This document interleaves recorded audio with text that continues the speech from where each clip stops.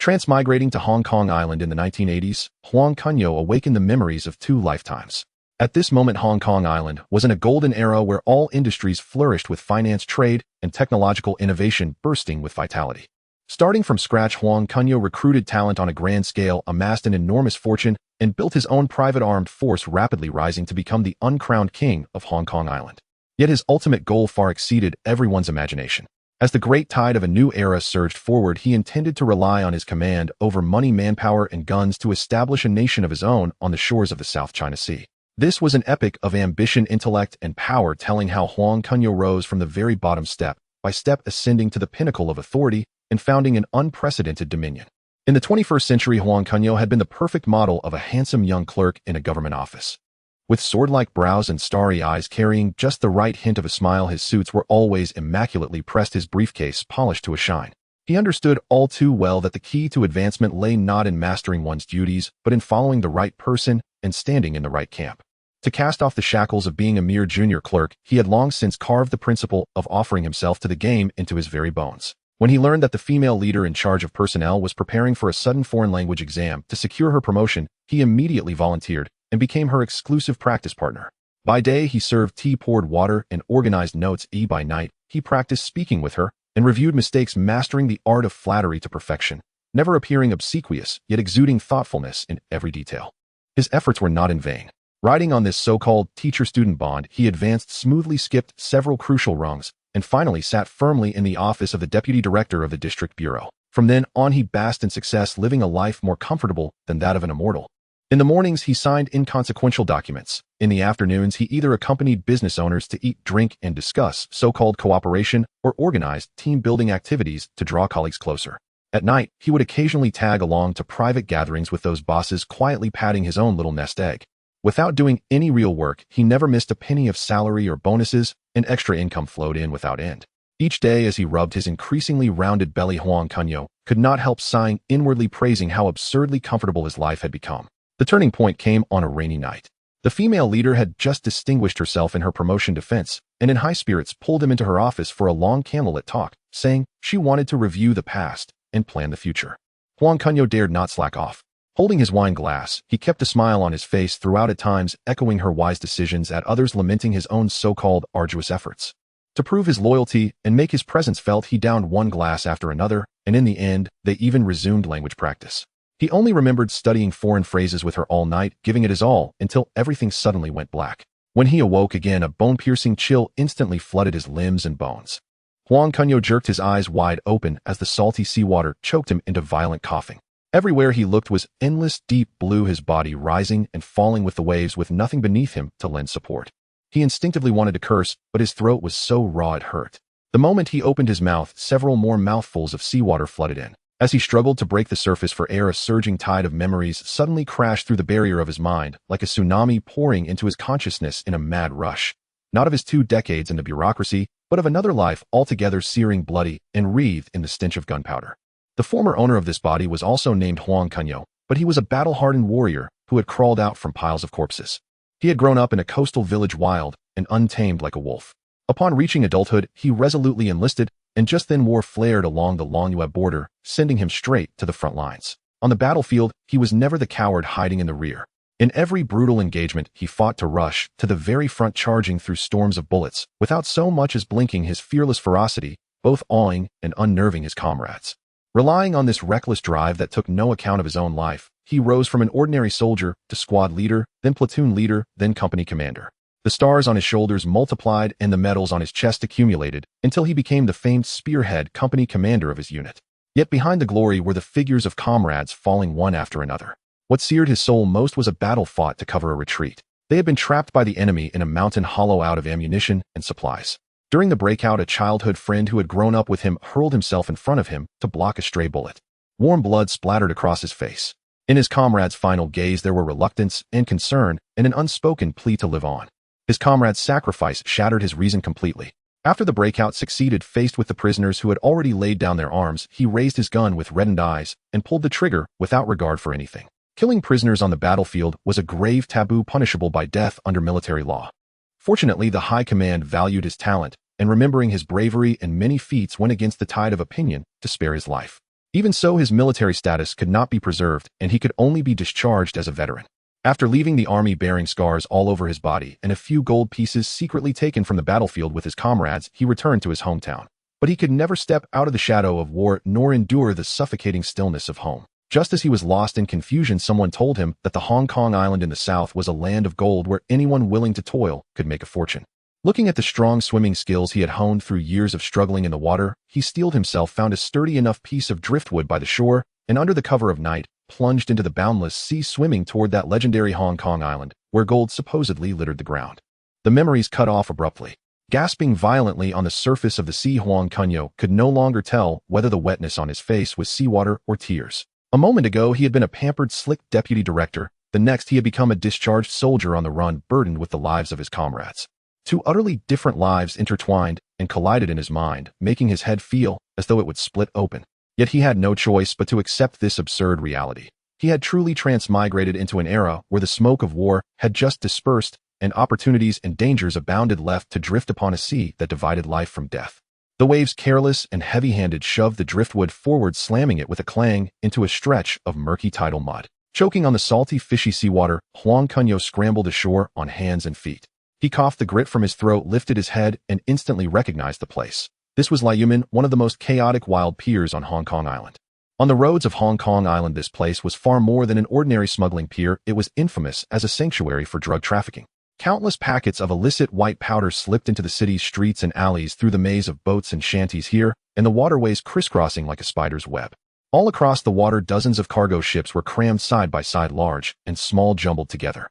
Their paint peeled like tattered patches, while burlap sacks bulging with unknown weight and nailed-shut crates were piled on the decks. No need to ask, inside was either weaponry or white powder worth a fortune. The shoreline was even more disorderly, with rows of boathouses thrown up crookedly along the curve of the coast. Gaps in the plank walls were stuffed with rags against the wind, and tarpaulin roofs had been torn open in several places by the sea breeze. Wisps of cooking smoke mingled with the brine of seawater, the stench of engine oil, and the rot of spoiled fish. Threaded through it all was a faint yet unsettling chemical odor that turned the air into a choking, turbid haze. Every so often, bare-chested men covered in tattoos emerged from the boathouses or cargo ships. Wrenches clenched in their fists or short knives tucked at their waists, their eyes swept the surroundings like hawks, radiating a vicious warning. Strangers, keep away or be beaten. It was clear they were desperados guarding the precious drug shipments. Huang Kunyao had just managed to steady himself in the muck and hadn't even brushed the seawater from his clothes when dragging footsteps sounded behind him. He looked back to see four punks in gaudy floral shirts crowding around a man whose face was the spitting image of Yu Biao from the film Yahwegui. "Hey kid, you new here?" The man called Yu Biao walked up to Huang Kunyao with his hands in his pockets, swaggering as his gaze roamed up and down Huang Kunyao's soaked, tattered clothes, and the corner of his mouth curled into a malicious smirk. "Judging by your look, you drifted over from the mainland, didn't you? Do you know the rules here?" Inwardly, Huang Kunyao chuckled. He had just been worrying about lacking dry clothes and having no Hong Kong dollars, and now these idiots had delivered themselves to his door. He deliberately put on a timid air, hunching his shoulders. "Big brother, I just came ashore. I don't know any rules." "Don't know the rules? Then I'll teach you." Yu Biao patted Huang Kunyao's shoulder with a testing force. "I'm Yu Biao of He Liansheng. At this Liuman pier, every newcomer has to pay our He Liansheng a little greeting gift. Hand over anything of value on you, then come along with us and haul goods for a few days to pay off your illegal entry. After that, the matter is closed. Harmony above all, understand?" The blonde punk behind him immediately chimed in. "Exactly. Brother Biao is really looking out for you. Be smart and don't force us to get rough."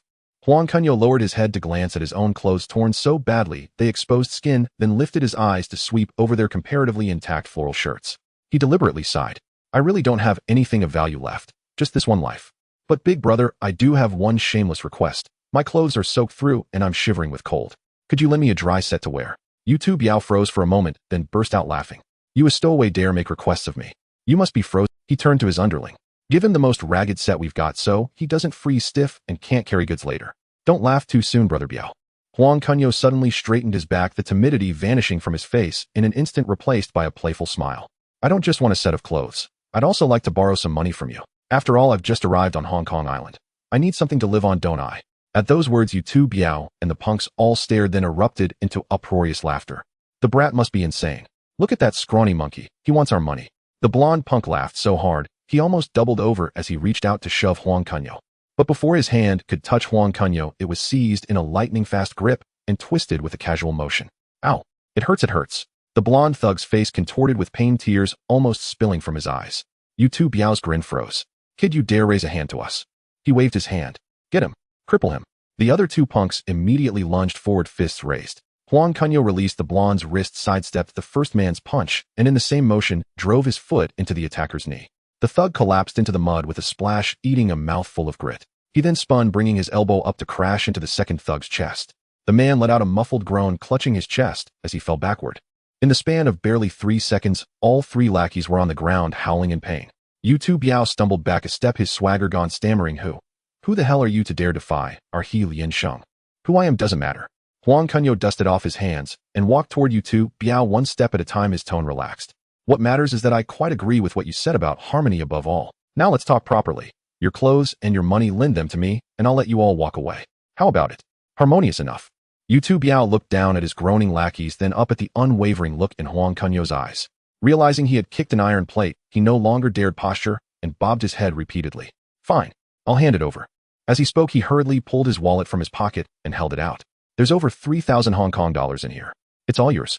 As for clothes, take whatever you like. Huang Kunyao opened the wallet to check. There were indeed more than 3,000 in cash inside, along with a few crumpled slips of paper. Satisfied, he nodded and turned his gaze on the 3 punks on the ground. You 3, lend me yours as well. The trio didn't dare drag their feet, hastily fishing out their loose cash and handing over a little more than $800. Huang Kunyao stuffed the money into his pocket, his eyes sweeping over the punks' builds before finally settling on the blonde one. His height and frame were closest to Huang Kunyao's. You, take off your clothes. He pointed at the blonde. Though unwilling, the blonde didn't dare resist and shakily stripped off his floral shirt and long trousers. Huang Kunyao took the dry clothes and slipped into a sheltered corner to change quickly. He tossed his own rags aside, brushed the dust from the new outfit, and waved casually at Yu Tu Biao. All right, take your boys and get lost. Remember this, don't go bullying newcomers at random. You might just kick another iron plate. Yu Tu Biao seized on the chance like a pardon from heaven, dragging his 3 lackeys away in a stumbling rush. Even after they had run a long way off, he still turned to shout back, Kid, just you wait. Huang Kunyao let out a derisive snort, not taking the words to heart at all. He felt the Hong Kong dollars in his pocket and glanced down at the relatively clean floral shirt on his body, feeling much more at ease. With money in hand and dry clothes on his back, he could finally set his feet firmly down here at Liuman. For now, Huang Kunyao adjusted his belongings and turned to walk down the main road outside the dock. The place of Liu Min was chaotic, and staying even a moment longer could lead to trouble. He needed to leave this place of strife swiftly. As he reached the intersection, he saw a worn red taxi leisurely approaching. He raised his hand to hail it, and the taxi came to a stop with a creak at the roadside. Opening the car door and getting inside, he was greeted by a faint scent of tobacco mixed with leather. The driver was a middle-aged man with a mustache who glanced at his floral shirt and casually asked young man where to. To Kowloon, Mong Kok, just find a lively place to stop. Huang Kunyao leaned back in the seat, his tone calm. Having just crossed over, he had already experienced a fight, and now he could finally catch his breath, his gaze surveying the street scenery through the car window. The low-rise buildings, neon-lit signs, and the bustling, human-powered rickshaws and cars exuded the vibrant atmosphere of old Hong Kong, a stark contrast to the modern city in his memories. The driver acknowledged with a grunt and stepped on the gas. The taxi weaved through the narrow streets, occasionally encountering pedestrians or vendors requiring careful navigation. Huang Kunyao said nothing, quietly observing his surroundings, correlating the memories of his previous life with the sights before him, mentally plotting his next moves. Although the cash in his hand could last a few days, it was ultimately limited. The most prudent course was to pawn the gold bars he had stashed for quick capital. After more than half an hour, the taxi stopped at a bustling street in Mong Kok. The street was alive with people coming and going, the sounds of vendors and bargaining echoing far more vibrant than Liu Min. Huang Kunyao's stomach had long since been growling, and his gaze swept over the shops along the street, quickly locking onto a small establishment with a sign that read Asian Tea Restaurant. The restaurant was filled with customers, and the aroma of milk tea blended with the crispy scent of pineapple buns made his mouth water. He walked into the tea restaurant and found an empty seat against the wall. Soon a waitress in a checkered shirt with her hair tied in a ponytail approached, handing him a menu. Sir, what would you like to order? They'll have a plate of char siu rice, a glass of iced milk tea, and a pineapple bun. Huang Kunyao ordered a classic combination he had seen in Hong Kong films. The waitress responded with a cheerful sure and turned to place the order. While waiting, Huang Kunyao observed the patrons in the restaurant, most of whom were dressed in work uniforms and spoke with a strong Cantonese accent. He took a sip of the complimentary tea on the table, his gaze landing on two uncles chatting at the neighboring table, and an idea formed in his mind. Before long, the food was served. The char siu on the rice was perfectly balanced between fat and lean, drenched in rich sauce. The pineapple bun's outer crust was crispy, crumbling with each bite. The iced milk tea was smooth in texture with just the right amount of sweetness. Starved Huang Kunyao picked up his chopsticks and began to eat voraciously. After finishing his meal, he called the waitress over again and ordered a cup of hot milk tea. Then holding the cup, he walked over to the two uncles at the next table and smiled. "Excuse me, gentlemen, I apologize for the interruption, but I just arrived on Hong Kong Island and would like to ask something." The two uncles paused their conversation and looked him up and down. One of the uncles wearing a hat asked, "Young man, what do you want?" "I want to know if there's a reliable pawn shop nearby. I have something I want to pawn for some capital to start a small business."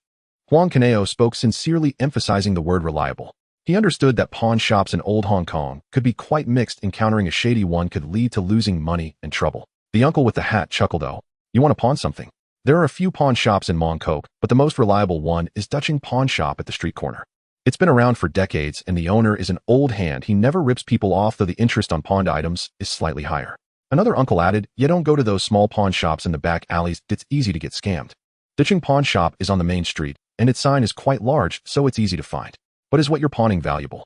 If it's too valuable, it's better to bring someone along for safety." Huang Kunyao quickly thanked them. "Thank you, gentlemen, for the reminder. I understand. What I have isn't particularly valuable, so I can go alone." He chatted a bit more with the uncles, clarified the location of Dutching Pawn Shop, then rose to settle the bill, heading toward the street corner. Sunlight filtered through the gaps in the shop signs along the street, casting mottled shadows on the ground. Huang Kunyao touched the gold bars he had concealed on himself and patted the cash in his pocket, mentally calculating first he would pawn the gold bars for a significant sum of money, then find a place to settle down, and afterwards slowly planned his future in Hong Kong Island.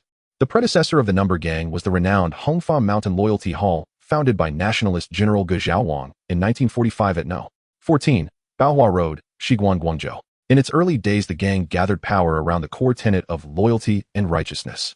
However, due to changes in the political landscape, it gradually migrated to Hong Kong, officially renaming itself the Number Gang. The internal structure of the gang was highly organized, consisting of 36 character piles, each corresponding to a core tenet, such as loyalty, filial piety, benevolence, love, trust, righteousness, harmony, peace, virtue, courage, and resolve. Each character pile was fully managed by a hall master overseeing all affairs within their jurisdiction, with clear hierarchy and unified commands. However, the good times did not last long. After the founder Ge Xiaowang passed away, his position was taken over by. Not long after Ge Xiong assumed power, a large-scale riot erupted on Hong Kong Island, and the number gang, deeply involved, became a key target for crackdowns, with all core leaders expelled from the island by the authorities. Without a leader to unite them, the originally tightly knit 36 character piles lost their cohesion, descending into a state of disunity. In the ensuing decades, the development circumstances of each character pile varied greatly. Some piles, due to astute territorial choices and flexible business strategies, grew increasingly powerful, with disciples spreading throughout the streets. Others, however, due to barren territories and poor management, gradually declined, with disciples scattering. As times changed, the original title of Hall Master was gradually replaced by the more commonly used term Sitting Officer in the Underworld. Da Chung Pawn Shop was opened by Uncle Chung, an elder from the Virtue character pile who had retired from the Underworld.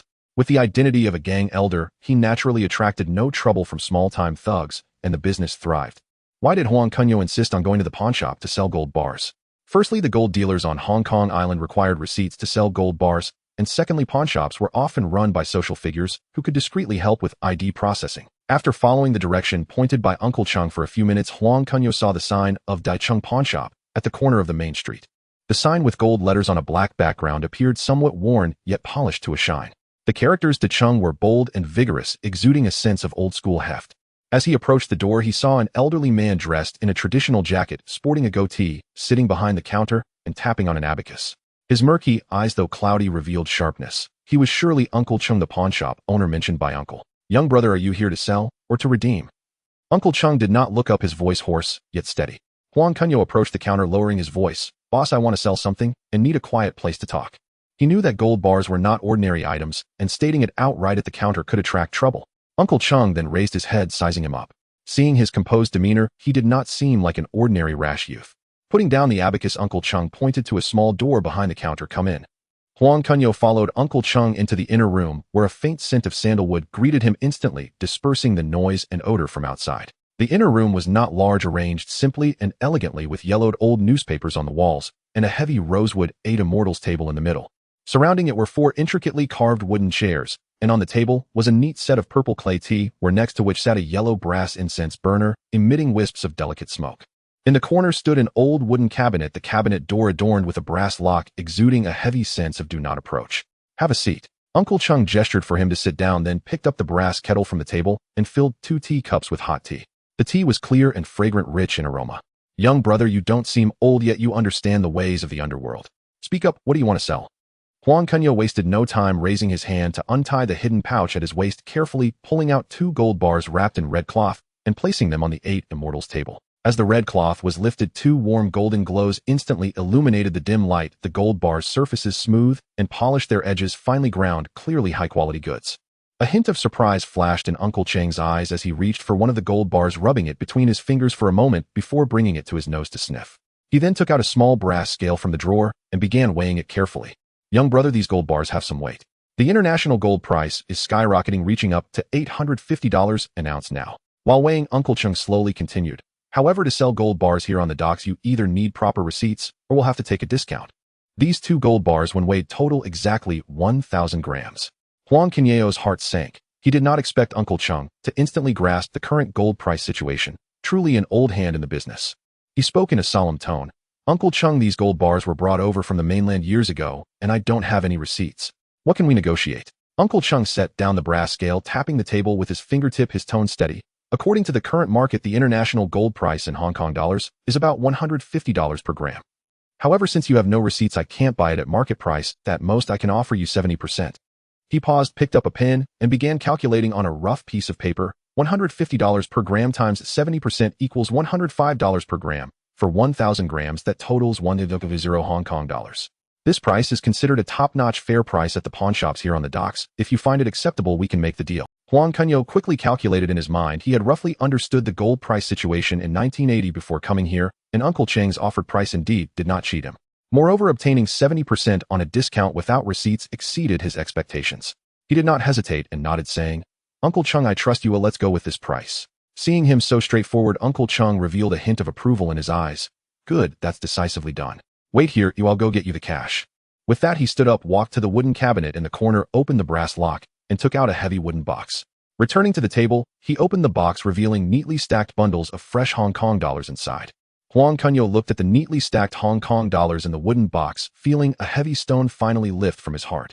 He carefully tucked the money away close to his chest, his fingertips brushing against the thick bills, and a sense of security instantly filled his chest. After securing the money, Huang Kunyao did not rush to leave. Instead, he picked up the warm teacup on the table, and after glancing around a couple of times, he leaned closer and smiled at Uncle Chung, saying, Uncle Chung, I have a small request. I would like to inquire about something. Let me introduce myself first. My name is Huang Kunyao, a genuine struggling youth from the mainland. I was too hasty upon arrival and didn't manage to complete the customs procedures, so I am an illegal immigrant, but with a clear conscience. Now I have no identification on me except for the money, resembling a stateless person unable to find a proper hotel, making it difficult to move around. With your extensive connections in the underworld, could you help me obtain an ID card? Money is not an issue. Upon hearing this, Uncle Chung did not even raise his eyelids as if he had expected it. He set down his teacup and gently tapped his fingers on the table. Furrowing his brow, he looked Huang Kunyao up and down and said, in the past this kind of thing was easy to handle, but now the inspections on Hong Kong Island are strict. To do it legally, you have to go through several hoops, and you need a guarantor. If you want to take a shortcut and get a fast certificate, there are definitely risks involved. If things go wrong, the police might take notice, and I would be dragged into the trouble as well, so it will cost extra. The last 3 words were spoken decisively, leaving no room for negotiation. Huang Kunyao had already mentally prepared himself. He sat up straight and sincerely added, Uncle Chung, rest assured the name Huang Kunyao is my real name, definitely not an alias for a wanted criminal. I was considered a cultured person back in my hometown, engaged in literate work, not a rough person who resorts to violence. I understand the risks, but I am truly in urgent need of the identification, otherwise I can't even find a proper place to stay. Whether it's extra money or a favor owed, just tell me. As long as you can help me get the ID, I guarantee I won't use it for any wrongdoing, and I won't cause you any trouble. His tone was exceptionally firm. The sincerity in his eyes was nearly overflowing, resembling a diligent student seeking extra help from a teacher. Uncle Chung remained silent, his fingers still tapping on the table, as if calculating something in his mind. Having spent most of his life in the underworld, he had seen all kinds of people. After listening to this young man's half-truthful, somewhat self-deprecating self-introduction, and observing his calm demeanor and composed speech, Uncle Chung felt more certain. This kid was definitely not an ordinary smuggler. Either he had decent skills, or he was sharp-minded. Moreover, he spoke and acted with discretion, decisiveness, and did not seem like someone who would cause trouble. After a long silence, he sighed and waved his hand, saying, all right, seeing that you are somewhat reasonable, I will help you out. I still have some old connections in the police station. Handling this kind of thing is relatively easy for me, more reliable than you trying to find your own way. Huang Kunyao's eyes brightened, and he quickly stood up with cupped hands saying, "Thank you, Uncle Chung. I will remember your great kindness. I knew you were the most righteous." "Hold on, don't be too hasty in your thanks." Uncle Chung waved his hand, signaling him to sit down. "Let me make it clear up front, this is not cheap. Obtaining one will cost 5,000 Hong Kong dollars. After all, this is a risky endeavor. I need to smooth things over with my contacts. Furthermore, if anything goes wrong afterward, it will have nothing to do with me. You will bear the consequences. In addition, you need to provide me with a photo of yourself and your name information. Of course, if you want to change your name, you can. 5,000 Hong Kong dollars is not a problem. Just use my current name, Huang Kunyao."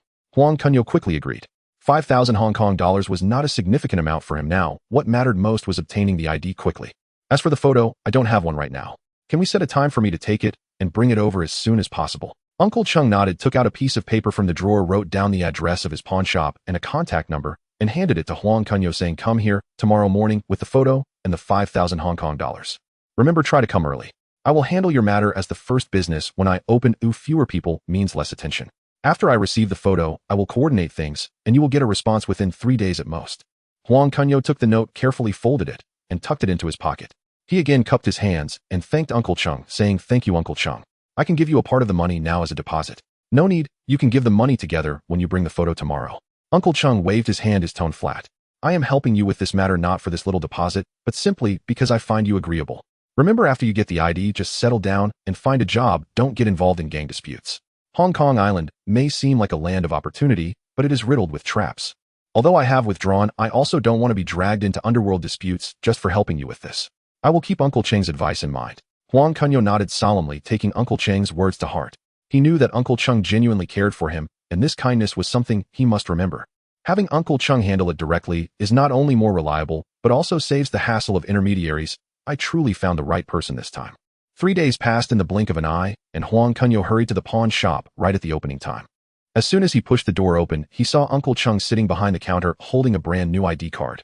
Upon seeing him enter, he directly handed over the document. "Here it is, all done. The information has all been verified, no issues. Feel free to use it." Huang Kunyao quickly took the ID card, his fingertips brushing against the hard plastic, which bore his black and white photo. He wore a clean white shirt in the picture, his gaze steady, giving him a somewhat respectable appearance.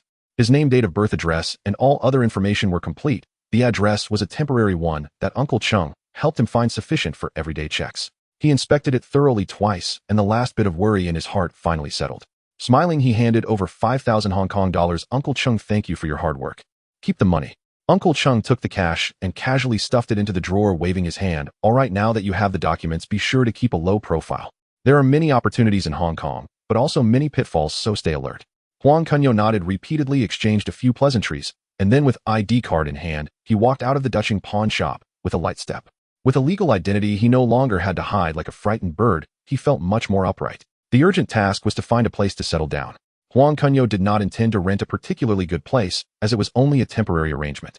He wandered through the streets of Mongkok, specifically looking for shops with rental advertisements to inquire. After asking several places, either the price was too high, the environment was too poor, or the landlords, seeing him as a newcomer, deliberately raised the prices. Finally, he found a small ground floor room in a relatively quiet alley with a small balcony. Although the area was not large, it was relatively clean, with a monthly rent of 800 Hong Kong dollars payable 1 month in advance with a deposit. The landlord was an elderly woman with graying hair, speaking softly and gently, reminding him, "Young man, when doing things, avoid causing trouble. The residents in this alley are all neighbors. Harmony brings prosperity." Huang Kunyao quickly agreed, paid the rent and deposit on the spot, and at the moment he received the key, he finally had a real little home of his own in Hong Kong. After a simple packing of his belongings, there really wasn't much, just a few changes of clothes and the remaining cash from the gold bars. Huang Kunyao locked the door and began his Hong Kong exploration plan. He didn't take a vehicle, relying solely on his legs, walking from Mongkok to Yau Ma Ti, then to Tsim Sha Tsui, taking in the street scenes, shops, and crowds along the way. In 1980, Hong Kong was at the beginning stage of its economic boom, radiating a vibrant atmosphere and myriad opportunities. The tea restaurants on the streets were always packed, and the staff were busily moving about. In the clothing stores hung various styles of bell-bottom pants and floral shirts, with young men and women crowding the counters to choose their purchases. In the electronics shops, black and white televisions and tape recorders were on display, with people occasionally stopping to inquire. There were also numerous street stalls, dessert shops, and newsstands, the calls of vendors, laughter, and Cantonese songs from radios intertwining to create a lively atmosphere that was hard to look away from. As Huang Kunyao walked, he pondered in his mind. In this era, what was the most popular? Was it trade, real estate, finance, or manufacturing? The home ownership scheme had been implemented by the Hong Kong government for less than 4 years. The world-renowned Palin Monastery and Tiantan Buddha were still only at the conceptual stage. Only one of the 9 subway lines was operational, and projects like the West Tunnel Bank of China Tower and HSBC building had not yet been initiated. The notorious shared area costs had not yet been raised. In Kowloon, most areas of the new territories remained undeveloped. Bosley had become a billionaire through real estate. Why couldn't he? From 1980 to 1997, Hong Kong's property prices soared for 18 consecutive years. However, limiting one's vision to real estate was too dirty if one doesn't contribute anything to the people. What kind of capitalist is that? Even as a capitalist, one must be a patriotic capitalist. The more Huang Kunyao thought about it, the more excited he became, but the next moment, he touched the cash in his pocket. The recently ignited ambition was doused with cold water. After deducting the 5,000 for the ID card and the rent deposit, he was left with just over 90,000 Hong Kong dollars. With this little money, forget about engaging in real estate or trade. Even starting a small shop would be a stretch. I still need more money. He clicked his tongue, feeling doubtful. I need to find a quick way to make money and grow my capital first. As he walked slowly along the street, he rapidly scoured his mind for ideas from the Hong Kong films and business stories he had seen in his previous life, hoping to find some inspiration for making money. Suddenly, a classic line from a Hong Kong drama burst into his mind. Hu Jingliang's arrogant and straightforward remark, in Hong Kong 9 out of 10 buildings are built on lies. It's up to you whether you want to be the liar or the one being lied to. Wow, that's quite bold. Looks like I have to be the one deceiving first. Huang Kunyao couldn't help but scoff in his mind, yet he had to admit that this statement indeed hit the reality of Hong Kong. He stopped leaning against a street lamp, reorganizing his thoughts. He ultimately decided to borrow some money from the citizens of Hong Kong, first to accumulate his first pot of gold, and then come back to benefit society. Early the next morning, Huang Kunyao, with 2 bags of premium Tiguanyin tea in hand, strolled back into the Dutch. Uncle Chung had just set up his abacus when he looked up to see him, his brows instantly knitting together as he put down his work and spoke gruffly. Yowzy. Why are you here again? Did something happen with your ID? Huang Kunyao placed the tea leaves on the counter, wearing a flattering smile as he leaned in. Uncle Chung, you jest. My ID is perfectly fine. I'm just here to keep you company and lift your spirits. Look, I brought you some good tea to try. Uncle Chung glanced at the tea leaves and then at Huang's overly eager demeanor, his mind quickly piecing it together as he rolled his eyes. Spare me the flattery. When there's no reason to be so generous, it's either a scheme or a theft. Get straight to the point, and don't beat around the bush with me. My old bones can't handle your antics. Huang Kunyao chuckled unfazed and pulled up a chair outside the counter, starting a casual chat. Uncle Chung, your pawn shop has been running for decades. Business must be quite good. I wandered around Mong Kok yesterday and found that there are opportunities everywhere on Hong Kong Island. However, I'm just starting out without connections or pathways. It's too difficult to get anything done. He meandered through various topics, praising the milk tea at the tea restaurant one moment and commenting on the trendy electronic watches at the street stalls the next, but never addressing the main issue. Uncle Chung patiently listened for 10 minutes, but couldn't hold back anymore. With a loud clap, he set down his teacup and spoke with exasperation. All right, enough with the small talk. If you have something to say, just say it. If I can help, I will. If not, don't waste my time here and disrupt my business. Huang Kunyao's eyes lit up at Uncle Ching's concession, sitting up straight and saying, Uncle Ching, you truly are straightforward. Actually, it's not a difficult matter. I just need a small favor from you. I want you to help me find 2 people to register a company. Uncle Chung paused for a moment, then frowned. Find people to open a company. What kind of shady business are you planning? I'll tell you now, I won't get involved in any illegal activities. Oh, come on, Uncle Chung, don't misunderstand.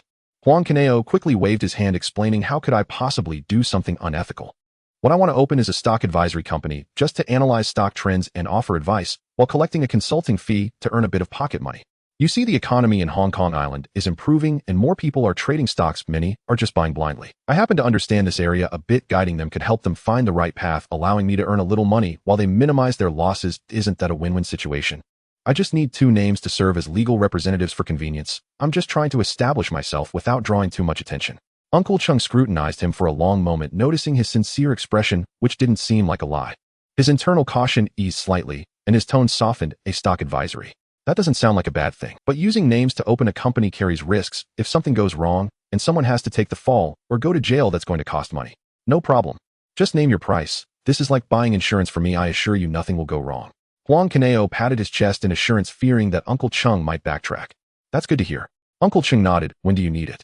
There's no rush. I'll sort out the office location first, and we'll ask you for the names once that's settled. Just help me make the connections for now. Huang Kunyao smiled brightly. After finalizing the details with Uncle Chung, he tucked the tea leaves away and exchanged a few more pleasantries before turning and briskly exiting the pawn shop. The first step to starting a company is to have a decent office space to make an impression. Even if it's as small as a pigeon coop, it's better than staying in a rented room. Otherwise, when it comes time to hire employees or meet clients, they'll take one look at your home office and walk away.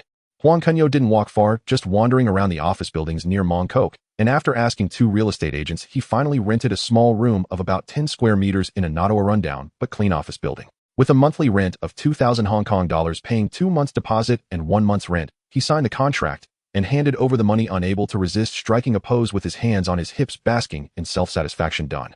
Huang's company finally has its shape. With the office sorted out, his stomach was already growling like a drum. Huang Kunyao turned and rushed downstairs with a clear target, finding a tea restaurant to fill his stomach. However, just as he reached the street corner, he witnessed a classic Hong Kong movie scene unfolding. A few thugs dressed in floral shirts, their hair dyed like parrots, were surrounding a young man selling pirated tapes. The leader, with yellow hair and hands on his hips, spat out curses. "Kid, are you blind? Daring to set up stall in our territory with Lianxing? Not paying protection money? You've got some guts, huh?" The young man looked timid, wearing a faded t-shirt, tightly clutching a canvas bag, his face turning pale from fear. Yet he mustered the courage to bargain with the yellow-haired thug. "Brother, I just started selling here. I haven't made a single cent yet. Can you give me a few days of grace?" "Grace?" The yellow-haired thug laughed as if he had heard the biggest joke, scoffing and raising his foot to kick over the young man's stall, sending tapes scattering everywhere. "In our turf, there's no such thing as grace. Pay $500 in protection fees today, or I'll smash your pathetic stall to pieces and break a leg to teach you a lesson." Huang Kunyao initially didn't want to intervene. Having just settled in Hong Kong Island, there was no need to confront gang members head in and invite trouble. But when he glanced at the young man, seeing a familiar stubbornness in his eyes, he quickly sprang into action, grabbing the thug's wrist and giving it a gentle twist. "Ouch, that hurts. My hand is going to break." The yellow-haired thug grimaced in pain, nearly brought to tears, and turned to glare at Huang Kunyao. "Who the hell are you? Daring to meddle in our affairs with Lianxing? Tired of living?" Huang Kunyao released his grip, dusted off his hands nonchalantly, as if discussing the weather. "I just couldn't stand by and watch. Bullying a young street vendor. What kind of hero does that make you? If you have the guts, go challenge the big shots on Boland Street. They're much tougher to handle than this kid." Other thugs, seeing their boss being handled, immediately rushed forward, trying to show off their numbers, but their eyes were filled with uncertainty. "Do you know who we are? We are with Lianxing." The yellow-haired thug snarled while rubbing his nearly broken wrist. "You better scram, or we'll take you down too, and make sure you leave this street horizontally." "With Lianxing?" Huang Kunyao scoffed, deliberately elongating his tone. "I thought you were someone important. It turns out you're just a bunch of chickens fighting among yourselves. Speaking of which, I just dealt with your fish head marker at Liumen last time. Want me to remind you of my strength again?" As soon as he said this, the faces of the yellow-haired thug and his gang turned pale. Though not a big shot in Lianxing, the fish head marker was a well-known tough character at Liumen Dock. Anyone who could take him down was definitely formidable. The yellow-haired thug felt a wave of fear wash over him, his legs trembling, but he stubbornly held his ground. "You're just boasting. We don't believe you. You must be making things up." Huang Kunyao, uninterested in wasting more words on these fools, stepped forward and delivered a crisp slap. A loud crack echoed through the street. Passers-by stopped to watch, and the yellow-haired thug was left dazed, clutching his face, unable to process what had just happened. Huang Kunyao raised an eyebrow. "Do you believe it now? Want me to give you another slap to deepen the impression?" His tone was not heavy, but the chill in his gaze made the thugs shiver involuntarily. The yellow-haired thug was thoroughly stunned, his mind blank. The other thugs were so scared they didn't dare to move. After all, no one wanted to confront someone capable of handling the fish head marker. That would be asking for trouble. Huang Kunyao shot them a cold glance, spat out a single word: "Scram. If I catch you bullying anyone around here again, I'll break your legs and toss you to the sea to feed the fish." Finally, the yellow-haired thug reacted, daring not to linger any longer. He led his thugs away like stray dogs, still shouting a half-hearted threat as they ran. "You better watch out. We won't let this go." Huang Kunyao scoffed, not taking their words to heart. "Just a bunch of paper tigers, what ways could they?" Huang Kunyao turned to the young man who was squatting on the ground, hurriedly picking up the scattered tapes, looking flustered, and he still managed to bow deeply to Huang Kunyao, saying, "Thank you, brother. If it weren't for you, I'd be in serious trouble today. I'll remember your kindness for a lifetime." Huang Kunyao squatted down to help him pick up the tapes, while teasing with a smile, "You've got guts, daring to set up stall in Lianxing's territory. Didn't you check the situation beforehand? My name is Li Jiyuan, everyone calls me Jimmy." While stuffing the tapes into the canvas bag, the young man hurriedly explained, "It's just that I've been setting up stalls since I was 16, and now at 18, not only have I not made any money, but I'm also in debt to a finance company for tens of thousands, and I can't find a proper job, so I can only keep setting up stalls." Huang Kunyao's heart stirred. "Jimmy. That name sounds familiar. I think I've seen it in some Hong Kong movie." He looked Jimmy over, noticing that although the kid seemed timid, he was serious in his work, with a spark of cleverness in his eyes, and suddenly an idea popped into his mind. Having just started a company, he needed a gopher, and this kid looked easy to handle. He was simply the chosen worker. Huang Kunyao cleared his throat and asked seriously, "You can't set up your stall anymore. What are your plans next? You can't keep hiding and setting up stalls like this, right? How about working with me?" I rented an office upstairs and need a... Jimmy was stunned for a moment, his eyes lighting up instantly as he nodded eagerly yes. Of course. But I don't have much education or skills. I'm afraid I can't help you. That's not a problem. Huang Kunyao patted his shoulder, speaking generously. The work is simple. Just help me run errands, organize documents, and receive clients. You don't need to know anything complex. Oh, just learn from me. The monthly salary is 5,000 Hong Kong dollars with meals and accommodation included. How does that sound? You won't find many jobs like this on Hong Kong Island. Jimmy was completely dumbfounded, his eyes wide like saucers and his mouth agape, as if he could fit an egg in it, unable to respond for a long time. Brother, are you serious? 5,000 Hong Kong dollars a month, with meals and accommodation included. You see, in 1980s Hong Kong, an ordinary worker's monthly salary was just over 1,000 Hong Kong dollars. 5,000 was astronomical. Moreover, such an easy job made him suspect he was dreaming. Of course it's true. I, Huang Kunyao, keep my word. Huang Kunyao patted his chest in assurance, but secretly wondered hiring a compliant gopher for $5,000 who can also act as a half bodyguard is a great deal. I see you're quite honest with a bit of resilience. You're a talent worth nurturing. Work well with me, and you'll surely benefit in the future. I guarantee you'll stand firm on Hong Kong Island. Jimmy was so excited he was trembling, nearly kneeling before Huang Kunyao, hurriedly putting down the tapes and bowing deeply 3 times. Thank you, brother. Thank you, brother. I'm willing. They'll definitely follow you well. Whatever you ask me to do, I won't slack off. Having drifted around Hong Kong Island for so long, suffering cold looks and bullying, he finally encountered someone willing to help him and trust him, and the gratitude in his heart was overflowing. Huang Kunyao nodded in satisfaction, helping him pack the last tape into the canvas bag, patting his shoulder. All right, stop setting up stalls. First, let's go eat something to fill your stomach, then I'll show you our company. Though it's small, at least it's clean and tidy, much better than being out in the street exposed to the elements. Great, great. Jimmy nodded vigorously, closely following behind Huang Kunyao, his eyes filled with admiration and gratitude like a devoted follower. He silently vowed to follow Huang Kunyao diligently in the future and never betray his trust. Huang Kunyao led Jimmy into a nearby tea restaurant, waving his hand grandly. Boss, bring us 2 plates of char, siu rice, plus 2 iced milk teas. Make it the largest portions. Waiting for the meal, he couldn't help but chuckle inwardly at Jimmy's tense demeanor, sitting up straight and unsure where to put his hands. This little brother is quite the eager one. After having their fill, Huang Kunyao took Jimmy's eye back to the small office they had just rented. As soon as they entered, Jimmy's eye curiously looked around. In the 10 square meter small room, there was a desk, a chair, and a simple filing cabinet. That was all their possessions. Big brother, is this our company? Jimmy's eyes sparkled to him. Having an office in a skyscraper was already quite a respectable matter. What do you think? Not bad, right? Huang Kunyao placed his hands on his hips, looking proud. Don't underestimate it. Even if it's small now, we will definitely move to a bigger office in the future. He turned to assign tasks to Jimmy's eye. You stay here for now. I'll go meet Uncle Chung to handle the company registration and register you as an employee. From now on, you will be an official employee of Huang General Company. Jimmy's eye nodded excitedly. Sure thing, big brother. You go ahead, I will definitely keep an eye on our company. Huang Kunyao patted his shoulder and hurried off to ditching pawn shop.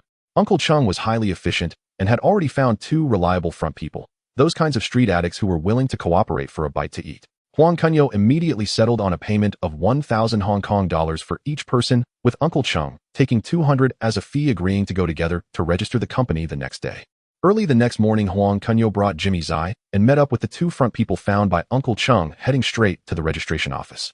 He had long planned to register 2 companies, one focusing on SB stock consulting services and the other in SB. The registration process went more smoothly than expected thanks to Uncle Ching's connections and Huang Kunyao's quick actions. With all the documents ready, both companies received their business licenses in less than half a day.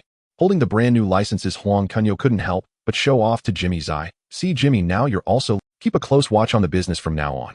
After securing the company registration, Huang Kunyao felt a weight lifted off his shoulders. Next, it was crucial to expand their client base. He had his sights set on the pager clients. In 1980 Hong Kong, those who could afford pagers were either business people or respectable individuals with stable incomes. These were precisely the target clients for his stock consulting business. Jimmy, let's go establish client channels. Huang Kunyao locked the business licenses in the filing cabinet, his eyes gleaming. In 1980 Hong Kong, anyone who can afford a pager is our target client. We won't buy a number. Instead, we'll have the pager service directly help us forward promotional messages, which is much more convenient. Jimmy's eye looked puzzled. Have the pager service send for us. Will they be willing? Money can make the world go round. It just depends on whether our sincerity is enough.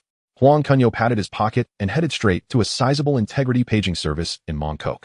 They directly requested to meet the manager and were soon invited into the office, where a middle-aged man with a side-part hairstyle wearing a polyester shirt was playing with a string of prayer beads. Mr. Zhou, the manager of this paging service. Huang Kunyao immediately put on a smile. Mr. Zhou, business is thriving. I am Huang Kunyao from SB Investments, and I'm here to discuss a potential collaboration with you. Mr. Zhou glanced at him and slowly asked, what kind of collaboration? Our paging service only does paging business. We don't mix with anything else.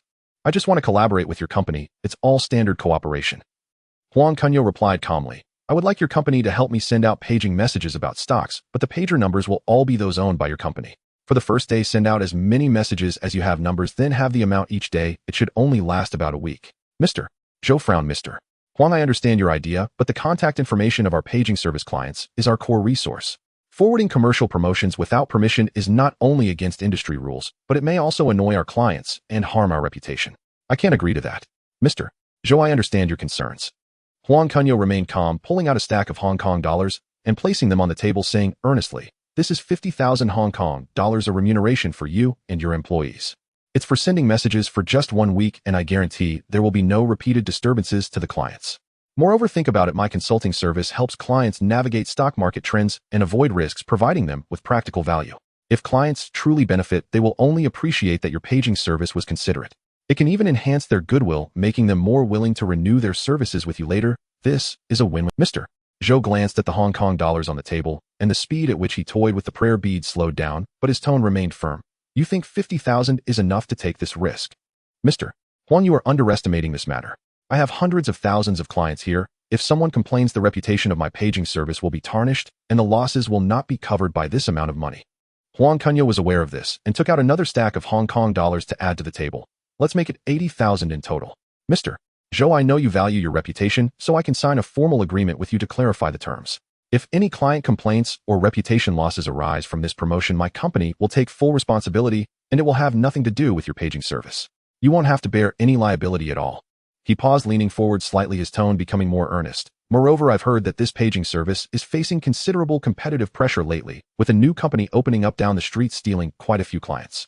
To be honest, this company is owned by the boss. Promotions are the company's business, but this 80,000 in remuneration is my own hard-earned money, which I will distribute entirely to you and your brothers. If you help me get this done, not only will you receive this cash, I also guarantee that in the future, regardless of whether it's company clients or personal friends, as long as they need paging services, I will push them all to you, bringing you new clients. Think about it, securing the company's business while also gaining tangible personal benefits. How advantageous is this? Mr. Zhou fell silent, his gaze moving between the Hong Kong dollars on the table and the promotional documents, his fingers rubbing the prayer beads repeatedly. After a full 2 minutes, he looked up at Huang Kunyao and said, pleasure to cooperate. Mr. Huang, however, the agreement you mentioned must be signed in duplicate, clearly stating the rights and responsibilities. No problem. I'll follow your lead. Huang Kunyao's eyes brightened, and he quickly drafted a formal agreement as per Mr. Zhou's request. After both parties verified it was correct, they signed and sealed it, each keeping a copy. Once the agreement was signed, Huang Kunyao carefully stored his copy and turned to Jimmy Zai, who had been quietly standing by, introducing him with a smile. Mr. Zhou, this is my capable assistant Li Jiyuan. Everyone calls him Jimmy Zai. From now on, he will be fully responsible for coordinating with you regarding the mass messaging. As he spoke, he patted Jimmy Zai on the shoulder, instructing, Jimmy, starting next Monday, send messages daily according to our agreed rules. On the first day, send the full amount. Thereafter, have it daily for a week. When coordinating with Mr. Zhou, be meticulous, double-check the number of messages and sending times, and avoid any mistakes. Jimmy Zai immediately straightened his back and nodded seriously. Don't worry, boss. I will definitely handle it well. Mr. Zhou assessed Jimmy Zai for a moment, seeing him honest and earnest, nodded in agreement. All right, from now on you will coordinate with General Li. I will have my assistant Xiao Zhang coordinate the specific details with him, explaining the sending process and precautions clearly. Huang Kunyao smiled and clasped his hands. That's very kind of you, Mr. Zhou. With Jimmy Zai overseeing, our future cooperation will definitely go smoothly. Emerging from the Integrity call center, Huang Kunyao led Jimmy directly back to the company. As soon as they entered, Jimmy couldn't help but lean forward with a serious expression and asked, Boss, what exactly did you discuss with Manager Zhou? You mentioned sending messages starting next Monday, but what specific content should we send? Also, about what you said regarding sending out a full volume on the first day and then having it each day, I'm a bit unclear about the details. Could you explain it to me again? Huang Kunyao sat down in his office chair, gesturing for Jimmy to take a seat on the small stool across from him. He pulled out paper and pen from the drawer and said leisurely, Don't worry, this operation may seem complex, but it is actually quite simple. He'll explain it clearly, and you just need to follow along. He paused for a moment, picked up the pen, and drew a simple flowchart on the paper, beginning to explain the core logic. Our key is not to accurately predict stock fluctuations, but to first filter out the clients who believe we are stock gods. Jimmy listened, utterly confused. Filter clients? How do we do that? Very simple. Through the process, Huang Kunyao smiled and continued. On Monday, we officially start. The first step is to randomly select a relatively active stock from the market. No need to choose one with extreme fluctuations. A regular one will do. Then take the client list provided by Manager Zhou and divide all the call numbers into two halves. One half will receive the message XX stock will definitely rise tomorrow, invest with us, while the other half will receive XX stock will definitely fall tomorrow, invest with us. Remember, the tone must be assertive without any ambiguity. Jimmy's eyes widened slightly as he nodded, half understanding. So we split the call numbers in half. One half says it will rise and the other half says it will fall. That means half will be right and half will be wrong. Exactly.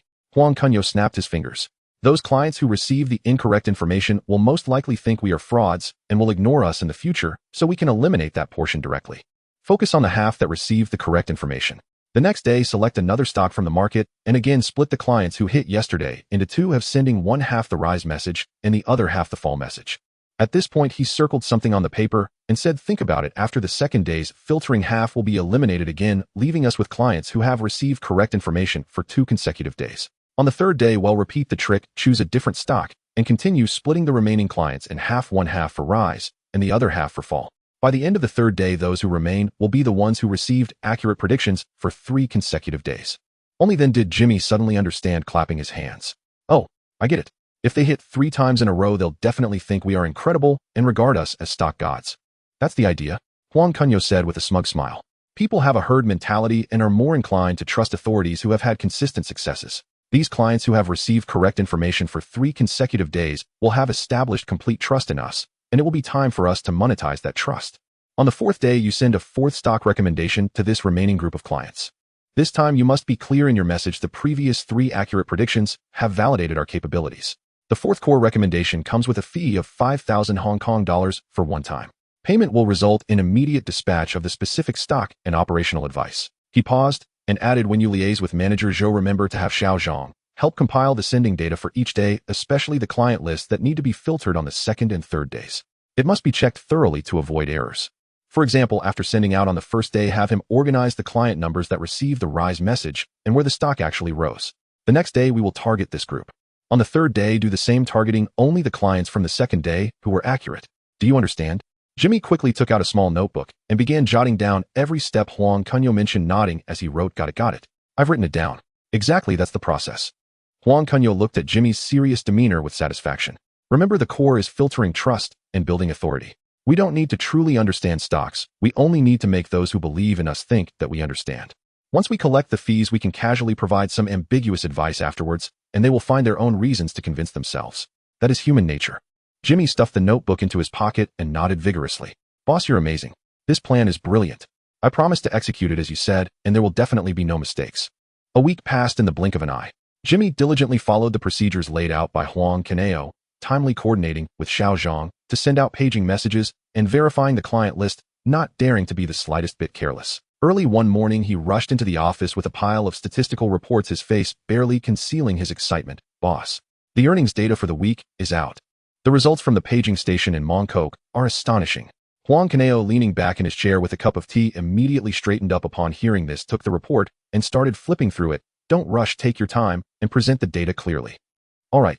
Jimmy swallowed hard, counting on his fingers as he reported one by one.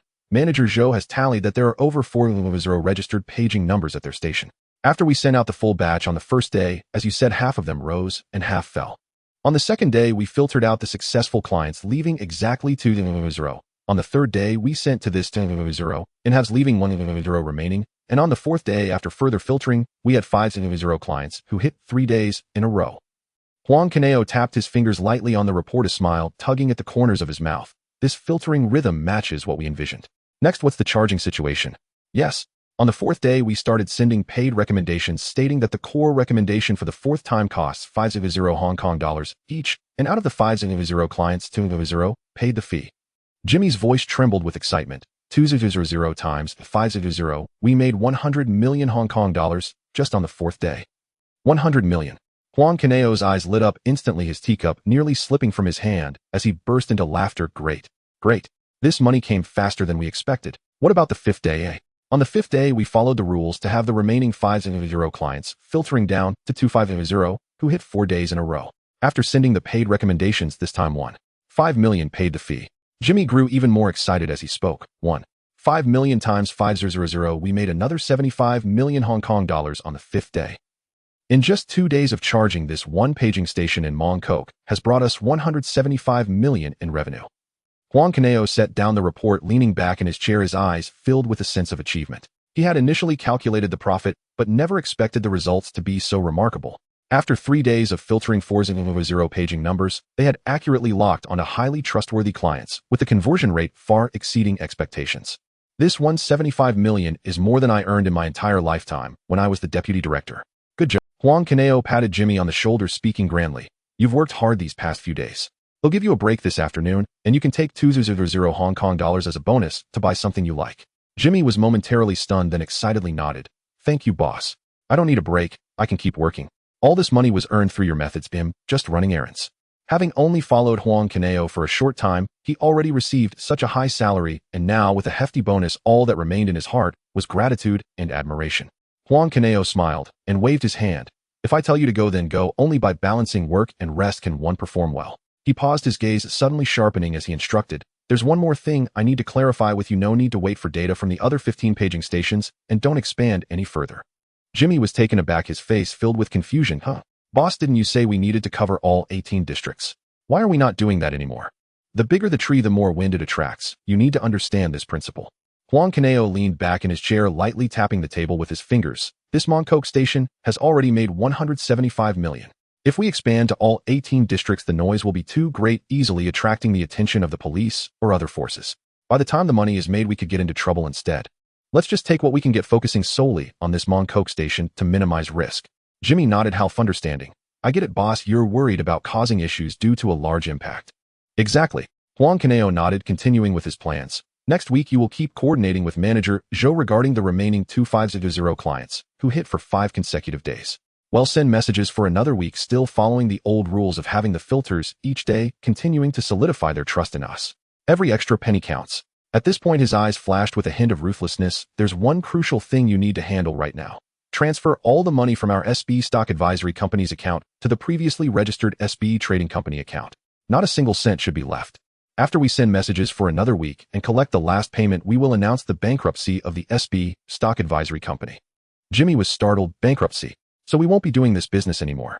This business was always about making quick money. It can't last long. Huang Kunyao spoke firmly. After transferring the money to the trading company, we'll invest under its name.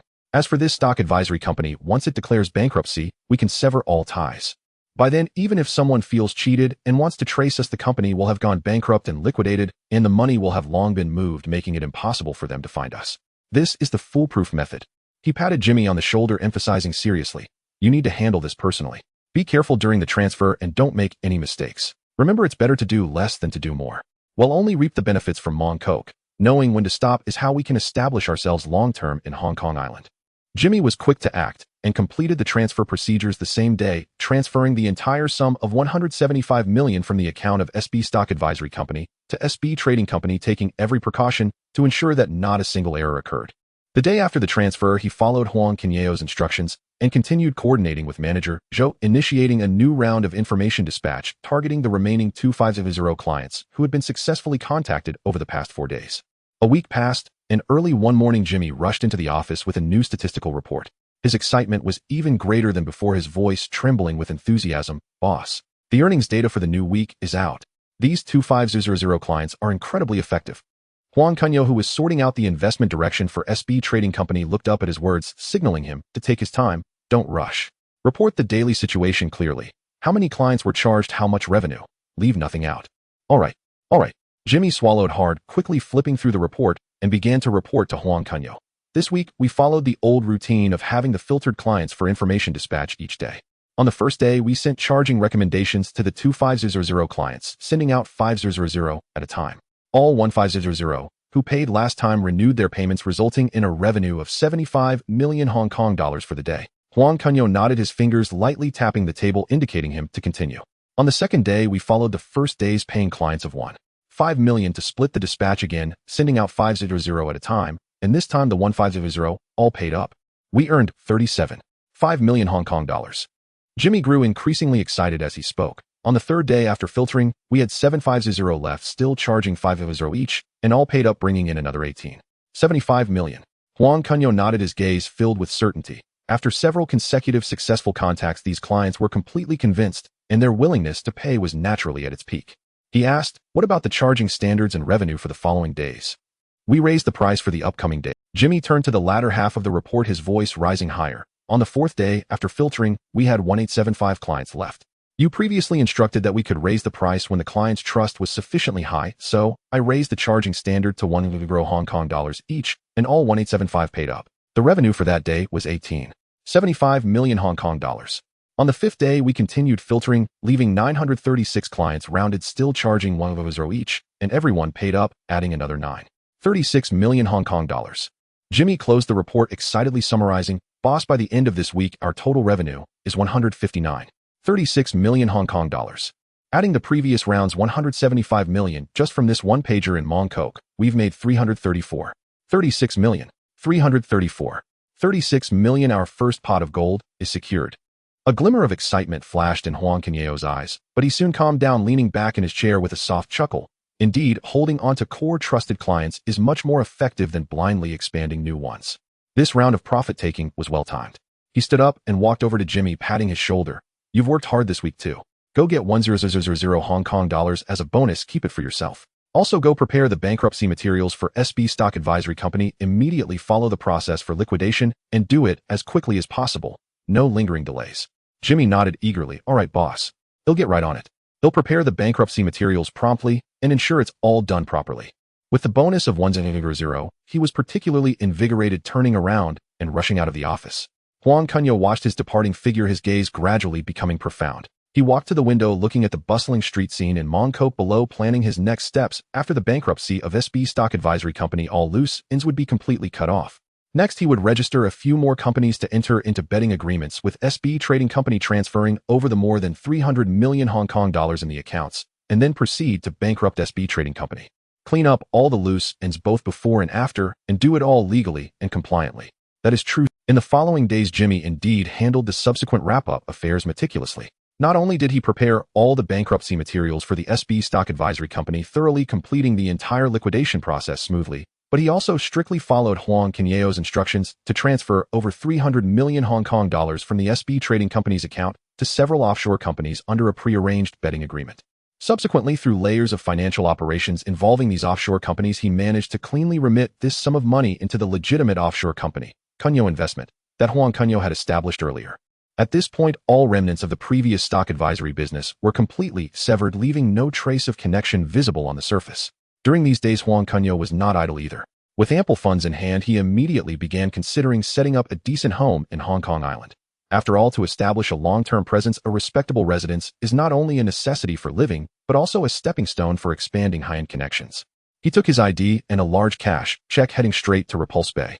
This area is recognized as a top luxury residential district on Hong Kong Island, backed by green mountains and facing the Azure Sea, boasting stunning scenery, where the residents are either wealthy or noble. After a round of selection, he set his eyes on a seaview villa with a private garden priced at 25 million Hong Kong dollars, and without batting an eye, he finalized the deal on the spot, moving in with just a bag that same day, completely bidding farewell to his previous small rental apartment. Once settled, Huang Kunyao did not rush to establish new businesses. Instead, he calmed down, spending his days in the study of the villa, writing and sketching. He would sometimes stare intently at the map of Hong Kong Island, marking points in undeveloped areas like Kowloon and the new territories. At times, he would list out the scarce resources needed in the mainland on paper, planning the possibilities of cross-border trade. Sunlight streamed through the floor-to-ceiling windows onto the drawings on the desk, reflecting the certainty and strategic planning in his gaze for the future. One morning, after having breakfast, Huang Kunyao sat on the terrace's rattan chair, flipping through the newspaper. The pages were filled with reports about the British Hong Kong authorities dispatching a delegation to the north to discuss Hong Kong issues. Most opinions leaned towards pessimism, and as a result, the prices in Hong Kong Island stock market, real estate, and other industries dropped significantly, with citizens generally harboring doubts about the outcome of the negotiations in the north, leading to anxious discussions in the streets.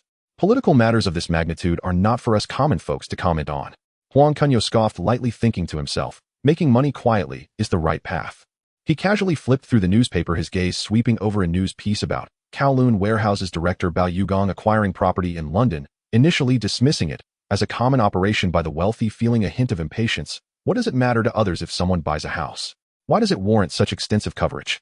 Just as he was about to close the newspaper and get up, a thought suddenly flashed through his mind, causing him to halt his movements. He quickly flipped back to the report about Kowloon warehouse, his eyes fixed intently on the text as memories from his past life surged like a tide. In 1978, Bao Yugong became the largest shareholder of Kowloon warehouse by acquiring the shares held by Li Ka-shing, coupled with continuous market absorption, raising his shareholding ratio to 15-20.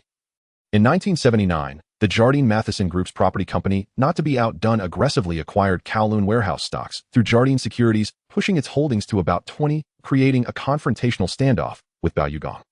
On June 20, 1980, while Bao Yugong was in Europe, the property company suddenly announced a purchase of Kowloon warehouse shares at a price of 100 Hong Kong dollars per share, intending to increase its shareholding ratio to 49 and seize control. On June 22, 1980, hearing the news, Bao Yugong swiftly returned to Hong Kong to counterattack, immediately announcing a cash purchase of 20 million shares of Kowloon warehouse at a price of 105 Hong Kong dollars per share, involving a staggering sum of 2 billion Hong Kong dollars.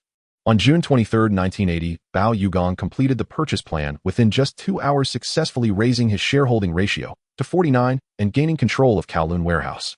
It is now May, with only 1 month left until the thrilling battle for equity in June.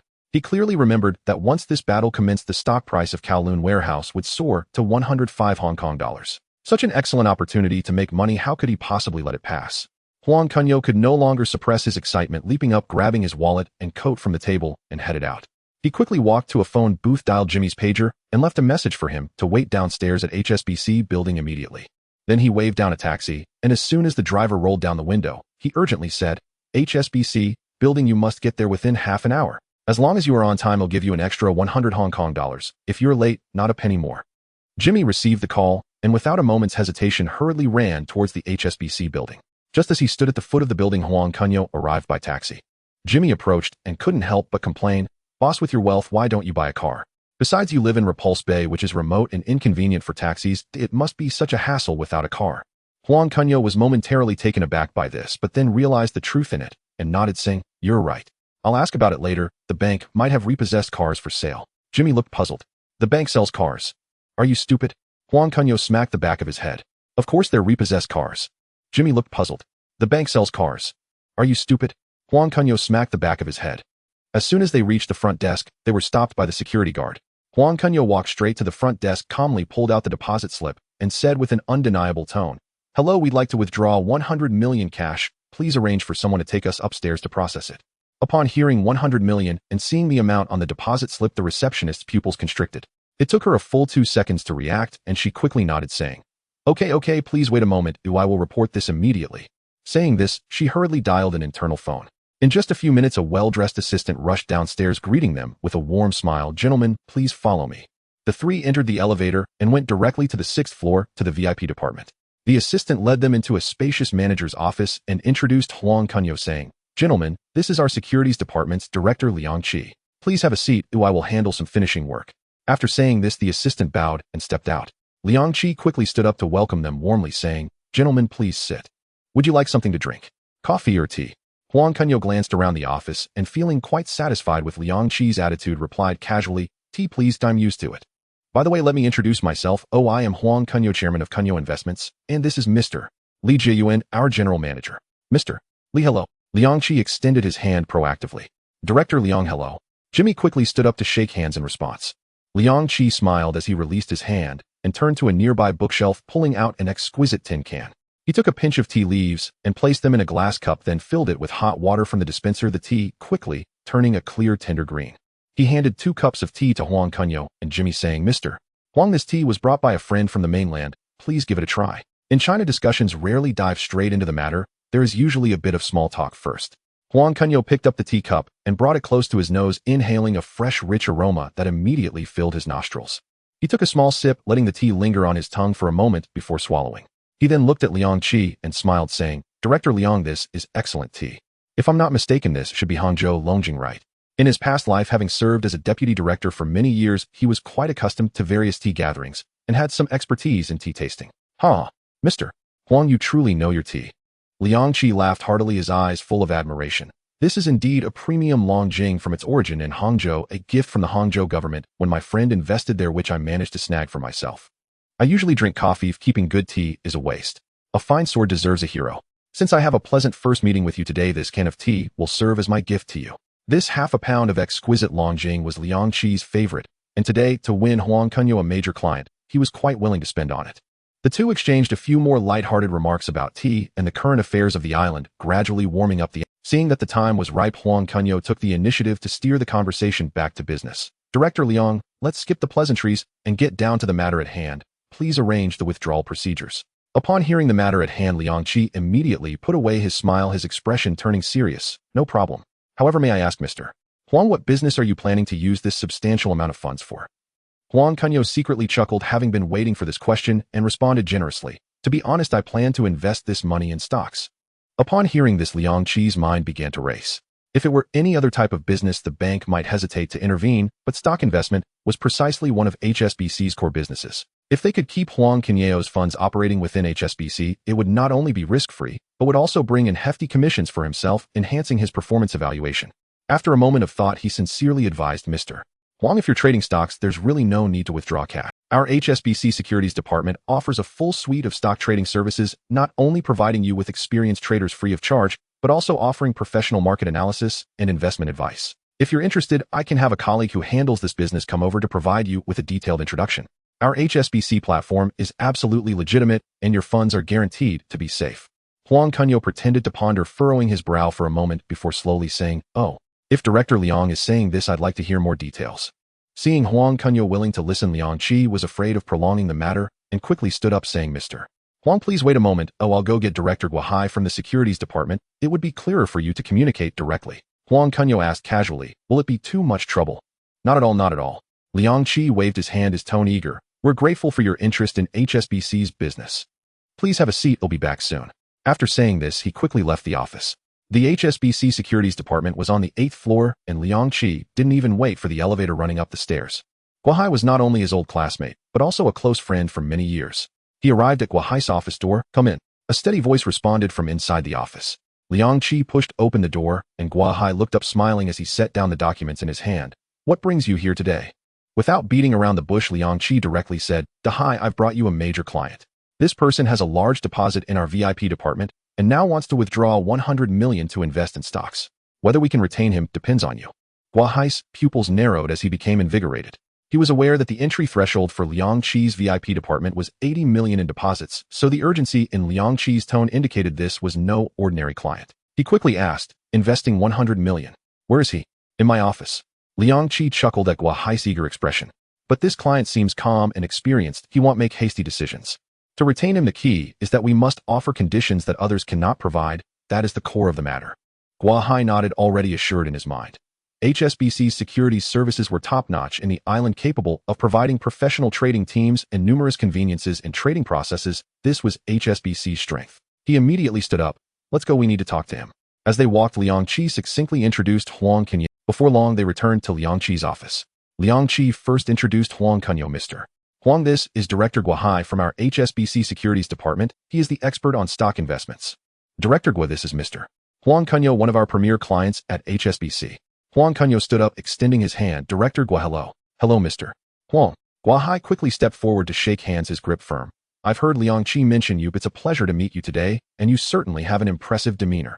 As everyone sat down again, Liang Qi poured a cup of coffee for Guahai and refilled Huang Kunyao's teacup, then presented the can of Longjing tea to Huang Kunyao. "Mr. Huang, you must accept this tea." Huang Kunyao quickly declined, saying, "How could I accept this? It's too much for Mr. Liang." "Not at all." Liang Qi pushed the tin can closer to Huang Kunyao with a sincere smile. "This tea is a hidden gem in my collection. I usually drink coffee, so I don't know much about tea appreciation. You being an expert in tea will ensure that this can of Longjing does not go to waste." On the side, Guahai noticed that the two were getting closer over tea and immediately seized the opportunity to chime in with appropriate enthusiasm. "So Mr. Huang has a preference for the art of tea. What a coincidence. I also have some fine tea hidden away in my office, gifted by friends.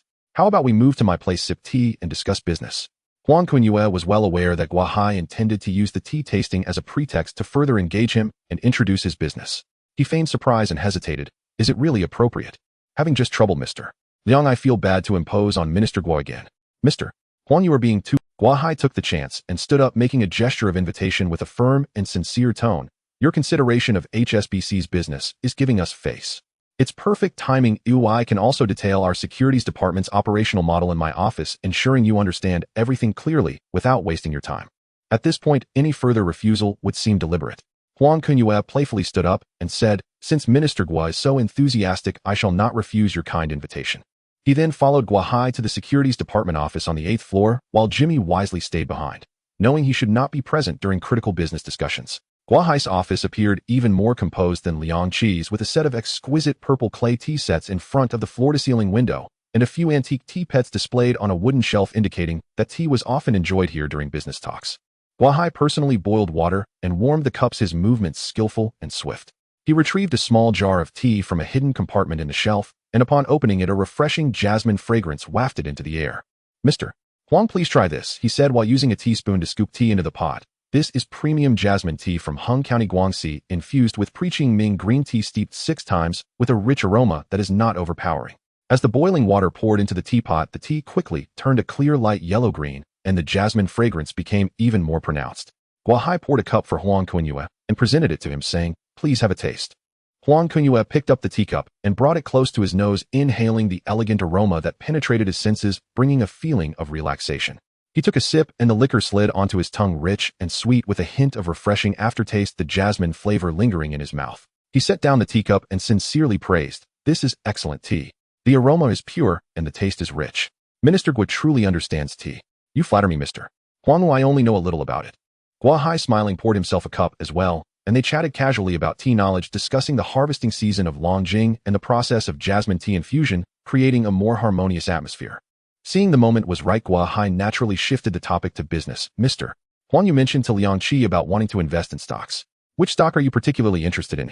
Huang Kunyao set down his teacup, his expression growing serious as he stated directly, "I want to invest in the stock of Kowloon Warehouse." "What are your thoughts on this stock, Minister Gua?" Kowloon Warehouse. Upon hearing these words, Guahai's pupils slightly contracted, but then he nodded in understanding. He picked up a market analysis report from the table and slid it in front of Huang Kunyao, speaking professionally. "Mr. Huang has a good eye. Currently, Kowloon Warehouse is the market focus, with the Jardine Group's land company and Mr. Bao Yugang's fleet in a fierce battle, both sides frantically acquiring shares and tightly holding onto their stakes. Many clients in our securities department are pursuing Kowloon Warehouse primarily with a bullish outlook. Recently, this stock's market trend has been rising sharply, showing very strong momentum." Huang Kunyao glanced at the stock price chart in the report, already having a sense of certainty. There was only 1 month left before the decisive battle for equity, making it the perfect time for positioning.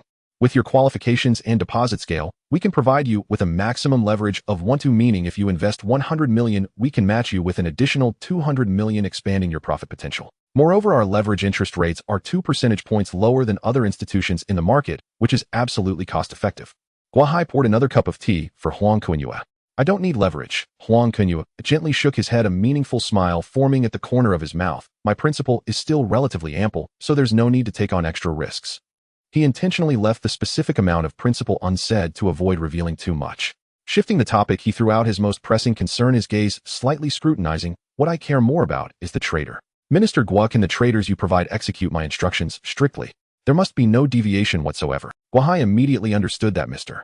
Huang was someone with his own ideas, unwilling to be swayed by others. He quickly nodded, affirming, "Rest assured, Mr. Huang. Our securities department's traders come in 2 types, which can fully meet your needs. The first type is the execution-only trader who operates strictly according to the client's instructions, buying and selling as directed, determining when to enter and exit based on your commands. The commission for this service is relatively low at a ratio of 0.03, as the client is fully responsible for the gains and losses." Then he extended his second finger and explained further, "The second type is the fully entrusted trader, where the client hands over funds to our professional team for management. Our analysts will formulate investment strategies based on market conditions to ensure the client's minimum returns. However, this service comes with a higher commission at a ratio of 0.08, as we have to assume corresponding investment risks." After hearing this, Huang Kunyao decisively stated, "I choose the first type. It must be a trader who can strictly execute my orders." "Minister Gua, can you guarantee this?" "Absolutely guaranteed." Guahai confidently patted his chest and promised, his face full of assurance. "All the traders we have for execution-only services are seasoned professionals with at least 3 years of experience, well-trained and disciplined, and they will never alter the client's instructions without permission." At this point, he stood up again and made another gesture of invitation. Mr. Huang, how about I take you to see our exclusive trading room? There are exclusive seats for the Hong Kong Securities Exchange equipped with 3 direct line phones to the trading hall, ensuring your orders are communicated and executed immediately without wasting a second of trading opportunity. We can also let you meet the team of traders we arranged for you, so you can assess them personally. Okay, Huang Kunyao readily agreed and followed Guahai to the trading room. Along the way, Guahai continuously introduced the advantages of the securities department. Our trading rooms are all independent soundproof to ensure your trading information remains confidential. Moreover, each trading room is equipped with dedicated staff to provide tea and snacks at any time, ensuring a truly comfortable environment. As they spoke, they arrived at the door of a south-facing trading room. Guahai opened the door and a refreshing cool air greeted them. The air conditioning in the room had already been turned on in advance. Inside, the decor was simple yet stylish. Against the wall stood a set of deep brown genuine leather sofas with a large solid wood coffee table in the middle. Beside the coffee table were 3 black direct line phones polished to a shine. In the corner was a brand new water dispenser, and on the flower rack nearby were several pots of thriving green radish and money trees, adding vitality to the room. Most importantly, the entire wall of floor-to-ceiling windows faced the Hong Kong Securities Exchange, allowing a clear view of the bustling crowd below, creating a vibrant atmosphere. Mr. Huang, please take a seat. Guahai gestured for Huang Kunyao to sit while he turned and said, "I'll go call the trader team over for you to meet personally." Huang Kunyao nodded, not sitting down, but walked to the floor-to-ceiling window calmly, gazing down at the street scene. In fact, he had already carefully planned in his heart. The stock war for Kowloon warehouse was imminent, and what he needed was a trading environment that ensured information confidentiality and efficient execution. As for the traders, they just needed to be obedient. In less than 2 minutes, Guahai led 4 people into the room. He pointed to the middle-aged man in a white shirt and gold-rimmed glasses at the front and introduced Mr. Huang. This is Song Xiaohui, a senior trader in our securities department. With 4 years of experience, he specializes in precise execution of short-term trades and has previously served several clients with tens of millions in assets, achieving high customer satisfaction. Song Xiaohui stepped forward, slightly bowed in greeting, and spoke in a calm tone, "Hello, Mr. Huang." Guahai then pointed to the 2 men beside him, also dressed in formal attire. "This is Wang Jia, and this is Rong Xiaoming. Both have over 3 years of trading experience, excelling in market monitoring and transaction detail management. The 3 of them formed a dedicated trading team, fully cooperating with your trading instructions." Wang Jia and Rong Xiaoming quickly stepped forward to greet him, their expressions serious and professional. Finally, Guahai pointed to a young man holding a folder. "This is Huang Jixing, our dedicated accountant and auditor for the trading room, responsible for real-time calculations of your trading profits and losses, organizing transaction documents, and providing you with detailed reports on fund changes daily, ensuring you have a clear view of your financial situation." Huang Kunyao's eyes scanned the 4 individuals. The 3 traders appeared calm and focused, while the accountant seemed meticulous and capable, looking very reliable. He had a brief chat with Song Xiaohui, asking a few questions about the trading execution process, which Song Xiaohui answered fluently and clearly, leaving him quite satisfied. "All right, it's them." Huang Kunyao no longer hesitated and turned to Guahai, saying, "Minister Gua, I am very satisfied with this team. Let's sign the account opening agreement now, and we can start operations today." Upon hearing this, Guahai and Song Xiaohui and the others all wore delighted smiles. It was known that a client like Huang Kunyao, who easily dealt with hundreds of millions in funds, brought in substantial commission fees, greatly boosting their performance. Guahai quickly replied, "Great. They'll have someone bring over the account opening agreement, ensuring it will be completed within 10 minutes. The account opening process was remarkably smooth. HSBC's efficiency truly lived up to its reputation. Just after signing the last document, Jimmy swiftly walked into the major client room, and upon seeing that the procedures were completed, a look of joy immediately appeared on his face as he hurried to stand by Huang Kunyao. Huang Kunyao's fingertips brushed over the brand new account certificate, a sharp glint flashing in his eyes as he suppressed his inner excitement, his tone steady, yet filled with undeniable determination. "The procedures are done. Oh, let's build the position immediately." "Shenghui, what is the current stock price of Kowloon warehouse?" Song Shenghui was already in a combat-ready state, and upon hearing the question, he quickly grabbed the dedicated line phone, his fingers flying over the dial pad. After the call connected, he quickly inquired, and once finished, immediately turned around to report, "Mr. Huang, I just confirmed with the trading hall that the current transaction price for Kowloon warehouse is 53 Hong Kong dollars per share, and the selling volume is still quite sufficient." "Good." Huang Kunyao nodded firmly, his voice suddenly rising a few notches. "Start the acquisition. Target 500,000 shares regardless of slight price fluctuations. Prioritize acquiring the shares." With a single command, the entire major client room instantly entered a state of high-speed operation. Song Shenghui and the others each took on their roles, and the 3 dedicated line phones were almost simultaneously picked up the sound of conversations, immediately filling the room. "Hello, trading hall. Geelong Warehouse, buy as much as you can with a price not exceeding 55 Hong Kong dollars. 2,000 shares. Buy. 55 Hong Kong dollars is fine. Execute the transaction immediately. Keep a close watch on the sell orders. Notify me first if there are large blocks available. The three spoke rapidly, their fingers occasionally jotting down key information in their notebooks, and soon beads of sweat began to form on their foreheads. Huang Jixing stood by deftly refilling their teacups, then quickly sat down at the accounting station, spreading open the account book, his pen hovering above the pages ready to record each transaction's share count and price. He understood that Mr. Huang was generous. Every transaction involved substantial funds, and there could be no slightest error. The continuous calls soon left Song Shenghui and the others with dry throats. During the brief pauses between calls, they would gulp down several sips of tea. The warm liquid sliding down their throats offered some relief to their weary vocal cords before they immediately dived into the next round of calls. Huang Kunyao stood by the floor-to-ceiling window calmly looking down at the bustling crowd below, while his fingertips unconsciously tapped lightly on the windowsill. He was silently calculating the progress of share acquisition and assessing the market's reaction. Mr. Huang, there is a sell order for 200 shares with the seller asking for 55 Hong Kong dollars. Do we buy it? Song Shenghui held the phone and turned to Huang Kunyao for confirmation, his tone carrying a hint of inquiry. Buy. Huang Kunyao responded without hesitation decisively. It was a critical period for acquiring shares. A 1 or 2 Hong Kong dollar price difference was insignificant. Securing enough shares as quickly as possible was the core objective. As the acquisition orders continued to be issued, Geelong Warehouse's stock price began to oscillate upwards within a small range, which ironically stimulated the selling intentions of many retail investors, making the acquisition progress faster than anticipated. Outside, the sky gradually darkened, and the closing bell of the Hong Kong Stock Exchange rang as scheduled. Song Shenghui and the others almost simultaneously hung up the phones, letting out a long sigh of relief. Huang Jixing immediately picked up the account book to summarize the calculations, his fingers swiftly working the abacus, the clicking sound of the beads following. He stood up respectfully, reporting to Huang Kunyao, Mr. Huang, at today's closing we have acquired a total of 23100 shares of Geelong Warehouse, with an average transaction price of 54.8 Hong Kong dollars, totaling approximately 126.5 million Hong Kong dollars. Good. Huang Kunyao turned around, a satisfied smile on his face, pulling out 2 stacks of fresh Hong Kong dollars from his pocket and placing them on the table. He nodded at Song Shenghui and the others. You all have worked hard today. This $2,000 is my little token of appreciation. Enjoy a good supper tonight and recharge your spirits. Seeing this, Song Shenghui and the others all displayed looks of surprise and hurriedly expressed their thanks. Thank you, Mr. Huang. Mr. Huang is too kind. This supper money far exceeded their expectations and made them appreciate the generosity of this major client, even more increasing their anticipation for future collaborations. Huang Kunyao turned to Guahai, who had rushed over upon hearing the news, and smiled, saying, Director Gua, I will come by tomorrow to monitor the market, so I won't call ahead. Guahai had already learned from Song Shenghui about today's acquisition scale, and his eyes were filled with eagerness as he looked at Huang Kunyao. He quickly replied with a smile, Mr.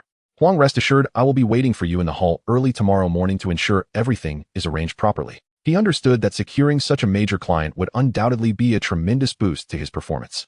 Subsequently, Huang Kunyao left HSBC with Jimmy and hailed a taxi by the roadside. Once in the car, he arranged with the driver to pick him up at the villa in Shallow Water Bay at 8 o'clock the next morning, explaining that he would likely need the car for the following days. Upon hearing this was a long-term deal, the driver's face immediately lit up with delight as he repeatedly agreed. When he got out and paid, Huang Kunyao glanced at the amount on the meter and handed over a $100 bill, waving his hand. Keep the change, consider the rest as a deposit. The driver was overjoyed, hastily thanked him, and then drove away. Early the next morning, as the dawn light began to break, Huang Kunyao was already out of bed. After a simple breakfast prepared by the servants, he stood at the villa's entrance waiting. Before long, the taxi from yesterday arrived punctually at the intersection, with the driver having taken the extra effort to clean the windows appearing particularly attentive. The car smoothly drove towards the HSBC building, and upon arrival, Jimmy was already waiting at the entrance. After the three met up, they walked straight into the building. Guahai was indeed already waiting in the lobby, and upon seeing them, he immediately greeted them warmly, leading them directly to the large room on the 8th floor. Upon entering the large room, Song Xiaohui and his 3 companions were already gathered, and tea had been prepared. Huang Kunyao stepped forward, took out a pack of deluxe cigarettes from his pocket, and handed one to each of Song Xiaohui, Wang Jie, and Rong Xiaoming, then offered one to Guahai, personally lighting them up. Amidst the swirling smoke, the relationships among the few grew a little closer. Today, let's continue to increase our... Huang Kunyao took a puff of his cigarette, slowly exhaled a ring of smoke, and fixed his gaze on Song Xiaohui. Xiaohui, could you ask again what the current price of Jinning's stock is? Sure, Mr. Huang. Song Xiaohui immediately picked up the phone to inquire, and after hanging up, he reported, Mr. Huang, Jinning's current stock price is 1.3 Hong Kong dollars per share, and the market is quite quiet. Huang Kunyao pondered for a moment before issuing instructions. Continue to acquire Kowloon Warehouse's stock, with no upper limit, prioritizing the assurance of our shares. Jining stock will also begin building positions simultaneously, targeting 10 million shares and try to keep it under 1.5 Hong Kong dollars. The reason he was fixated on Jining was that he knew the company would soon experience a wave of short-term market activity, making it a perfect auxiliary investment. Once the instructions were issued, the large room fell into a flurry of activity again. Song Xiaohui and the others continued to communicate over the phone, sometimes lowering their voices to negotiate prices and sometimes raising their voices to confirm transactions, only able to take a brief respite while drinking water or using the restroom. Huang Kunyao sat on the sofa sipping tea while perusing the market analysis report that Guohai had sent over, occasionally looking up to ask about the acquisition progress, his expression always calm. Before he knew it, noon had arrived. Huang Kunyao glanced at his watch and said to the busy crowd, "All right, let's take a break. I will treat you all to lunch. Let's enjoy a good meal and rest for 2 hours before continuing."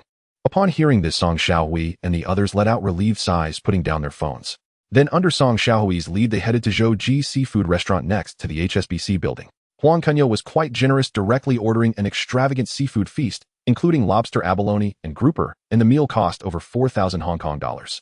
He was utterly unconcerned about the expense, while Song Xiaohui and the others enjoyed themselves immensely, secretly hoping that Huang Kunyao would conduct operations here for a few more days. Not only could they earn substantial commissions, but they could also enjoy such treatment. After a brief respite, as the afternoon market opened, everyone immediately dove back into the intense acquisition. Building on the progress made in the morning, the afternoon acquisition went even smoother, especially for Jining stock, which, due to the quiet trading, quickly approached the target position. When the closing bell rang, Huang Jixing quickly compiled the data and reported, "Mr. Huang, we have already acquired 10 million shares of Jining stock at an average transaction price of 1.5 Hong Kong dollars, totaling 15 million Hong Kong dollars. For Kowloon Warehouse, we purchased 4,400,000 shares at an average transaction price of 59 Hong Kong dollars, totaling approximately 244 million Hong Kong dollars." In the following days, Huang Kunyao continued to show up at the large room on time every day, persistently increasing his acquisitions of Kowloon Warehouse and Jining stocks. At first, he could maintain his composure, but as he watched Kowloon Warehouse's stock price soar and those around him marveled at his insight, the greed within him gradually ignited, and before he knew it, he had exceeded his initial plans. After 3 full days, when Huang Kunyao finally decided to halt acquisitions, Huang Jixing's calculations left him. They had cumulatively acquired 7 million shares of Kowloon Warehouse, with a total expenditure of 434 million Hong Kong dollars and an average transaction price soaring to 62 Hong Kong dollars. For Jining stock, they acquired 30 million shares at an average price of 1.8 Hong Kong dollars, totaling 54 million Hong Kong dollars. Combined, the total investment had already exceeded 488 million Hong Kong dollars, far surpassing his initial budget. To cover the funding gap, he was forced to apply for a loan of 180 million Hong Kong dollars from HSBC, just barely completing the acquisition. At the moment he signed the loan agreement, Huang Kunyao looked out the window at the sky and felt a faint sense of unease. He knew that he had indeed been somewhat greedy this time, and from now on, he could only hope that the shareholding war of Kowloon Warehouse would erupt as expected, otherwise the consequences would be dire. After achieving his goal of establishing a position, Huang Kunyao felt a sense of relief, and his entire being relaxed, returning to a regular rhythm of life. Every morning he would jog along the coastline of Shallow Water Bay, embracing the cool sea breeze. In the morning he would immerse himself in his study, flipping through the latest financial newspapers and industry reports, while organizing future plans based on the historical context stored in his memory. In the afternoon, he would occasionally meet with Uncle Chung for tea, listening to this seasoned veteran share tales of the social dynamics on Hong Kong Island. Without the previous tension of competing for shares, life became leisurely and enjoyable. However, amidst this leisure, he never relaxed his attention to the stock market, taking the time each day to check the performance of Kowloon Warehouse and Jining stocks. As expected, after entering June, Kowloon Warehouse's stock price soared as if propelled by a rocket, and rumors regarding the battle for control between Jardine Matheson and Sir Paul Chater intensified, with retail investors following suit, driving the stock price to new heights. On the other hand, Jining stock did not disappoint either. Although its growth was not as rapid as Kowloon Warehouse's, it steadily climbed with slight daily increases. Watching the assets in his account continually appreciate, Huang Kunyao maintained a smile as he held his teacup, feeling in high spirits. Beside him, Jimmy, observing his boss' relaxed demeanor, recalled the decisiveness with which he had invested several hundred million to establish his position before. Unable to suppress his curiosity, he cautiously approached and asked, "Brother Yao, you are incredible. How could you be so certain that these 2 stocks would rise and still dare to place such a large bet? I've heard people from the brokerage discussing how fierce the competition for Kowloon Warehouse is and how risky it is." Huang Kunyao, hearing this, set down his teacup, looked at Jimmy, and cheerfully patted his shoulder, saying, Jimmy, when it comes to stock trading, it's not just about the surface fluctuations, but the underlying logic and trends. Let's start with Kowloon Warehouse. Do you think it's worth fighting for? Jimmy paused, scratching his head. It should be quite valuable, right? I've heard they have quite a few docks and warehouses in Kowloon. It's not just as simple as docks and warehouses. Huang Kunyao patiently explained. Kowloon Warehouse holds the most prime real estate on Hong Kong Island, especially in the business districts of Tsim Sha Tsui and the dock resources in Yau Ma Tei. Currently, Hong Kong Island's economy is taking off and land is akin to gold. Whoever controls Kowloon Warehouse will effectively control half of Hong Kong's real estate and logistics for the next several decades. Jardine Matheson is an established British conglomerate with deep roots, and they definitely don't want to lose this. Mr. Chitter's fleet is vast and urgently needs Kowloon Warehouse's dock resources for support. Both sides are determined to win, which will inevitably lead to a frenzy of stock acquisition, causing the stock price to skyrocket. I made my move early, banking on the dividends from their battle for control. Jimmy nodded repeatedly, then asked, what about this stock? Hasn't made much noise. How can it keep rising steadily? Jennings' logic is different. It follows the route of short-term speculative trading.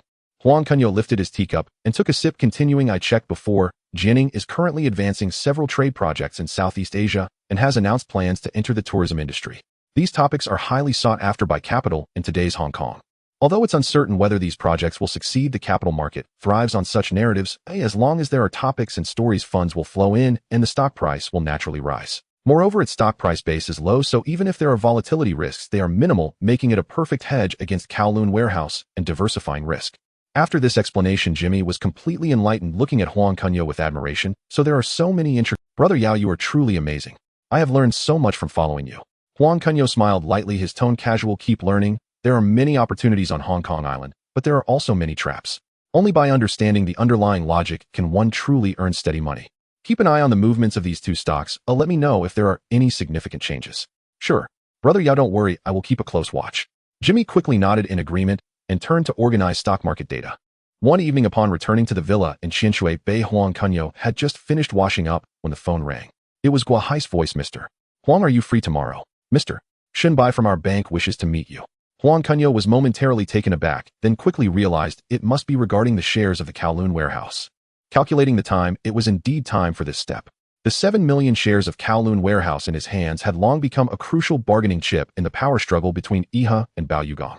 It seemed that Wang Bao had already met with Shunbai and was aware of the leverage he held.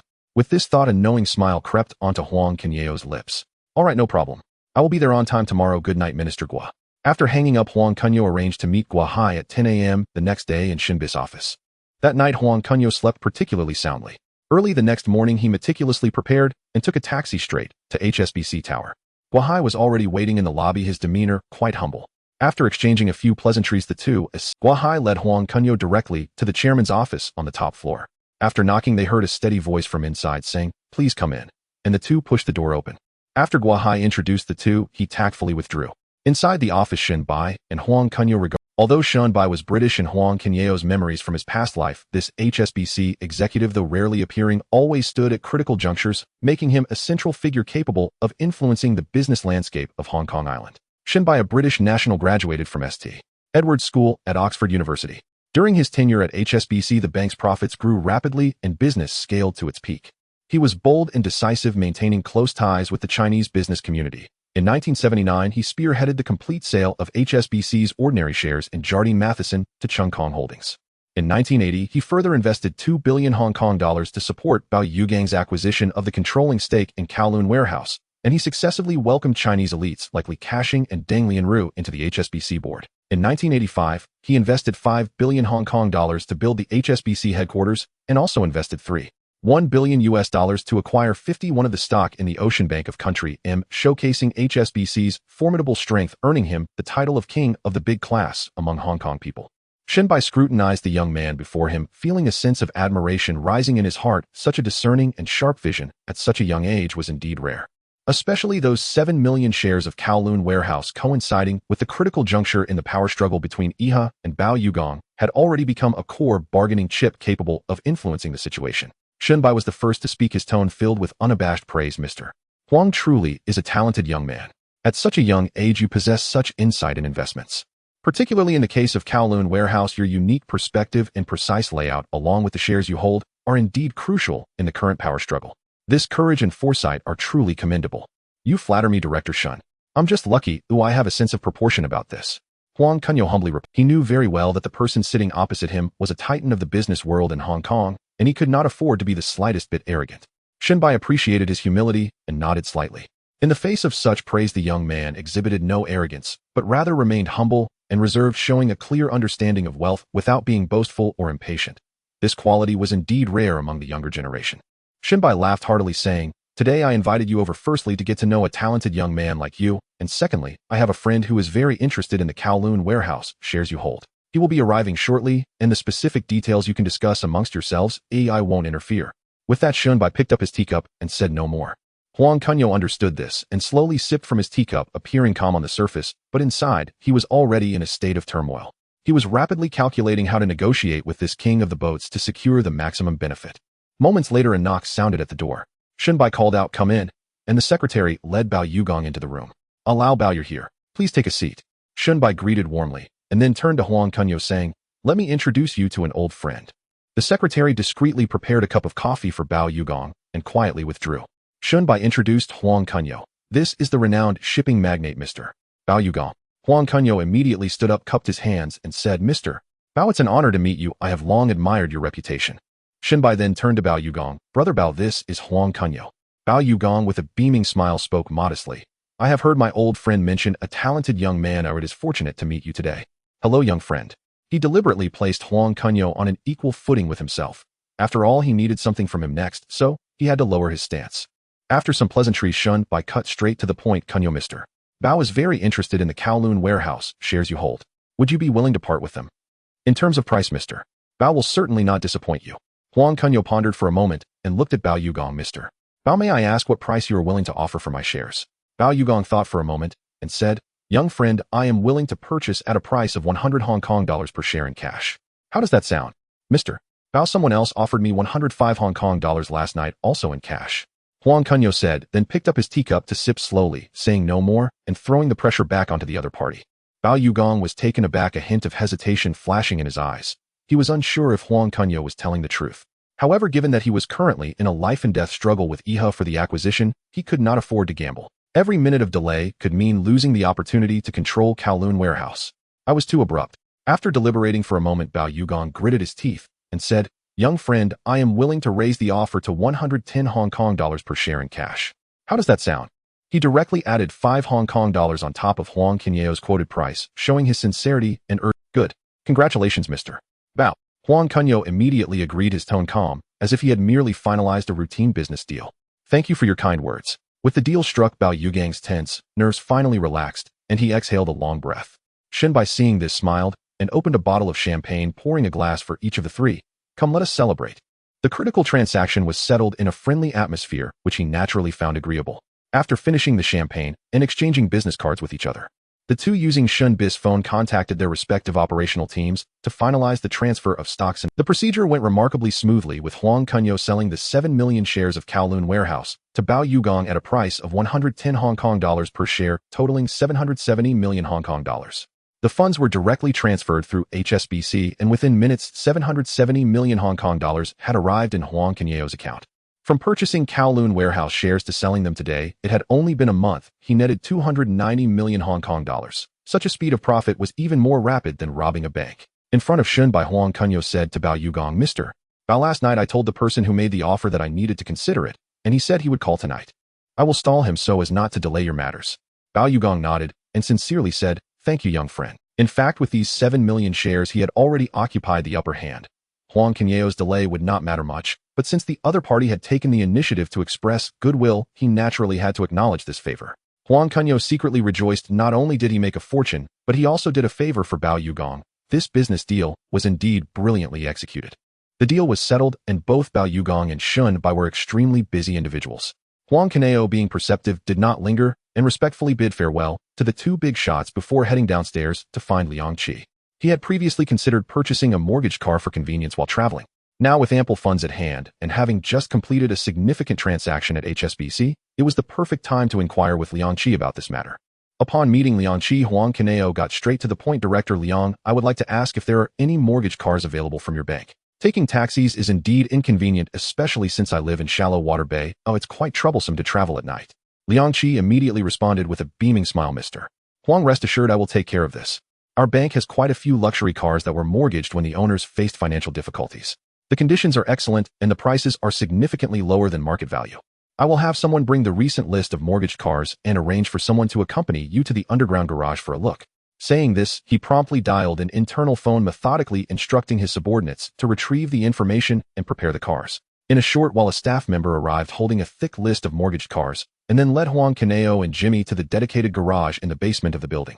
As they entered the garage, over a dozen brand new luxury cars were lined up neatly, including models from Mercedes-Benz, BMW, Rolls-Royce, and more. Each vehicle gleamed as if freshly polished, dazzling the eyes with their brilliance. Jimmy followed behind, his eyes wide with amazement, glancing back and forth among the luxury cars, unable to suppress a low murmur. Brother Yao, this is too extravagant. Liang Qi was on hand to introduce each car. Mr. Huang, take a look at this Mercedes-Benz S-Class, which was just registered last year, and the owner mortgaged it shortly thereafter with less than 10,000 kilometers on the odometer. And this Rolls-Royce Silver Ghost, a classic British model, is in perfect condition, although its price is a bit higher. Huang Kunyao strolled leisurely, his gaze carefully sweeping over the luxury cars, eventually settling on a black Bentley in the corner. This Bentley was the top model at the time, with smooth and sleek body lines exuding an air of grandeur. The black paint shimmered with a warm, delicate sheen under the lights, and the exquisite emblem on the hood stood out prominently, instantly conveying an inherent sense of nobility. Director Liang, I would like to take a look at this Bentley. Huang Kunyao pointed at the car and asked. Liang Qi quickly signaled the staff to unlock it and smiled even more warmly. Mr. Huang has great taste. This is a Bentley Mulsanne. The previous owner was in the foreign trade business and had to mortgage it due to a recent cash flow. The car is almost brand new, fully equipped with features including leather seats, climate control, premium audio, and even bulletproof glass. There are hardly any like it on the entire island.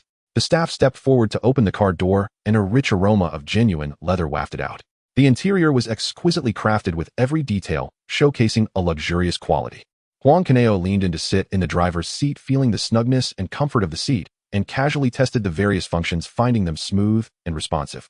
He nodded in satisfaction, exited the car, and turned to Jimmy, who was looking on with envy yet hesitated to come forward, and said with a smile, Jimmy, you should pick one too. Working with me and not having a car for transportation would be quite embarrassing for me. Jimmy was startled and quickly waved his hands, his tone a bit flustered. Brother Yao, no need, no need. It's fine to choose one, this is an order. Huang Kunyao's tone was firm and unyielding, then he softened his tone to add, consider it an extra reward for you. Choose a car you like. Seeing the boss' resolute attitude, Jimmy blushed and cautiously began to stroll around the garage. He deliberately avoided the expensive Mercedes-Benz and Rolls-Royce, eventually landing his gaze on an entry-level BMW, the cheapest option in the garage, looking quite decent in condition. He pointed at the BMW with a soft voice. Brother Yao, I'll choose this one. Huang Kunyao glanced at the BMW and a hint of approval flashed in his eyes. This kid knows how to be prudent and not overly greedy. He said to Liang Qi, Director Liang, I want both this Bentley and this BMW. Please handle the paperwork and the fees can be deducted directly from my account. No problem, Mr. Huang. I guarantee that I will complete the transfer paperwork for both cars today, and you and Mr. Li will be able to drive away shortly. Thank you, Liang, Huang Kunyao said with a smile, then shifted the topic. Director Liang, I also need your assistance with something else. Regarding the stock transaction with Wharf Holdings, I am very satisfied with the precise execution by Minister Guo Hai and the team led by Song Xiaohui.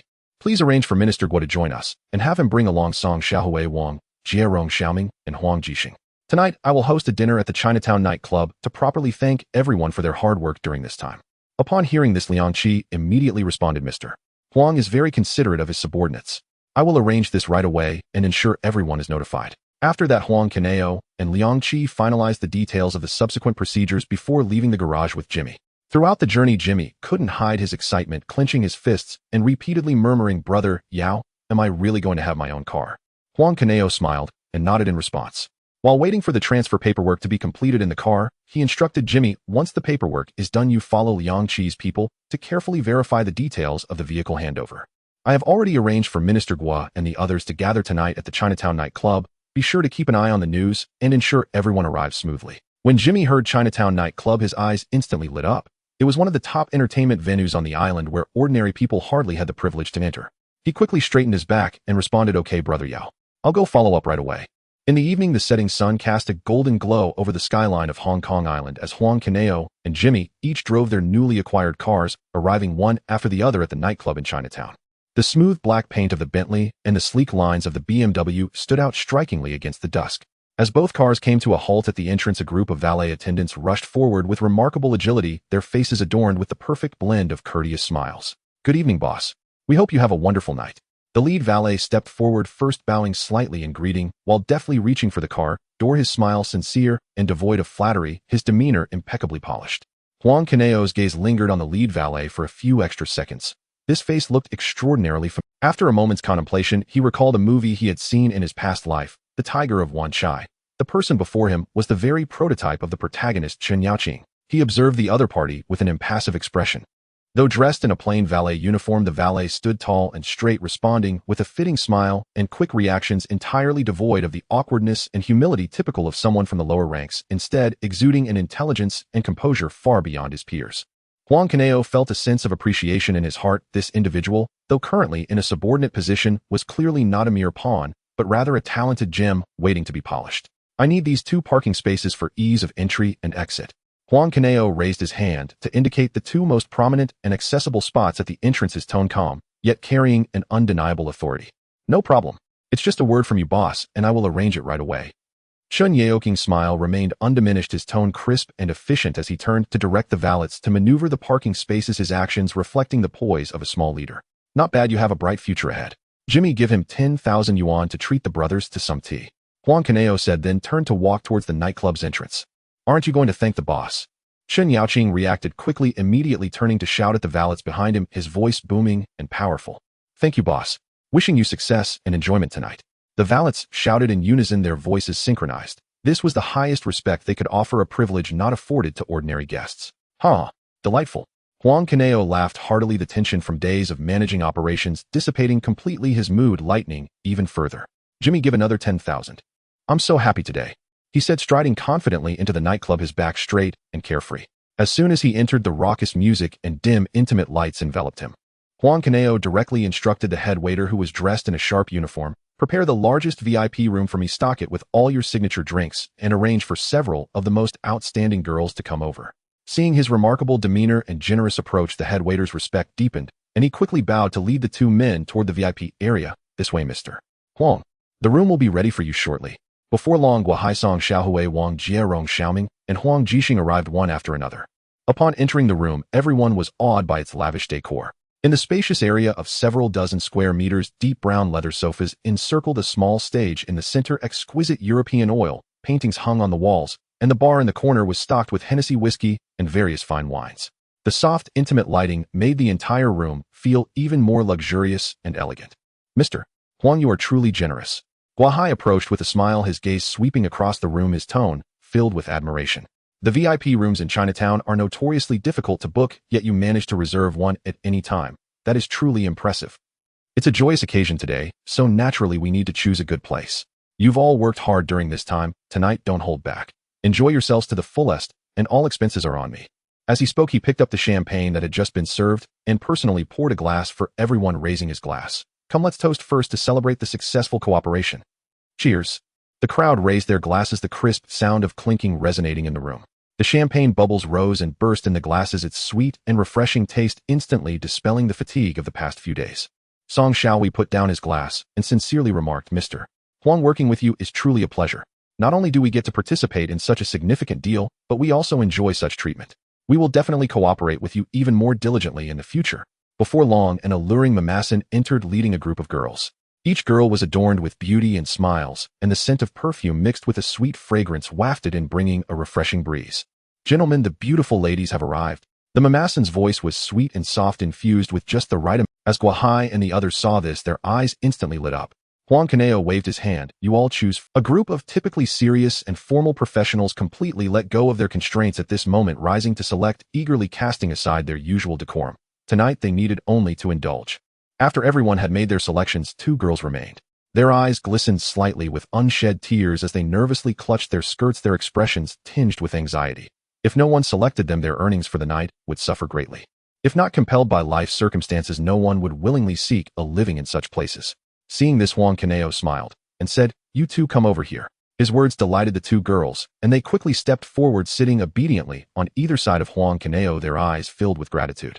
The mamasan, recognizing the situation, discreetly bowed and stepped back. She understood that disturbing the guest's enjoyment was a grave mistake. The atmosphere in the room soon became lively.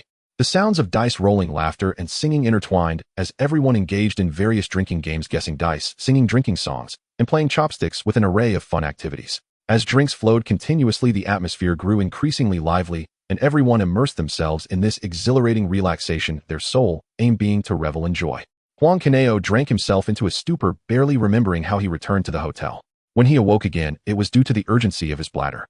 He struggled to sit up, his head pounding, and looked around to find himself lying on the hotel's large bed, completely alone, with only a glass of warm water quietly placed on the bedside table. He picked up the glass of water and gulped it down, the dryness in his throat and discomfort in his body slightly alleviated before getting up to head to the bathroom to freshen up and sober up. After finishing his wash, the cold water cleared much of the confusion in his mind. As Huang Kunyao just settled by the bed, a gentle knock sounded from outside, accompanied by Jimmy's cautious voice. "Brother Yao, are you awake?" He got up to open the door and saw Jimmy holding a breakfast box at the entrance, his expression filled with thoughtfulness. "I noticed you were quite drunk last night, so I specially booked a room next door to keep an eye on you. This is hot dim sum from the tea restaurant downstairs. You should eat it while it's warm." Huang Kunyao took the food box, stepping aside to let Jimmy in, casually asking, "I lost my memory last night. Who brought me back to the hotel?" Jimmy placed the food box on the table and quickly arranged the utensils while replying, "It was the parking attendant at the entrance of the Chinatown nightclub named Chen Yaoqing. When you left last night, you were unsteady on your feet, so he took the initiative to help you, bringing you straight to your room before leaving. He specifically instructed me to keep an eye on you." "Chen Yaoqing." Huang Kunyao repeated the name softly, his fingertips lightly tapping the table as his thoughts raced. He suddenly recalled the parking attendant from last night, truly a ruthless character capable of rising in Wanchai. So clever and perceptive, knowing how to seize opportunities when they arise, he is definitely not an ordinary person. With just a chance, he could soar high and become a formidable figure renowned in Wanchai. At present, the island of Hong Kong is a mixed bag with gang traces evident in every street and alley. Almost every industry cannot escape the influence of the underworld. If he could support Chen Yaoqing to rise in power ahead of time, it would not only allow him to handle those inconvenient tasks, but also build a solid protective barrier for himself in this chaotic world. A truly advantageous strategy. With this thought in mind, Huang Kunyao looked up at Jimmy and instructed firmly, "You need to go to the Chinatown nightclub now and bring that parking attendant named Chen Yaoqing here, and just tell him I have important matters to discuss with him." Jimmy froze for a moment, then quickly realized the boss wanted to recruit someone, eagerly nodding in response. "Got it, Brother Yao? I'll go right away." Before he finished speaking, he turned and hurried out, his steps light and filled with a hint of excitement. Jimmy was always efficient. Within half an hour, he returned with someone. But as he opened the door, Huang Kunyao's gaze suddenly froze. Chen Yaoqing was still wearing the parking uniform from last night, with a large irregular tear on his shoulder exposing flesh and stained with dark brown blood, evidently caused by a sharp object or a rough tear. His left cheek was swollen with a bruise, the edge marked by blood from a scrape, clearly the result of a heavy punch. His lower lip was cracked, encrusted with dark red blood seeping beneath the scab.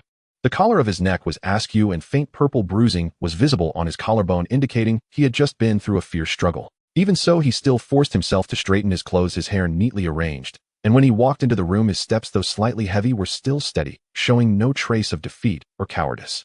Upon seeing Huang Kunyao, he stepped forward, slightly bowed slightly, and greeted him with a calm and polite tone. However, as he spoke, the movement tugged at his mouth's wound, causing him to frown instinctively and take a sharp breath, yet he held back from making a sound, saying, "Boss, you called for me." Seeing Chen Yaoqing arrive, injured, a sudden flash of inspiration struck Huang Kunyao. The scene from the Hong Kong film, The Wanchai Tiger, he had seen in his past life instantly resurfaced. Wasn't the Chen Yaoqing in the film at this very age leading a few brothers into danger to rescue his younger brother who had been captured for gambling debts? Immediately after the entire plot of the movie surged into his mind, he started from parking in Wanchai. His younger brother was beaten by the master brother due to gambling debts, and the four of them held a grudge from then on. With his strong sense of justice and remarkable courage, Chen Yaoqing gradually delved into the business of overseeing venues and collecting debts, rapidly expanding his influence and becoming a significant figure in the underworld. Later, several leaders grew dissatisfied with his rising power and plotted to draw him into the drug trade, which he firmly refused. Ultimately, when he went to Macau for a car race intending to retire, he was ambushed by enemies and perished. Huang Kunyao gazed at Chen Yaoqing before him, his gaze filled with complexity. This was a character destined to rise amidst chaos, yet also a tragic figure inevitably swept away by the currents of time. And now his presence might just rewrite the predetermined trajectory of Chen Yaoqing's fate. Huang Kunyao withdrew his thoughts, his gaze settling on the gruesome wound on Chen Yaoqing's shoulder. He frowned slightly and raised a hand, gesturing toward the sofa opposite him, his tone softening a bit. "Please have a seat." No need to be formal. What happened to that injury? Did you just come from a fight? Chen Yaoqing complied and sat down, his back still straight. However, when he raised his hand to press against the wound on his shoulder, his movements instinctively softened. His voice was steady but held a hint of restraint. Thank you for your concern, boss. It's just a minor injury, nothing serious. A brother of mine owes gambling debts and got entangled with some gang members. I encountered a bit of conflict while trying to... He intentionally glossed over the details, his tone carrying a hint of embarrassment. Such messy street brawls were hardly respectable in front of this generous boss. Oh, gang members. Huang Kunyao lightly tapped his fingers on the table, a sharp glint flashing in his eyes. Then he quickly reined it in, his tone now more concerned. That looks serious. Why didn't you go to a clinic first? You rushed over like this. Be careful of infection and inflammation. Chen Yaoqing slightly lowered his head, his tone becoming more sincere. Thank you for your concern, boss. I thought you were looking for me about something important and didn't want to delay even a moment. This little injury is nothing. I've encountered such things frequently while hanging around the streets, so I'm used to handling them myself. It's not a big deal. He was well aware that he had hit the jackpot by taking the initiative to send the boss back to the hotel last night. This was his golden opportunity to rise from the depths, and he couldn't afford to lose his manners over a small injury or miss the chance to change his fate. Huang Kunyao looked at his restrained demeanor, appreciating it even more. He took a thick stack of Hong Kong dollars from the drawer along with a gilded business card and pushed them towards Chen Yaoqing. This is my business card. Take this money first, go to a nearby private clinic to get that injury properly treated, and then help your brother pay off his debts so he won't get involved with these things again. Seeing Chen Yaoqing about to decline, he added, this isn't charity, it's an advance on your compensation.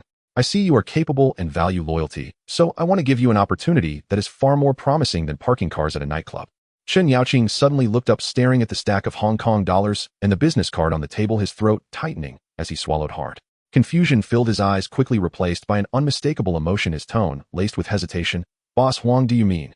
I want to expand my business in Wanchai and need a reliable person to help me manage some trivial matters and deal with unnecessary troubles. Huang Kunyao spoke in a calm tone, yet it conveyed an undeniable authority. You've been navigating Wanchai for years, familiar with the ins and outs, and you have some courage. You are just the right fit. Think it over. Follow me, and you won't have to look at anyone else's face again, and your brother will be able to live a stable life. Chen Yaoqing was completely stunned. He had struggled at the bottom for many years, accustomed to cold eyes and ridicule, and had tasted the harshness of society. It was the first time someone recognized his abilities and was willing to give him a real opportunity.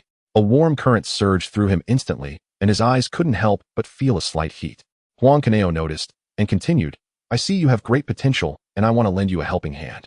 Work with me, and I'll provide you with resources, connections, allowing both you and your brother to hold your heads high and no longer be bullied by others. These words completely shattered Chen Yaoqing's psychological defenses. He suddenly stood up, collapsing to his knees with a loud thud, bowing deeply to Huang Kunyao with 3 heavy kowtows. His forehead hit the floor with a resounding thud, his voice choked, yet resolutely firm. Boss, you have given me a chance to be reborn. From today on, my life belongs to you. I will go through fire and water for you. Whatever you ask me to do, I will do. Huang Kunyao raised his hand, signaling him to get up, his tone indifferent. Get up. I don't need you to be a beast of burden. I also don't believe in some ethereal loyalty. Loyalty is merely a bargaining chip for betrayal. I only care about actions. First, take care of your brother's affairs, heal your injury, and once you're done, contact Jimmy. I have important matters for you to handle. Understood, boss. Chen Yaoqing replied earnestly. As he stood up, his movements were a bit stiff due to the injury, but he remained steady. He carefully tucked away the business card and Hong Kong dollars, clutching them tightly in his embrace, as if holding on to his future. After bowing once more, he swiftly turned and exited. The footsteps of Chen Yaoqing completely faded away outside the door. The echoes in the corridor gradually dissipated, and the room returned to silence, with only the faint sound of the air conditioning vents circulating in the air. Jimmy remained standing in place, his brows knitted into a frown, his lips pressed tightly together, as if he was suppressing something forcefully. His gaze couldn't help but glance at Huang Kunyao, each exchange of looks swift like a fleeting shadow, as he quickly turned away. The confusion and inner turmoil in his eyes nearly spilled over, revealing a sense of urgency, as if he had something to say, but dared not speak. During the time he followed Huang Kunyao, the boss had always been focused on serious business, whether it was registering, discussing collaborations, or researching stock market trends. He had never had any entanglements with figures from the underworld. But this time the boss regarded a parking attendant from a nightclub with a different perspective, not only offering a hefty sum, but also proactively extending an olive branch. Chen Yaoqing was covered in injuries, clearly a character who had just emerged from a street brawl. He did not look like someone reliable to work with at all. Questions swelled in Jimmy's mind like rampant weeds, but he swallowed them back before they could escape his lips, fearing that asking too much would seem meddlesome and worrying that he might anger the boss. He could only bottle up his confusion, and his face twisted in a knot of distress. Huang Kunyao took in Jimmy's restless demeanor, a subtle smile of understanding curling at the corners of his mouth. He slowly set down his water cup, the bottom of the cup lightly colliding with the table, breaking the silence in the room. He took the initiative to speak, his tone gentle, yet penetrating. Jimmy, seeing your disoriented appearance, do you have something you want to ask me? Caught off guard, Jimmy's body stiffened, a flush creeping up his cheeks. Feeling a bit embarrassed, he scratched the back of his head, his voice a cautious probe. Yao Guai. I just find it a bit hard to understand. That Chen Yaoqing looks like a street thug covered in injuries. He clearly isn't the type to lead a settled life. Why do you want to specifically recruit him? We've always been in legitimate business, never getting involved with people from those gangs. Oh, why suddenly intervene in the affairs of the underworld? After asking this, he nervously watched Huang Kunyao's expression, afraid he might have said something wrong. Upon hearing this, Huang Kunyao's smile gradually faded, his expression turned serious, and there was a newfound depth of certainty in his gaze.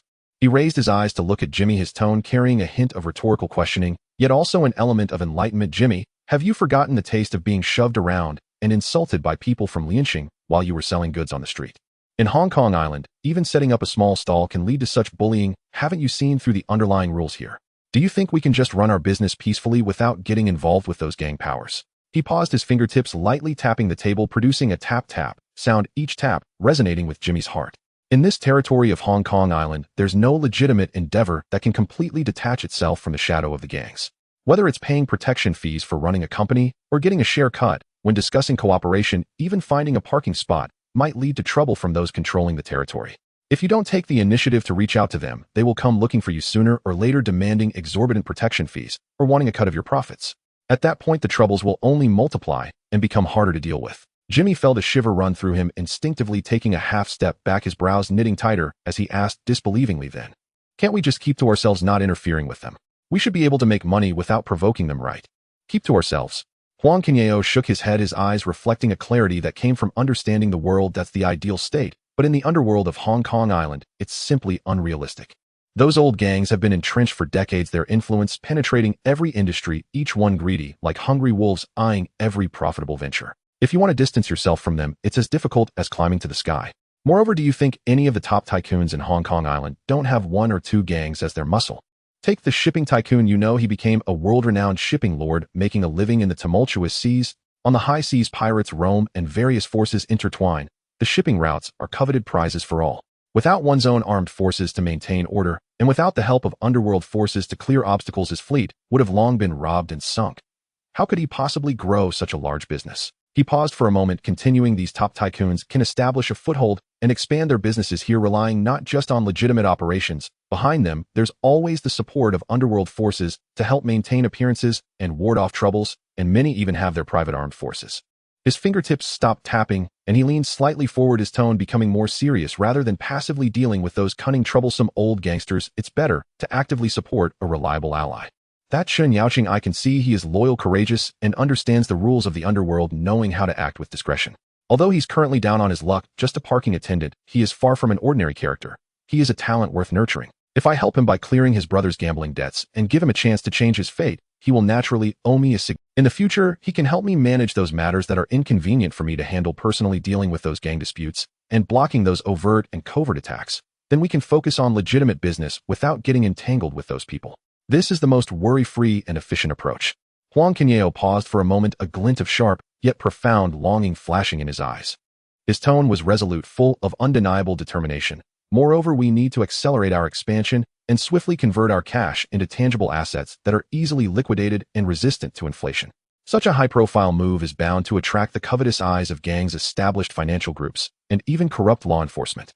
Any discerning individual could easily discover that we have no roots in Hong Kong, like a child crossing the street with gold destined to be stripped bare, leaving not even a scrap behind.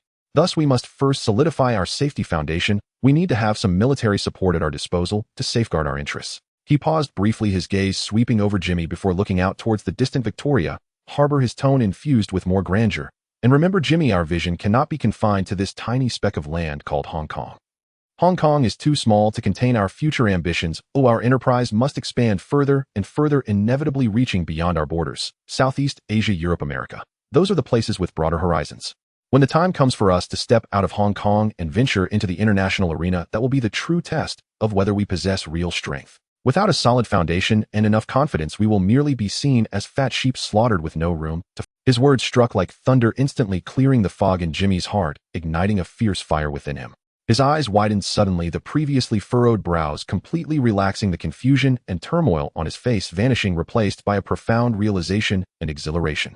He nodded vigorously, hitting the back of his head with his hand, his tone filled with a transparent regret. Brother Yao, now I understand everything you said. I was too naive, only thinking about doing small business in Hong Kong, without considering the complexities and dangers of this place, and I never imagined you had already set your sights abroad. So your recruitment of Chun Yaoqing was not just to tackle immediate troubles, but to build a protective wall for our future grand enterprise. He paused, memories of being bullied by the He Lianxing gang on the street flashing in his mind, making him feel even more that the boss considerations were profound, just like when we encountered those from He Lianxing bullying the street vendors. In the future, as our business grows, we will inevitably face troubles such as territory disputes, protection fees, or even malicious harassment. Chun Yaoqing is currently in the lowest position. If we lend him a hand now and help him rise, he will remember this favor deeply and will surely repay us tenfold in the future. With someone like him around, we can fend off these pesky troubles, allowing us to focus wholeheartedly on legitimate matters and seek development. Looking at Huang Kunyao, admiration surged within him like a tide. You have thought it through so thoroughly, anticipating both the risks at hand and the paths for the future. Previously, I foolishly worried that he was an unreliable thug. Now I realize you have a discerning eye, accurately identifying someone who can help us stabilize our foundation. Huang Kunyao nodded slightly, a teasing smile gracing his face, his tone casual, as if chatting at home, yet every word painted a grand vision for Jimmy. Oh, we're just getting started. Chun Yaoqing can at most help us fend off street thugs. If we truly want to thrive in Hong Kong, we need to establish connections in legitimate circles. Once we gain ground in both the underworld and legitimate society, not only will we stabilize our footing in Hong Kong, but breaking out of Asia and onto the world stage will become a dream within reach. He patted Jimmy on the shoulder, his eyes filled with a hopeful expectation that seemed ready to overflow, all sincere promises without cost. What I'm telling you is not just idle chatter. You're grounded, clever, and willing to put in hard work. You're a great material. Learn well from me, ponder the intricacies of business, witness grand occasions, and you will surely be able to stand on your own in the future, charging onto the international stage with me, enjoying the finest luxuries and being greeted by luxury cars. How impressive. Jimmy was overwhelmed by such grand promises. He was still just a young lad who had recently escaped from the plight of street vending, having never seen much of the world and never experienced the treachery of human nature. His life experience was as shallow as a blank sheet of paper, unable to distinguish between genuine expectations and mere illusions. Huang Kunyao's passionate promises easily struck a chord with his longings for the future. He felt his eyes shine with excitement and gratitude for being valued by his boss, not pondering the deeper considerations behind it, only feeling that following such a bold and visionary boss, he would surely rise to prominence. Hearing this, Jimmy trembled, his eyes instantly becoming slightly moist, a surge of strong belonging and recognition swelling within him. He never expected his boss not only entrusted him with important responsibilities, but also held such high expectations for him. This trust made him tremble with excitement. Huang Kunyao refrained from further sentimental words, rising to walk to the window, overlooking the bustling street scene below, his eyes reflecting a determined vision for the future. He then turned to Jimmy, issuing instructions in a firm and clear tone. Jimmy, go take a look in the new territories, pay particular attention to whether there are any entire office buildings for sale. If you come across something suitable regardless of price or location, write it down and report it to me, if it's appropriate. Additionally, register 2 more companies, 1 real estate company, to place the purchased office buildings under its name. Register another security company. I plan to return to the mainland to gather some reliable comrades to support the structure of the security company and find ways to obtain a few legal firearm permits. Once these matters are settled, our safety foundation will truly be solidified, allowing us to work with greater peace of mind and laying the groundwork for future overseas expansion. After listening, Jimmy felt a surge of blood and energy. All previous confusion had vanished, replaced by burning ambition and determination. He straightened his back, puffed out his chest, his gaze as firm as tempered steel, looking intently at Huang Kunyao, responding with resolute conviction, "Yes, boss. Rest assured I will handle these matters thoroughly. I will also work hard and learn diligently, not disappointing your expectations, and will charge onto the international stage with you in the future." Not long after Jimmy left, Huang Kunyao continued to sit on the sofa, smoking a cigarette, his gaze growing increasingly profound amidst the swirling smoke. As the cigarette but burned to its end, he raised his hand to extinguish it in the ashtray, his mind already formulating a clear plan. With July approaching, the highlight of Jin Incorporation was about to unfold in memory. Within a few months, this company would boldly declare the sale of the Central Gold Gate Tower for 1.68 billion Hong Kong dollars. The news of a net profit of 700 million Hong Kong dollars would shock the entire business community of Hong Kong. Following this, the stock price would soar dramatically. By November 1980, a Jining stock price would reach a historic high of 17.9 Hong Kong dollars per share.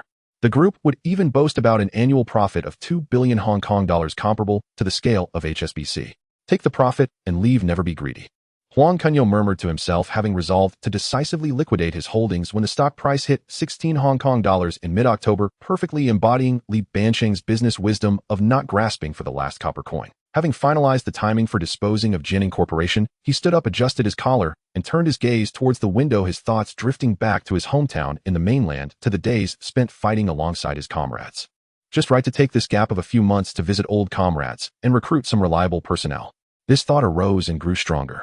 He understood that to establish a foothold in both Hong Kong Island and the future international stage, he needed a team of absolute loyalty capable of hard battles, and the comrades who had once shared life and death were undoubtedly the best candidates. Without hesitation, Huang Kunyao drove directly to the busiest commercial street in Tsim Sha Tsui.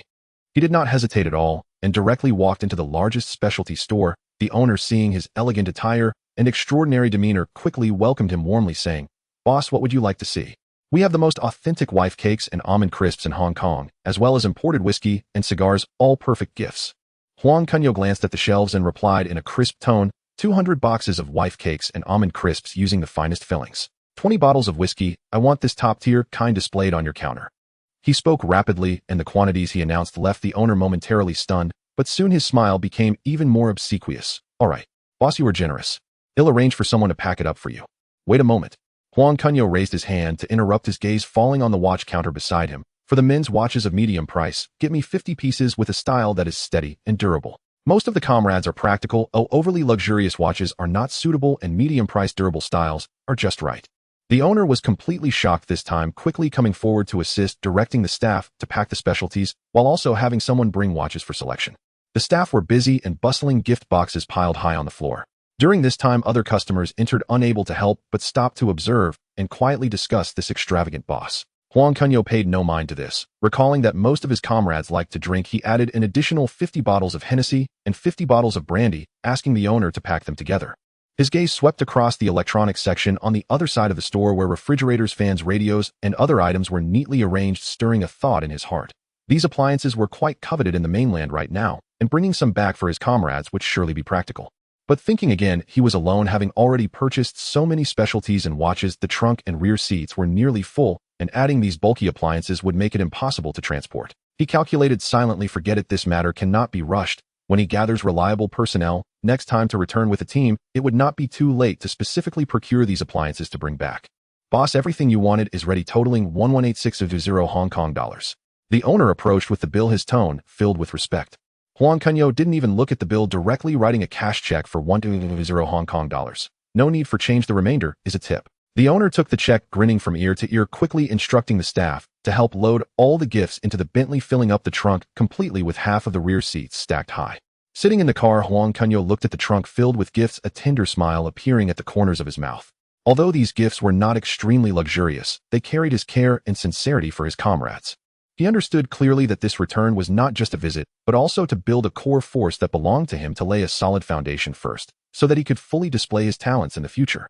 In a village in central Guangdong province at noon, Wang Jianjun sat by the field, smoking a cigarette, his youthful eyes devoid of any ripples, long lost the passion and sharpness he had in the army and on the battlefield. A year ago, the two brothers returned home with their platoon leader after leaving the army, taking up hoes once more to live the agricultural life passed down through generations. He had questioned himself more than once in his heart, is this how my life is meant to go on, seeing no end in sight? Looking at his father's bent back from years of toil in the fields, his elder brother's face worn with wrinkles before turning 30, and his younger brother Zhang Wo's despair after struggling to find work after leaving the army, he seemed to clearly see his own future. Unwilling. But what could he do about it? After taking the last drag of his cigarette, he stubbed it out on the ground, silently shouldered his farming tools, and walked back into the stifling field. Not long after he started working, he suddenly heard someone calling his name not far away. "Jianjun, someone is looking for you." It was the village's second uncle standing next to another person. The person was tall and sturdy, dressed quite stylishly, clearly someone from a big city. Wang Jianjun wondered to himself, what does this person want with me? Moreover, he felt that the person looked somewhat familiar. As he slowly walked closer, the other person's face became clearer. Suddenly, Wang Jianjun's expression brightened, and a glint of light shone in his eyes. Platoon leader. Recognizing Huang Kunyao, Wang Jianjun excitedly ran over the dirt beneath his feet. Platoon leader, what brings you here? And you've changed so much that I almost didn't recognize you. Wang Jianjun looked Huang Kunyao up and down, his tone filled with surprise. Jianjun, I came to see you. Where's Zhangwo? I brought some things for you and your family. Huang Kunyao laughed heartily, playfully punching Wang Jianjun's chest a few times, the familiar camaraderie evident in his strong gestures. Come on, let's talk at home. As they entered the yard, a somewhat thin figure suddenly darted out from the corner of the wooden house. It was Wang Zhangwo. He had been hanging his head listlessly, leaning against the wall, but upon seeing Huang Kunyao, his eyes suddenly widened like light bulbs, and a joyful smile broke out on his face as he rushed over, shouting, Platoon leader. It's the platoon leader. He ran so fast that he stumbled slightly, but after steadying himself, he quickened his pace, rushing to Huang Kunyao, his excitement making him unsure where to place his hands, and rubbing them together, his eyes slightly red. Platoon leader, you finally came. Wang Jianjun's home was very humble, consisting of a few low wooden houses. He and his parents lived on one side, while his elder brother's family occupied the other side, and Zhangwo slept directly on the ground.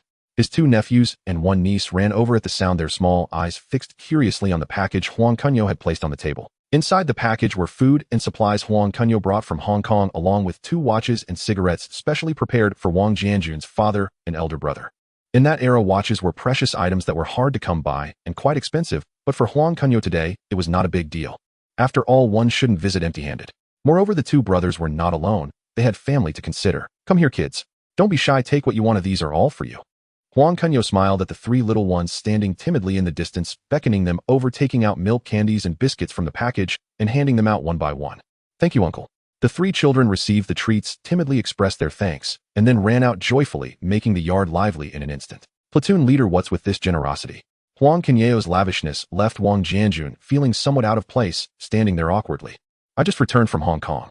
Huang Kunyao distributed cigarettes to the 2 brothers, and the arriving Wang father and elder brother lighting one for himself and taking a puff, speaking softly. Oh. Wang Jianjun looked surprised, evidently not expecting Huang Kunyao to have gone to Hong Kong.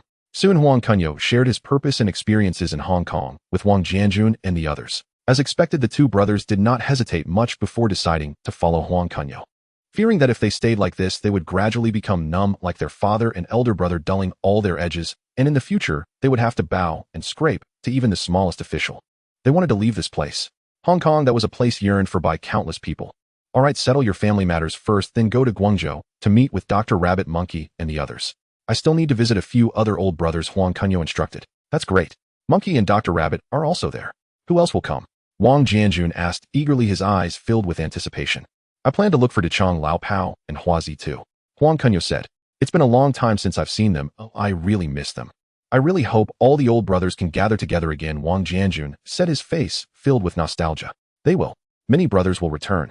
Huang Kunyao said firmly. Lao Pao was an experienced veteran scout, brave and fierce in battle, having personally eliminated over 10. However, during an intense battle, a burning bomb exploded near him, engulfing his whole body in flames in an instant. Huang Kunyao had braved the rain of bullets to drag him back, dousing the flames with dirt. But his body still suffered extensive burns, with his clothes fused to his flesh. The army doctors had declared that his chances of survival were slim. Unexpectedly, he ultimately pulled through with sheer willpower. Due to the severity of his injuries, he left the army and returned home before the war ended. As a battle hero, the local government arranged a job for him upon his return. Yet he was not happy at all. It wasn't just the intense pain from his wounds that he had to endure every day, it was the peculiar gazes of those around him that tormented him even more. After all, half of his face had been burned, leaving him looking grotesque, like a ghost, scaring even children to tears. No one wanted to talk to him, no one would come to visit him, and no one would introduce this ugly monster to anyone. Each day he was accompanied only by endless loneliness. One day after work, he kept his head down to avoid letting others see his face, just as he was about to take out his keys to open the door. Out of the corner of his eye, he suddenly noticed someone standing quietly on the street, not far away, looking at him. He slowly turned his head to look, and upon recognizing the person, Lao Pao froze in place, his whole body stiffening. Platoon leader. His body trembled uncontrollably, his cracked lips parted with difficulty, his voice, so hoarse it was barely audible, yet his eyes began to moisten. Lao Pao cried out in anguish. This iron-willed man who had never complained or shed tears on the battlefield now resembled a wronged child, pouring out the loneliness, grievances, and suffering he had suppressed for the past 2 years in a flood of tears. Huang Kunyao's eyes also reddened. He said nothing, but silently accompanied him, smoking one cigarette after another. It wasn't until nightfall that they gradually calmed down. The reason I came this time is to take you to Hong Kong. Huang Kunyao slowly spoke. The medical technology is very advanced now. I've already found out that your condition can be completely restored through a few plastic surgeries. Really, I can really go back to how I used to look. Lao Pao's voice still trembled, but the light of long-lost hope ignited in his eyes. You can be restored, but it certainly won't be exactly the same as how you used to look, Huang Kunyao said, with a light laugh, his tone filled with sincerity. Lao Pao felt no disappointment whatsoever, still trembling as he murmured, I don't care about being handsome, I just want to be a normal person. I don't want to bear the strange gazes of others anymore, and I want to walk with my head held high, just being ordinary. Hearing Lao Pao's simple, yet poignant words, Huang Kunyao felt a deeper sense of discomfort in his heart, unsure of what comforting words to say, and could only pat him heavily on the shoulder. In the following days, Huang Kunyao intentionally took a detour to visit the family of a fallen comrade. Pushing open the weathered wooden door, he saw the elderly parents of his comrade bent over tending to their vegetable garden, their white hair trembling in the wind, causing his heart to ache. He said little, placing the heavy envelope along with 2 large bags of gifts from Hong Kong and a piece of paper with a phone number on the table in the main room. Holding the rough hands of the old couple, he earnestly advised, Uncle, and if you encounter any difficulties at home in the future, feel free to find me. I am like your half-son. The old couple gazed at him, their eyes reddening, as they repeatedly murmured the name of their comrade. Huang Kunyao stayed with them for a long time, quietly, leaving only when the sun began to set. That comrade had once shielded him from a bullet on the battlefield. This kindness was something he would never forget in this life. Even though the person was no longer present, that protection would never cease. Exiting his comrade's home, Huang Kunyao dared not delay for a moment, hastening to the hometowns of other comrades. At each stop, upon seeing familiar faces, they would embrace each other, tightly patting each other's backs, all the unspoken words conveyed through that strength. He conveyed his intentions one by one, sharing his recruitment wishes with each person. Before he could finish speaking, the comrades almost unanimously agreed, their eyes reflecting nostalgia for the days they fought side by side and hope for the future. Meanwhile, brothers Wang Jiangwo and Wang Jianjun split into 2 groups, heading to different places to notify other comrades, agreeing to finally meet in Shin City. At a small inn on the outskirts of Shin City, just as Huang Kunyao settled his luggage, a familiar and urgent voice called from outside, Squad Leader. Squad Leader. His heart warmed, and in 3 quick strides he opened the door, only to find the Dr. Rabbit and Monkey standing at the entrance, still wearing their faded old military uniforms. Despite the worn fabric, they stood tall and proud like pines, exuding the same spirit they had back in the army. Dr. Rabbit, Monkey. Huang Kunyao greeted them with a smile, and the doctor and Rabbit immediately stepped forward to grasp his arm, their fingers rubbing the fabric of his sleeve, their eyes shining. Squad Leader, it's so good to see you. How have you been these past few years? Monkey directly gave him a bear hug, the force almost taking his breath away as he shouted, Squad Leader, I knew you'd come looking for us. Before Huang Kunyao could respond, a flurry of hurried footsteps approached from afar, dust rising with each step. Wang Jiangwo and his brother led Zhuang Tank and Big Dog hurrying over with their pants still splattered with mud from the journey, yet their eyes burned with fervent enthusiasm. Zhuang Tank, Big Dog. Huang Kunyao strode forward, delivering a few hearty punches to their solid chests, laughter booming. You boys still look as spirited as ever after all these years. Zhuang was indeed tall and strong, his simple face breaking into a silly grin. His returning punch carried significant strength, but tempered slightly as it landed on Huang Kunyao's shoulder. Squad Leader, you look even more impressive than before. Tank remained the most striking among them, with handsome features, having traded some youthful naivety for the calmness of a veteran. He stepped forward and saluted Huang Kunyao with utmost seriousness. Squad Leader reporting for duty. Big Dog was just as he always was, his buzz cut neatly trimmed, his gaze sharp as an eagle, his posture straight as a pencil. It was clear he had not lost the discipline of the military. He stepped up to pat Huang Kunyao on the back, his voice booming, Squad Leader, I am always at your command. Including Huang Kunyao and the fallen comrade, all the retired brothers from their former company had finally gathered together after crossing mountains and rivers. In the open space outside the inn, a group of young men in old military uniforms huddled together, chatting and laughing, drawing the attention of passers-by. At that time, shortly after the Vietnam War, the public's respect for the soldiers was still strong. Some recognized the traces of military uniforms on them and cast approving glances. An elderly man with white hair watched their upright figures slowly standing straight and offering them a solemn. Seeing this, Huang Kunyao and the others immediately raised their hands and salute, their movements uniform and precise, as if they had returned to the military camp of yesteryear. That night, Huang Kunyao reserved a private room at a small restaurant near the inn, filled with steaming home-cooked dishes and a few bottles of loose white liquor, simple yet warm, instantly creating a lively atmosphere for their reunion. After several rounds of drinks, everyone opened up and began sharing their experiences after leaving the military. Some returned home to toil in the fields, facing the earth with their backs to the sky. The others worked in small local factories, repeating monotonous tasks. Some relied on the skills learned in the army to make a living at stalls. But without exception, they all felt out of place in their surroundings, constantly reminiscing about the days of life and death in the military. Do you remember back in Kadir Cave when we shared a compressed biscuit? Someone spoke up first, and the laughter at the table gradually faded. Someone's eyes reddened as they raised their glass and poured half of it onto the ground softly, saying, "This cup is for our fallen brothers." Everyone followed suit. The sound of glasses clinking against the ground was deep, yet powerful. As they reminisced about the years of fighting side by side amidst bullets and gunfire, some drowned their sorrows in alcohol, tears mixing with the liquor as they flowed down. When discussing their hopes for Hong Kong, their eyes reignited with light as they passionately planned for the future, their words brimming with expectations for a better life. Late the next night, with the night as dark as ink, Huang Kunyao personally led everyone to the border passage. He had spent a considerable amount to secure connections. This passage was much safer than smuggling boats, avoiding inspections while ensuring safety. "Stay close to me, watch your step." Huang Kunyao walked at the front, turning back to remind everyone. The brothers tightly followed behind him, instinctively maintaining distance, yet able to look out for one another, a skill honed on the battlefield.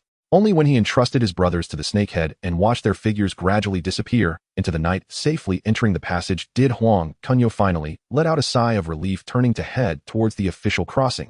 His identity was special, making it more prudent to use the legitimate route, allowing him to later assist his brothers.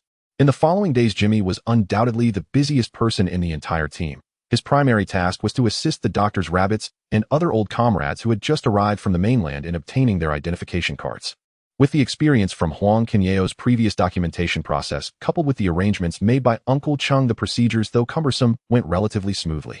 Jimmy was shuttling between the registration office, photo studios, and various locations every day, collecting data, verifying information, and following up on progress, so busy that he barely had time to drink water. Alongside Jimmy's hustle, Huang Kunyao was also working tirelessly with not a moment of rest.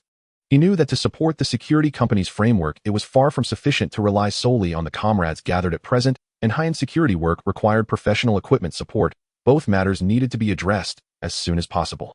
After much contemplation, he decided to personally return to his hometown to seek help from an old leader who had assisted him multiple times during their time in the military. This old leader had extensive connections and resources that might help solve these two significant challenges. Upon returning to his hometown, Huang Kunyao headed straight to the old leader's residence. Years later, upon meeting again, the old leader still appeared vigorous, and upon seeing this once capable subordinate, he was both surprised and delighted. After the usual pleasantries, Huang Kunyao directly stated his purpose. "Leader, I have come back this time to ask. I am preparing to establish a security company in Hong Kong Island and urgently need personnel. I wish to recruit 500 core members from our retired comrades and assign them to security positions on Hong Kong Island, which will not only solve their employment issues, but also help me support the company structure. Moreover, security work cannot do without professional equipment, and I also wish to procure a batch of compliant weapons to ensure the team's operational capability." After hearing Huang Kunyao's words, the old leader fell into a brief contemplation. He had always been very attentive to the placement of retired soldiers. Currently, many retired comrades indeed faced employment difficulties, and Huang Kunyao's proposal was undoubtedly a win-win solution. He nodded in agreement and said, "No problem with placing comrades. Currently, many veterans struggle to find suitable livelihoods, and your ability to provide jobs for them is commendable. I will help you coordinate and filter a group of capable and skilled personnel. You can arrange for someone to follow up directly." Regarding the procurement of weapons, the old leader's demeanor turned serious. "As for weapons, this matter is not so simple. The control of weapons is a major issue that I cannot decide directly. As you know, the cross-regional and cross-border transfer of weapons is subject to strict regulations and involves approvals from multiple departments. Let's do this. I will first report your needs to the higher-ups, organize discussions with the relevant departments, and see if we can find a compliant solution. I will inform you as soon as there is news." Upon receiving the old leader's response, Huang Kunyao felt a heavy weight lift from his heart and hurriedly stood up to express his gratitude. "Thank you, leader. With your help, I feel reassured. For the subsequent arrangements for my comrades, I will assign a dedicated person to follow up. As for the weapons, I appreciate your efforts." After finalizing the details with the old leader, Huang Kunyao did not dare to delay and hurried back to Hong Kong Island. He still needed to advance the integration of his comrades into Hong Kong Island and familiarize them with the terrain. Upon returning to Hong Kong Island, Huang Kunyao made time every day to personally lead the comrades who had arrived in traversing the streets from the bustling commercial districts of Mong Kok to the alleyways of Yau Ma Ti, from the waterfront avenue of Tsim Sha Tsui to the old neighborhoods of Kowloon, explaining the directions of each road, the nearby landmark buildings, as well as the distribution of different regional gang influences and public safety characteristics. When encountering important transportation hubs, commercial nodes, and potential safety hazards, he would take the time to stop and give detailed instructions, ensuring that everyone could become thoroughly familiar with the terrain, laying a foundation for future security operations. Meanwhile, while Jimmy's identification card processing work had yet to be fully completed, a new directive from Huang Kunyao arrived, instructing him to immediately head to Tuen Mun to negotiate the acquisition of a piece of land. Since a security company needed a professional training ground, Tunmun, with its low land prices, was an excellent choice. Jimmy did not dare to delay and hurried to Tunmun with the information. At that time, Tunmun was far from the bustling city, with large areas of land still undeveloped farmland, and the land prices were astonishingly low. Agricultural land was priced at about 1 euro HKD per mu, which translates to only around 0.23 Hong Kong dollars per square foot compared to Mongkok and Tsim Sha Tsui, where land prices easily reached dozens or even hundreds of HKD per square foot. It was simply a bargain. Following Huang Kunyao's instructions, Jimmy found the landowner to negotiate the acquisition. The other party, seeing that he was introduced by HSBC and was straightforward, did not engage in excessive entanglement. Both parties quickly finalized the cooperation. In the end, Jimmy acquired over 300 square meters of land at an incredibly low price, equivalent to a total of 500 mu, with the land payment amounting to 500 HKD. Including notarization, registration, and various miscellaneous fees, the total cost was still under 6. However, the lawyer's fee for this transaction accounted for a significant portion of the expenses, reaching a total of 500 HKD. This was because Huang Kunyao specifically designated the exclusive lawyer from HSBC, Chen Tianyi, to handle this transaction. Chen Tianyi was a well-known top lawyer in Hong Kong Island with solid professional capabilities, especially skilled in handling complex legal matters such as land acquisition and commercial mergers. Having him oversee the deal could minimize potential risks in the transaction, which was why Huang Kunyao was willing to pay a high price to hire him. At the moment he signed the land acquisition contract, Jimmy held the weighty documents, feeling a mix of shock and awe. Looking at the vast expanse of land in Tunmun, though it was still barren farmland at the moment, he instantly understood Huang Kunyao's deeper intention. Laying out plans to establish a training base in a place where land prices were as low as cabbage would undoubtedly yield great potential in the future. He did not dare to waste a moment. Without waiting to report back to Huang Kunyao in the city, he immediately contacted the top renovation team and security facility planning team in Hong Kong Island according to the pre-received plan. This team had long been engaged in construction projects for international-level security locations with extensive experience. Upon receiving the order, they arrived at the site that same day with professional equipment and finalized the construction plan for the national-level security training center with Jimmy. According to the plan, a multi-scenario comprehensive training base would be established here, covering various functional areas, including special operations simulation zones, anti-terrorism drill passages, and large-scale security activity replication sites, fully meeting the diverse needs of high-end security training. Once the plan was confirmed, the construction team immediately entered the site, and the roar of heavy machinery instantly shattered the tranquility of the farmland. The investment in this construction was enormous. Just the site transformation and main building construction incurred significant costs, plus the procurement of international top training equipment, including simulated confrontation systems, climbing assault facilities, anti-explosion drill equipment, and a dozen military Humvees, added up to over 50 million HKD in total. As the preparations at the security base progressed smoothly with the mechanical hum echoing day and night, Chen Yaoqing, clad in a sleek black jacket, entered Huang Kunyao's office with steady steps. At this moment, his brother's gambling debts had been completely settled, and the scars on his face had formed a thin layer of light brown scabs, shedding the naivety and restraint of a parking boy. His brows bore the ferocity and decisiveness of a man from the underworld, while his eyes concealed a sharp ambition, eager to prove himself. He walked straight to the desk, standing tall and straight, neither losing his respect nor lacking a sense of resolution. He slightly nodded and said, "Boss, thank you for your timely support. Now that my brother's matters are settled, and I have no more worries, I wish to seize this momentum and take full control of the territory in Wanchai to guard this entrance for you. However, I currently lack manpower, and I don't even have a decent stronghold. I came to seek your guidance, and hope you can provide me with the backing I need." Huang Kunyao raised his gaze to assess him, noting the transformation from despair to vitality in his demeanor, a flicker of approval passing through his eyes. He had long planned to support Chen Yaoqing in establishing himself in the underworld and fortifying his street defenses. Without hesitation, he tapped his fingers lightly on the desk, and then took out 2 thick checks printed with substantial amounts, gently pushing them across to Chen Yaoqing. The sunlight filtered through the blinds onto the checks, glistening with a cold, hard sheen. Huang Kunyao's tone was steady as a deep pool, yet carried an undeniable authority. "This 2 million, you can use it to recruit personnel. Do not be greedy, but make sure to seek quality, specifically those with solid skills and strong loyalty, yet marginalized and struggling in their old gangs. Offer them double salaries and a generous settlement to firmly secure their hearts." He paused, gestured towards another check of even more staggering value, and continued, "This 20 million, take a portion to acquire a nightclub and a bar in the core area of Wanchai, serving as your central stronghold, which will not only gather wealth, but also act as a venue for socializing and gathering intelligence. The remaining funds have an even more crucial purpose. Go to all 18 districts of the port and carefully select 10 prime locations in each district, prioritizing spots on main streets below office buildings, or densely populated residential areas, all to open a chain of tea restaurants. Chen Yaoqing was momentarily taken aback, his pupils slightly constricting, and then he looked up at Huang Kunyao, confusion evident in his gaze. Boss, open tea restaurants. Wait, let me finish. Huang Kunyao raised his hand to interrupt, his fingers tapping on the desk, his tone reflecting deep consideration. These tea restaurants will appear to be legitimate neighborhood businesses, but their utility is immense. Firstly, I have already arranged the supply of ingredients. Jimmy will prepare a food company that will uniformly deliver the ingredients for all tea restaurants, ensuring quality and avoiding troublesome middlemen. Secondly, these tea restaurants will serve as your military outposts and eyes.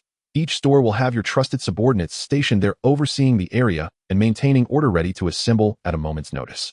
Thirdly, the tea restaurants will attract large crowds from all walks of life, serving as the best points for gathering information. Any wind or movement on the island will reach our ears through these channels in no time.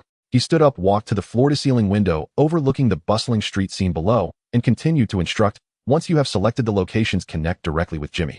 The contracts will be drafted by his professional team, you just need to bring people to sign them. Remember, Wanchai is the foundation, you must establish yourself firmly first, but the layout for the 18 districts is a long-term plan. The sooner it is implemented, the better. My goal is not to make you a small boss confined to Wanchai, but to enable you to become a force that can influence the entire port, guarding the street defenses of this commercial landscape for me. Take the territories that need to be taken, establish the rules that need to be established, and do not hesitate in the face of issues. If the sky falls, I will catch it. After hearing these words, Chen Yaoqing was utterly stunned, and the earlier doubts completely dissipated, replaced by uncontrollable shock and elation. He finally understood the depth of Huang Kunyao's plans. This was not just about providing him with funds and resources, but paving a broad path for him to establish a long-lasting foothold. His gaze fixated on the checks on the table, his pupils suddenly constricted, his throat bobbing fiercely, and in his eyes, besides astonishment, a blazing ambition ignited, as if he had grasped the key to the summit of power. He trembled as he picked up the checks, his fingertips turning pale from the pressure tightly grasped in his palm, then deeply bowed to Huang Kunyao, his forehead nearly touching the table, his voice resonating with determination. Boss, rest assured. Your kindness I, Chen Yaoqing, will never forget in this life. I will not let you down.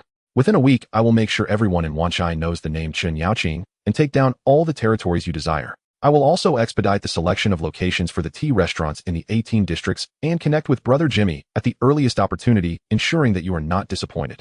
Meanwhile, the construction of the security base in Tunmun was nearing completion. The contiguous main building stood in close formation, and the prototype of the standardized training ground had already taken shape. Except for a few precision international top training devices still undergoing customs clearance and transportation, all other facilities were fully completed and ready for use.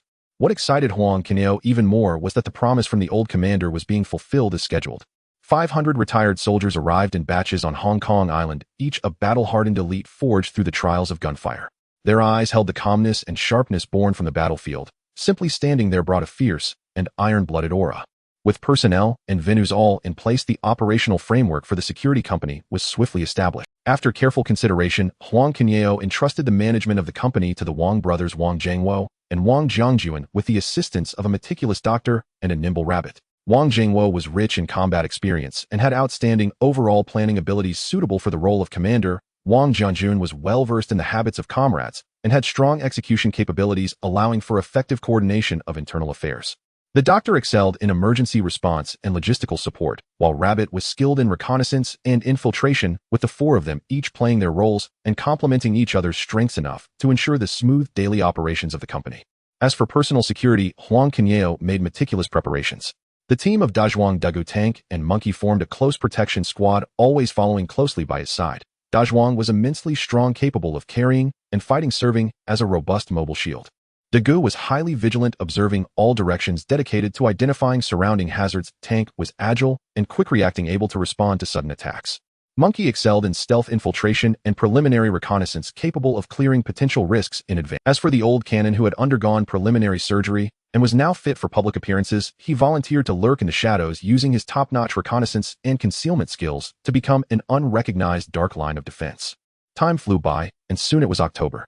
In the morning, while Huang Kunyao was reading the newspaper, a bombshell news suddenly caught his eye. Jining Group officially announced the successful resale of the Central Golden Gate Tower to a consortium for 1.68 billion Hong Kong dollars. This news instantly ignited the financial sector of Hong Kong Island, as this was the most lucrative single real estate project in the history of Hong Kong.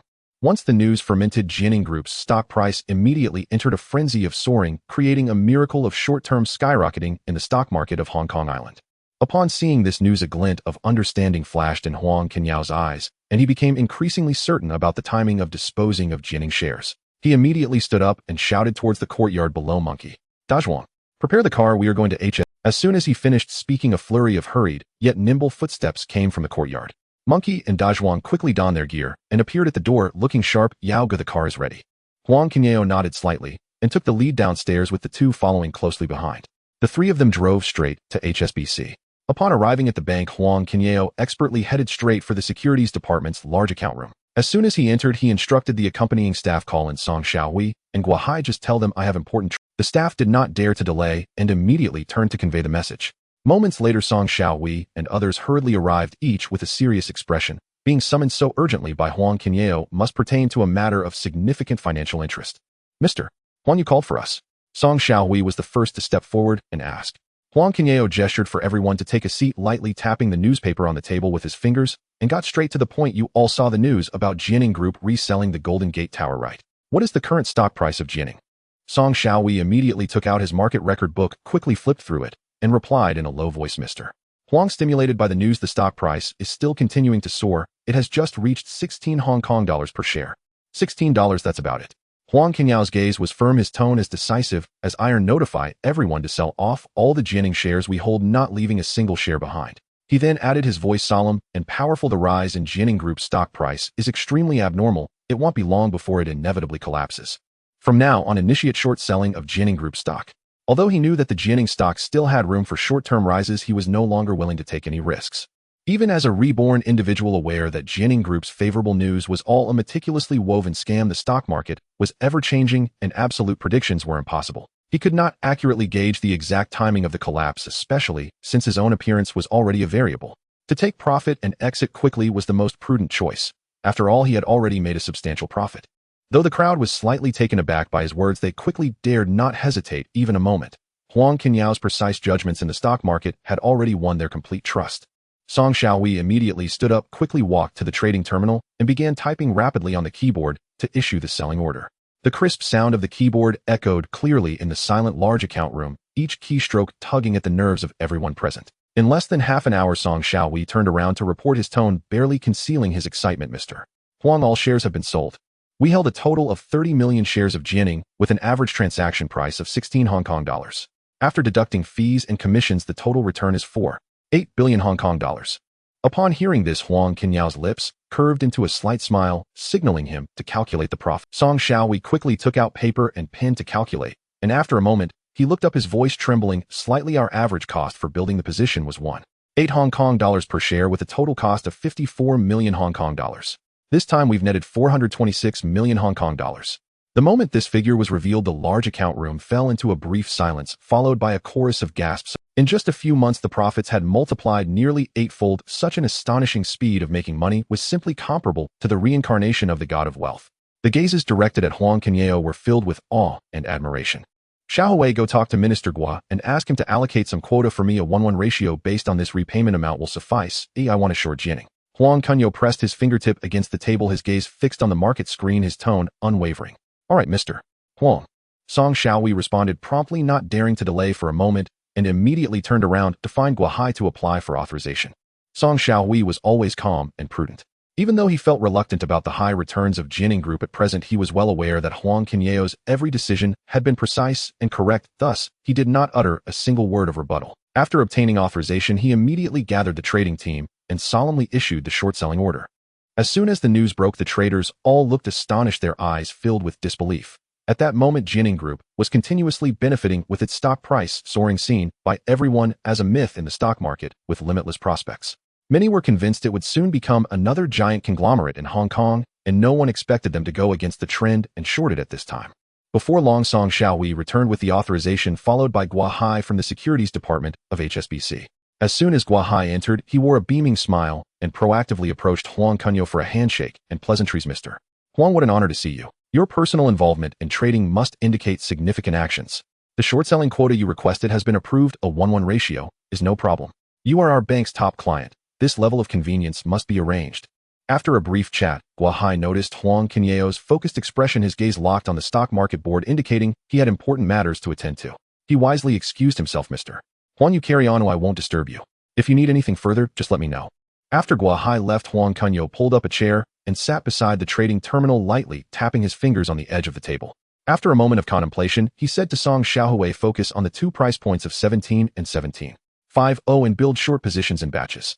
Be mindful of the pace and don't take in too much at once to avoid alerting the market. Understood. Song Xiaohui nodded in agreement, turning to the 2 core traders Wang Jie and Rong Xiaoming, and instructed in a low voice, place short orders in the range of 17 to 17.50, accurately matching the market sell orders, and carefully verify each counterparty's details, keeping thorough records. The battle of shorting had officially commenced. This battle lasted a full 7 days. Throughout those 7 days, Huang Kunyao practically made the banks every day before dawn. He was already in the trading room, first reviewing the previous day's stock market reports and various financial publications to analyze market trends. Once the market opened, he kept a close watch on the market screen, his gaze sharp and eagle-eyed, not missing any subtle fluctuations in stock prices. The tea on the table was replaced pot after pot, and both lunch and dinner were delivered directly to the trading room by his assistants. Often he would merely take a few bites before putting down his chopsticks, redirecting his focus back to trading. Occasionally, when he stood up to stretch, he would walk to the market board, tracing the curve of Jianning's stock price with his fingertip, quietly contemplating the timing for strategy adjustments. Inside the trading room, the sounds of keyboard clacking, phone ringing, and traders reporting echoed continuously, maintaining a high-intensity, busy rhythm. China Thai Bank has put out a short sale order of 4 million shares of Jianning stock at a short price of 17. Buy-in. Purchase in batches and do it discreetly. Song Xiaohui responded in a low voice, his gaze fixed on the trading interface. HSBC has 6 million shares of Jianning short sale orders flowing out at a selling price of 17. Take them.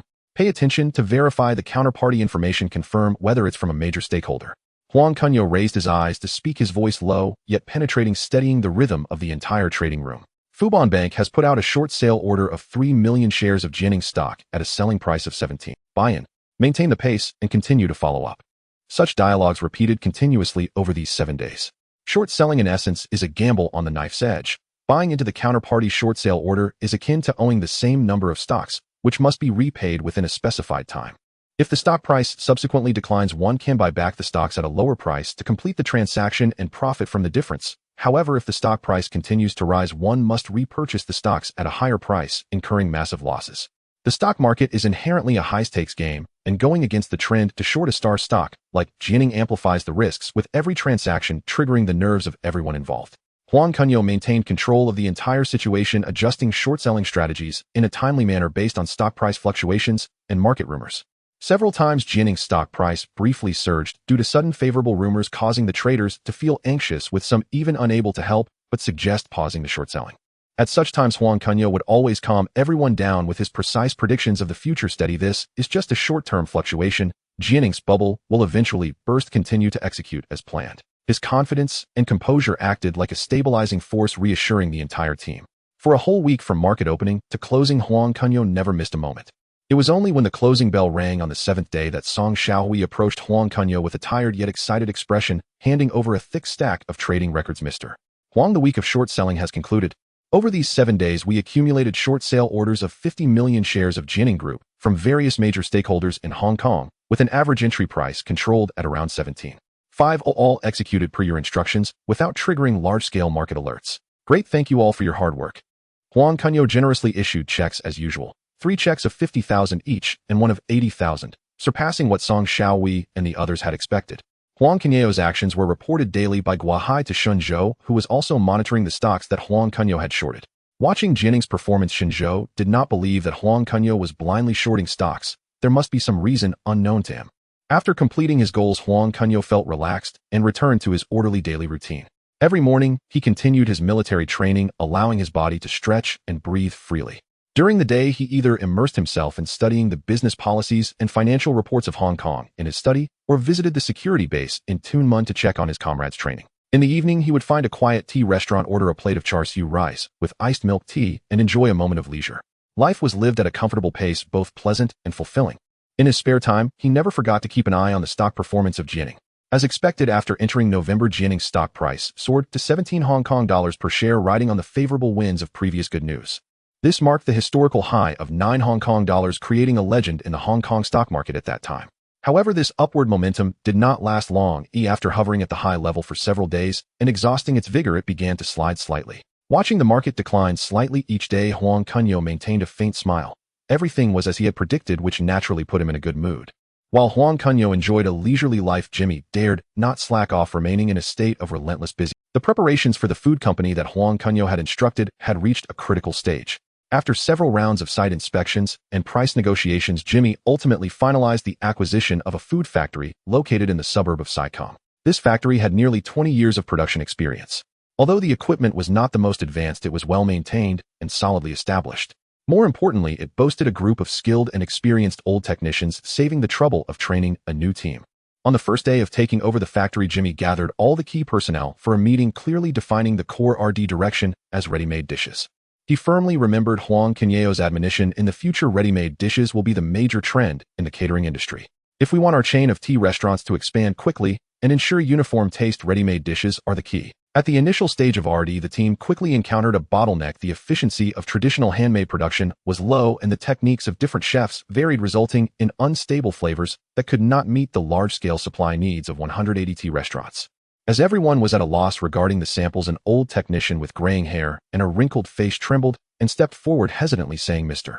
Li, I once apprenticed in Nanyang, and I have heard from my fellow countrymen that in Sakura country, there are automated equipment specifically designed for ready-made dishes that can precisely control cooking time, temperature, and ingredient ratios.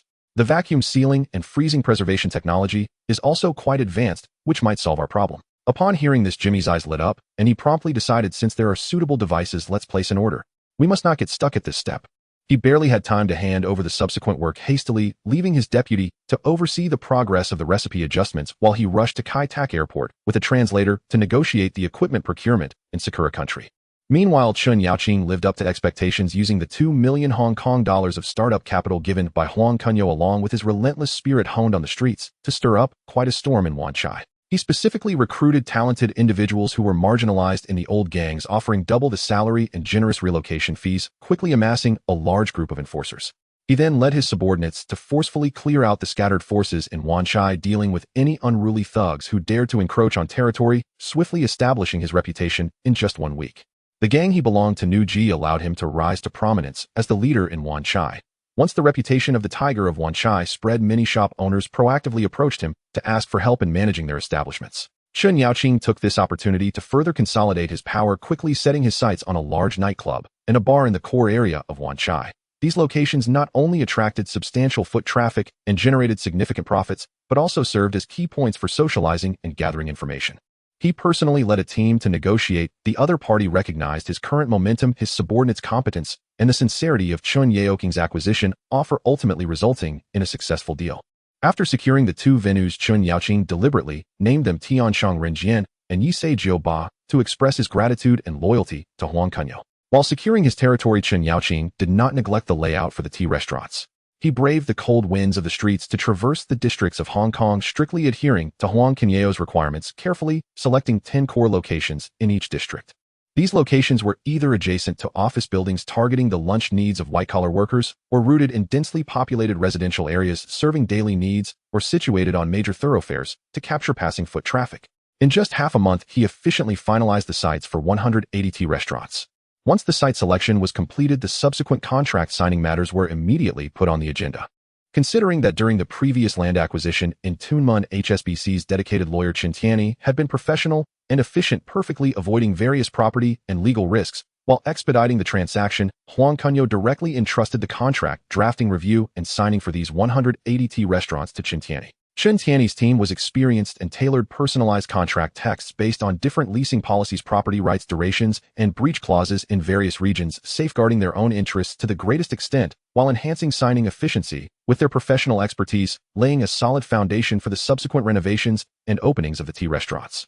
As the year-end approached, the streets of Hong Kong gradually filled with red lanterns, and Fu characters were posted at the entrances of tea restaurants and shops, intensifying the festive atmosphere. This year, Huang Kunyao was exceptionally busy, yet felt incredibly warm. On one hand, he accompanied Jimmy in visiting various business partners and bank executives, paying New Year's visits to business magnates, with each gift meticulously chosen. He brought top-quality pure tea for Uncle Chung, imported whiskey for Guahai, a box of cigars for lawyer Chen Tianyi, a piece of calligraphy for Bao Yugong, a piece of blue and white porcelain for Shun Bai, and even made a trip back home before the new year to give a gift to the old leader.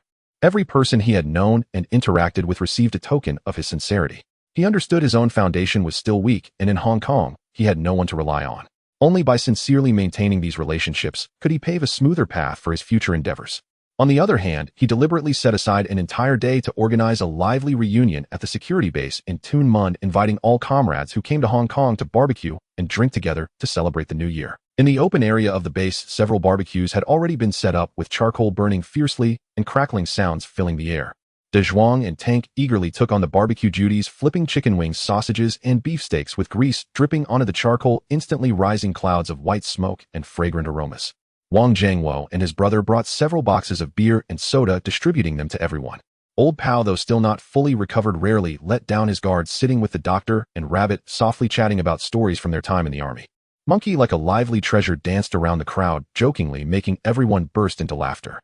Huang Kunyao walked over with a glass in hand, clinking glasses with each comrade, his voice loud and sincere. Brothers, this is our first new year together since we reunited. In the past on the battlefield we fought life and death together. Now that we are in Hong Kong, we must also strive side by side. I toast to all of you. Thank you for your trust. In the future, let us stand firm together and create a bright future. Cheers. Dozens of glasses clinked together, producing a crisp sound. The liquor warmed their hearts. Everyone enjoyed the delicious barbecue while freely sharing stories. From the embarrassment of sharing compressed biscuits in the cat ear cave during their service to their respective circumstances after retirement and their aspirations for the future filled with camaraderie. Old Pao, with reddened eyes from drinking, grasped Huang Kunyao's hand and choked out, "Squad leader, thank you. Not only for giving me a chance at rebirth, but also for letting me feel the warmth of home again." Huang Kunyao patted his shoulder and softly replied, "We are brothers, no need to stand on ceremony." This reunion not only brought the comrades closer together, but also strengthened the team's cohesion, making everyone more determined to strive alongside Huang Kunyao. The lively atmosphere of the new year quickly dissipated and Hong Kong returned to its bustling rhythm.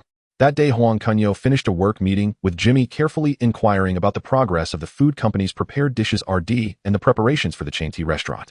After confirming that everything was steadily advancing, he returned to his villa at Shallow Water Bay ahead of schedule. In the quiet of the night, he found it hard to sleep, so he brewed a pot of rich pure tea and sat alone in the living room, lost in thought.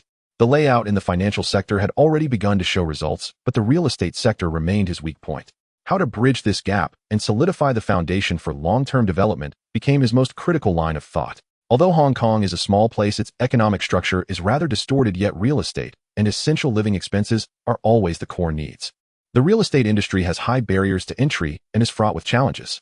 Lacking experience and a professional team, it might be better to first establish a property company focused on acquiring and leasing quality properties, becoming a steady rental business. In terms of dining, there is already a layout for a prepared food company and chain tea restaurants, but further expansion is needed. Walmart has made it into the Fortune Global 500 through chain supermarkets, and given that he now has cash on hand, it is the perfect time to enter the large chain supermarket sector. Moreover, the 1980s and 1990s were the golden age of Hong Kong cinema, and the cinema industry holds immense potential. Now is an excellent time for bottom-fishing acquisitions along with acquiring land, which would not only lay the groundwork for film terminals, but also allow him to enjoy the benefits of rising land prices. Truly a win-win situation. His thoughts gradually became clearer, but a new problem arose: lack of professional talent. Fortunately, there were headhunting companies in Hong Kong, though not large. Their professionalism was acceptable. The next day, Huang Kunyao had Jimmy contact several well-known headhunting companies in the industry, informing them of the need for headhunting at Villa No. 3 in Shallow Water Bay. Those in the headhunting business are shrewd, fully aware that the residents of Shallow Water Bay are all either rich or influential. Securing this contract would not only yield considerable commissions, but also enhance the company's reputation. Therefore, several headhunting companies did not dare to be negligent and promptly sent their most experienced elite consultants. In the living room, several elegantly dressed men and women in finely tailored suits and skirts were seated on spacious leather sofas waiting. Stylish oil paintings adorned the walls, and a large crystal chandelier overhead radiated a soft glow. The minimalist yet grand decor exuded the luxury and warmth of a top-tier mansion.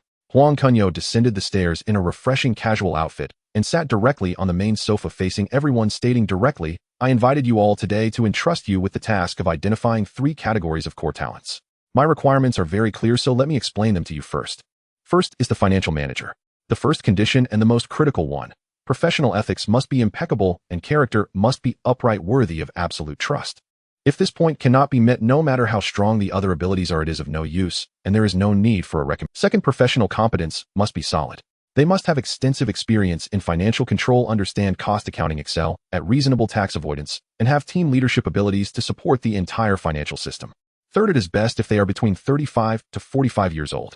Too young means insufficient experience, and too old means limited energy and lower stability. As soon as he finished speaking, a female consultant wearing gold-rimmed glasses immediately took notes and looked up to ask Mr. Huang, what is the target salary range for the financial manager? This is important for us to accurately filter candidates. As long as all aspects meet the standards, the salary will be comparable to the top salaries of listed companies in Hong Kong. The same goes for other talents, Huang Kunyao declared authoritatively. After receiving a clear response, everyone continued to record attentively. Huang Kunyao then said, next is the head of retail, essentially the captain of the future chain supermarket. First, they must have an in-depth understanding of the retail industry in Hong Kong and Southeast Asia. They not only need to understand operations, but also have unique and precise judgments on future development trends in the industry. Second, they must have the ability to form and lead a professional management team and quickly establish the supermarket's operational system. Third, they must be familiar with various procurement channels for goods, especially able to connect with quality suppliers, controlling both costs and quality. Fourth, as before, character comes first. They must be reliable and loyal. At this moment, a slightly plump male consultant spoke up. Mr. Huang, our company has many quality connections in the retail industry, but resources for these core leaders are scarce, and the screening period may take a little longer. What is your time requirement? A short-haired female consultant immediately assured Mr. Huang, rest assured. With your kind of motivation, we will definitely do our utmost, prioritizing the best resources in our company to filter candidates for you. Other consultants also echoed, their eyes full of determination. Huang Kunyao nodded slightly and continued, the last category is the real estate acquisition specialist. The core requirements are just 2 points. First, they must be thoroughly familiar with the real estate market across Hong Kong, whether it is office buildings in core business districts or land in potential areas and old cinemas, providing accurate value assessments and acquisition advice. Second, negotiation skills must be strong, able to minimize acquisition costs while ensuring my core interests. Regarding character, there can also be no issues whatsoever.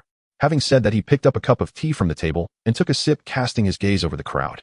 These are my requirements. Have you all noted them down clearly? If there are any questions, you can ask now. If there are no problems, we will sign the entrustment agreement and my assistant Jimmy will coordinate the specific matters with you. The headhunting consultants nodded quickly in unison, exclaiming, we have noted everything, Mr. Huang. No questions. They quickly checked their notes to ensure nothing was missed before getting up to prepare to coordinate the signing of the agreement with. A week later, the candidates recommended by the headhunting firm were all compiled and delivered into Huang Kunyao's hands. He reviewed each dossier carefully, then commissioned thorough background investigations on the top contenders. After rigorous screening, 2 of the 3 initially promising candidates were ultimately rejected, one due to ethical concerns, the other because his professional expertise failed to align with the role's requirements. Only one candidate remained, Wang Hongwei, founder of Huaxing Property, a local real estate brokerage valued at approximately 5 million Hong Kong dollars. Though modest in scale, the firm enjoyed a respectable reputation within the industry. Huang Kunyao scanned the investigative report, his fingertips lightly tapping the desk as a quiet certainty settled in his mind. Without delay, he instructed his staff to invite Wang Hongwei to his office. The moment Wang Hongwei sat down, Huang Kunyao cut straight to the point. No preliminaries, no veiled language, Mr. Wang, I've looked into your Huaxing Property. You built it from scratch, as a junior agent, to what it is today. Your capability is beyond question. Wang Hongwei blinked in surprise, then offered a wry, self-deprecating smile and shook his head slightly. Mr. Huang flatters me. Truth be told, we're merely scraping by. In fact, I came here prepared to sell the company. The reason you've reached this impasse isn't lack of ability. It's the absence of the single, most critical pillar, Triad backing. Huang Kunyao spoke with unwavering conviction, piercing straight to the heart of the matter. Noting the flicker of astonishment in Wang Hongwei's eyes, he continued, in today's Hong Kong real estate brokerage landscape, operating a small-scale, low-profile business may suffice for modest gains, but true growth demands island-wide expansion. Yet such expansion means entering diverse districts, each with its own entrenched territory. Without Triad protection, not only will business development stall, but even your existing operations risk being squeezed out by better-connected rivals. Your storefronts themselves may not survive. These words struck Wang Hongwei's deepest pain point. He nodded repeatedly, voice heavy with resignation. Mr. Huang is absolutely right. I've attempted expansion over the past 2 years, but every time I tried opening branches in new districts, local Triad factions blocked us, demanding exorbitant protection fees or sabotaging our operations outright. Several attempts left us not only profitless, but deeply in the red. I've long understood without Triad affiliation, this business cannot scale and will inevitably fade into obsolescence. You possess the professional mastery to run a property brokerage. I bring the influence you lack. Together we can build something formidable. Huang Kunyao shifted tone, extending an olive branch. I propose acquiring Huaxing property at a 50% premium and rebranding it as Kunyao property.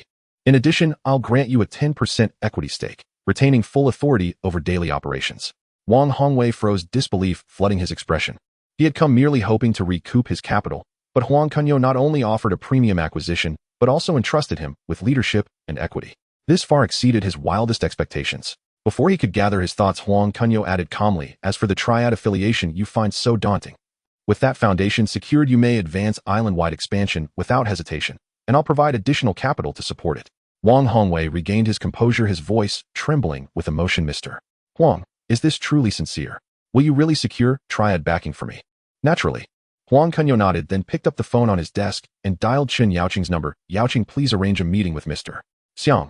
I have a proposal I'd like to discuss with him. After hanging up, he turned to the still stunned Wang Hongwei, his voice steady, authoritative, unassailable. Chen Yaoqing is the Wanchai boss of the Sun Yuan. By enlisting him first, we'll anchor Kunyao Properties' presence, not just in Wanchai, but across Kowloon's core districts, ensuring our storefronts stand firm and unshaken. Once our foundations are solid, Chen Yaoqing will introduce us to key figures from other major societies, the Wuxing with a Haoyan lock, forging cooperative alliances rather than monopolistic control.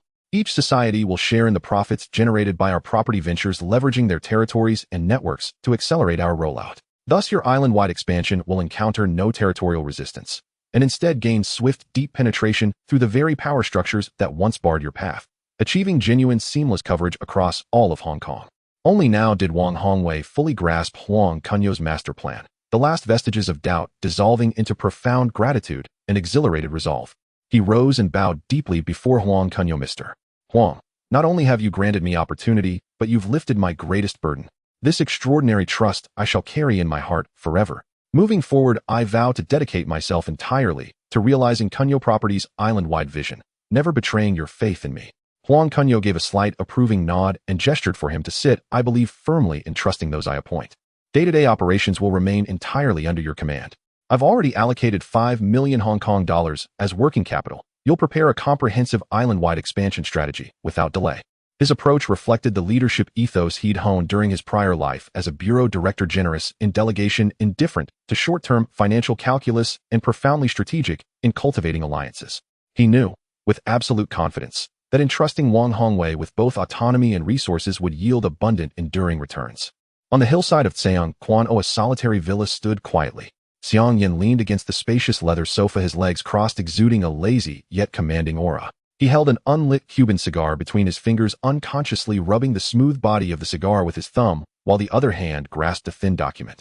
As his gaze swept over the paper, his brow gradually furrowed, and a hint of impatience flickered in his eyes.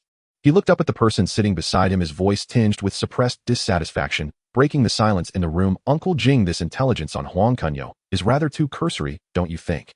Aside from the name, photo, and address in Shallow Water Bay, all we found was a newly started security company. The so-called assets are all registered under that brat Chen Yaoqing. The man sitting next to him on the sofa, Lin Jing, was the leader of the Lin family ruling over the Xiang family. With frosted hair at his temples, his face etched with the lines of time and calmness, he nodded slightly upon hearing this, his fingers gently tapping on the armrest. His voice was deep as an ancient bell, carrying an undeniable certainty. Mr. Xiang, what we have gathered in such a short time is already the limit of what we can reach. Huang Kunyao entered Hong Kong illegally, and his identity is inherently obscure. What's more, all his financial transactions have gone through HSBC, leaving us with no trace to follow. This. Xiang Yin slowly set down the document, bringing the cigar to his nose to inhale the rich scent of tobacco filling his nostrils, yet it did nothing to dispel the doubts in his heart. He rubbed the cigar repeatedly with his fingers, his gaze deep and contemplative, clearly mulling over the intricacies involved. How could an illegal immigrant manage to secure such a substantial amount of money in a short time to support Chen Yaoqing in solidifying his position in Wanchai without some form of backing? After a moment, he looked at Lin Jing, leaning slightly forward, and his tone suddenly became serious. Uncle Jing, what do you think Huang Kunyao suddenly approaching Chen Yaoqing for collaboration is really about? Knowing that we have a new force in Hong Kong, why would he dare to extend an olive branch? Does he genuinely seek our help, or does he have other motives? Just as Lin Jing was about to respond, the intercom at the villa's entrance suddenly crackled with the respectful voice of the butler, breaking their contemplation. Mr. Xiang, Mr. Chen Yaoqing has brought a guest to visit, claiming to be Mr. Huang Kunyao, whom you arranged to meet. Xiang Yan's eyes first glimmered with surprise, clearly not expecting the other party to arrive so quickly. He instructed into the intercom in a deep voice, let them in. As soon as he finished speaking, the sound of footsteps approached from the corridor. steady, and orderly, neither hurried. Soon Chen Yaoqing, dressed in a sharp black suit, was the first to enter the living room. His suit was impeccably tailored, his hair neatly combed, shedding the roughness of his former street thug days, now exuding the competence of a seasoned underworld leader. Following closely beside him, Huang Kunyao wore a simple white shirt paired with dark trousers, his figure tall and upright, possessing a clean, yet steady demeanor that sharply contrasted with Chen Yaoqing's intensity. As soon as Chen Yaoqing entered, he quickly stepped forward and greeted Xiang Yan and Lin Jing with a smile. Mr. Xiang, Uncle Jing, this is Mr. Huang Kunyao, whom I've often mentioned to you both. Huang Kunyao took a step forward, slightly nodding and salute, his movements standard and humble, his tone steady and powerful, showing no trace of flattery or timidity. Mr.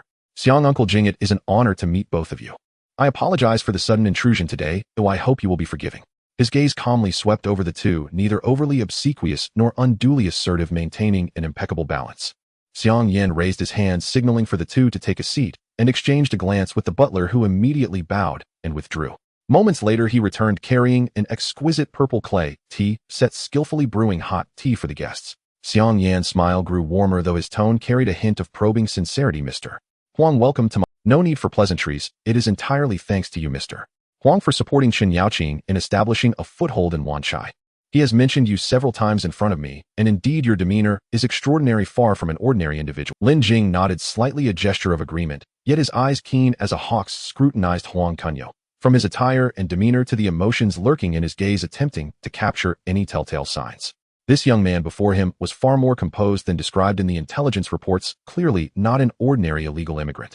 After exchanging a few polite remarks, Xiang Yan's gaze suddenly fell behind Huang Kunyao, only to realize he was not alone. Following him was a middle-aged man in a tailored suit and gold-rimmed glasses, exuding an air of elegance, clearly an elite figure well-versed in the business world.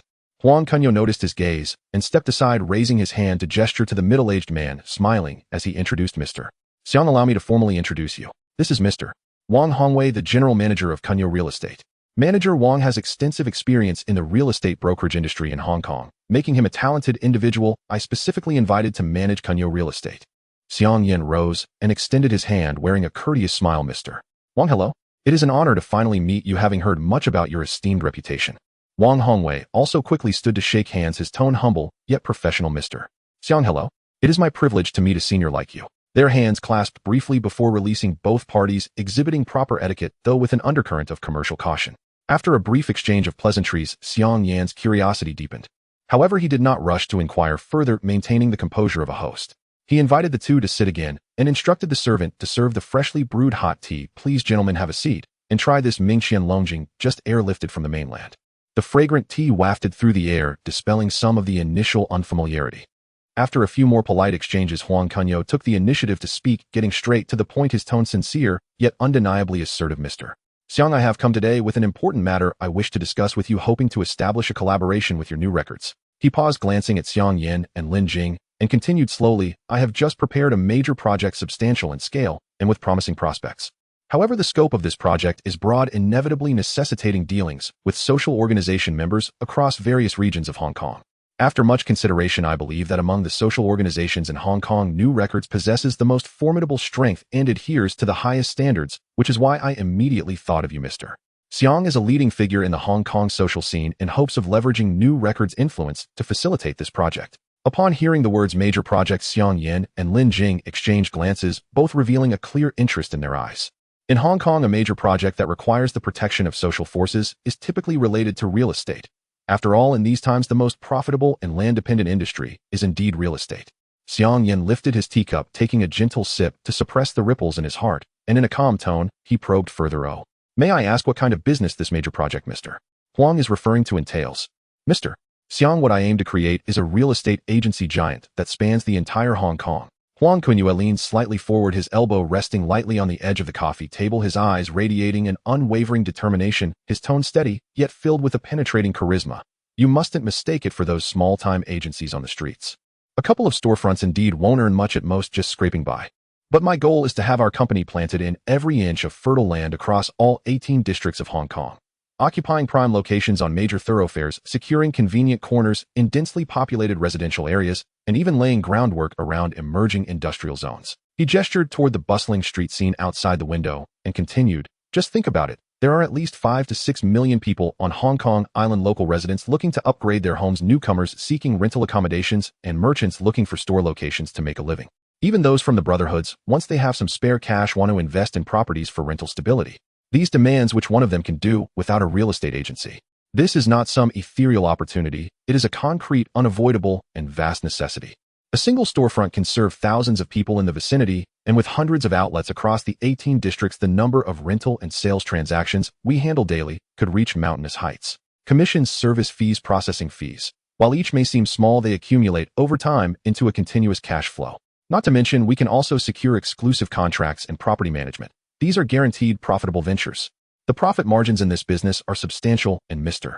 Xiang, you are seasoned in commerce. With a little calculation, it will be crystal clear to you. Huang Kunyao lifted his teacup and took a sip, his tone slightly softer, yet imbued with even more conviction. After a brief pause, a glint of cleverness flashed in his eyes, and he shifted his tone. Moreover, this is just the basic level of profit. Once hundreds of stores establish their footing and create economies of scale, our avenues for profit will be fully unlocked. Just imagine every day people flow in and out of the stores, all of them precise clients with spending power and diverse needs. We can collaborate with insurance companies to promote home and mortgage insurance, partner with banks to recommend investment products. We could even connect with furniture and appliance manufacturers and renovation companies to provide honest-stop services. Storefront windows could be rented out for advertisements, walls could display community information in exchange for service fees, and we could even establish a dedicated loan brokerage department to help clients secure the best mortgage options, earning processing commissions. These street-level stores will be our nerve endings, reaching out to the citizens of Hong Kong, and with the backing of your Xinji Group, whatever issues arise in collections or operations will be smoothly navigated. By that time, wouldn't making money be a matter of course? Huang Kunyao paused slightly, his gaze fixed firmly on Xiang Yin, throwing out the most enticing bait.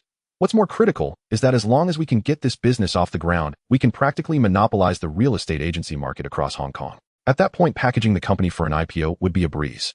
As a core partner, Mr. Xiang, you would naturally become a shareholder in the listed company, perhaps even join the board. At that time, you would no longer just be Mr. Xiang in the underworld, but a recognized director of a publicly listed company in the business world. This leap across social strata holds far more value than merely making money, wouldn't you agree? Oh, Xiang Yin, who had been lazily leaning against the sofa, suddenly straightened up, his eyes instantly shining with astonishment, his fingers gripping the cigar, tightening unconsciously. Having navigated the underworld his entire life, he had already amassed considerable wealth, yet the label of black always hung over him like a sword. Huang Kunyao's last statement precisely struck at the deepest desire he had hidden within, cleansing his identity, bridging social divides, and allowing the Xiang family to truly become a prominent and respected family. For him, making money was no longer the primary goal. This transformative opportunity was what he had longed for. Suppressing the turbulence inside, Xiang Yin slowly set down his teacup, lightly tapping his fingertips on the smooth surface of the coffee table, his previously casual tone now replaced by a more prudent consideration. Mr. Huang, you have articulated the nuances and prospects of this agency business thoroughly. I admit this is indeed a lucrative venture with potential for long-term growth. However, you mentioned establishing storefronts on every major thoroughfare and in every residential area across all 18 districts of Hong Kong. Such statements seem overly idealistic. Xinji's influence on Hong Kong Island is not weak. We have a say in core areas like Wan Chai and Yau Ma Ti. But the territory across all 18 districts is complex, with various organizations each having their own stake. Liansheng has deeply rooted itself in Kowloon for many years. Anil has its sights set on many lucrative areas in the new territories, refusing to yield an inch. Then there are Dongxing and Hongxing, each entrenched in their own domains, unwilling to compromise. Xiang Yin leaned back against the sofa, his fingers tracing the edge of the cigar box, his tone growing heavier.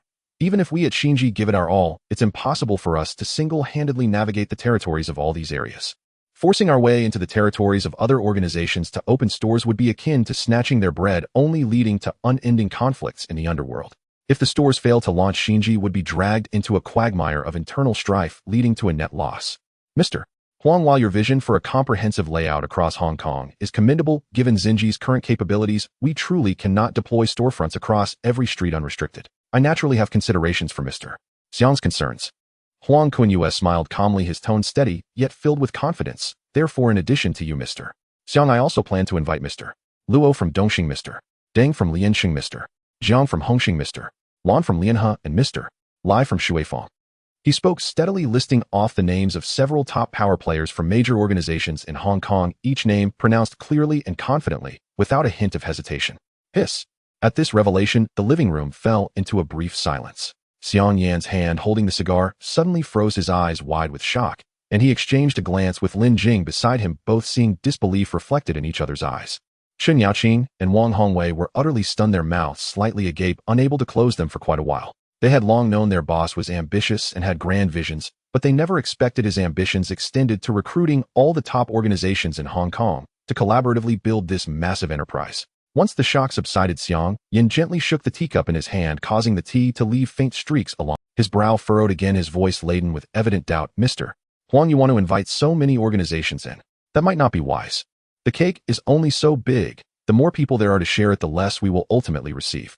Moreover, each major organization has its own set of rules. If each one wishes to take a larger share, they could end up hindering each other. And if that happens, not only will we not make money, but disputes could arise over profit sharing, leading to a disastrous outcome for all. Huang Kunyao chuckled at this, leaning forward slightly, once more his gaze steady as he said, "It's perfectly natural for Mr. Xiang to be concerned, but what I want to emphasize is that our goal now is not to get caught up in how to divide the existing small cake, but rather to first grow the cake larger and thicker. The real estate agency market on Hong Kong Island is vast, you know it well. 5 to 6 million people's needs are right here, and currently all the agencies across Hong Kong are merely small operations, each fighting their own battles with no one able to fully tap into or dominate this market. By uniting with major organizations, our core aim is to leverage everyone's territories and networks to quickly spread our outlets across Hong Kong, forming a monopolistic advantage, clearing out those small and scattered agencies and firmly securing this massive market. By that time, the cake size will be dozens or even hundreds of times what it is now. Even if there are more people to share it, each person will earn significantly more than if they were solely guarding their own little patch." He paused and continued, "Moreover, I have long thought of the rules. This is a legitimate business. All store operations, client maintenance, etc. will be centrally managed by the company, with organizations providing security support when necessary, but not participating in operations. This way we can avoid territorial disputes while forming a collective force to grow the entire industry's pie. With such a large market, if we monopolize the channels together, the profits earned will be far cleaner, more stable, and significantly greater than what any individual organization currently earns from those shady small businesses." Huang Kunyao's words were clear and logical, dispelling all of Xiang Yan's final doubts. He abruptly extinguished the cigar in the ashtray, the hesitation in his eyes completely dissipated, replaced by a determined glint as he decisively stated, "Mr. Huang is absolutely right. This deal I will take on." His tone was firm, filled with eager anticipation for this major venture. In the following days, Xiang Yan took swift and resolute action. He personally accompanied Huang Kunyao, tirelessly traversing various locations in Hong Kong, visiting the core leaders of major organizations such as the Camel of Dongxing Deng Bo of Heliansheng and Jiang Tiansheng of Hongxing.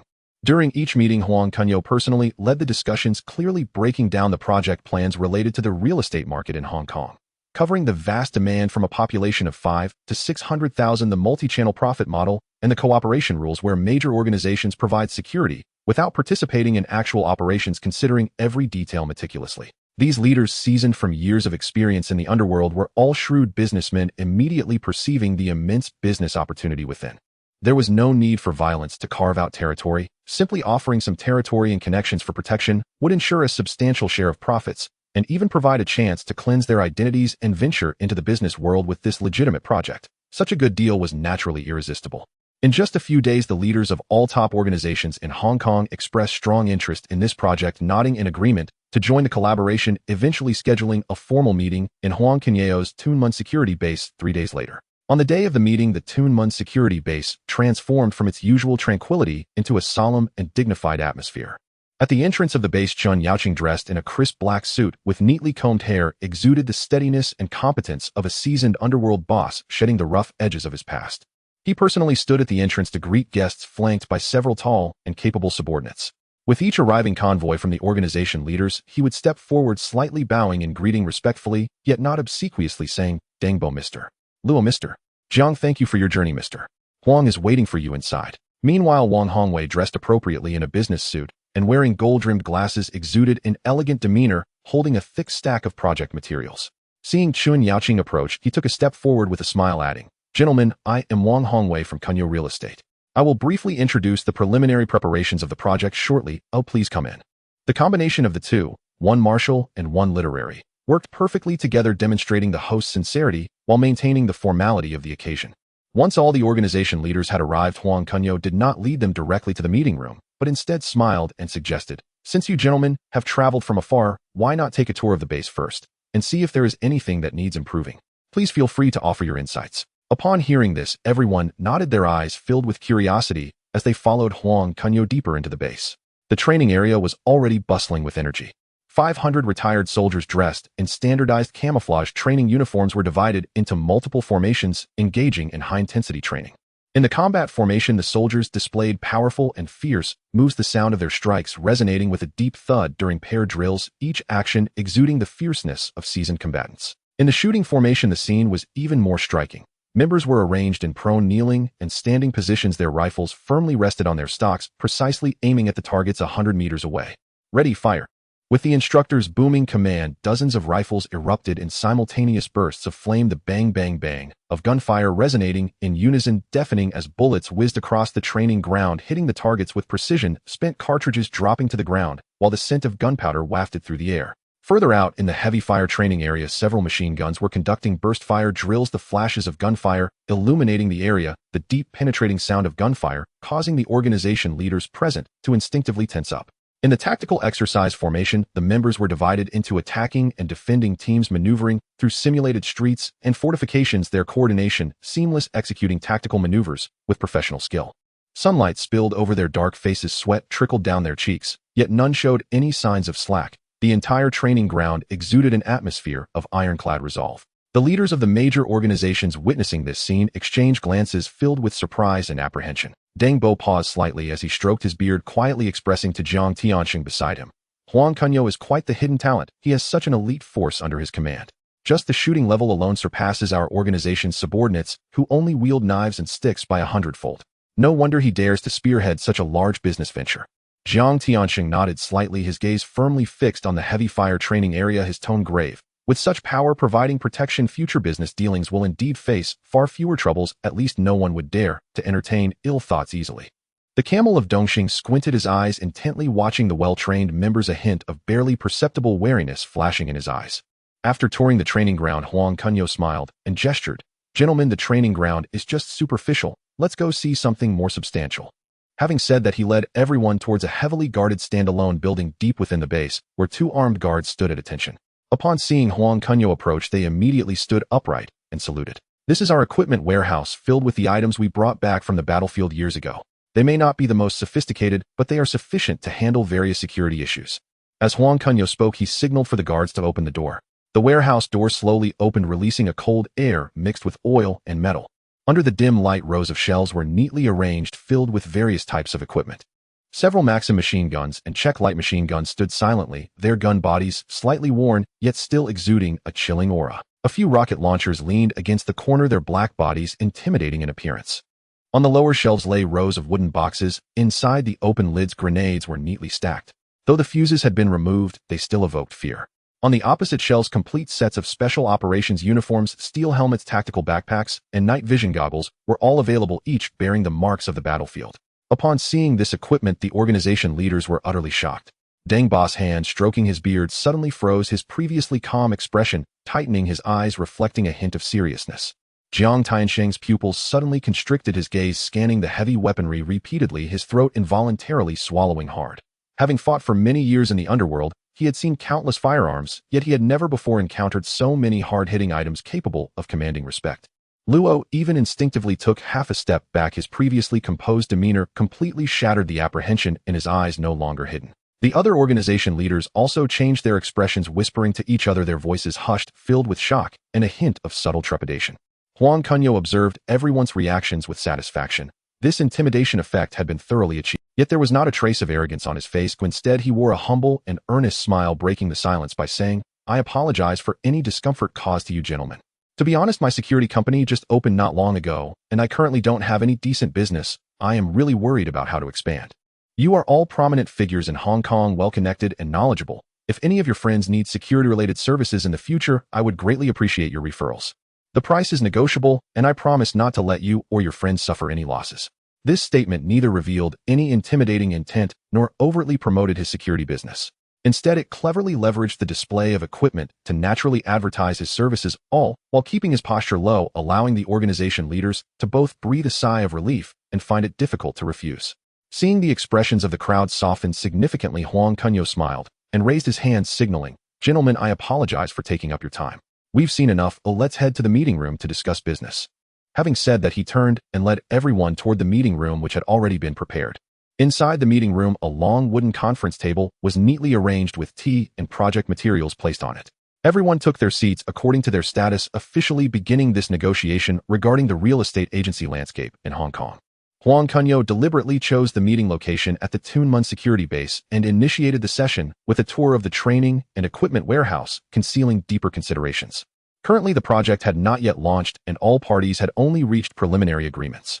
Once the company grew stronger, it was inevitable that some might be tempted by profit and wish to monopolize the gains. Without sufficient military support at that time, he could easily become a victim of others' schemes.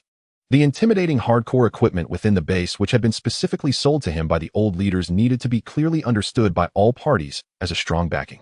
Thus, this tour served both as a demonstration of strength and an early establishment of authority, making it clear to all organizations that he was not a soft target to be easily manipulated.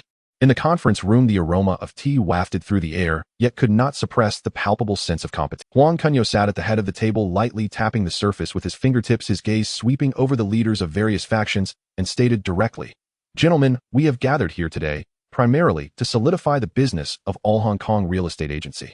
Since everyone has nodded in agreement, we must first establish a foundation. I've drafted 2 names for the company, either Kowloon Real Estate or All Hong Kong Safe Residence. Which do you think is more suitable?" Kowloon Real Estate. Xiang Yin was the first to speak, his tone resolute. The character gang signifies the foundation of Hong Kong Island, and Lian highlights the alliance of our various factions. It sounds powerful and will let the community know that we are a legitimate working coalition. Deng Bo stroked his beard in agreement. What Mr. Xiang said makes sense. The character Lian is crucial. Previously, we each managed our own territories, but now that we are united, we must make it known across Hong Kong that Kowloon Real Estate is our shared brand, and no one can undermine it. The other leaders nodded in agreement, and the name Kowloon Real Estate was thus confirmed.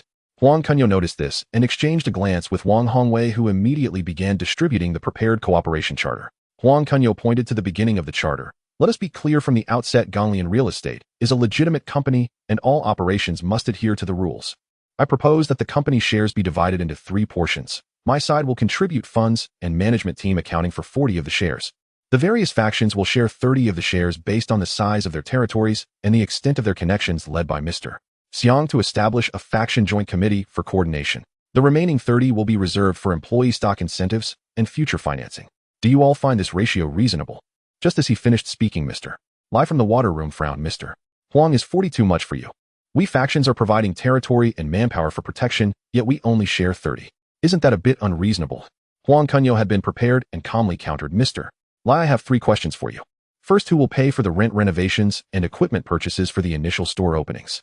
Second, who will recruit the professional agents' financial and legal teams? Third, who will provide the working capital for future business expansion? He paused for a moment, his tone becoming more serious. I promise to invest at least 20 million Hong Kong dollars as startup capital initially, and I will add more as needed based on business requirements. This is real money and a risk. The territories and connections you provide are the support for protection, but they do not carry financial risk. The 30 share is already the maximum sincerity I can offer. Jiang Tianxing interjected. Mr. Huang makes a valid point.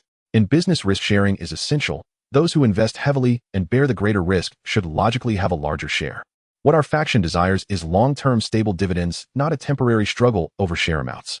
As long as Kowloon Real Estate can make a profit, having 30 shares is far better than merely collecting protection fees on our territories. Xiang Yin chimed in. Mr. Jiang hit the nail on the head. I have dealt with Mr. Huang before. He is straightforward in his dealings and does not hide his intentions. Moreover, he promised that the security services of Kowloon Real Estate would be prioritized for our faction's brothers, which represents an additional source of income for us. Let's not get bogged down in share ratios. The focus should be on solidifying the rules to prevent future internal conflicts. Seeing that the majority of the leaders agreed, Mr. Lai no longer insisted and nodded. All right, I have no objections to the share ratio. However, I have one requirement. Each district store manager must be chosen from our local faction's brothers to ensure smooth operations in our territories. This requirement is reasonable, but I have an additional condition. Huang Kunyao immediately responded. Store managers can be selected from faction brothers, but they must pass the company's assessment understanding the basic processes of real estate agency business. They cannot simply be rough men who only know how to fight. Furthermore, store managers will only be responsible for coordinating local relationships and ensuring operational safety. Business management and customer service must follow the arrangements of the company's professional team and cannot interfere with specific operations. No problem, Mr.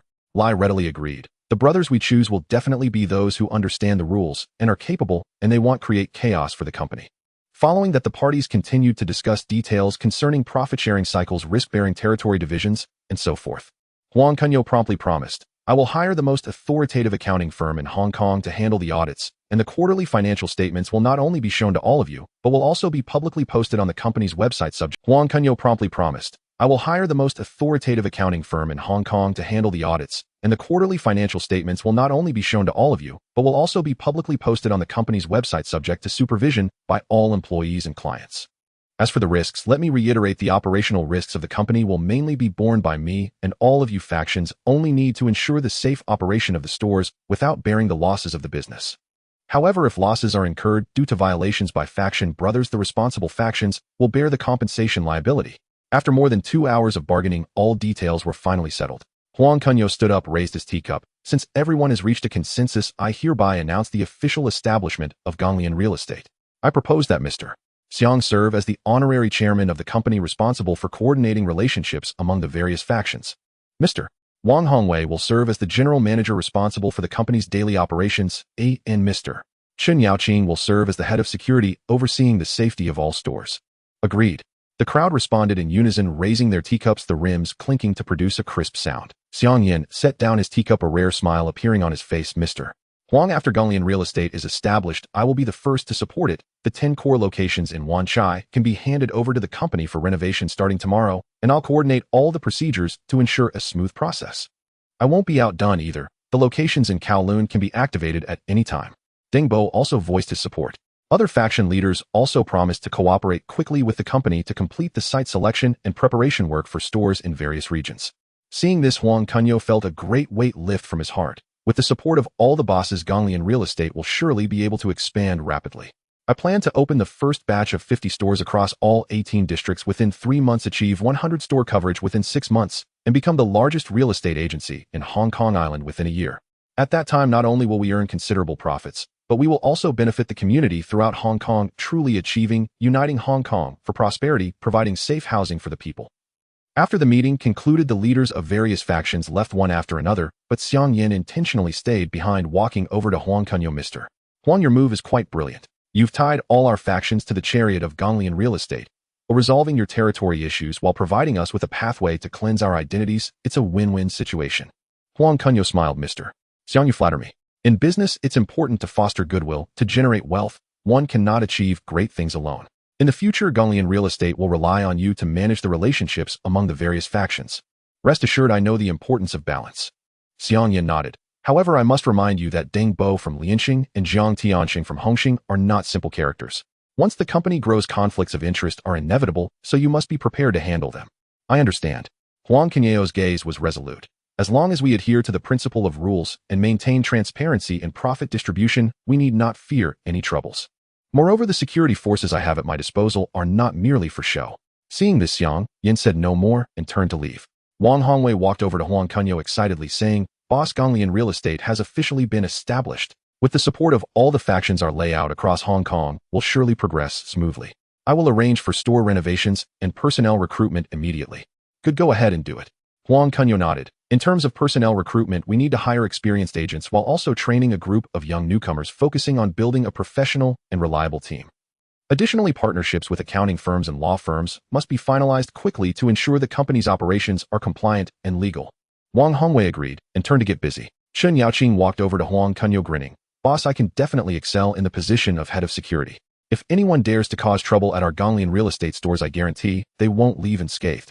I believe in you. Huang Kunyao patted his shoulder. But remember, only resort to force when absolutely necessary. Kowloon Real Estate is a legitimate company, and it must rely on service and reputation to establish itself, not violence. Your main task is to coordinate well with the brothers of various factions to ensure they support the company's operations rather than create chaos. Understood. Chen Yaoqing nodded earnestly. I will definitely remember the boss teachings and prioritize the company's interests in everything. Seeing the two busy figures, Huang Kunyao revealed a satisfied smile. The establishment of Kowloon Real Estate marks a significant step forward in his industrial ambitions. With the protection of various factions and a professional management team, he believes that Kowloon Real Estate will soon establish a foothold in the real estate market of Hong Kong Island, becoming an important pillar of his business empire. And all of this is just the beginning. In Huang Kunyao's eyes, the establishment of Gonglian real estate was merely an interlude in the grand scheme, with the true value lying in laying the groundwork for future acquisitions of prime properties. At this moment, his gaze had quietly shifted back to the ever-changing stock market, suddenly recalling the memory of the Hang Seng Index crash he had personally experienced in his past life. On July 17, 1981, the Hang Seng Index reached a historical high of 1810, 20 points, an increase of 3 times from its low in 1978. However, on that very day, the Hong Kong Association of Banks announced an increase in deposit interest rates, triggering a capital outflow that led to a swift drop in the stock market.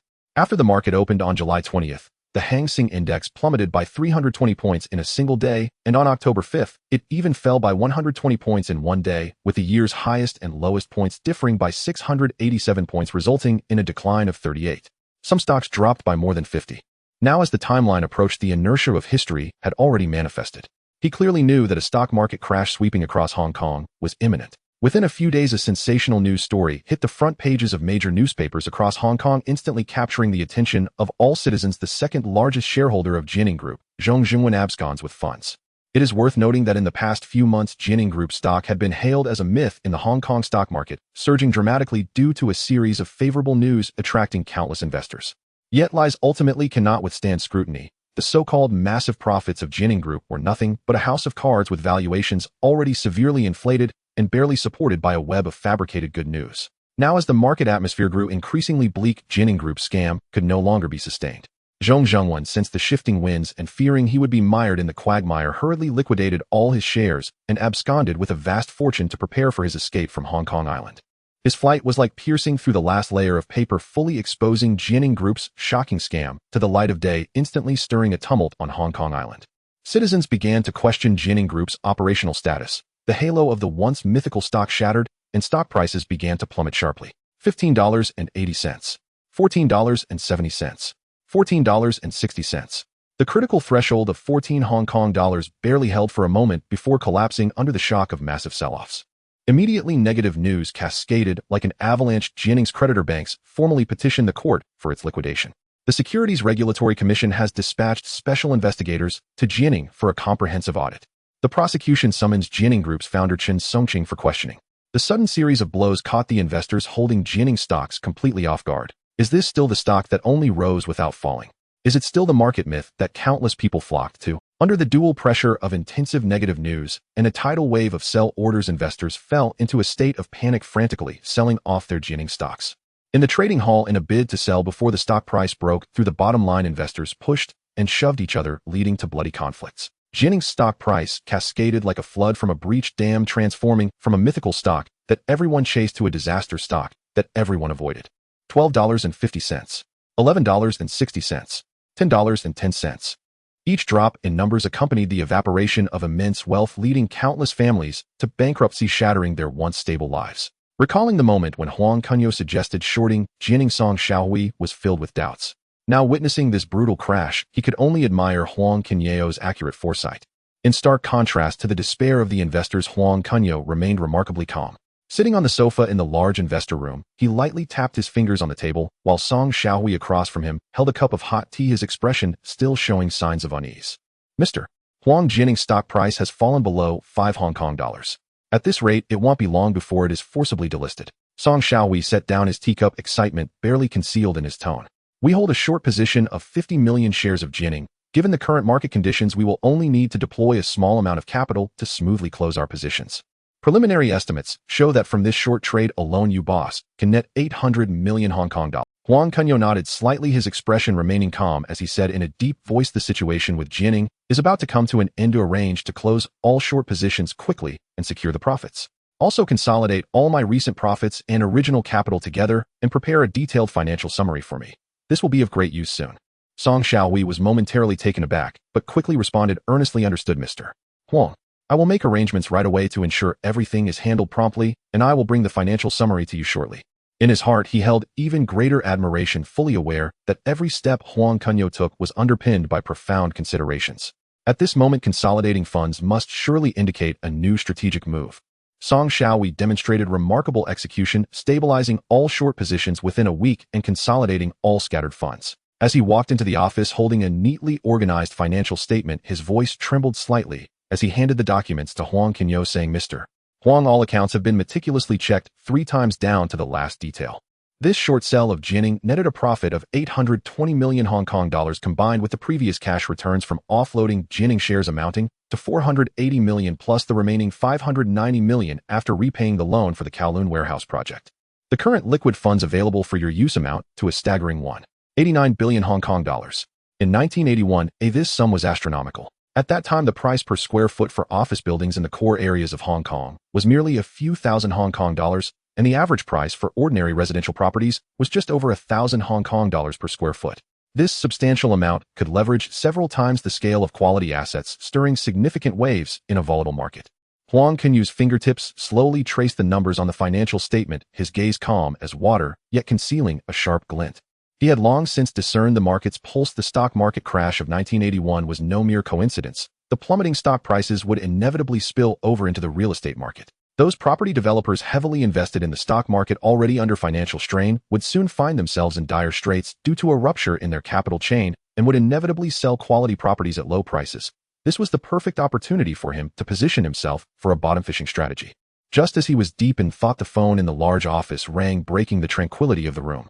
Huang Kunyao picked up the receiver and immediately Gua Hai's respectful voice came through. Mr. Huang, Mr. Shenbai asked me to convey that he wishes to meet with you tomorrow afternoon at the headquarters of HSBC, as he has important matters to discuss with you. Shenbai. Huang Kunyao's heart stirred. As a senior figure at HSBC, Shenbai was usually too busy to meet with junior figures in the business world. This special invitation was surely not a simple courtesy. After pondering for a moment, Huang Kunyao replied solemnly, All right, I understand. Please inform Mr. Shen that I will be there on time tomorrow afternoon. After hanging up, a flicker of contemplation crossed his eyes. Given the expansion of his business footprint in Hong Kong, deepening cooperation with financial giants like HSBC was inevitable. He stood up and walked to the floor-to-ceiling window, gazing out at the bustling street, seeing a confident smile curving at the corners of his mouth. Just in time, he could discuss leverage with Shun. By tomorrow, with 189 billion in his own funds, he would be in a strong position during negotiations. The next afternoon, Huang Kunyao arrived punctually at HSBC headquarters. Shin Bis' office was elegantly decorated with a panoramic view of Victoria Harbour through the floor-to-ceiling windows. The sea breeze gently wafted through the half-open window, carrying a hint of salty moisture. As soon as he took his seat, Shunbai signaled for his secretary to bring out premium black tea and straightforwardly said, Mr. Huang, I heard you instructed your team to consolidate funds, planning to make a significant move. I invited you here today for 2 reasons. First, to see if there's any way I can assist you. Second, to invite you to a charity gala we are hosting at HSBC tomorrow. Receiving an invitation from Director Shun, Furnaces and Machine Tools. A factory that could produce matter from nothing, even at a mere 100 kilograms per hour, meant that, receiving an invitation from Director Shun, Furnaces and Machine Tools. A factory that could produce matter from nothing, even at a mere 100 kilograms. The two then shifted to casual conversation. Amidst the seemingly casual chat, Shunbai gradually discovered Huang Kunyao's unusual sharpness regarding the financial market, while Huang Kunyao secretly admired Shun Bis' precise predictions about the direction of Hong Kong's economy. Their conversation grew increasingly engaging, and the atmosphere became more harmonious. After chatting for a while, Huang Kunyao subtly shifted the topic, taking the initiative to say, Director Shun, I have an investment plan that requires the maximum leverage support. I wonder if you could accommodate me. Shunbai had anticipated this. It was clear that this young man was after leverage. He thought to himself the highest leverage that HSBC's securities department could approve was 5 billion, which clearly would not satisfy Huang Kunyao's appetite. No wonder he came directly to me. Only the board could approve higher leverage. I can give it to you, but there's a condition. Shunbai lifted his wine glass and took a sip, his fingertips gently swirling the glass, the red liquid tracing a beautiful arc within. Please go ahead, Director Shun. Huang Kunyao's expression remained calm. He knew well that there was no such thing as a free lunch. If HSBC was willing to make concessions, there would inevitably be conditions.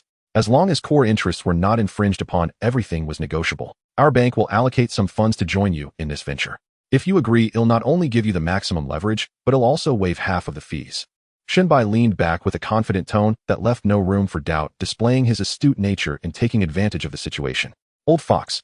Huang Kunyao silently cursed in his heart, but calmly responded, I need at least 15 billion in leveraged funds with 0 commission on the leverage, and furthermore your bank's funds must act only after my objectives are achieved.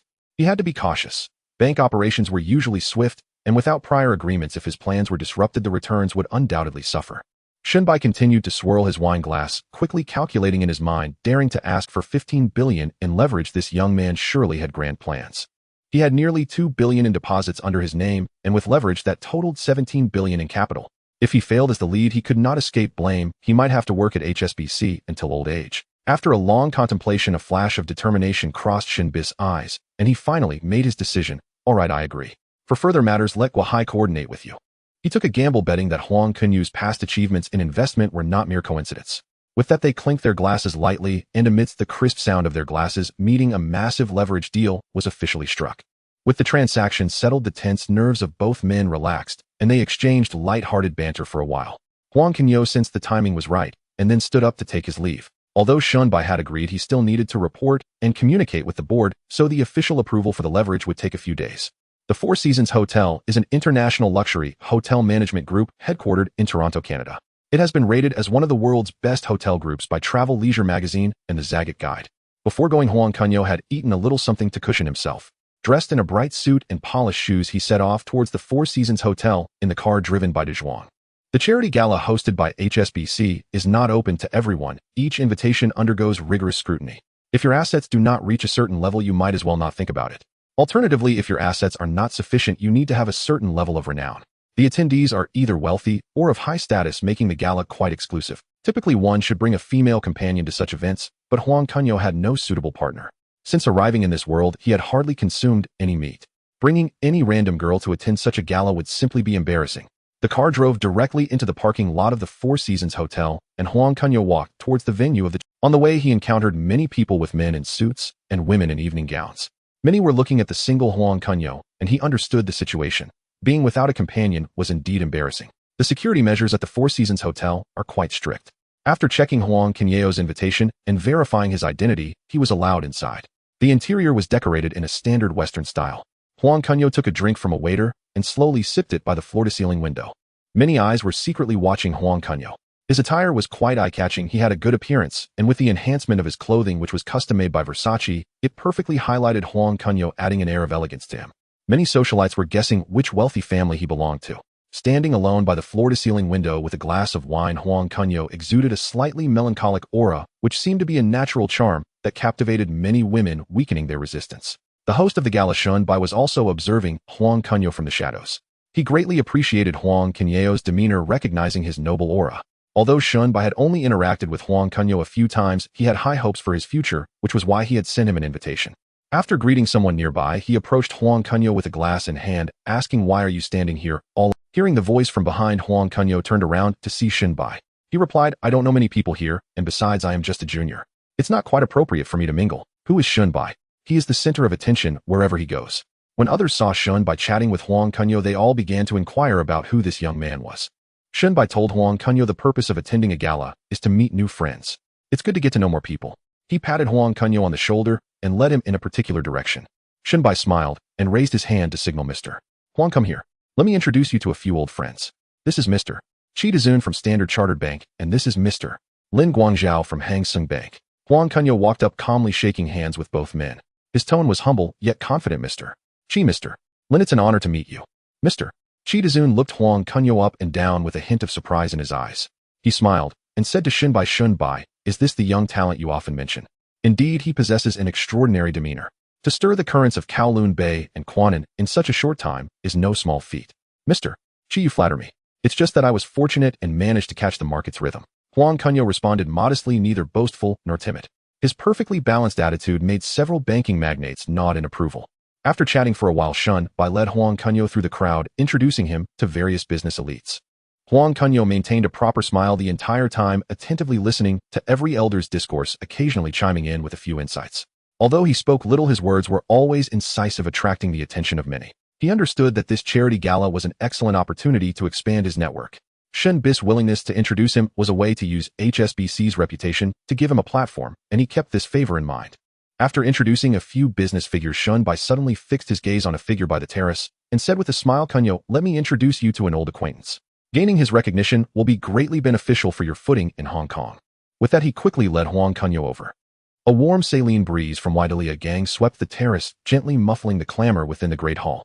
An elder in a bespoke white suit stood motionless by the railing. Though his hair was frosted, he betrayed no sign of frailty, his back as straight as a pine as he gazed at the speckled fishing lights in the harbor and the neon constellations beyond. The renowned shipping magnate Bao Yugong, famed across Guangdao and the world. Behind him stood three attendants upright, and composed, each exuding the bearing of great lineage. Sharp footsteps approached. Bao Yugong slowly turned. On seeing Shun, by a smile flickered in his deep eyes as he inclined his head in greeting. When his gaze fell upon Huang Kunyao beside Shun, by the smile deepened a quiet note of knowing approval shimmering in his eyes. Shenbai stepped forward briskly, wearing an appropriate smile and offering his hand in salute. He remarked that he had not expected to see Bao here and introduced Mr. Huang Kunyao, reminding that during the last Jelongkang clash, it was thanks to Kunyao's timely assistance. Huang Kunyao advanced, as well bowing slightly at the waist, humble but not servile. His tone was respectful and earnest as he expressed his deep honor at being reunited with Mr. Bao. He knew well that before this colossus of the island's business world, measured restraint mattered far more than flamboyance. Seeing this, Bao Yugang's approval grew. He stepped forward and extended a broad, strong palm to lift him. The warmth of his hand was suffused with the steadiness of years. He appraised Huang Kunyao from head to toe. Though neatly dressed, the young man showed no trace of restlessness. His gaze was clear, his bearing resolute. Bao laughed heartily and declared that Huang need not be so formal, calling him his benefactor. During the previous Jelongkang struggle, he and Iha had been at a deadlock. Worried for lack of sufficient leverage, Bao said it was Huang who, like a timely benefactor, transferred Jelongkang shares to him, enabling him to steady his position and outflank Iha. His tone grew more earnest as he gripped Huang's hand with a touch of force, emphasizing that those were the decisive chips that determined victory. In such a critical moment, for a young man to possess such acute vision and resolute courage is rare, indeed, not something an ordinary junior could match. Bao Yugang's candor and warmth kindled a warmth within Huang. He could clearly feel the magnate's sincerity, no mere polite pretense. Huang gently withdrew his hand and bowed slightly in reply, saying that Mr. Bao overstated matters and that he was not fit to be called a benefactor. He added that Bao's arrangement of Jelongkang was aimed at the island's long-term development and the welfare of the people, and that he had only read the moment and made the most prudent choice. To have offered even a small measure of assistance was his honor. Moreover, entrusting those shares to a forebear of such foresight and responsibility would allow them to realize their true value and honor the weight of that capital. His words were humble and fitting, while subtly lauding Bao. The measure was perfect. This poised, lucid response made the admiration in Bao's eyes plainly visible. Bao reached out and patted Huang's shoulder with measured force, the gesture brimming with an elder's expectation, praising his reading of the times and his ability to realize value. He exclaimed that a young man with ability, yet without arrogance, grateful and discerning, was exceedingly rare. He cast a glance over the hall at juniors who grew haughty with slight success, a note of lament in his voice, observing that many young people, having earned a little money or a modicum of fame, become unmoored and conceited. Those who are steady and know how to weigh matters like you are exceedingly rare, he continued. Shunbai, standing nearby, chimed in with a timely smile, his eyes full of pride, as if showing off a raw jade. Mr. Bao speaks truly. Shen added that Mr. Huang not only possessed a piercing eye, but conducted himself with seasoned composure, considering matters with a thoroughness unbefitting his years. Truly a rare, uncut gem. I brought him today specifically so he might learn more from a senior like you, Shen said. Bao nodded with satisfaction and turned to Shun with a knowing smile, acknowledging his thoughtfulness. He thanked Shun for bringing the younger man to meet him, saying it had spared him considerable trouble. With that, he abruptly took Huang's wrist. His grip was warm and firm as he accepted the relay baton of introduction from Shun, his tone kindly but insistent. Come, Kunyao. I'll introduce you to some old friends. Remember, in Gangdao's commercial world, ability alone is not enough. Only when your networks are open will your path be smoother and steadier, he advised. A flush of ecstatic joy swept Huang's heart. He understood immediately that the shipping magnate intended to endorse him personally, lifting him into the upper echelons of Gangdao's business circles. This honor was not one afforded to ordinary juniors. He suppressed his excitement, assumed a more humble demeanor, and hastened after Bao Yugong, matching his pace as they moved deeper into the hall.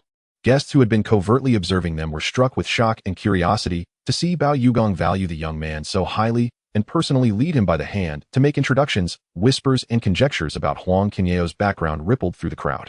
Bao Yugong threaded through the throng with Huang Kunyao and first approached an elder clad in a deep blue zhongshan. The elder's face was gentle, yet his gaze sharp. He was conversing with two companions. He proved to be the legendary figure of the island's real estate world, the founder of Hengji Zhaoye, Li Zhaoji. Bao approached warmly, patting Li Zhaoji on the shoulder and calling out in a loud voice to introduce a young friend. He drew Huang forward with evident admiration, explaining that this was Huang Kunyao, the young man who had greatly assisted him in the Jelongkang affair. He recounted that his ability to expand the Jelongkang stake and break the stalemate with Iha had depended entirely on Huang's righteous intervention, the life-saving chips delivered at the crucial moment. Afterwards, he turned to Huang solemnly. Kunyao, this is Mr. Li Zhaoji, the venerable authority of the island's property world, singular in vision, seasoned in method, unmatched in real estate accomplishments. You must learn from old Li. Li Zhaoji's eyes flashed with surprise. He set down his glass, and with keen interest appraised Huang from head to toe. His look bore the scrutinizing quality of a senior in commerce, yet it also contained curiosity and appreciation. He smiled, and spoke, his voice gentle yet authoritative. "You are Huang Kunyao. I've long heard your name from Brother Bao. He said that though young you possess vision and resolve beyond your peers. To perceive the true situation amid the chaos of the Zhejiang struggle, to act decisively, and to willingly yield the chips to Brother Bao. Such courage and magnanimity are indeed uncommonly observed." Huang hastened a step forward, bowing slightly, his smile humble and sincere. He said Mr. Li's praise was undeserved, that he had merely been fortunate to see the situation clearly and make the most prudent choice rather than act rashly. He added that Mr. Li's legendary exploits in the property world had long been admired by him as a guiding standard, and that he would be grateful for any future instruction which he would accept with humility. He knew that before a senior like Li Zhaoji, sincerity and modesty would win favor far more than ostentation.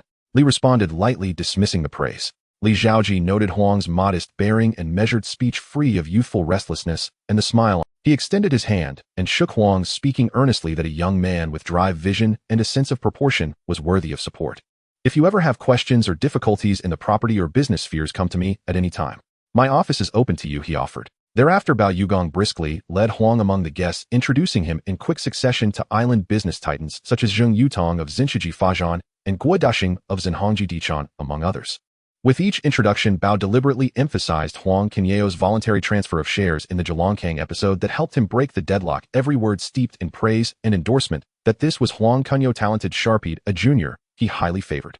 He reiterated that in the last Zhejiang battle it had been thanks to Huang's loyal aid that he was able to prevail. "Kunyao has singular insights into the stock and property markets. You should converse more with him.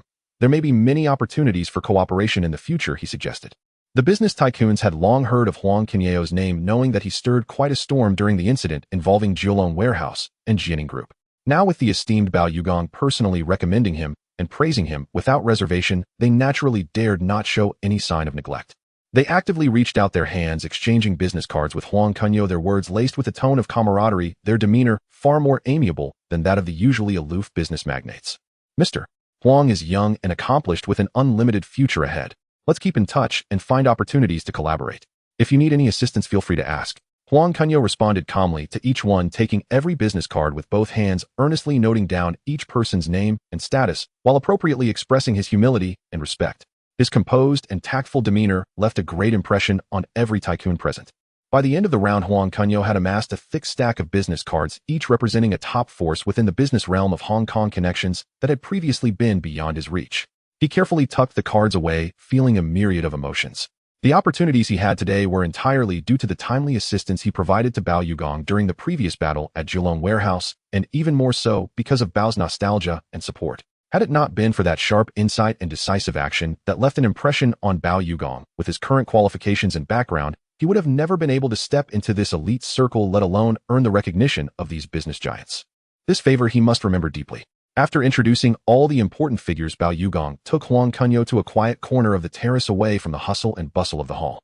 The evening breeze blew, gently rustling their clothing. The distant sea was calm and undisturbed, with the flickering lights of fishing boats and neon reflections intertwining on the surface, creating ripples. Bao Yugong gazed at the night view before him, his eyes deep, as if he could see through the ever-changing tides of Hong Kong's business world. He slowly spoke, his tone sincere and earnest. "Kunyao, the Hong Kong business scene may seem prosperous and full of opportunities, but in reality it is fraught with hidden currents and traps everywhere. Without sufficient connections and power to back you up, no matter how capable you are, it is hard to truly establish a foothold. A slight misstep could lead to irreparable consequences. I introduce you to these people today not for you to cling to the powerful and flatter the influential, but in hopes that you can gain more support and avoid detours. In critical moments, these connections may help you through difficult times." Huang Kunyao felt a surge of gratitude within him. He could clearly sense the sincerity and care in Bao Yugong's words. This was not mere polite pretense, but a heartfelt reminder from a senior to a junior. He solemnly bowed his head, speaking with unwavering determination. "I will remember Uncle Bao's goodwill, every word etched in my heart. Your kindness in mentoring me is something I shall never forget, and I promise to repay it in the future. You don't need to thank me." Bao Yugong waved his hand, interrupting him, his tone still sincere. "I help you firstly because you assisted me during the Kowloon Warehouse incident. This favor I will always remember and repay. Secondly, it is because I truly see your potential. At such a young age you possess such sharp business acumen, a composed demeanor, and decisive methods. You will surely achieve great things in the future, perhaps even surpassing us old fellows. He paused, looking out at the distance, see a hint of weariness and expectation flickering in his eyes. I am getting old. My energy is not what it used to be. The future of Hong Kong ultimately belongs to you young people. Huang Kunyao felt a wave of warmth surge through him. He deeply bowed again, bending low to express his utmost gratitude and respect. Thank you, Mr. Bao, for your trust and support. I will not disappoint your expectations, working earnestly and conducting business with integrity, never tarnishing your regard for me. Just as he was speaking, a hearty laugh accompanied by steady footsteps approached from the terrace entrance. A group of people was seen surrounding two distinguished elders. One of them with a booming voice called out before getting close, Bao, brother, you old fellow. I searched for you everywhere only to find you hiding here enjoying some leisure. Bao Yugong turned around, and upon seeing the visitor his face immediately broke into a joyful smile. He quickly stepped forward to warmly shake hands with the two leading elders. Old who are old, what brings you together? What a rare occasion, rare occasion. He pulled Huang Kunyao closer, smiling as he said to the two, come, let me introduce you to a young friend. I have recently unearthed a treasure. Bao Yugong firmly grasped Huang Kunyao's wrist and solemnly introduced him to the two with a tone full of affection. This is Huang Kunyao, the chairman of Kunyao Group, and also a dear friend of mine and shunned by young and accomplished with a unique vision. After introducing Huang Kunyao, he turned back and introduced each visitor to Huang Kunyao, each name carrying significant weight. Kunyao, this is Mr. Huangdong, chairman of the Huangdong Group, patriotic and devoted to Hong Kong, highly respected in both business and charity circles. This is Mr. Ho Hung, son of the Macau Puyu Group, who controls the Macau gambling industry and is immensely powerful. This is Mr. Ho's beloved daughter, Miss Ho Chao Cheong, both talented and beautiful, a capable assistant to Mr. Ho. Huang Kunyao quickly stepped forward, greeting each one with a respectful handshake, his tone humble. Mr. Ho, Miss Ho, I have long admired your names, and it is a great honor to meet you today. Both Hua Ingdong and Ho Hung's son responded with broad smiles, actively shaking hands with Huang Kunyao, their eyes filled with scrutiny and appreciation for the younger generation. Miss Ho Chao Cheong slightly nodded, revealing an appropriate smile, her gaze clear and her demeanor elegant and gracious, softly replying, hello, Mr. Huang. Huang Kunyao caught sight of He Chao Cheong and couldn't help but be slightly taken aback. The woman before him wore an elegant evening gown exuding a gentle, yet capable aura, her demeanor exuding the grace and poise of a well-bred lady, momentarily causing him to lose his composure. A wealth of information about her flashed through his mind. She was the daughter of Macau's gambling king Ho Hung's son and his second wife Lan Xiongying, who had studied market and international business management in the M country and returned home to devote herself to the family business, overseeing the strategic development and core business management of the Sincere Group. She would later rise to prominence thanks to her outstanding business acumen, ranking 15th on Forbes' list of Asia's 50 most powerful businesswomen in 2013, and in early 2015, she entered the ranks of Hong Kong's wealthy women with a fortune of $5 billion. He Chaekiong's gaze also lingered briefly on Huang Kunyao. At that moment, she noted that although he was young, he remained composed when facing giants like Ho Ingdong and Ho Hung's son, showing no signs of nervousness, which sparked a hint of curiosity within her. Ho Ingdong patted Huang Kunyao on the shoulder, his voice as resonant as a bell. Young man, well done. To earn such admiration from Bao Xiong and to make such a significant impact in a short time, you truly are the rising tide that pushes the previous wave. He had always appreciated capable and measured juniors, and his tone of approval was unmistakable. Huang Kunyao quickly responded humbly, Mr. Ho, you flatter me. I merely rode the wave of the market and fortuitously accomplished a few minor things. Compared to your and the seniors' achievements, it is truly insignificant. He understood Ho Yingdong's stature. This man was not only a titan in the business world, but also deeply involved in patriotic and philanthropic endeavors. In the face of such a senior, only sufficient humility could earn respect. Ho Hung's son chuckled teasingly, Bao Xiong, you've hidden a good talent here. I've heard that this young man not only excels in the stock market, but has also established a security company, even managing to collaborate with all the associations in Hong Kong for property brokerage. His business acumen is sharper than ours was when we started. Bao Yugong laughed heartily. Old Ho, you are quite well informed. Kunyao's most admirable qualities are his keen insight and boldness, not to mention his ability to leverage situations. The Honglian real estate he started may seem like a brokerage business, but in reality, it activated the territory and networking resources of local associations. Even I have to admire that line of thinking. He Chaekiong's eyes lit up as she heard the words Honglian real estate, and she gently inquired, Mr. Huang, I heard that your Honglian real estate plans to expand across all 18 districts of Hong Kong. Do you have specific plans for the commercial real estate brokerage business? Having been responsible for the strategic business of Sincere Group for years, she was naturally sensitive to such large-scale commercial layouts. Her question, though seemingly casual, carried the weight of commercial exploration. Huang Kunyao felt a jolt. He hadn't expected He Chaoqiong to take the initiative to ask about business details. This was indeed a rare opportunity for exchange. He organized his thoughts and responded steadily, Miss He, you have a discerning eye. The full layout of Honglian real estate will certainly not be limited to residential leasing and sales. We have already established stores in core business districts like Wanchai and Yaomati. Our next step is to focus on expanding the commercial real estate brokerage business, including leasing and management of office buildings and shops. As the economy of Hong Kong Island develops, the demand for commercial real estate will only grow stronger. This is a field worth deepening. What insights does Mr. Huang have regarding the site selection for commercial real estate? He Chaoqiong continued to probe, her tone still gentle, yet tinged with professional sharpness. For example, how do you prioritize the development of emerging industrial areas compared to mature business districts? Miss He's question touches on the crux of the matter. Huang Kunyao's eyes glinted with appreciation. My judgment is to deepen mature business districts while laying out emerging areas. Mature business districts like Tsim Sha Tsui and Central have a strong commercial atmosphere and stable demand, serving as the current core profit points that must be firmly grasped. Emerging industrial areas, though currently lacking in commercial infrastructure, will inevitably attract population inflow as industries cluster, thus stimulating demand for commercial real estate. Early layout now will incur lower costs and greater potential, paving the way for the future. He paused and added, Sincere Group is rich in experience in the commercial real estate sector, especially in the commercial layouts around transportation hubs, which are exemplary. If I have the chance in the future, I would like to seek Miss He's advice. He Chaoqiong nodded slightly, a faint smile appearing on her face. Mr. Huang, you are too modest. Your layout ideas are very clear, and I believe there will be significant achievements in the future. If there is an opportunity, discussing and exploring together would be quite welcome.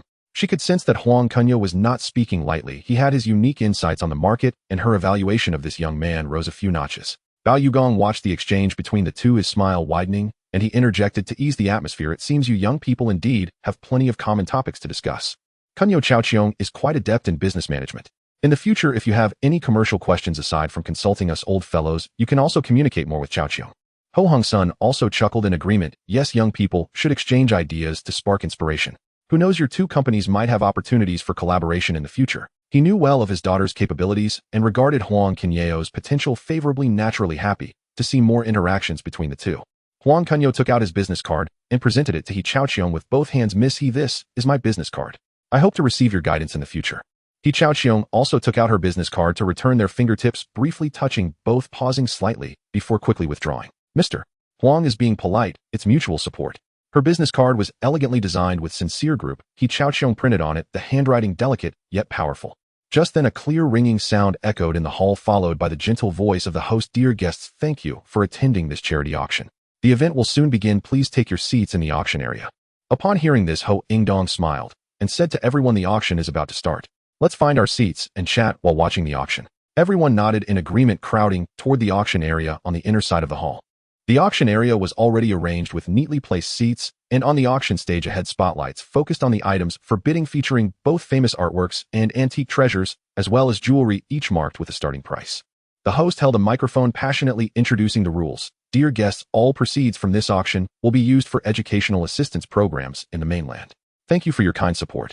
Now we begin the bidding for the first item. The bidding for the first few items was relatively mild, with bids mostly ranging from hundreds of thousands to millions, primarily offered by business people responding with philanthropic intentions. Huang Kunyao sat quietly, observing, his fingertips lightly tapping the armrest, but his gaze occasionally shifted to the side, watching He Chaoqiong's reactions to the various auction items. When the artworks and antiques were presented, she merely glanced over them, her eyes not lingering, clearly showing little interest.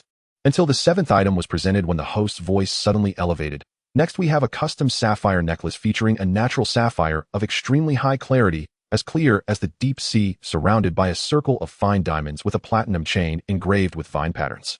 There is only one in the world with a starting price of 2 million Hong Kong dollars. The spotlight illuminated the necklace, reflecting a dazzling yet understated brilliance, instantly attracting the attention of many female guests. He Chaoqiong's gaze paused slightly, though she did not show too much emotion. Her eyes lingered on the sapphire for a moment before she gently nodded, clearly acknowledging the value of this item. 2,500,000. 3 million. Bidding voices rose and fell, and the price quickly surpassed 5 million. Just as the price reached 6,800,000, when everyone thought it was about to be sold, Huang Kunyao suddenly raised his hand, his voice steady, yet clearly resonating throughout the room. 10 million. As the words fell, the auction hall instantly fell silent. All eyes turned to Huang Kunyao, some in shock, some in surprise, and others scrutinizing. 10 million Hong Kong dollars for a sapphire necklace is not an astronomical price, but it far exceeds the market valuation. More importantly, it was the highest bid of the auction thus far.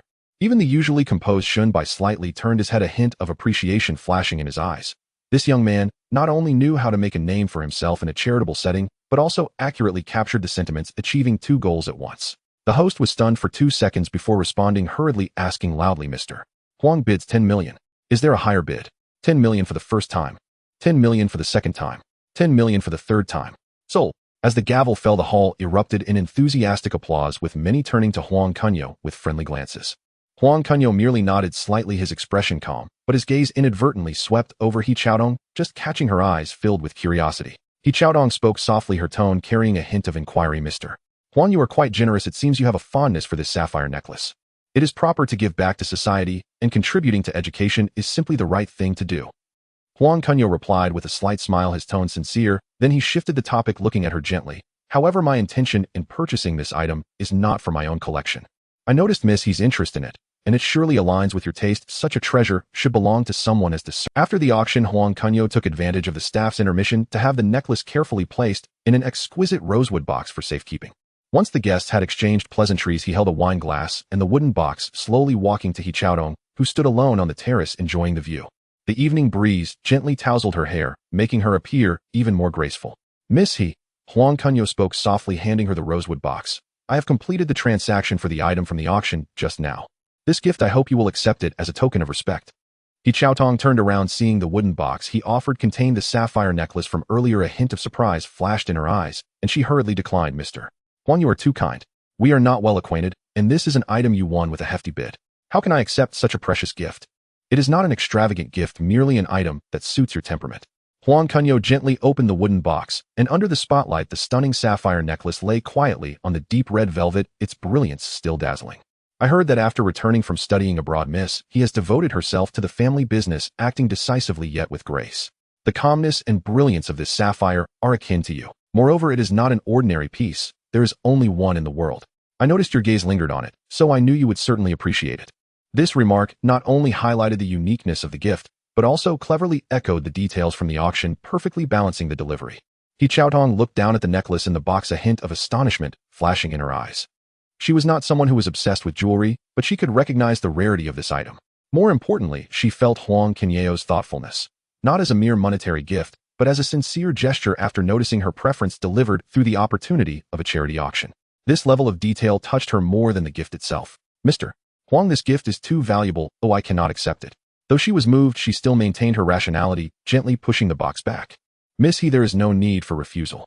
Huang Kunyao did not retract his hand, his tone earnest. "Firstly, the proceeds from this item are meant for charity. By achieving my philanthropic intention, I have also found a suitable new owner, which is a win-win. Secondly, I appreciate the insights you shared earlier regarding business strategies, which have benefited me greatly. Moreover, I see potential in the future collaboration between Honglian Property and Shinda Group, and this gift serves as a token of sincerity. Additionally, it is merely an ordinary collection in my hands, but it can truly shine in yours." He paused and added, "I do not aim to curry favor. I simply admire capable and discerning women. Miss He, your insights and abilities in business far exceed those of ordinary people. This gift is one you deserve." He Chaodong looked into his sincere eyes, and then glanced down at the sapphire in the box that sparkled even more under the moonlight. After a moment of silence, she gently nodded. "Since Mr. Huang is so sincere, I shall accept it without being rude. Thank you." She reached out to take the rosewood box, her fingertips touching its warmth, causing a ripple of unusual feelings in her heart. "It is my honor to receive Miss He's favor." Huang Kunyao smiled slightly, raising his glass in a toast. "I hope this small gift can open a good beginning for our future communication and cooperation." He Chaodong also raised her glass, lightly clinking with his taking a small sip. "I look forward to the opportunity for deeper collaboration with you, Mr. Huang, in the future." Under the moonlight, their figures intertwined on the terrace, the evening breeze carrying a hint of wine fragrance, and the salty air from the sea adding a subtle atmosphere to this initial encounter. Huang Kunyao understood that this 10 million charitable bid and this precise gift not only allowed him to establish a foothold in the upper circles of Hong Kong Island, but also successfully left a deep impression on He Chaodong, an important step in his plans. The next morning, the front pages of major newspapers in Hong Kong were completely dominated by the same piece of news, with magazine editorial offices working overnight to rush out special editions, eager to seize this hot headline that could stir the upper-class society. The Sing Tao Daily boldly set a striking headline in bold font: "Millions of jewelry given to a beauty. The new rich is generous spending at the charity night stuns the audience," with an accompanying image capturing Huang Kunyao's clear snapshot while bidding. His tailored suit accentuated his tall physique, and his demeanor was calm and composed, exuding the steady charisma of a young tycoon, without any hint of flamboyance. The Ming Pao targeted the event's deeper implications with a precisely positioned title, The Rise of a New Business Tycoon. Huang Kunyao's million-dollar charity bid showcases strength and vision, reflecting recognition for this emerging wealthy figure. The gossip magazine Dongzhou Weekly seized the opportunity for sensationalism with a provocative cover title revealed, Huang Kunyao and He Keirong's Business Romance. The article, titled The Deep Bonds Behind the Million-Dollar Necklace, not only featured a silhouette of Huang Kunyao gifting the necklace to He Keirong, but also included a blurred snapshot of the two whispering on the terrace, amplifying the ambiguous atmosphere. Beyond mainstream publications, the authoritative financial magazine Xinbao Kaijing Xinwen also provided an in-depth analysis with a title that hit the core, from stock market tycoon to charity new rich Huang Kunyao's path to circle advancement, interpreting this charity event as a crucial step for him to enter the elite business circle of Hong Kong. In no time, Huang Kunyao's million-dollar charity auction became the hottest topic of conversation on the streets of Hong Kong. Crowds of citizens were gathered in front of the newsstands, and the tea houses were filled with discussions about him. Labels like New Business Tycoon and Charity Gentleman were deeply imprinted in the hearts of Hong Kong citizens, accompanied by the fragrant ink of newspapers and freshly printed magazines. Amidst the external clamor, Huang Kunyao had already retreated into the exclusive client room of HSBC Securities, isolating all distractions. On the redwood tea table, a pot of pu'er was steaming, exuding a rich and lasting fragrance. He sat upright on the sofa, his hand holding the cup steady as a rock, his fingertips rhythmically gliding over the open Hang Seng Index chart on the table. The dense lines and candlesticks on the chart appeared chaotic to others, yet to him, they represented a clear vein guiding the flow of wealth, with a sharp glint in his eyes revealing his confidence in the impending market storm. Song Xiaohui stood respectfully to the side, holding the recently compiled report on the recent fluctuations of the Hang Seng Index and market capital flows, not daring to breathe a word.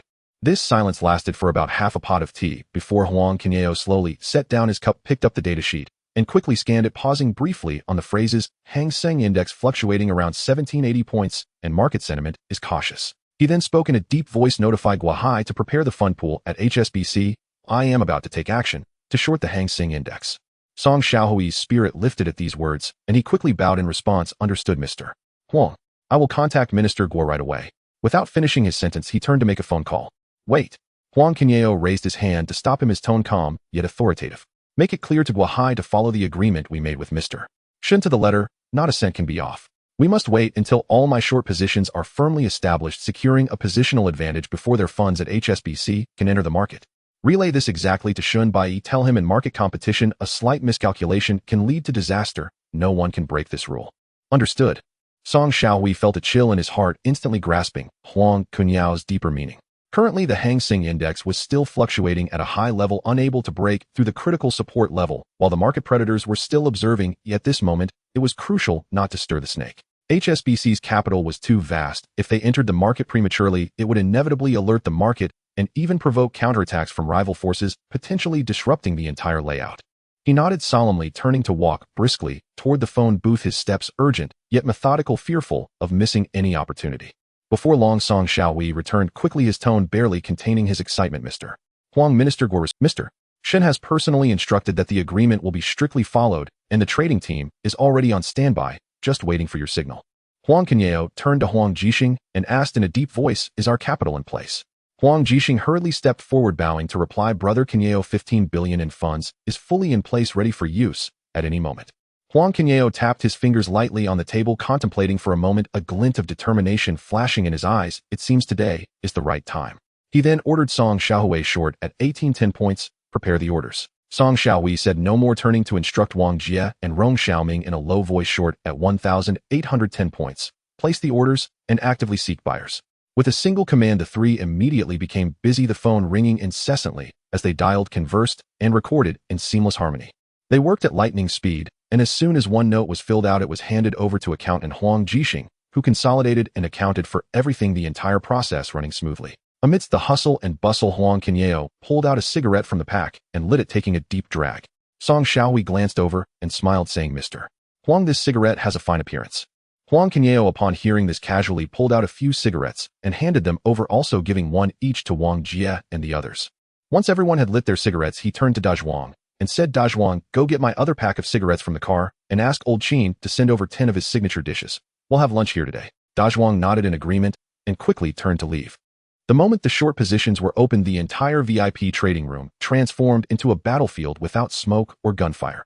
Every trader was riveted to their station. No one dared slacken, not even for a sip of water, until every order was settled.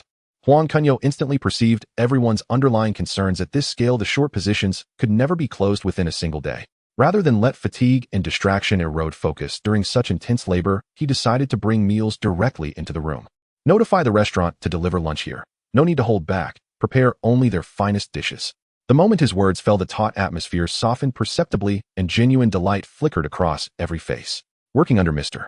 Huang had always meant freedom from petty logistical worries, and this employer was famously generous. The meal would undoubtedly be exceptional, far surpassing the cold, hurried boxed lunches they usually endured. Seeing the shift in mood, Song Xiaohui cleared his throat and issued a firm reminder, "Stay sharp. Mr. Huang trusts us deeply. Let us honor that trust with flawless execution." Understood. A unified, energetic chorus rose from the room, hands moving with renewed precision, dialing, noting, filing, each motion crisp and decisive. A relentless cascade of ringing telephones echoed like war drums, while short orders materialized swiftly beneath pens and voices flowing seamlessly from creation to recording to archiving. Time raced forward amid the feverish pace. Outside, dusk deepened, and before anyone noticed, it was already time for the afternoon market close. The Hang Seng Index finally settled at 1796 points, close enough to Huang Kunyao's targeted short level of 1810 to ease the collective tension in the room. Yet before anyone could catch their breath, calls requesting short positions surged violently. Price inquiries and confirmations flooded the lines, and the momentarily relaxed air erupted once more into electric intensity, the very atmosphere seeming to shimmer with heat. Dinner too was served on-site in the VIP room. HSBC had clearly anticipated this. Not only did they dispatch staff bearing exquisitely prepared meat and vegetable dishes and steaming soups, but they also assigned 5 tall, imposing security officers from internal security to guard the entrance, strictly barring any unauthorized personnel. Smoke coiled lazily in the sealed space, mingling with the aroma of food and the sharp scent of ink on paper, while the symphony of ringing phones, animated conversations, and the soft rasp of pens across paper wove a dense, vibrant cacophony. It was not until shortly after 100 M that the incessant ringing gradually thinned, then ceased entirely. Song Xiaohui stood before Huang Kunyao, eyes bloodshot, capillaries webbing across his scare, voice reduced to a raw, gravelly whisper. He swallowed hard, then dragged himself forward, exhaustion heavy in his voice, but beneath it unmistakable exhilaration. "Mr. Huang, I believe no more orders are coming. It's been 10 full minutes since the last call." Huang Kunyao slowly lifted his gaze, his eyes sweeping over Song Xiaohui's haggard yet luminous face, then turning toward Huang Jixing, who was rapidly calculating figures nearby. "How many orders? How much capital remains unallocated?" Huang Jixing's fingers flew across the abacus, then he double-checked the ledger meticulously before reporting. "Mr. Huang, 32 billion remains uncommitted, and we have executed a total of 5700 contracts." Huang Kunyao gave a slight nod, fingertips tapping once, softly, on the desk. A fleeting shadow of dissatisfaction crossed his features. This volume still fell short of his intended target. Song Xiaohui instantly grasped his intent and stepped forward eagerly. "Mr. Huang, this already exceeds our original projection. Rest assured, the remaining 32 billion worth of short positions will clear instantly at tomorrow's opening. Given today's market trend, buyers will scramble to take them. This is less trading than picking money off the ground. I estimate full clearance within an hour at most." "Very well, let's conclude for tonight." Huang Kunyao rose slowly, stretching to ease the stiffness of prolonged sitting. "Be here, all of you, at 8:30 M. tomorrow, no exceptions." "Yes, sir," a resounding chorus answered him. Each person gathered their documents and departed. Tired, yes, yet deeply fulfilled. Huang Kunyao straightened his suit jacket and left the premises with De Zhuang returning home by car. The next morning before dawn broke, Huang Kunyao completed his unwavering morning routine, ate breakfast, and set off for HSBC with De Zhuang. As the car came to a smooth halt beneath the building, a waiting security officer immediately approached and respectfully escorted him up to the 8th floor VIP room. Upon entering, Huang Kunyao found Song Xiaohui, Wang Jie, and the others already assembled, alert, composed, and punctual to the minute. Huang Kunyao nodded in quiet approval and instructed De Zhuang, "Go with Hosey and the others to the nearby Cha Chan Tong. Bring plenty of egg tarts, pineapple buns, and hot milk tea for everyone to tide them over." De Zhuang departed at once. Huang Kunyao withdrew a cigarette from his pack, lit it, and leaned back on the sofa. Eyes closed, breathing steady, utterly detached from the surrounding clamor. Before long, De Zhuang returned with several large bags brimming with steaming breakfasts. Everyone gathered briefly, ate quickly, then returned to their stations, silent, focused, awaiting the opening bell. At precisely 9 o'clock, the sharp, resonant opening bell rang out. Instantly, the room snapped into battle readiness, and simultaneously telephone bells erupted anew in a deafening, urgent barrage. Song Xiaohui reacted first, snatching the nearest receiver. After just 2 sentences, his eyes flared with sudden clarity, his posture straightened, and he jotted down key details on a sticky note with lightning speed. He tossed it to Huang Jixing beside him, then slammed his palm down and shouted, "Now move. Clear every remaining position as fast as humanly possible." "Yes." A thunderous reply filled the room as everyone plunged back into furious activity, dialing, speaking, scribbling, until sound once again swelled to fill every corner. Second by second, the Hang Seng Index danced erratically across the screen. Around 9:20 m. As the final confirmation call ended, Huang Jixing sprang to his feet and announced loudly, "Mr. Huang, all short positions corresponding to the remaining 32 billion have been fully liquidated." His declaration silenced the room at last. A long collective exhale rippled through the traders, followed by broad, relieved smiles. At that moment, the Hang Seng Index oscillated tightly between 1799 and 1804 points. Its trajectory jagged and unsettling, evoking an instinctive, nameless dread. Song Xiaohui seized his water glass and drank deeply, soothing his parched throat. Then he edged closer to Huang Kunyao, plucked a cigarette from the pack, lit it, paused, and finally asked, voice hushed yet urgent, "Mr. Huang, if I may ask, how could you be so certain the Hang Seng would fall?" This question had weighed upon him for days. Not only him, but Wang Jie, Huang Jixing, and the rest, who now halted their work, ears pricked, eyes alight with curiosity and probing intensity. Huang Kunyao opened his eyes slowly, his gaze sweeping over their expectant faces. His tone remained calm, yet absolute. "My conviction rests upon 3 pillars. First, it has been many months since the last market crash, during which time speculative bubbles have swollen, relentlessly masked only by superficial prosperity. Second, although economic growth appears robust, it is illusory. Many enterprises boast handsome book profits, yet possess little real earning power, while stock valuations soar to absurd heights. Such imbalance cannot endure. Third, and most crucially, the Sino-British negotiations. Reflect carefully on what lies beneath that phrase." With that, he closed his eyes again, offering no further elaboration. His words sank deep, stirring profound contemplation, especially the third point, which struck like thunder, jolting each listener upright. They were seasoned veterans of Hong Kong's business world, well-informed, connected, acutely aware of the ongoing Sino-British talks regarding Hong Kong's future. Yet none had ever linked that political process so directly, so decisively to market dynamics. At that moment, Huang Kunyao spoke again, softly, yet each word landed with the weight of iron. "I know with absolute certainty that the mainland's resolve to resume sovereignty over Hong Kong is unshakable. There is no compromise, no retreat. Remember this, Hong Kong is too distant from Britain and far too close to the mainland. Critical developments in those negotiations will surface within these coming months." A collective gasp tore through the room. Faces paled. Teacups trembled in hands. Pens shook again. In that instant, the logic crystallized. Once news of the mainland's imminent resumption of sovereignty broke, Hong Kong's stock market would collapse catastrophically.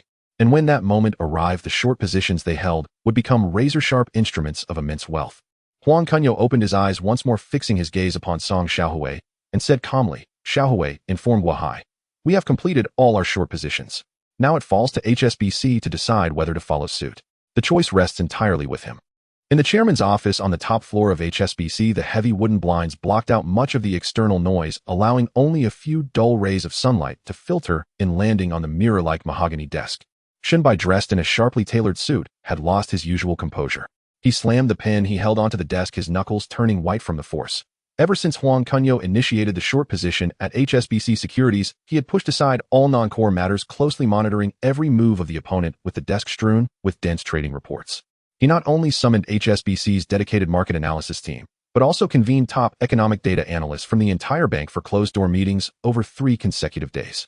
Astonishingly, the dozens of reports submitted by the team reached a remarkably unanimous conclusion. Although the Hang Seng Index experienced slight fluctuations in the short term, it remained poised to run high, relying on the superficial prosperity of Hong Kong Island's economy, and could even break through previous highs. This stood in stark contrast to Huang Kunyao's almost resolute short-selling strategy, creating an irreconcilable opposition. Guahai sat on the leather sofa opposite his, expression also grave, the ceramic teacup in his hand already cold, yet he remained oblivious. What were his exact words? Repeat them verbatim for me. Shen Bi's voice carried an unmistakable weariness, his eyes bloodshot.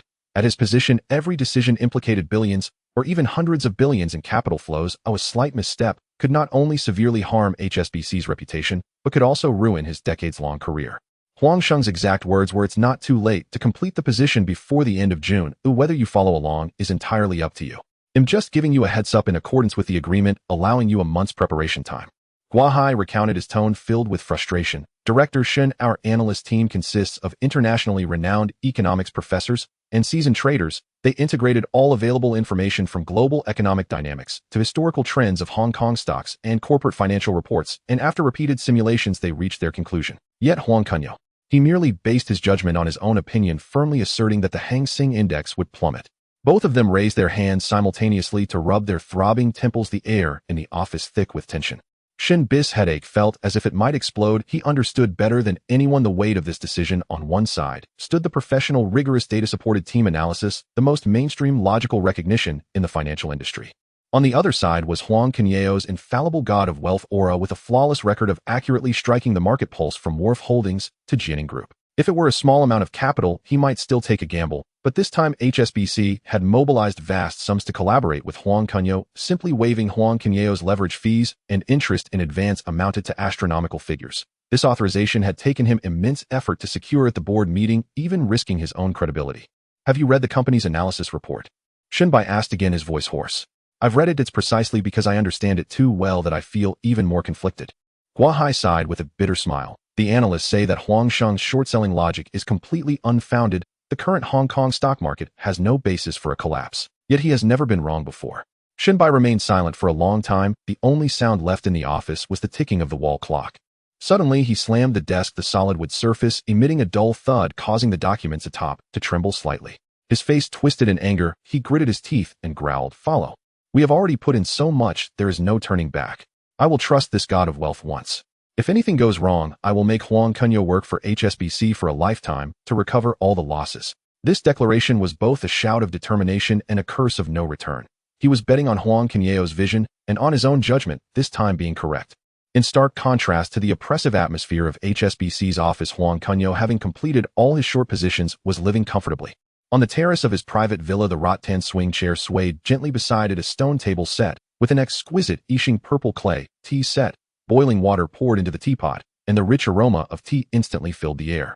Huang Kunyao leaned back in the swing chair, holding a thin cigar between his fingers, leisurely exhaling a ring of smoke. He then picked up a black mobile phone and dialed a number he had memorized. The phone rang twice before being answered, a steady male voice coming through. "Hello, this is Li Jun." "Li sir, it's me." Huang Kunyao's tone was appropriately warm, devoid of any hint of the tumult from a recent massive transaction. "Huang Sheng, what brings you to call me?" Li Jun's voice instantly became more enthusiastic, tinged with evident familiarity. Since meeting at the last charity gala, they had established a tacit cooperation. Huang Kunyao had not only provided him with accurate investment information, but had also helped him navigate numerous connections crucial for his bid for the deputy chief of the police department, making him an indispensable support on his path to promotion. "You beat me by 3 strokes in the last golf game. I haven't been idle since then, practicing diligently every day, and I feel my skills have improved quite a bit," Huang Kunyao said with a hint of playful teasing, which made the listener feel at ease. "I want to challenge you to another game at our usual spot tomorrow to regain some face. Are you up for it, Li sir? What's there to be afraid of?" Li Jun laughed heartily. "But Huang Sheng, you better be prepared." "Ooh, I won't be holding." "Then I shall wait and see." Huang Kunyao chuckled lightly. "I won't disturb you at work any longer. See you tomorrow." After hanging up, the relaxed look in his eyes instantly faded, replaced by a sharp glimmer. Li Jun was in charge of an elite mobile unit directly under the police department, well-equipped and highly mobile, comparable to a miniature flying tigers, the very force he needed for his upcoming plans. His invitation had a core purpose: to ask Li Jun to help him obtain a legal gun permit. The next afternoon, under the bright sun at Hong Kong Island's top private golf course, the grass was lush and the breeze gentle.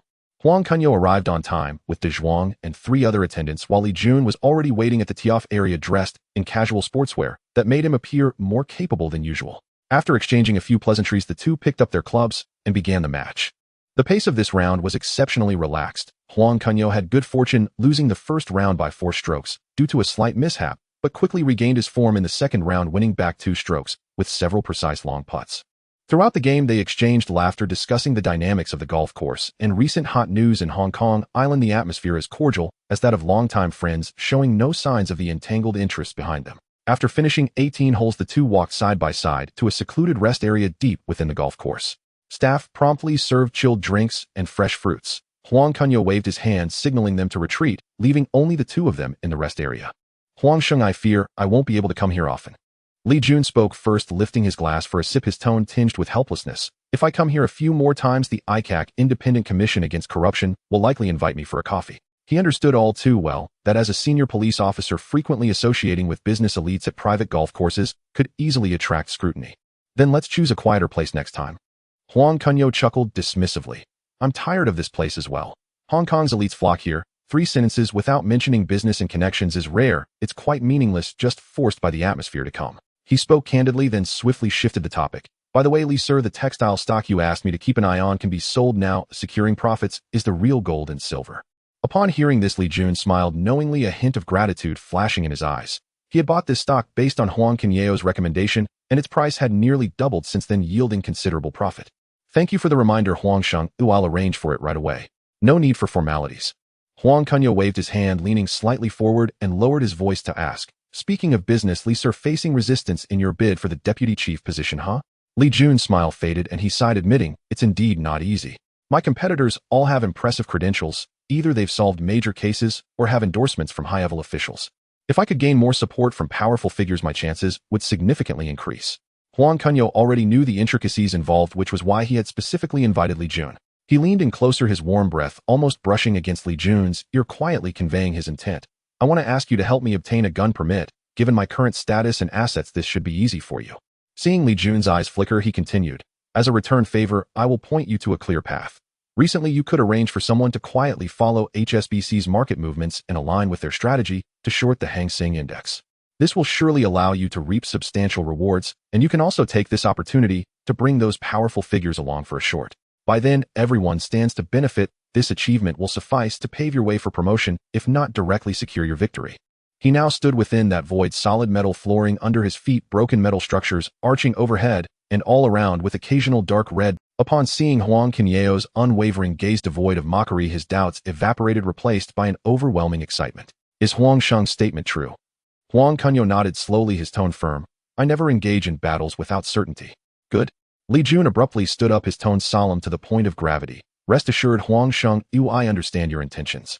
I will arrange for someone to follow HSBC's movements and strictly adhere to the strategy you outlined, waiting for your further updates. He understood that this was not merely a simple exchange of interests, but an excellent opportunity to change his career trajectory. I have official duties, so I must take my leave. With that, Li Jun turned swiftly and left, his steps much more urgent than when he arrived, clearly eager to. In the summer of 1981, the frenzy of the Hong Kong stock market had yet to dissipate, with the Hang Seng Index surging to 1810 on a frenzied rhythm. The historical peak at 20 points. Yet this peak was merely an illusion, fleeting in the blink of an eye. Amid the intensifying inflation and to stabilize the precarious Hong Kong dollar exchange rate, before the implementation of the linked exchange rate system, the Hong Kong Association of Banks unleashed a series of interest rate hikes in July and September, causing the best lending rate to skyrocket from 12 at the beginning of the year to over 20, dousing the boiling market with a chilling wave. The property market was the first to collapse, with transaction volumes plummeting to freezing points as real estate companies and speculators heavily leveraged were left like soulless husks, with news of broken capital chains flooding in. It is known that real estate stocks account for over 40% of the Hang Seng Index. When this pillar collapsed, the entire stock market's foundation was shaken. More critically, negotiations between China and Britain regarding Hong Kong's future had officially commenced, and as British Prime Minister Margaret Thatcher visited China, the cloud of doubt over the future of Hong Kong loomed over every investor, prompting a frantic exodus of foreign and local capital, leading to a total collapse of market confidence. The Hang Seng Index resembled a kite, with its string cut, plunging into the abyss of decline. On the streets, the once bustling brokerage firms had turned into disaster zones of despair. Glass doors rattled as anxious investors pounded on them, while inside the electronic screens displayed a flurry of red downward arrows, and stock prices fluctuated wildly before the naked eye. Some clutched their stock certificates tightly, knuckles turning white, lips quivering in silence. Others sat helplessly on the cold floor, tears mixed with sweat streaming down, repeatedly mumbling, "My hard-earned money is gone." Even more extreme were those who lost control, smashing the counter's glass, bellowing for compensation from the brokerage, while chaos erupted with shoving and curses echoing. In front of a newsstand, the latest financial newspapers were carelessly discarded the bold headline, Hang Seng Index plummets, glaringly eye-catching, as a few speculators squatted in the street corner, cigarette but strewn about, sharing their dismal tales of losses. And all of this was closely monitored by Huang Kunyao in the exclusive client room of HSBC Securities. Ever since the Hang Seng Index peaked in July and began its descent, the lights in that exclusive client room had hardly been turned off deep into the night. Huang Kunyao moved his bedding to the adjacent lounge, waking before dawn. Every day, the first thing he did was rush to the electronic screen, his gaze locking onto the fluctuating Hang Seng Index figures like a hawk. Once a symbol of wealth, the candlestick chart now presented itself to him as the most accurate battlefield report. Each downward gap, and every long bearish candle were meticulously recorded in his special ledger marked alongside corresponding market news and capital flows. He no longer leisurely sipped tea and smoked, as before, replacing his purple clay teapot with a pot of ever-warm coffee, gulping it down whenever tiredness hit the bitter taste, keeping him in a state of acute alertness. His team, including Song Xiaohui, was pushed to their limits as they summarized market dynamics every hour, but often before the reports reached him, he had already caught the latest market trends from the incessant ringing of phones and the hurried conversations of traders. Days flowed by in this extreme tension and focus as the Hang Seng Index plunged from July's high, finally breaking below the 1,200-point mark on October 5th, settling at 1113. At 77 points in just 3 months, it had dropped by as much as 38.5. On that day in Hong Kong, it felt as if a layer of despair hung in the air. The outside of the brokerage was crowded with people, cries, shouts, and curses intertwined as an elderly man fainted from the shock and had to be carried to the hospital. A young speculator knelt on the ground, repeatedly bowing towards the brokerage's entrance, praying for a slight recovery in stock prices. Yet in Huang Kunyao's client room, there was only the sound of a pen scratching across paper. He gazed at the final number frozen on the electronic screen, slowly exhaling, taking a sip of the now-cold coffee, his eyes devoid of pity, only sharp with control over the situation. Finally, after Margaret Thatcher's return from her visit to China, the fantasy of sovereignty for governance was utterly shattered, and the Sino-British negotiations fell into a stalemate. Her stumble seemed to have triggered the switch of market panic, reaching a peak of fear. The Hang Seng Index no longer saw any substantial rebound, but rather sank deeper into the mire of decline, with each opening session unleashing a new wave of selling. Pawnshops on the streets suddenly flourished as many investors brought their gold and silver jewelry, luxury watches, and paintings to pawn just to secure a bit of cash for survival. Once bustling restaurants and department stores now lay desolate, as citizens tightened their wallets, meticulously calculating even the most basic expenditures. Huang Kunyao continued to watch over the client room daily, but the sharpness in his gaze was now tempered with composure as he began to direct his team to gradually reap profits, each closing timed precisely with the market's fluctuations. By the end of the year, the Hang Seng Index ultimately closed at 783 points, nearly halving from its historical peak at the beginning of the year. The Hong Kong stock market lay in ruins, countless tycoons reduced to poverty, overnight once glamorous real estate magnates forced into bankruptcy due to broken capital chains, and news of brokerage closures flooded in with liquidation notices plastered across the streets. Yet Huang Kunyao emerged from this storm with a fortune. When news of the last short position being closed came through, he finally stood up to stretch his stiff body, opened the window of the client room, and the evening breeze, carrying the salty scent of the sea, washed over him, dispersing the bitterness of coffee in the room. He gazed at the twinkling lights outside, a faint smile curling at the corners of his mouth. This meticulously planned wealth harvest had ultimately culminated in his resounding victory. The next day, just as the dawn broke and the morning light had not yet penetrated the mist over Xiangjiang, Huang Kunyao had already set off for HSBC Tower. The scale of this short selling of the Hang Seng Index was unprecedented, with a series of processes such as fund settlement, margin clearing, and fee waivers intricately linked. Even the slightest error was intolerable. He had to personally oversee every detail. As he stepped into the exclusive large client room, Song Xiaohui, Huang Jixing, and others were already waiting, each face brimming with barely contained anticipation and tension. This financial contest that had lasted for months was finally about to see its results. Before long, Guahai hurried in, a polite smile on his face, but an unmasked urgency lurked in his eyes. He understood better than anyone the shocking wealth that this young tycoon was about to acquire. "Good morning, mister. Congratulations, congratulations. You are bound to make a fortune this time." Guahai took the initiative to greet him, his tone more respectful than usual. "You are too kind, Minister Gua. Congratulations to you as well. This time your bank has also made a significant profit. It's a win-win for us." Huang Kunyao laughed heartily, his tone filled with satisfaction. After a few pleasantries, Guahai naturally stayed behind, waiting with everyone for the settlement results. This wait lasted. HSBC specially dispatched 3 senior accountants to form a temporary settlement team, working diligently in the adjoining conference room to calculate the accounts. From the faint morning light to the sun at its zenith, and then from the afternoon's slanted rays to the arrival of nightfall, the people in the large client room hardly moved, only briefly eating some takeout delivered from a tea restaurant to keep their stomachs full. Huang Kunyao remained calm, occasionally reviewing past transaction records, sometimes checking key trade points with Song Xiaohui, and occasionally getting up to stretch his stiff limbs, but his gaze was always fixed in the direction of the conference room. Guahai accompanied him throughout, frequently going to the settlement team to inquire about progress, returning each time with a gentle shake of his head, still verifying. For such a colossal fund settlement, every detail had to be meticulously checked. Even a minor error in decimal places could lead to astronomical mistakes, and no one dared to be lax for a moment. By the time the night fully enveloped Xiangjiang with countless lights illuminating the outside, and the clock slowly pointing to 9 o'clock. The door of the neighboring conference room was finally pushed open. Huang Jixing rushed in, clutching a thick stack of settlement documents, his face flushed with extreme excitement, his voice trembling noticeably. Mr. Huang, the results are in. Huang Kunyao suddenly stood up, his gaze instantly fixed on the settlement documents in Huang Jixing's hand, a subtle ripple passing through his heart. Guahai also quickly leaned in, his eyes fixed intently on the paper bearing the final results. Huang Jixing took a deep breath, striving to calm his surging emotions, and clearly stated, Mr. Huang, all accounts for this transaction have been verified.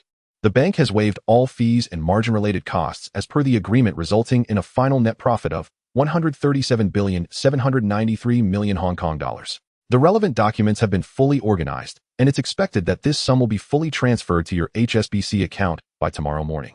Great. Huang Kunyao's tightly wound nerves finally relaxed, and he couldn't help but burst into joyous laughter. In that laughter was both satisfaction with the results and a release from the labor of recent days. Everyone present was stunned into silence upon hearing this figure, standing frozen in place for a long time. Within just a few months, amassing nearly 140 billion Hong Kong dollars was nothing short of a myth in the financial market. However, the laughter didn't last long, as Huang Kunyao's smile suddenly faded and his expression grew. As everyone puzzled over this, they heard him sigh softly, uttering a line that left everyone both amused and exasperated. If only this were in US dollars. Upon hearing this, Guahai felt a rush of blood, nearly losing his composure on the spot. Song Xiaohui and the others exchanged glances, their hearts churning. Earning over 100 billion Hong Kong dollars, yet still not satisfied, and even wishing to convert it into US dollars. That appetite was truly astonishing. One should enjoy life to the fullest. Everyone here tonight, we will have plenty of shark fin and abalone. The midnight snack is on me. Red packets will be distributed after the funds are credited tomorrow. Huang Kunyao then announced loudly, his tone grand. Upon hearing this, everyone rushed forward to express their thanks, their faces filled with joy. Later, Huang Kunyao could not recall when the gathering dispersed, only remembering that the group headed straight to Han Yun Seafood Restaurant, indulging in food and drink with tables full of shark fin and abalone paired with high-end beverages, creating an extraordinarily lively atmosphere. At 9 o'clock the next morning, Huang Kunyao finished his grooming, unusually foregoing his morning exercise, directly instructing Da Zhuang to drive him to HSBC Tower. After all the funds were not yet in hand, only upon completing all procedures and having the money transferred into his account could he truly feel secure. By the time they arrived at HSBC Tower, it was already past 10 o'clock, and Guahai was waiting in the lobby, adopting an extremely humble demeanor. He knew well that after today's settlement was complete, Huang Kunyao would rise to new heights. Though there were many wealthy individuals in Xinjiang, few held over 100 billion in cash. Most tycoons' wealth was tied up in assets, while Huang Kunyao's 100 billion was solid cash. Coupled with his extraordinary operations in the futures market, describing him as a prodigy was not an exaggeration. In the financial market, capital was king. Those who possessed capital and had such keen insight were as formidable as nuclear weapons. Guahai led Huang Kunyao into his office, both sipping tea and chatting while waiting for the paperwork to be processed. On the other side, Liang Qi from the HSBC Major Clients Department looked at the documents in his hands, his face filled with unmistakable shock. He had a deep impression of Huang Kunyao, clearly remembering the initial scale of funds in his account and recalling that it was he who had introduced Huang Kunyao to the Securities Department. Yet in just a year or two, the account balance had surged to over 130 billion, leaving Liang Qi in disbelief, utterly stunned. After the paperwork was completed, Liang Qi held 2 checkbooks, a new bank card, and a passbook, heading straight for the 8th floor. He deliberately avoided the elevator, still feeling dazed. This was no ordinary person, but a god. Reaching the door of Guahai's office, Liang Qi composed himself, lightly knocked. "Come in." Guahai's voice came through, and he pushed the door open to find both Guahai and Huang Kunyao inside. Liang Qi quickly walked up to Huang Kunyao, speaking respectfully, "Congratulations, Mr. Huang." His eyes were filled with complex admiration. "Congratulations to you as well." Huang Kunyao nodded with a smile. Liang Qi looked at Guahai, seeing him helplessly smile, then turned to Huang Kunyao, introducing, "Mr. Huang, here are your new passbook and bank card. These 2 are cash checkbooks. The one with patterns is for large amounts with a maximum single amount of 100 million. Any amount over 100 million needs to be processed at the bank in person. This one is for small amounts with a maximum of 500,000 per check." With that, he presented the items to Huang Kunyao with both hands. Huang Kunyao accepted them and said thank you. Then he turned to Guahai and said, "Minister Gua, as I mentioned before, I want to give Song Xiaohui and the others a big red packet. Please call them over. I will write the checks now." "No problem." Guahai laughed heartily and got up to call for them. Huang Kunyao sat on the sofa, thought for a moment, and wrote out 4 checks. 3 for 200,000 and 1 for 250,000. After finishing, he casually chatted with Liang Qi. Moments later, Guahai returned with Song Xiaohui and 3 others, all glowing with excitement, unable to hide their enthusiasm as they bowed and greeted Huang Kunyao. Thank you for your hard work over these past few months. This is a small token of my appreciation. Huang Kunyao handed over the checks. The four of them quickly accepted the checks, and upon seeing the amounts, they were overjoyed, repeatedly expressing their thanks, and solemnly bowed to Huang Kunyao before happily leaving. Meanwhile, in the chairman's office on the top floor of HSBC Tower, Shunbai looked at the accounts in his hands, his face flushed with joy. HSBC had made a significant profit this time, solidifying his position as chairman. However, when he saw the over 150 billion cash in Huang Kunyao's account, he couldn't help but feel a pang of pain. Simply waiving the fees for Huang Kunyao amounted to 200 million Hong Kong dollars. Huang Kunyao stepped out of the HSBC building, the golden sunlight casting a glow upon the shoulders of his team. He opened his arms wide, taking a deep breath as the pent-up frustration and restraint accumulated over the past 2 years finally dissipated, and the glimmer of sharpness in his eyes was released without reservation. Who could have imagined that the desperate drifter adrift on the sea 2 years ago, and unable to even afford a hot meal, has now become a new nobleman holding billions in cash capable of stirring the tides of the business world in Hong Kong? During these 700 days and nights, he treaded carefully, as if walking on thin ice, meticulously rehearsing every decision and cautiously planning every move, leading to a buildup of pent-up energy. These past 2 years have truly been a grievance for me, he muttered to himself, his tone filled with a sense of liberating relief before his gaze sharpened and the corners of his mouth curved into a rebellious arc. My big knife has long been eager and impatient. Previously constrained by the scale of funds, despite his foresight, he could only engage in small-scale skirmishes, arbitraging in the stock market to a limited extent and making only superficial forays into the properties of Hong Kong linked properties, never able to fully unleash his potential. But now it was different. This cash of over 15 billion Hong Kong dollars was his sharpest blade, his most solid backing, sufficient to support him in launching a personal business storm on the vast stage of Hong Kong Island in the Greater Bay Area. The news of the billion-dollar cash transaction was like a stone thrown into a calm lake, causing waves of shock among the wealthy circles of Hong Kong Island after days of fermentation. What startled numerous property tycoons even more was that due to the dual impact of interest rate hikes and Sino-British negotiations, property prices on Hong Kong Island were plunging like an avalanche, almost reaching a new low every day. Huang Kunyao sat steadfastly at Kunyao Properties every day, personally monitoring the latest developments in the property market, his fingers repeatedly brushing over the list of acquisition targets, his gaze filled with determined brilliance. As December arrived, the cold winds of Hong Kong Island grew increasingly fierce, and the chill in the property market became bone-deep. Watching the continually plummeting housing prices, Huang Kunyao felt a surge of satisfaction in his heart. He immediately summoned Wang Hongwei and other core team members for an emergency meeting to finalize the detailed plan for phased acquisitions, officially initiating large-scale purchases. Thanks to the market slump and the convenience of HSBC cash checks, this acquisition proceeded remarkably smoothly, with all assets purchased at far below market prices, most of which came with mature rental properties that could generate immediate income. The specific acquisition list is as follows: 4 commercial land plots located in the core business districts of Mong Kok and Tsim Sha Tsui, totaling nearly 8,000 square meters, with a total expenditure of 134 million Hong Kong dollars. 8 ready-house office buildings situated in prime locations such as Central and Yau Ma Ti, with a total expenditure of 1.9 billion Hong Kong dollars, one of which is reserved for Kunyao Properties and its affiliated companies, while the other 7 are all leased out, providing stable cash flow just from rent. 32 small independent villas located in luxury areas such as Repulse Bay and Clearwater Bay, each with a private garden and garage, totaling an expenditure of 234 million Hong Kong dollars.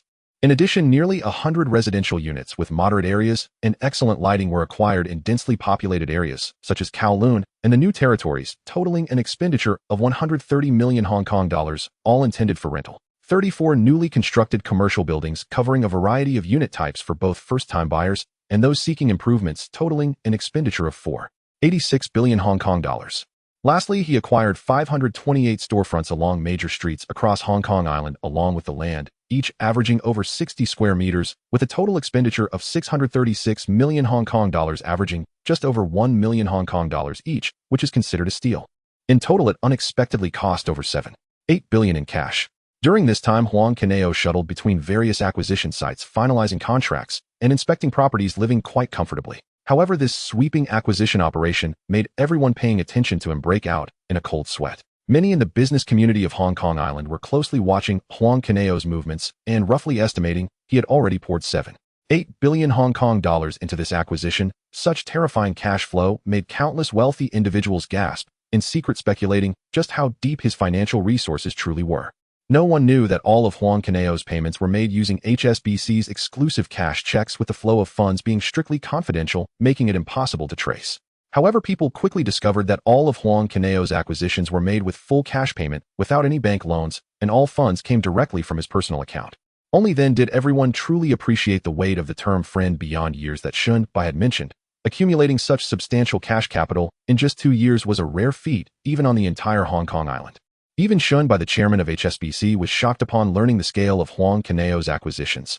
His speed of spending was simply faster than printing money. Not long ago, several board members had questioned his decision to support Huang Kunyao, deeming it too risky. Yet Huang Kunao's bold maneuvers during this period truly left everyone in awe.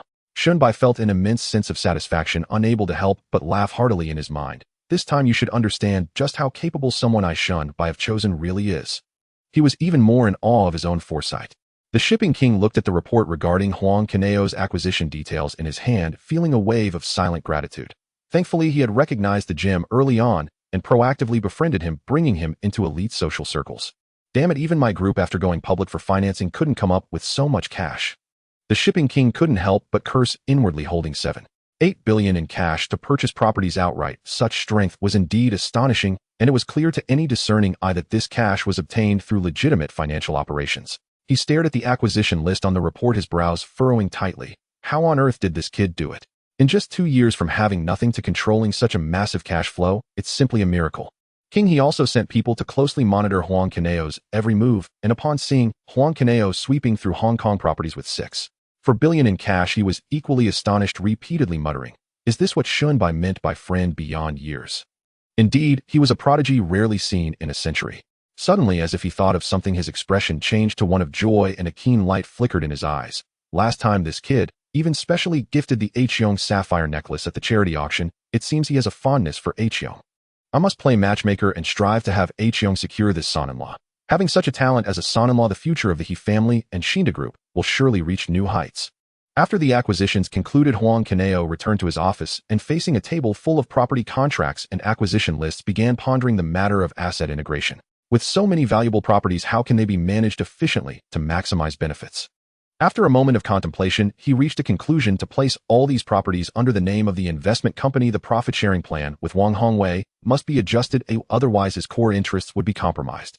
Additionally, given the vast scale of the properties, a dedicated property department must be established for unified management to reduce operational costs. He immediately called Wang Hongwei, laid out his thoughts, and proposed a profit-sharing of 0.5 of net profits for Wang Hongwei annually. Upon hearing this, Wang Hongwei's face lit up, and he readily agreed on the spot. He understood that with the integration of these quality properties, the company's future net profits would be considerable, and 0.5 of the profits was already an astronomical figure. After finalizing the profit-sharing scheme, Huang Kunyao immediately ordered the establishment of a dedicated property department responsible for the leasing, maintenance, and management of all properties, which would save a significant amount in outsourcing management fees each year. He also specifically instructed that all newly acquired assets be temporarily placed under the property company's name, allowing Chun Tianyi to swiftly handle all property rights transfer and registration procedures. After arranging these matters, Huang Kunyao furrowed his brow again. I still need to find a reliable financial. With so many industries involved, the financial transactions and accounting were extremely complex. It was essential to have a trusted professional overseeing everything. Time flows, and in the blink of an eye, it is already the year 1982. On the streets of Hong Kong Island, the festive atmosphere of the new year has not yet completely faded. A few red lanterns still hang under the eaves, but the dormant ambition in Huang Kunyao's heart can no longer be contained, bubbling restlessly. The past year of 1981 was for him a thrilling harvest of wealth, shorting the Hang Seng Index to rake in billions in cash, seizing the opportunity in the real estate market to acquire a significant number of high-quality properties. From a penniless smuggler to a newly minted business tycoon wielding substantial power, he accomplished a remarkable turnaround in just 2 years. Now, with ample funds and a solid foundation, he can finally break free from his constraints and venture into a broader commercial landscape. The ambition that has long simmered within him is eager for an outlet to erupt. With the Lantern Festival just past, the warm breeze of March quietly sweeps across Victoria Harbor, and Huang Kunyao feels that the timing is ripe. He spent several days arranging various affairs of Kunyao Properties and its affiliated companies, ensuring that daily operations run flawlessly, and then notified Chun Tianyi to meet him at his villa. The afternoon sun streamed through the floor-to-ceiling windows of the villa, casting mottled shadows on the teak floor. Huang Kunyao and Chun Tianyi sat facing each other with a purple clay teapot in front of them, emitting wisps of steam, the rich aroma of tea wafting through the air. After casually chatting about the company's recent developments, Huang Kunyao slowly pulled out a folded newspaper from a nearby document bag. and handed it to Chun Tianyi, his tone calm, yet carrying undeniable weight. Take a look at this. Chun Tianyi hurriedly accepted it, unfolding the newspaper to examine it closely. Having followed Huang Kunyao for quite some time, he had already grasped his boss temperament. Anything specifically handed over by him could never be trivial. His gaze quickly scanned the page, soon captivated by a bold headline: Internal strife escalates at Lido TV.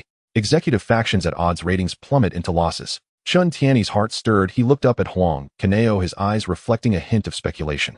After a moment's contemplation, he tentatively asked, Mr. Huang, are you interested in Lido TV? Huang Kunyao slowly nodded, taking a sip from his teacup. The warm tea slid down his throat, sharpening his clarity. He set down his teacup, lightly tapping his fingers on the table as he analyzed. Currently, Lido is like a seemingly dilapidated yet valuable rough gem. Outwardly, its ratings are suppressed by wireless and advertising revenues have plummeted, leading to a prolonged state of losses. Internally, the management is fragmented with factions holding each other back, long lost to chaos. More critically, I have reliable information that Lido's parent company, a consortium in Australia, recently suffered a disastrous investment in the local laundry industry, tightening their cash flow, and they are secretly seeking a buyer to offload this hot potato. Upon hearing this, Chun Tianyi's understanding deepened instantly. His boss has always been adept at uncovering opportunities where others see none. While Lido is currently in distress as a scarce media resource, if managed properly, its future value could be immeasurable. Without any hesitation, he immediately expressed, Mr. Huang, rest assured, as long as you decide to proceed, I will handle negotiations and the transfer process entirely. Not so fast. Huang Kunyao raised his hand to signal him to remain calm, and added, before we take action, you need to clarify the composition of Lido's shares. The more detailed, the better. Which shareholders are willing to sell, which ones are tough nuts to crack, and the proportion of shares held by each along with their psychological pricing must be clearly understood. Understood. Chun Tianyi promptly stood up, neatly folding and stowing away the newspaper, then turned and left in haste. After seeing Chun Tianyi off, Huang Kunyao wasted no time and drove straight to HSBC Tower. In the office of Chairman Shun Bai, behind a heavy mahogany desk, Shun Bai was reviewing documents. Upon seeing Huang Kunyao enter, he immediately set down his pen, his face breaking into a warm smile. Kunyao, what a rare visitor. What brings you here today? Huang Kunyao stepped forward, pulled out a chair, and sat down at the desk, his expression earnest. Mr. Shun, I'm here to ask for a favor you can't refuse. Hearing this, Shun Bai laughed heartily, pointing at him and teasing, you are now the hottest new tycoon on Hong Kong Island with billions in cash. Oh, what could you possibly need from me? Tell me, as long as it doesn't violate principles, I won't turn you down. I want to acquire HSBC's 11.7 stake in Lido TV. Without beating around the bush, Huang Kunyao stated his intention directly and added, as for the price, I'm willing to offer a 20 premium over the market price. What do you think? A flicker of surprise crossed Shin Bi's eyes, followed by a slight frown as he asked with some confusion, why are you suddenly interested in Lido's shares? That TV station is nothing but a money loser, and the management is a complete mess. HSBC has wanted to offload it for a while, but hasn't found a suitable buyer. Recently, the company's affairs have been sorted out, and I have a bit of spare cash on hand, thinking of buying a TV station to play with and test the waters in the media industry. Huang Kunyao casually concocted an excuse, speaking in a light tone. Play with it. Shin Bai clearly did not believe him, leaning back in his chair with a half smile. You, Huang Kunyao, have always been meticulous in your actions. Would you really spend a large sum to buy a money-losing venture just for fun? Let's be honest, do you want to fully acquire Lido? Caught out, Huang Kunyao was not embarrassed. He simply nodded candidly. Mr. Shin, your insight is unmatched. Nothing escapes your notice. I indeed want to take full ownership of Lido and manage it well afterward. The stake held by HSBC is crucial for me, and I hope Mr. Shin can assist. Shin Bai pondered for a moment, quickly calculating in his mind. He was well aware of Lido's situation. Continuing to hold would only lead to more losses. Huang Kunyao's willingness to take it over would also be a good thing for HSBC. Moreover, after their previous collaboration in shorting the Hang Seng Index, he had deep confidence in Huang Kunyao's insight and ability. Since this young man dared to take on Lido, he must have his own methods. He looked up at Huang Kunyao and said firmly, a 20 premium is too low, at least 30, and he'll sell you this portion of shares. Deal. Huang Kunyao immediately agreed, without hesitation, a joyful smile appearing on his face. Thank you, Mr. Shin, for your support. Shin Bai waved his hand, and then seemed to remember something, saying among Lido's shareholders are the Su family and the Kadori family. They also hold a significant amount of shares, and probably want to sell as well. They'll help you inquire about their intentions, or would you like to acquire them together? That would be greatly appreciated, Mr. Huang Kunyao felt a surge of joy. A Shun Biz connection spread throughout the Hong Kong business community, and with his help the acquisition process would undoubtedly go much more smoothly. Shin Bai immediately picked up the phone on his desk, calling the heads of the Su family and the Kadori family. After a brief conversation, he hung up and said to Huang Kunyao, the Su family has agreed to sell their 7.5 stake. You can send someone to contact them directly. As for the Kadori family, they are currently unwilling to sell, saying they want to observe for a while longer. Being able to acquire the Su family shares is already excellent. Thank you once again, Uncle Shun. Huang Kunyao got up to bow in gratitude, casually altering his address to close the distance between them. Shunbai nodded with a smile, reminding him the waters in the TV station industry are quite deep, unlike real estate and finance. Lido still carries considerable debt, so be prepared for that. I've considered all of this. Thank you for the reminder, Uncle Shin. Huang Kunao's tone was resolute. Since I dare to take it on, I have confidence in managing it well. Subsequently, Huang Kunyao used Shunbi's phone to notify Chun Tianyi to come to HSBC Tower immediately to handle the relevant procedures for the share transfer. The two were busy checking documents, signing agreements, and processing registrations until noon, finally completing all the procedures. A few days later, Chun Tianyi once again arrived at Huang Kunyao's villa holding a thick dossier and respectfully handing it over. Mr. Huang, this is the latest equity structure of Li Du television station. I have verified it, and it is absolutely accurate. Huang Kunyao took the dossier and began to read it carefully. The document clearly stated that the largest shareholder of Li Du television station is an Australian consortium holding 61.3% of the shares. The Su family holds 7.5%. HSBC holds 11%. 7A purchase agreement has been reached. The Kadori family holds 12%, and New World Group holds 7.5%. It seems that apart from the Kadori family, the other families are running out of patience. Huang Kunyao put down the document, a knowing smile appearing at the corner of his mouth. Li Du has been operating at a loss for years. For these families, it is just a burden that constantly drains their funds. Being able to cash out is naturally the best option. He pondered for a moment, and then looked at Chun Tianyi with sharp and firm eyes. Next, you will quietly contact the Australian consortium with the goal of acquiring their 61.3% shares. I will give you a budget of 100 million. If you can secure the shares for under 100 million, I will give you an additional bonus of 50 plus 10 million in operational funds for establishing connections and paying commissions. Is there any problem? Chun Tianyi's heart surged with excitement, and he nodded vigorously. He had already conducted an in-depth investigation into Lida's current situation. The Australian consortium was eager to offload, and with the 10 million operational funds available for flexible allocation, acquiring the shares under 100 million was not overly difficult. The additional 50 bonus was also a considerable sum, enough for him to buy a decent apartment in Hong Kong Island. No problem at all. Chun Tianyi spoke decisively, his eyes filled with confidence. Mr. Huang, rest assured I will handle this. Good. Huang Kunyao nodded in satisfaction and emphasized, remember, everything must be kept confidential, not a whisper must leak out. Once the transaction is completed, have the Australian consortium promise to keep it confidential for 1 month. During this month, there must be no layoffs and no new funding projects approved, maintaining the surface stability of Li Du. Chun Tianyi understood immediately. The boss wanted to take advantage of the acquisition of the Australian consortium's shares to swiftly acquire the remaining shares before the other shareholders reacted, achieving complete ownership at the lowest cost. He nodded solemnly, saying, I understand your intentions and will follow your instructions strictly. Huang Kunyao said no more, taking out a 10 million cash check from his drawer and handing it to Chun Tianyi. This is for operational funds. Use it first, and let me know if you need more.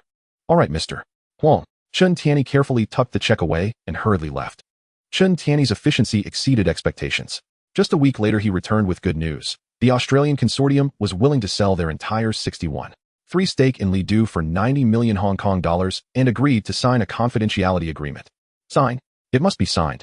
Huang Kunyao decisively made the call. Acquiring absolute control for 90 million was even more favorable than he had anticipated. Soon Chun Tianyi arranged the signing location, a presidential suite at the Peninsula Hotel, which provided a private and inconspicuous environment. He prepared all the agreement documents in advance and conducted a secret signing with the CEO of the Australian consortium, Hunter Hall. The agreement explicitly stated that both parties would maintain confidentiality for 1 month from the date of signing, and during the confidentiality period, the existing management of Li Du television station would remain unchanged, with no large-scale layoffs or approval of any new major funding projects. On the night of the signing, Huang Kunyao hosted a banquet at his villa with only him and Chun Tianyi present. The dining table was filled with exquisite dishes alongside a bottle of 1982 Lafite.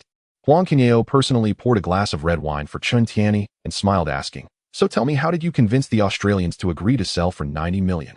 I thought it would at least cost 95 million.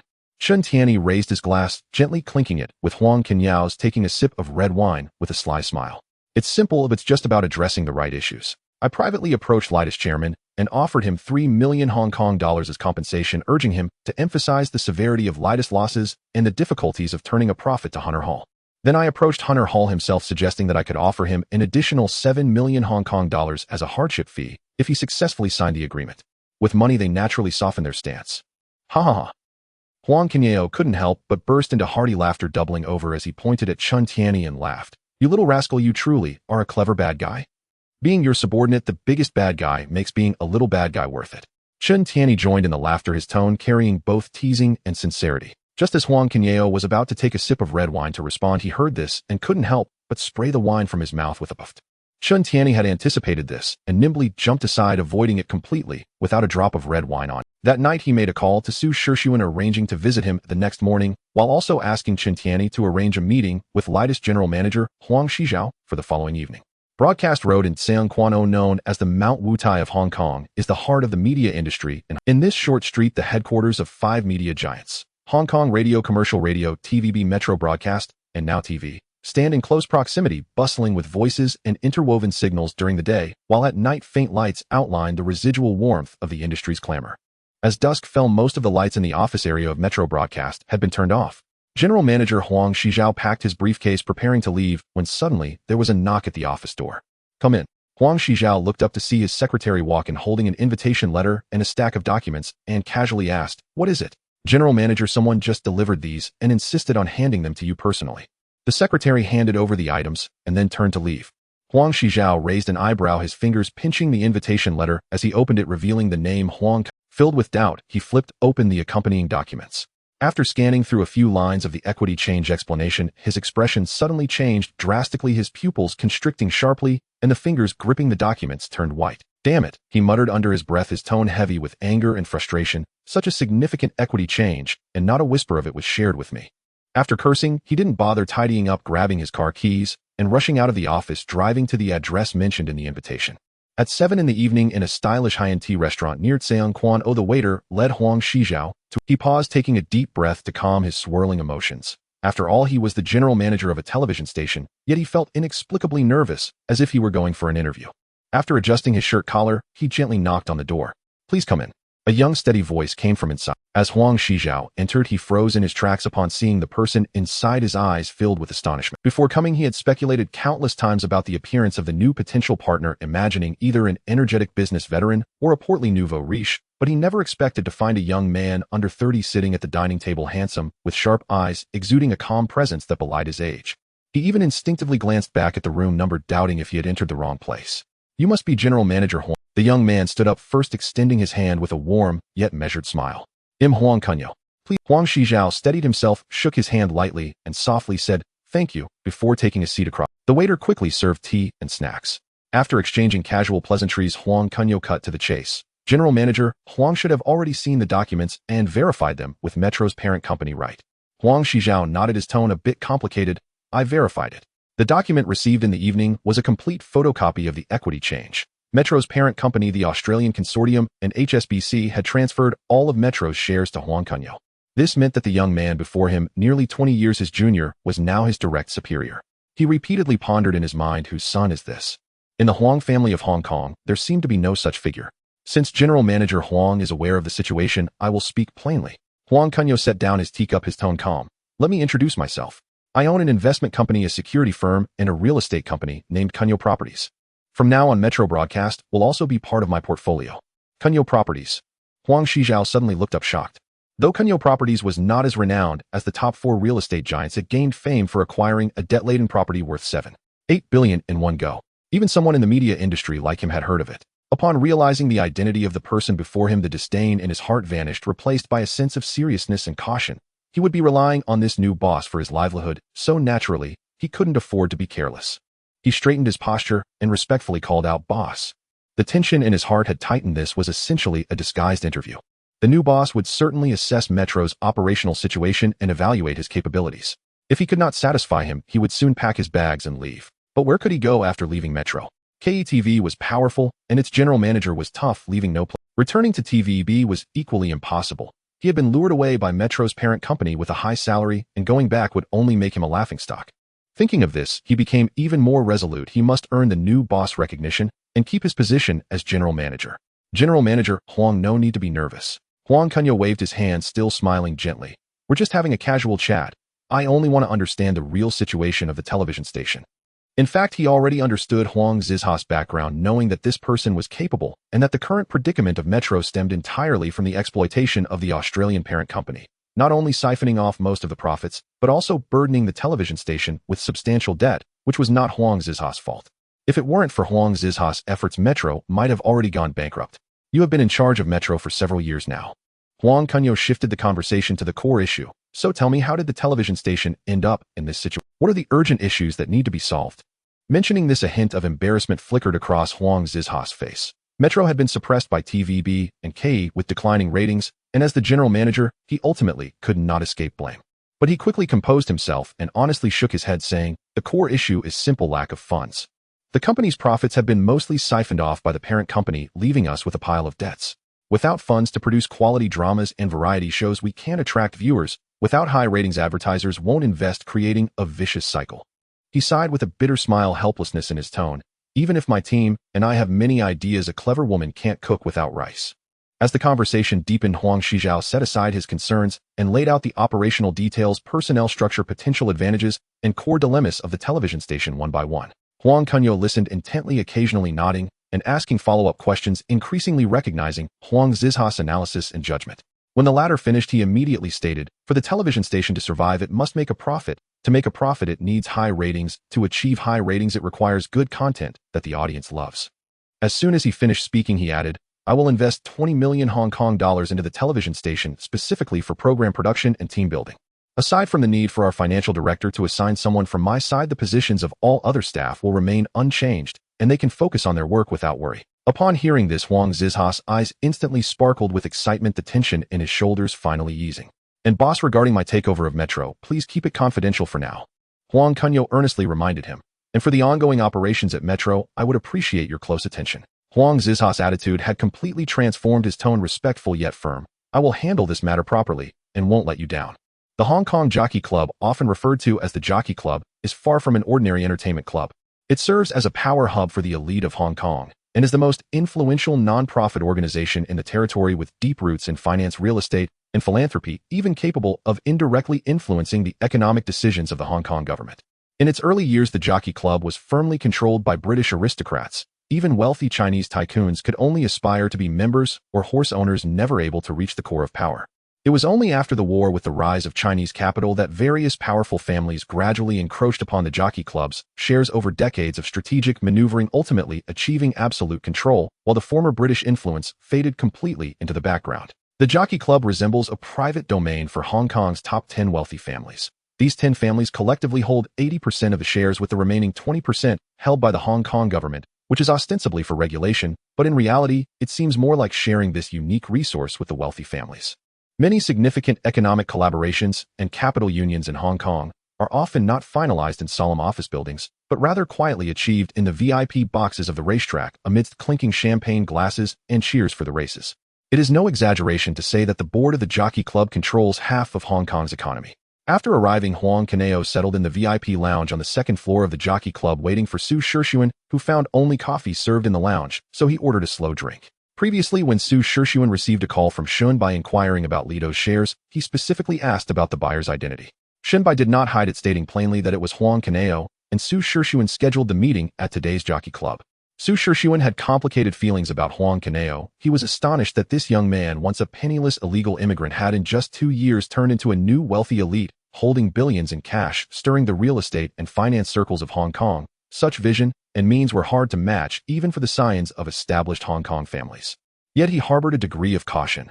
Huang Kunyao's rise was too rapid, his style bold and aggressive, often spending huge sums to acquire properties and companies. Such a fierce momentum was bound to raise concerns among the old aristocracy. There was also a sense of recognition, as Huang Kunyao had garnered the favor and support of influential figures like Shunbai. Despite his aggressive approach, he remained within the bounds, not merely a flash in the pan, and worthy of serious consideration.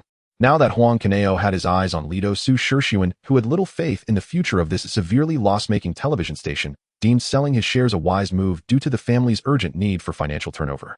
Today, Su Shixuan specifically brought his son Su Jinheng along, intending to let his son witness true talent and temper his underlying arrogance. Spotting Su Shixuan approaching from afar, Huang Kunyao immediately stood up and walked briskly forward, smiling politely. Uncle Su, long time no see. Su Shixuan, responding with a smile, said, Kunyao, you arrived quite early.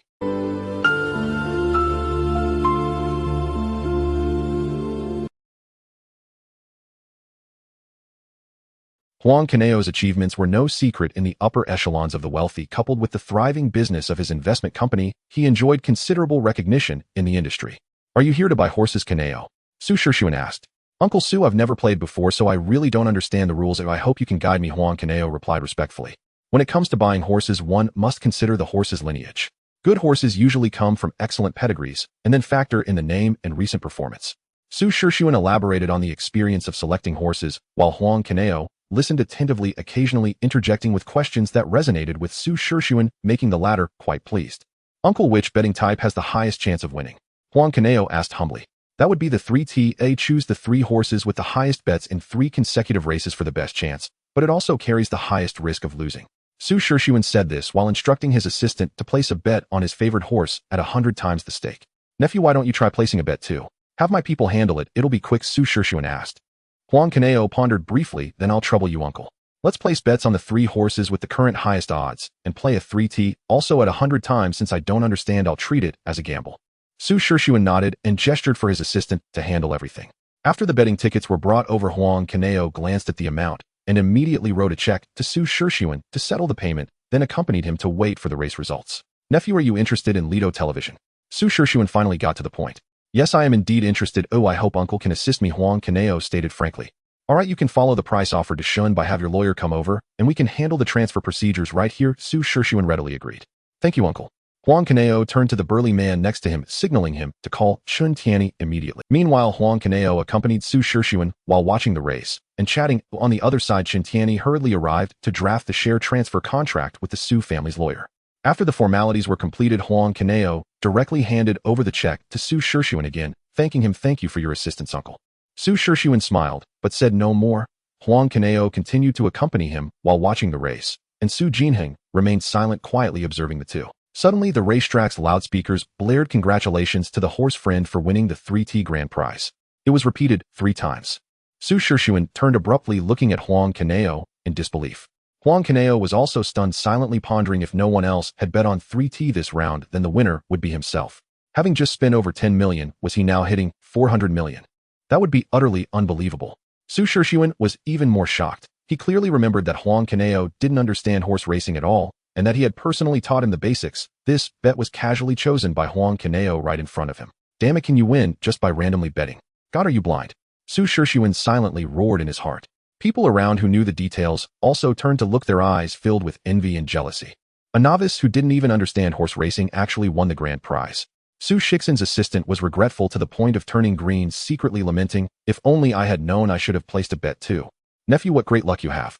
Su Shishuan said, looking at the still somewhat dazed Huang Kunyao, his tone complex. At that moment, the broadcast announced the winning horse number again, and Huang Kunyao checked the betting ticket in his hand, confirming that it was indeed his winning ticket, unable to hold back his laughter. After seeing off Su Shishuan, Huang Kunyao completed the award collection procedures and headed straight home, with 4 large checks, feeling extremely delighted. Meanwhile, Su Shishuan sat in the car and said to Su Jinheng in a low voice, did you see that? This kid is on a roll. He won with such an obscure number, and I personally taught him to bet. He won 400 million on his first try at horse racing. You need to find a chance to build a good relationship with him. Remember, when fortune comes, the heavens assist. Not accepting fate is truly important. Thinking of how he only made over 10 million from selling shares, while Huang Kunyao just spent a similar amount and turned around to earn 400 million, Su Shishuan couldn't help but shout in his heart, this is simply denying others a living. God, do you have to be so ruthless? The acquisition of Lido was progressing smoothly, but the selection of a finance officer remained unresolved. During this time, he had Chun Tianyi extensively scout the market, interviewing no less than 20 so-called senior finance professionals. Some were deeply experienced, but narrow-minded, only capable of traditional accounting practices, while others had ulterior motives, probing for details about the company's cash flow during the interview, their greedy gazes betraying their intentions. There were also those with acceptable skills who harbored doubts about him as a young entrepreneur, burdened with concerns that made them hesitant to take on the role. The continuous setbacks left Huang Kunyao disheartened. About searching externally, he understood that finance held the lifeblood of the company, and while ability was important, loyalty and reliability were fundamental. After pondering for a moment, he dialed the number of Lao Pao. Lao Pao was now the head of intelligence. During Huang Kunyao's acquisition of Lido, he had been completely in the dark, which highlighted the importance of intelligence. Lao Pao helped me look into a person, Huang Jixing, who is part of the trading team at HSBC Securities. The more detailed, the better. Background, past experiences, reputation, leave no stone unturned. Understood, Commander. I guarantee to give you results within 3 days. Lao Pao's tone was decisive, never asking unnecessary questions. 3 days later, Lao Pao personally delivered a thick investigation report to Huang Kunyao's villa. Huang Kunyao sat on the sofa carefully perusing the report, which was astonishingly detailed. Huang Jixing came from an ordinary working-class family in Hong Kong with parents who were honest and diligent workers. Their household was poor, yet they upheld strict family values. After graduating from high school, he was admitted to the business school of Hong Kong University, completing his studies through a work-study program and consistently ranked among the top of his class. After graduation, he first worked at a small accounting firm, but voluntarily resigned due to disapproval of his boss' fraudulent practices. He later joined the trading team at HSBC Securities through a recommendation. In the team, he worked diligently and discreetly, never engaging in idle talk among colleagues. His sole hobby was studying accounts. Last year, he gained a reputation for being warm-hearted in the neighborhood after helping a neighbor recover their pension that had been fraudulently taken by a financial company. During the short selling of the Hang Seng Index, every account he handled was flawless, and he even proactively warned the team about potential financial risks. Diligent, meticulous, principled, and battle-tested. He's a talent that can be nurtured. Huang Kunyao closed the investigation report, a glint of determination flashing in his eyes. No matter how experienced the external candidates were, they could not compare to someone like him who was trustworthy and had proven character. He immediately stood up and instructed the burly man beside him, prepare the car. We're going to HSBC Securities. In the evening, Huang Kunyao's car stopped at the foot of HSBC Securities. He strode directly into the exclusive trading room for the short selling of the Hang Seng Index. After the short selling ended, he did not disband the core trading team, allowing Song Xiaowei to continue monitoring stock market dynamics while managing some short-term arbitrage projects. Upon entering, he saw everyone gathered around an office desk checking accounts. Among them was a slightly slender young man wearing black-framed glasses who was engrossed in a pile of receipts and ledgers, his fingers flying over the abacus with such focus that the surrounding commotion seemed irrelevant to him. It was Huang Jixing from the investigation report. Huang Kunyao slowed his pace, his gaze fixed upon him, perfectly aligning with the report's description of focused and meticulous. Huang Sheng. Song Xiaowei was the first to spot him, quickly standing up to greet him, while others also paused to say Huang Jixing, then looked up, saw Huang Kunyao, awkwardly adjusted his glasses, stood up to call out Huang Sheng, and then lowered his head again, seemingly not very articulate. Huang Kunyao smiled and waved his hand, walking straight to Huang Jixing's desk, his eyes landing on the ledger. Jixing, are the accounts running smoothly lately? Replying to Huang Sheng, everything is going smoothly. All transaction details and fund flows have been thoroughly checked, and the reports are ready to be delivered to you. Huang Jixing's voice was steady with a hint of rigor in his tone. Huang Kunyao casually picked up a ledger to flip through. The neat and elegant handwriting on the pages showed that every account was clearly marked with important financial notes highlighted in red for easy reference. His thoughts became increasingly clear. Wasn't this the kind of finance officer he had been searching for all along? Compared to outsiders, Huang Jixing was not only trustworthy, but had also fought through the tough battles of short selling the Hang Seng Index alongside him, familiar with his working style, thus ensuring greater loyalty. Jixing, come with me for a moment. Huang Kunyao closed the ledger and turned towards the break room adjacent to the trading room. Huang Jixing was momentarily taken aback, but quickly followed, pondering to himself, why was the boss suddenly asking to talk to him privately? In the break room, Huang Kunyao gestured for Huang Jixing to sit down and personally poured him a cup of tea. Jixing, how long have you been with me? Huang Kunyao asked straightforwardly. Replying to Huang Sheng, it has been nearly a year since you formed the trading team. Huang Jixing answered truthfully. You have done very well in this past year. Huang Kunyao's tone was sincere. During those months of short selling the Hang Seng Index, you managed such complex accounts without a single mistake, helping the team avoid numerous risks. I've been watching all of this. Hearing the boss praise Huang Jixing felt a bit shy and lowered his head. This is what I should do. Huang Kunyao shifted the conversation, getting straight to the point. I have been looking for a trustworthy finance officer who can oversee the financial affairs of all the companies under my name, including Kunyao Real Estate, the recently acquired Lido Television, and all accounts of the investment company. After searching for a long time without finding a suitable candidate, I thought about it, and you might be the most suitable choice. Upon hearing this, Huang Jixing was completely stunned, his eyes wide, almost dropping the teacup he was holding. He had never imagined that the boss would entrust such an important position to him. Huang Sheng, I'm afraid I can't do. Huang Jixing quickly waved his hand, panic evident in his tone. I have only managed accounts for stock market trading before, and I don't have experience managing the finances of so many cross-industry companies. I'm afraid I won't be able to handle it. Experience is something that accumulates over time. No one is born knowing it. Huang Kunyao's tone was firm. What I value is your rigor, attention to detail, and your loyalty. Moreover, you have experienced real battles alongside me, familiar with my working style. These are more important than so-called experience. He paused for a moment and continued, I can assign you a professional finance team to assist you with daily operations. In terms of salary, I'll offer you a monthly salary of 20,000 Hong Kong dollars with year-end bonuses based on your performance. As long as you work hard, I won't treat you unfairly. a monthly salary of 20,000 Hong Kong dollars plus a year-end bonus. This treatment was simply worlds apart. Huang Jixing's breathing became rapid. Previously, his monthly salary in the team was only 5,000 Hong Kong dollars, but now it was quadrupled, not to mention the generous bonuses. He raised his head looking at Huang Kunyao's trusting gaze, and his hesitations gradually faded away, replaced by an uncontrollable excitement. Huang Xingai, I am willing to give it a try. Huang Jixing took a deep breath and said solemnly, I will do my utmost to handle the financial work well and will not let you down. Good. Huang Kunyao nodded with satisfaction, patting his shoulder. Starting tomorrow, you will officially be transferred to Lido as the finance officer. Familiarize yourself with the company's financial situation, and if you need to coordinate anything, just find Qin Tianyi or me directly. With the pressing concern of finding a finance officer resolved, Huang Kunyao felt a sense of clarity. He knew that with Huang Jixing in charge of finance, his subsequent business plans could be advanced more smoothly, and the integration of Lido Television could finally be put on the agenda. On the second day, Huang Kunyao took Qin Tianyi and Huang Jixing to the headquarters of Lido to meet with the senior. During the meeting, Qin Tianyi presented the shareholding documents to the senior management present. Ladies and gentlemen, Mr.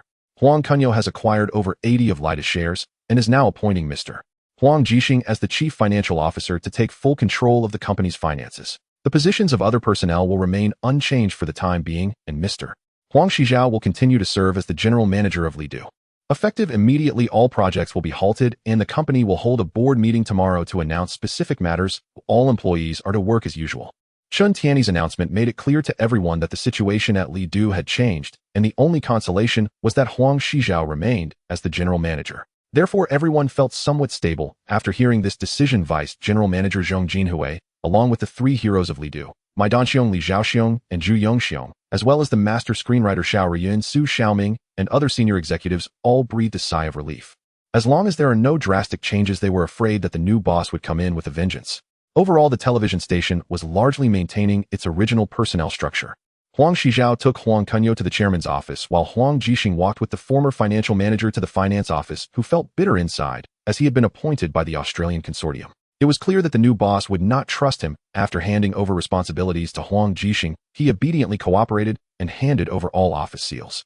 Once Huang Jixing entered the finance office, he immediately focused on sorting through the accounts, meticulously verifying every receipt and report, leaving no slight discrepancy in the flow of funds overlooked. After about an hour, he rushed to the chairman's office holding the organized core data, his expression grave. Lido's financial mess was even more complicated than he had anticipated. He pushed the door open and saw Huang Kunyao leaning back in his chair listening to Huang Xijiao report on the current operations of the station.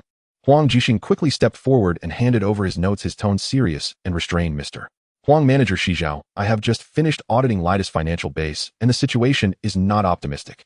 As of our official takeover, the company's cumulative losses have reached 300 to 400 million Hong Kong dollars, a sum nearly sufficient to purchase a medium-sized commercial building in Central. Currently, total liabilities have soared to 500 million Hong Kong dollars, while the net fixed assets are only 200 million, constituting a typical state of massive negative assets with a long-term loss gap already difficult to fill.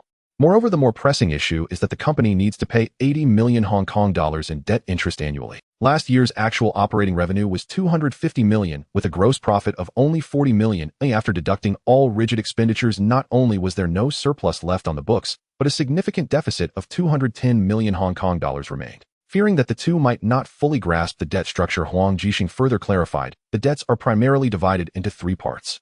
The first part includes debts owed for program production and operation, with long-standing overdue payments to production companies, actor salaries, and technical outsourcing costs accumulating to 110 million Hong Kong dollars. Many partners have already privately pressed for payments, and this could affect future collaborations. The second part relates to equipment loans. Previously, in an effort to combat competitors and capture market share, the company significantly upgraded its filming and broadcasting equipment, leading to debts totaling 290 million Hong Kong dollars, which exert the greatest repayment pressure.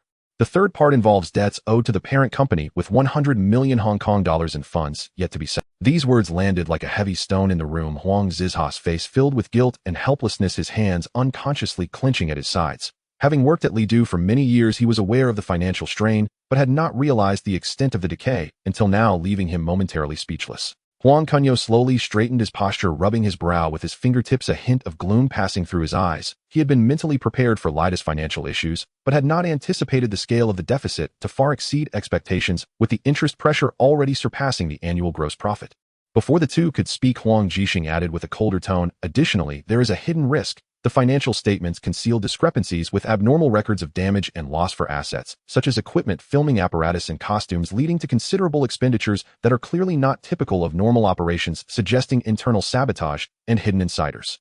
Huang Kunyao's gaze instantly turned colder, but quickly returned to calm. He looked up at Huang Shijiao, speaking with firm resolve. I will immediately allocate 300 million Hong Kong dollars to Lidu, earmarked for specific use. Of this, 80 million will be prioritized to repay the imminent debt interest to avoid default penalties. 110 million will be used to fully settle overdue wages and outsourcing fees to stabilize the confidence of partners and employees. The remaining 110 million will be allocated as operational funds to ensure normal filming and internal. After saying this, he turned to Huang Jixing and Huang Shijiao, his gaze filled with expectation and authority. Jixing Shijiao, the company must take steady steps moving forward. First, we need to boost the viewership ratings and gradually fill the financial gap, while securing our foundation for survival before discussing future development. This is the long-term strategy. In the early stages, to break through and improve program quality and exposure, investment is inevitable. You two must ensure seamless coordination, with Jixing maintaining strict control over finances, ensuring each expenditure is justified, and Shijiao overseeing operations to plan the use of funds reasonably, ensuring that there is no further waste or misappropriation of funds. Huang Shijiao nodded repeatedly, filled with both respect and admiration. Facing such a mess, Huang Kunyao could still calmly strategize and implement precise measures. Such vision and determination were no doubt the reasons he could build a vast enterprise at a young age. This success was certainly not coincidental. On the day of the board meeting, the area outside Lidu Television was already bustling with people. As Huang Kunyao's convoy drove into the parking lot, dozens of reporters holding cameras and microphones surged forward, the sounds of shutters and questions intertwining completely surrounding the car door. Mr. Huang, after acquiring Lidu, will there be large-scale layoffs? There are rumors that Lidu's finances are on the brink of collapse. How do you plan to save it? Will there be adjustments to the program lineup to directly compete with the wireless network?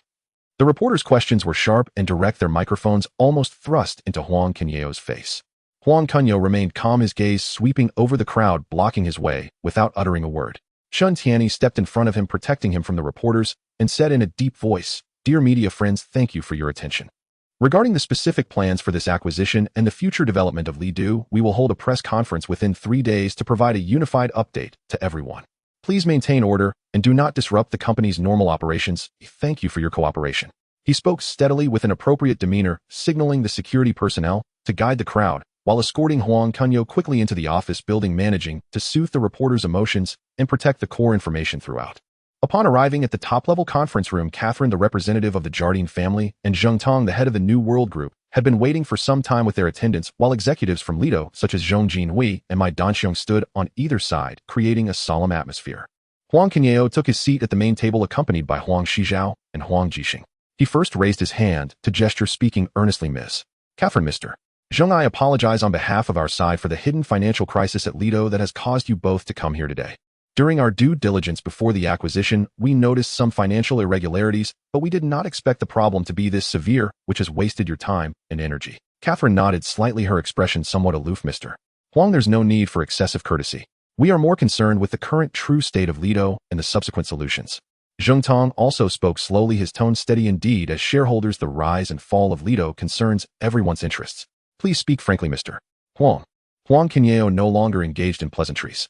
He raised his hand to signal Huang Jixing to present the financial statements, then scanned the room gravely, announcing the core data. After our thorough investigation, Lido TV currently has total liabilities amounting to 500 million Hong Kong dollars, with only 200 million Hong Kong dollars left after accounting for fixed assets, putting it in a severely insolvent state. More critically, the annual debt interest the company must pay is 80 million Hong Kong dollars, and after deducting various expenses, last year's total revenue still left a deficit of 110 million Hong Kong dollars, with the cash flow on the brink of collapse. As his words fell, the conference room instantly fell silent. Zheng Tong's brow furrowed as he lightly tapped the table with his fingertips, clearly calculating the pros and cons quickly. The executives from Lido turned pale, who, although they had long been aware of the general situation, it was difficult not to feel awkward being confronted directly in front of the shareholders. Catherine quickly flipped through the reports and after a moment set the documents down, stating succinctly, on behalf of the Jardine family, we have no intention of injecting further capital into Lido. Since Mr. Huang has the courage to take over this mess, we are willing to transfer all our shares in Lido. The room was taken aback.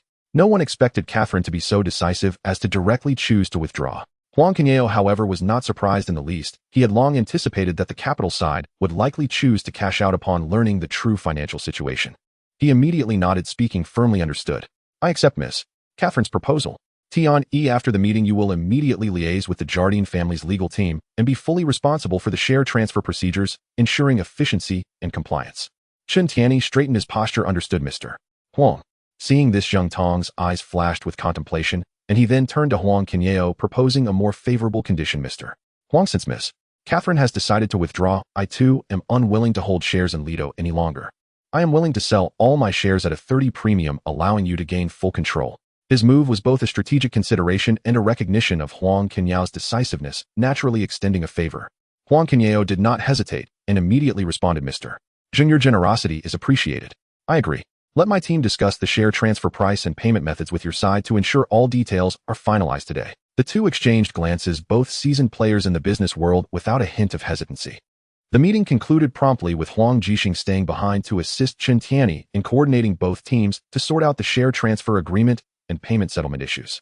Huang Shizhao accompanied Huang Kunyao to engage in small talk with Catherine and Zheng Tong, finalizing the subsequent coordination points. Thanks to the efficient collaboration of both teams and Huang Kunyao's ample funds, by noon, all share transfer procedures were completed and the payment was made in full. When Chen Tianyi handed the updated equity certificate to Huang Kunyao, sunlight streamed through the floor-to-ceiling windows of the conference room, clearly marking Kunyao Investment holds 100 of the shares. Huang Kunyao slowly closed the document, a hint of determination flashing in his eyes. Huang Shizhao quickly stepped forward to ask, Mr. Huang, it is almost noon, should we postpone the press conference until tomorrow? This would allow time to refine the speech and coordinate the media process, ensuring everything is foolproof. Huang Kunyao lightly tapped the table with his fingertips, producing a crisp sound. He looked up at Huang Shizhao, his tone resolute and devoid of any room for negotiation. No need to delay. Oh, we will strike while the iron is hot. Notify everyone that a press conference will be held in the first floor banquet hall in 1 hour, where I will personally announce all core content. He understood that the business community and media in Hong Kong were highly perceptive, and a half-day delay could give rise to numerous rumors. Only by quickly clarifying the stance and stabilizing the situation could he maintain the credibility of Asia Television and the trust of its staff. An hour later, the banquet hall on the first floor of Lido was brightly lit with crystal chandeliers reflecting dazzling light, yet the tense atmosphere could not be concealed. Cameras and reporters from dozens of media outlets had already been set up, their lenses aimed squarely at the speaking area, while the journalists' notebooks were filled with pre-prepared questions, and low whispers among them overflowed with speculation about Lido's future. Huang Kunyao, dressed in a tailored dark gray suit, stood tall like a pine tree. Accompanied by Chen Tianyi and Huang Shizhao, he strode into the venue, meticulously adjusted black tie, his expression calm and composed, as if the surrounding clamor had nothing to do with him. Once the footsteps faded, he raised his hand to signal, and the venue fell silent instantly. He took the microphone, his voice resonating through the sound system, clear and powerful. First, I officially announce that I have fully acquired Lido TV, holding 100 of the shares. From now on, Lido TV will be under my complete control, and all future decisions will be finalized by me. As soon as he finished speaking, the sound of shutter clicks erupted in waves, flashbulbs illuminating the entire speaking area as if it were daylight. Huang Kunyao slightly raised his hand, and as the shutter sound subsided, he continued, effective immediately, Lido TV will be officially renamed Asia Television, abbreviated as ATV. In response to the financial crisis currently facing ATV, I have prepared a special fund of 300 million Hong Kong dollars designated for specific uses and fully transparent throughout the process. Of this, $80 million will be prioritized for repaying due interest on debts to avoid incurring default. $110 million will be used to settle outstanding production payments, employee salaries, and outsourcing costs, providing all partners and employees with an explanation. The remaining funds will serve as reserves for operations and debt repayment, ensuring the stability of ATV's cash flow and guaranteeing the normal filming and broadcasting of programs. His tone remained steady, yet every word carried weight, every figure clear and powerful, thoroughly shattering rumors of ATV's impending bankruptcy. Just as he finished speaking, a reporter in a blue shirt suddenly stood up, microphone in hand, and asked, Mr. Huang, after the renaming of ATV, will there be adjustments to the program lineup to compete with wireless? Will there be large-scale changes to the management and staff? Another reporter quickly followed up, is the 300 million Hong Kong dollars sufficient to fill the financial gap? Are there plans for further capital injection in the future? Huang Kunyao's gaze swept over the questioning reporters, his expression unchanged, responding calmly. Specific operational plans, program strategies, and personnel adjustments will be gradually sorted out and announced by ATV's management. I assure you that we will protect the legal rights of every employee, and reforms will be implemented steadily, avoiding a one-size-fits-all approach. After finishing, he handed the microphone to Chun Tianyi beside him, signaling him to wrap it up, while he swiftly left the venue escorted by 2 security personnel, his black suit, standing tall and decisive, exuding an aura of control. Returning to the former chairman's office, Huang Kunyao casually draped his suit jacket over the armrest of the sofa and sat down behind the spacious desk. The office still retained the layout of the previous owner, with heavy mahogany bookshelves and slightly outdated oil paintings exuding a sense of decay and gloom. He lightly tapped his fingers on the table, and suddenly Huang Jixing's words, "There are internal saboteurs," flashed through his mind. His gaze instinctively swept past the 2 security guards stationed at the office door. Both stood stiffly, their eyes flickering. Upon meeting his glance, they hurriedly lowered their heads, their expressions revealing a hint of unease. A trace of coldness flickered in Huang Kunyao's eyes, and he was already certain. Internal pests could brazenly falsify asset losses and steal equipment. The security team must be involved, either knowingly concealing the facts or directly participating in the embezzlement, becoming a protective umbrella for the pests. He immediately picked up the office phone, dialed the doctor's number, his tone serious and devoid of any ripple, yet carrying an undeniable authority. "Doctor, have Jiangwo prepare and let him lead the team to replace the security team at Asia Vision." The situation here was more chaotic than expected. With the security team involved, asset loss and internal corruption were severe. Ordinary people must remain vigilant. He had to take the lead in rectification and ensure a thorough investigation, regardless of who it implicated. The internal traitors must be exposed. On the other end of the line, the doctor replied steadily, "Rest assured, Captain, I will call Jiangwo right away and have him bring the most capable brothers over. We will not spare any pests and will ensure the security of Asia Vision." After hanging up, Huang Kunyao walked to the window, overlooking the bustling street below, unconsciously rubbing his fingers along the window frame. He raised his hand to dial the number of the long-term partner decoration company of Honglian Real Estate, slowing his tone, but issuing clear instructions. "This is Huang Kunyao. Arrange a team to inspect the top office area of Asia Vision immediately and draft a comprehensive renovation plan. Focus on optimizing the chairman's office and the core conference room. The style should be simple and dignified, calm and restrained, balancing office efficiency with privacy, especially ensuring top-notch soundproofing and surveillance systems in the office. I want the plan and budget within 3 days and construction to start as soon as possible. I aim to erase all old traces here." He intended to inaugurate a new chapter for Asia Vision with a brand new office layout, while also conveying his determination for reform to everyone. Then he dialed Huang Zizha's number. At that moment, Huang Shizhao was in the banquet hall assisting Chun Tianyi with media follow-ups. After receiving the call, he immediately moved to a quiet spot to answer. "Mr. Huang, how may I assist you?" Huang Kunyao's voice came through the receiver, clearly articulated. "Shizhao, stop what you're doing immediately and take the lead in sorting out all the paused projects at Asia Vision. Classify the projects into 3 categories: high-quality projects, redundant projects, and problematic projects. Each project must clearly indicate funding input, current progress, background of partners, and potential risks, and provide me with a detailed summary before the end of the day. High-quality projects are to be temporarily paused until internal rectification is completed. Redundant projects are to be halted and liquidated. Problematic projects must be checked one by one, focusing on tracing the flow of funds and whether there are any benefits exchanged with partners, leaving no room for hidden risks." "Understood, Mr. Huang. I will organize the team to sort this out, ensuring no detail is overlooked." Huang Shizhao replied quickly, his tone filled with seriousness. After handling various matters at Asia Vision, it was already evening. Huang Kunyao's convoy slowly exited the underground parking lot of the Asia Vision office building. No longer was it a single vehicle escort, but rather a convoy consisting of 2 black Mercedes-Benz cars. 10 bodyguards dressed in black uniforms occupied the 3 vehicles, each with serious expressions and sharp gazes, discreetly outfitted with firearms. This was precisely the 200 gun permits that Li Jun had specially approved for him. The convoy smoothly entered the courtyard of the shallow water bay villa. For bodyguards from the lead vehicle quickly got out, dispersing to the 4 corners of the courtyard to stand guard, followed closely by the bodyguards from the rear vehicle, securing the entrance and the foyer, their movements swift and orderly, maintaining silence throughout. The housekeeper hurriedly approached to open the car door. Huang Kunyao bent down to exit, raised his hand to signal the bodyguards not to follow closely, and then walked directly into the living room.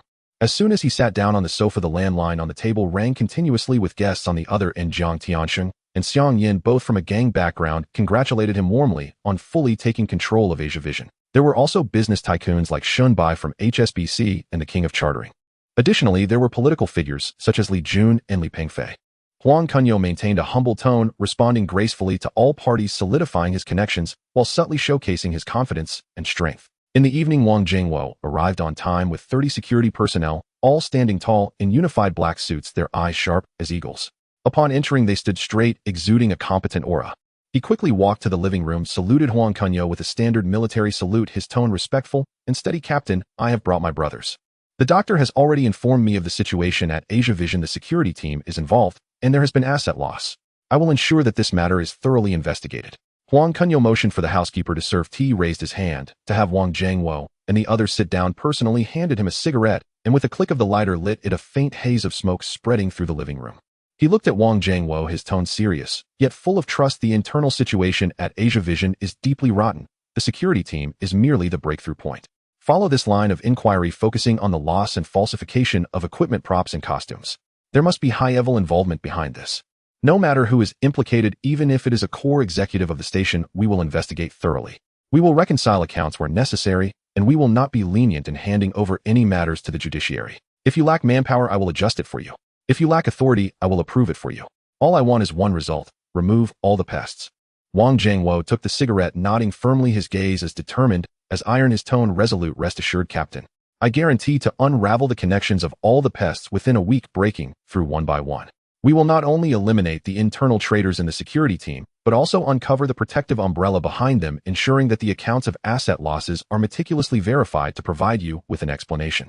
Subsequently, I will arrange for my brothers to be stationed at Asia Vision 247, guarding all entrances and asset warehouses to prevent any further asset losses. Huang Kunyao nodded slightly, a glimmer of expectation flashing in his eyes, flicking the ash from his cigarette. Good, I trust you. Go ahead and do it. Contact me anytime if there are any issues. In the days that followed, a storm of internal purging quietly swept through Asia Television as Wang Jingwo's security team systematically coordinated with each department for verification, enveloping the entire station in an atmosphere of rigorous scrutiny. Meanwhile, Huang Kunyao's full acquisition of Lido, the rebranding to Asia Television, and the injection of 300 million to rescue the situation had already dominated the front pages of major newspapers in Hong Kong. The Singtao Daily featured the headline, "Young Talent Takes Charge of Asia Television, 300 million funds to turn the tide," richly illustrating his business strategy and extraordinary courage. The Ming Pao focused on his iron-fisted measures to eliminate corruption, praising him for decisively managing the enterprise and reshaping the foundation of Asia Television. In no time, Huang Kunyao's name spread throughout the business community and streets of Hong Kong, eliciting both admiration for his youth and capability, as well as expectations for the rebirth of Asia Television, making him a benchmark for young entrepreneurs widely discussed. The direction of the business community also shifted accordingly, with capital and institutions beginning to express. In a financial interview program, HSBC President Shun Bai publicly expressed confidence in Asia Television. Huang's business insight and execution skills are evident, and HSBC is full of confidence in Asia Television's future. Should Asia Television have any needs regarding cash flow, debt restructuring, or project financing, HSBC will provide full support, offering the best interest rates and policy preferences. This emphatic statement undoubtedly injected a dose of confidence into the beleaguered Asia Television and further solidified external confidence in its recovery prospects. A few days later, the living room of the shallow Water Bay villa was warm and inviting as sunlight filtered through the floor-to-ceiling windows, casting fragmented light onto the set of purple clay teapots on the coffee table, glimmering with a gentle sheen. Huang Kunyao and Chun Tianyi sat opposite each other, each holding a cup of hot tea, and during their leisurely sipping, the conversation naturally turned to the complex affairs of Asia Television. At that time, the renovation of the top-level office area of Asia Television was in full swing, with legal matters piling up, such as the completion of equity transfers, debt restructuring details, and the reconstruction of internal systems. Chun Tianyi had been shuttling back and forth between HSBC and Asia Television for days, with red veins in his eyes hard to disguise and an expression full of exhaustion. Huang Kunyao pushed a cup of freshly brewed tea towards him, his tone gentle yet assertive. Tianyi, you've worked hard with both the restructuring and renovation of Asia Television running concurrently, and a pile of legal challenges still ahead. You are running around on both ends, ultimately unable to split yourself in two. Chun Tianyi raised his hand to take the teacup, feeling the warm touch at his fingertips. He smiled wryly and bowed slightly. It is my honor to help Mr. Huang share the burden. However, I am indeed overwhelmed at the moment. There are still several outstanding cases at HSBC that need to be wrapped up, and the legal work at Asia Television cannot afford any delays, occasionally leading to neglect of one side for the other. I have already considered this. As Huang Kunyao's enterprises grow increasingly robust, especially with the integration and future development of Asia Television, professional legal support is urgently needed to oversee the process. My current part-time involvement can no longer keep up with the pace. Huang Kunyao, upon hearing this, seized the opportunity to propose something he had been considering for a long time, his gaze sincere and resolute, his tone filled with earnestness. I have a matter I wish to discuss with you. I hope you can relinquish all your business at HSBC and come over full-time to assist me as my dedicated legal advisor with an annual salary of 200,000 Hong Kong dollars, which will increase annually with the expansion of the business. You will lead and coordinate all legal affairs of my enterprises, whether it concerns the daily compliance of Asia Television dispute resolution or future mergers and acquisitions and investment projects. You will be fully responsible. I have absolute trust in you. This proposal exceeded Chun Tiany's expectations. A glimmer of surprise flashed in his eyes, soon followed by a hint of hesitation. He stood up and cupped his hands, saying, "I am deeply honored by Mr. Huang's trust. However, taking on such a complex legal workload full-time, I fear it may be difficult for me to manage alone, and I dread letting down your trust and expectations. I have already planned for this. You need not worry about it." Huang Kunyao smiled and gestured for him to take a seat, his tone crisp and decisive. "I will fully support you in expanding your dedicated legal team, and you will have complete authority over the selection of candidates, whether they are seasoned lawyers with a solid reputation and experience or promising young legal elites who are diligent and capable. The choice is yours. The team's salary and benefits, office space, and professional equipment will all be provided with all expenses borne by me. You only need to build an efficient, professional, and reliable legal team to help me safeguard the legal boundaries of all enterprises and pave the way for future plans." This promise was filled with sincerity, granting Chun Tiany core responsibilities while thoroughly alleviating concerns about team configuration. A glimmer of excitement sparkled in Chun Tiany's eyes, and his doubts dissipated completely.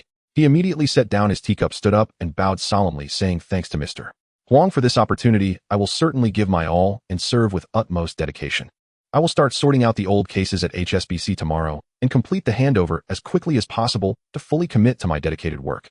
Huang Kunyao nodded with satisfaction, gesturing for him to take a seat, his eyes filled with anticipation. "Good, I trust your judgment. The team must be built with care, ensuring that only individuals with integrity and professionalism are selected. From now on, you will be my most vital legal support, responsible for overseeing and deciding all legal matters of Asia Television and my other enterprises. Just go ahead and do it." As the aroma of tea lingered, the two exchanged smiles, finalizing a partnership based on trust and tacit understanding, thereby laying a solid legal foundation for the future compliance and stable development of Asia Television. Time flew, and a month passed in an instant. The renovation of the top-level office area of Asia Television was successfully completed, completely shedding its former decay and gloom. The new chairman's office was simple yet elegant, with a panoramic view of the bustling scenery of Hong Kong outside. The floor-to-ceiling windows and the soundproofing and surveillance systems met the industry's top standards, balancing privacy and security. The core conference room was equipped with the most advanced audio-visual and projection equipment, with a well-organized layout that showcased both style and practicality. Huang Kunyao personally led the team to inspect the renovations, and after confirming everything was in order, he immediately called Huang Kunyao to report, "Mr.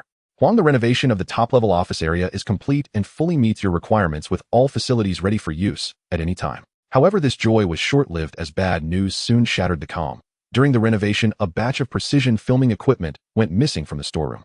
Although the number was not large, it indicated that there were still gaps in the internal purging and the pests had not been completely eradicated. Upon hearing the news, Huang Kunyao's expression darkened, instantly filled with both anger over the ineffective purging and alarm at the internal chaos. He immediately dialed Wang Zhengwo's number, his tone icy. "Immediately increase the intensity of the investigation. We must uncover the entire sequence of events regarding the stolen equipment. This matter may involve deeper issues, so I have contacted Li Jun to dispatch a few elite members from the police force to work with our security team on a covert investigation without alerting the culprits." With the police's professional investigative resources and Wang Zhengwo's team's internal probing, they quickly locked onto leads and gathered complete evidence within just 3 days.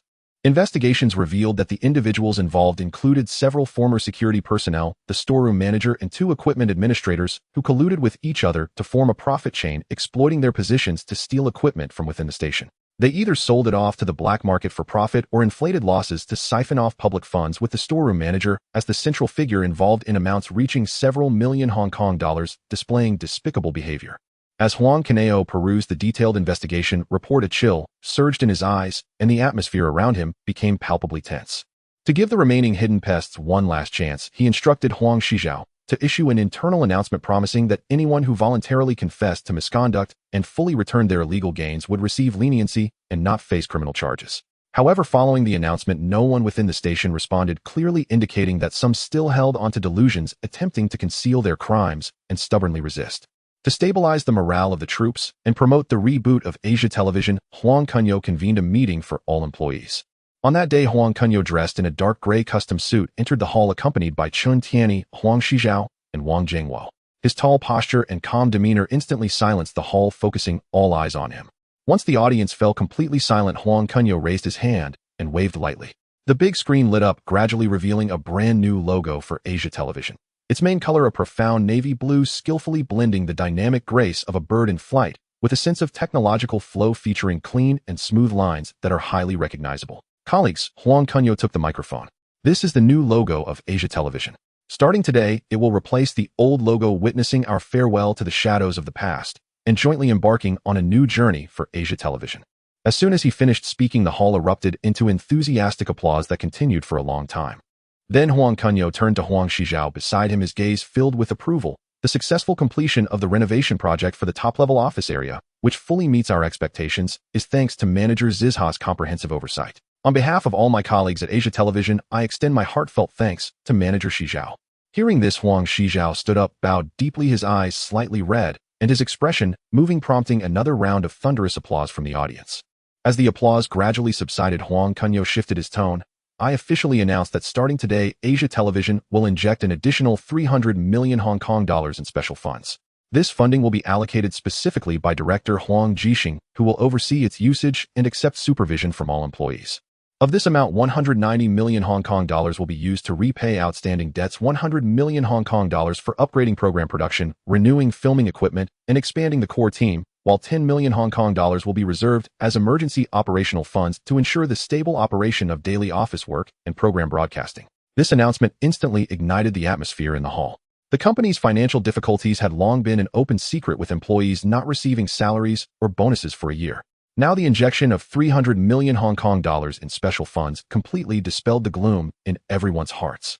Huang Kunyao raised his hand to signal for silence, and after the audience calmed down, he said, "One last thing, I invite General Manager Huang to announce the disposal of existing projects at Asia Television and the plans for new projects. Let's welcome General Manager Huang." Huang Shijiao stood up, his tone sincere and gentle. Many of you, like me, have rooted yourselves in the television station since entering society.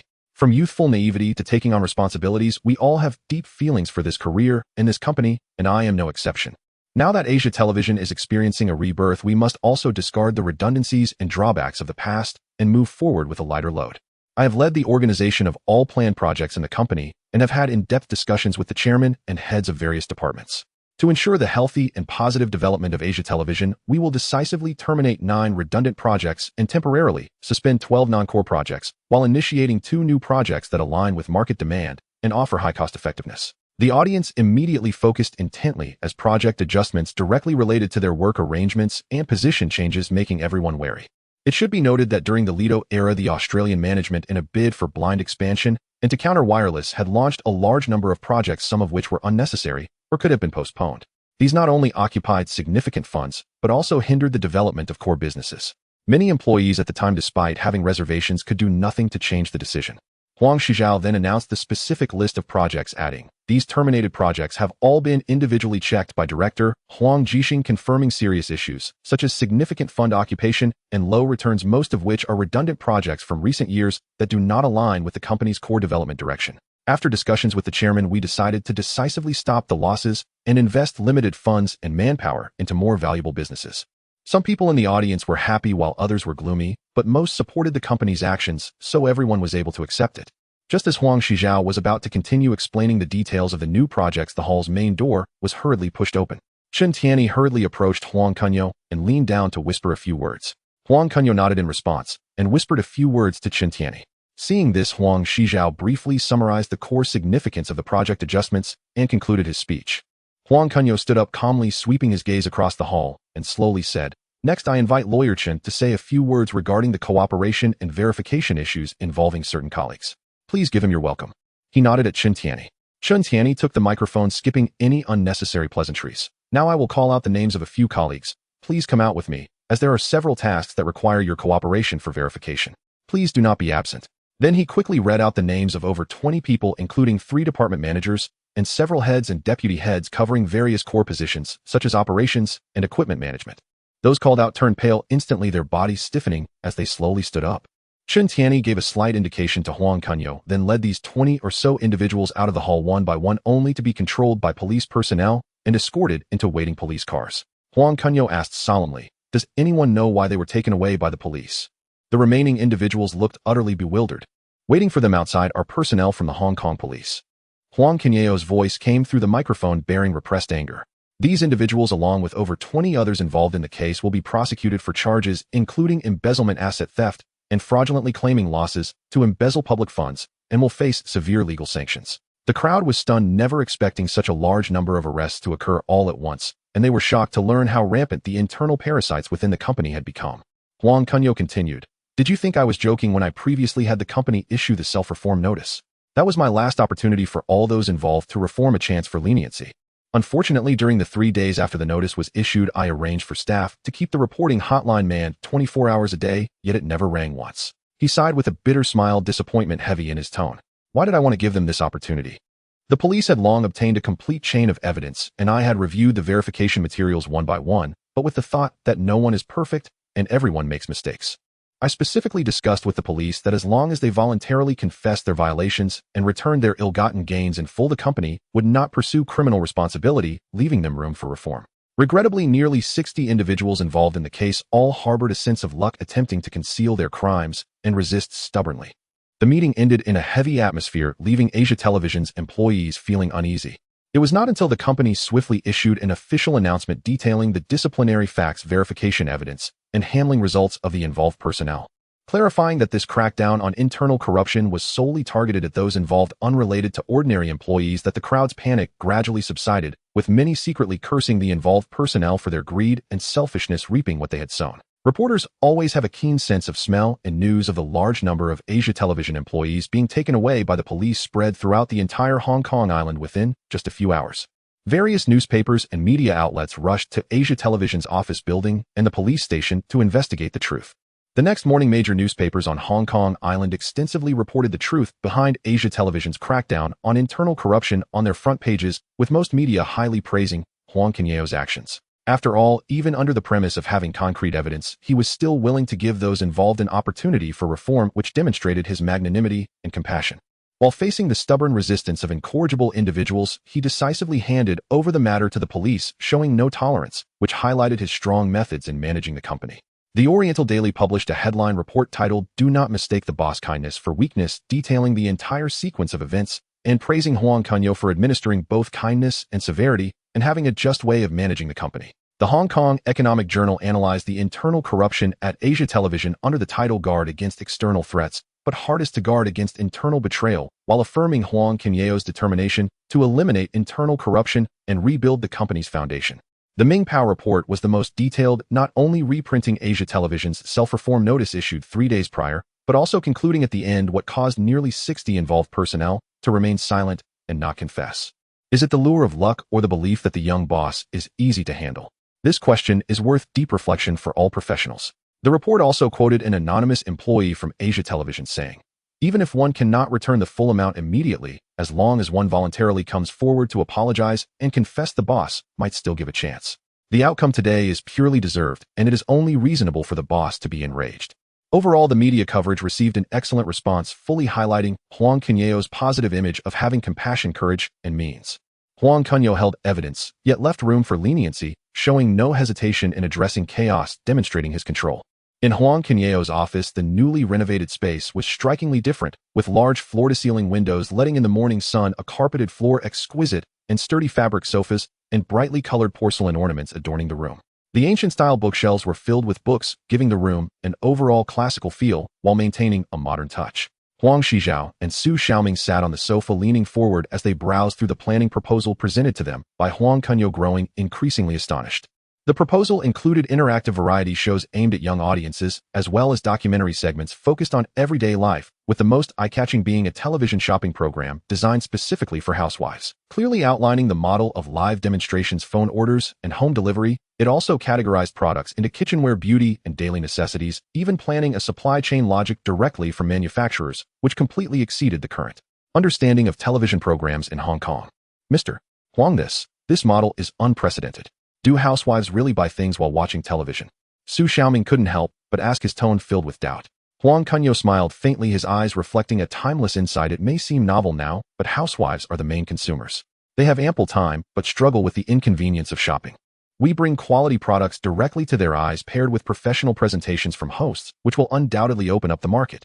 He paused for a moment to elaborate on his strategy. My goal is not just to revitalize ATV, but to surpass TVB, allowing ATV's signal to reach East Asia and Southeast Asia. For these proposals, I've had Chun Tianyi lead the registration of comprehensive creative patents, ensuring that both the models and processes are legally protected to prevent TVB and other channels from plagiarizing. Mentioning competitors, Huang Kunyao's tone grew more serious. TVB, led by the formidable Shaw brothers, has deep roots and mature program production capabilities, making them our main competitor. Every subsequent step must be precise, avoiding their strengths while targeting their weaknesses. Also pay attention to the situation with Jia E-Television. They overly rely on series with a clear shortcoming in educational programs and blindly follow trends for expansion. Their financial chain is already fragile, and within 6 months they will likely close due to content imbalance and insufficient revenue. We need not consider them as competitors, we simply need to focus on our own strengths. Huang Shizhao and Su Xiaoming exchanged glances, both fully convinced of Huang Kunyao's predictions. His previous actions to eliminate internal spies and predict financial crises had already earned their complete trust in his vision. After discussing the program planning, the head of the administrative department knocked on the door, followed by 3 candidates for the secretary position, dressed in formal attire, respectfully reporting, Mr.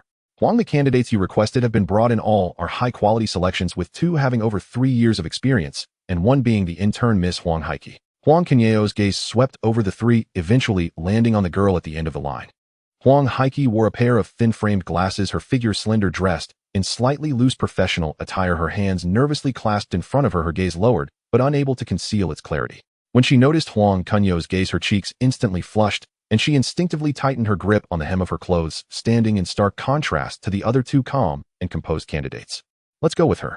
Huang Kunyao's decision left everyone momentarily stunned, and the head of the administrative department quickly reminded Mr. Huang, Miss Huang Haiki is still in her internship period and her experience is relatively limited. I want her. Huang Kunyao's tone brooked no argument, and the supervisor had no choice but to comply, leaving Huang Haiki, who was left in a state of shock. Once the others had exited, only the 2 remained in the office. A glimmer of mischief flickered in Huang Kunyao's eyes as he casually picked up a document from the desk and pushed it gently towards Huang Haiki, deliberately adopting a stern tone. Classify these materials by department and file them. I want them back in 1 hour. Also brew a cup of warm tea, keeping the water temperature at 60 degrees. It shouldn't be too strong or too weak. I'm picky, and if it doesn't meet my standards, you may have to do it again. He intended it as playful teasing, but when he saw Huang Haiki instantly straighten her back, her hands gripping the hem of her clothes, her nose slightly reddening, while still forcing herself to nod and respond, yes, Mr. Huang, there was an undeniable hint of amusement in his eyes. He could see the nervousness in the young girl and understood the significance of this job to her. Within this playful teasing lay his initial test of her abilities. For the next half-day, Huang Kunyao repeatedly teased and subtly trained her under the guise of work. First, he deliberately compressed the time limit, instructing her to contact 5 manufacturers within half an hour to confirm their cooperation intentions, specifically reminding her pay attention to the tone of the contact person, whether it's perfunctory or enthusiastic. Not a single core demand should be missed. He then tossed her a hastily written meeting summary, raising an eyebrow as he said, organize it word by word. Not a single punctuation mark can be wrong. I will do a spot check later. If you make a mistake, you will have to rewrite it 3 times. Huang Haiki was kept on her toes, and several times due to her nervousness, she missed information or wrote incorrect punctuation. When Huang Kunyao pointed it out, her cheeks burned with embarrassment, her eyes glistening with tears, but biting her lip in silence. She silently took back the corrections, her movements becoming more careful and brisk than before. Watching her clumsy yet stubborn demeanor, Huang Kunyao occasionally feigned a stern expression, saying, you can't even handle this, but deep down he increasingly appreciated her steadfastness. This was the reason he chose her. Compared to the smooth-talking old secretaries, this malleable newcomer was far more worthy of cultivation. By evening, Huang Haiki entered the office holding neatly organized files and minutes, her voice carrying a hint of barely noticeable hoarseness, as she said, Mr. Huang, I have completed everything you instructed. Huang Kunyao glanced up and saw her glasses sliding down her nose, beads of sweat on her forehead, her hair slightly disheveled, yet she stood tall and straight, unable to hide the approval in his eyes. However, he maintained his indifferent facade and added teasingly, I haven't checked yet. If there's an error, you'll have to stay late tonight to correct it. Just leave it here for now.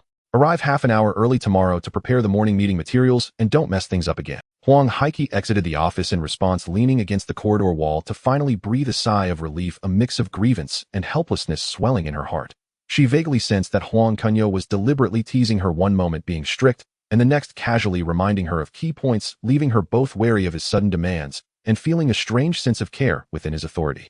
Stepping out of the ATV building, the evening breeze brushed against her cheeks. Huang Haiki adjusted her glasses, feeling a complex swirl of emotions. This young chairman acted peculiarly, teasing, without mercy, yet unknowingly, pushing her to grow swiftly. Unbeknownst to her, Huang Kunyao stood behind the floor-to-ceiling window, watching her somewhat frail silhouette, his fingers lightly tapping the table, his eyes filled with certainty. This rough gem polished by him would inevitably stand out on her own. In the blink of an eye, August has arrived, and the heat of Hong Kong is gradually dissipating. Under the iron-fisted reform of Huang Kunyao, Asia Television has undergone a complete transformation. The internal traitors have been purged, and funding is in place, with operations gradually returning to normal. Huang Kunyao and Huang Shijiao finalized a new round of personnel adjustments, promoting Su Xiaoming to supervisor, focusing on the quality of program production. Li Zhaoxiong was appointed as the manager of the publicity department, overseeing brand promotion and public opinion management, while Mai Danxiong was put in charge of the management department, tasked with exploring and cultivating artist resources. Simultaneously, 3 overlapping subordinate units were merged, streamlining redundant personnel to solidify the foundation for Asia Television's stable operation. After handling the complex internal affairs, Huang Kunyao turned his gaze towards external threats. Fang Yihua from TVB had recently been secretly sabotaging efforts, inciting former Asia Television employees to spread rumors and obstruct equipment procurement, aiming to disrupt Asia Television's recovery. He lightly tapped his fingers on the table and dialed Xiao Yifu's number. "Uncle Lu, I have just taken over Asia Television, and there are many aspects of the station's operations that I am unfamiliar with. I would like to visit you to gain some insights and learn from your experience." Huang Kunyao's tone was humble and respectful, revealing a clear posture of a junior. On the other end of the line, Xiao Yifu was remarkably perceptive, instantly seeing through his ulterior motives, but unwilling to easily lose face. After a moment of contemplation, he replied, "All right, I will be waiting for you in the TVB office." After hanging up the phone, the humility on Huang Kunyao's face faded, replaced by a glint of coldness in his eyes, and a faint, icy smile appeared on his lips. Asia Television was not lacking in foundation. It was merely that internal strife and chaotic management had allowed TVB to gain the upper hand. Now, with full ownership having purged the traitors, and with ample funding to support him, the outcome of the confrontation with TVB remained uncertain. Dazhuang drove smoothly into the parking lot of TVB, where Xiao Yifu's dedicated secretary had long been waiting at the entrance, respectfully guiding the two to the top-floor office. Upon entering, Xiao Yifu was the first to raise his hand to signal for them to sit down, and then dismissed all attendants. In the spacious office, only the two remained seated at the tea table, and the atmosphere became subtly tense. Huang Kunyao took the opportunity to present a beautifully packaged box of mainland tea, smiling, as he said, "This is a pre-rain Longjing tea that I had someone bring from the mainland. It has a rich flavor. Uncle Lu, please give it a try." Xiao Yifu accepted the tea box, a hint of appreciation flashing in his eyes.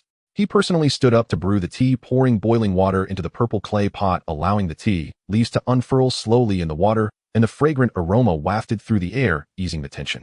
The two engaged in casual conversation, discussing the media landscape of Hong Kong and program creation ideas, deliberately avoiding the core topics. Each sentence of small talk concealed a probing nature, and beneath the seemingly harmonious atmosphere lay a silent clash, as both were assessing each other's boundaries and intentions. Ultimately, it was Xiao Yifu who first broke the deadlock. Lightly pinching the teacup, he casually asked, "I heard that Asia Television recently purged some traitors, and the matter was quite significant. Is it true that many were apprehended?" Huang Kunyao sighed in response, his tone carrying a hint of helplessness and indignation. "Uncle Lu, you may not know, but the chaos within Asia Television is far beyond imagination. Those individuals were not only stealing from the company, but also secretly signing contracts with external parties that led to financial losses, depleting company assets.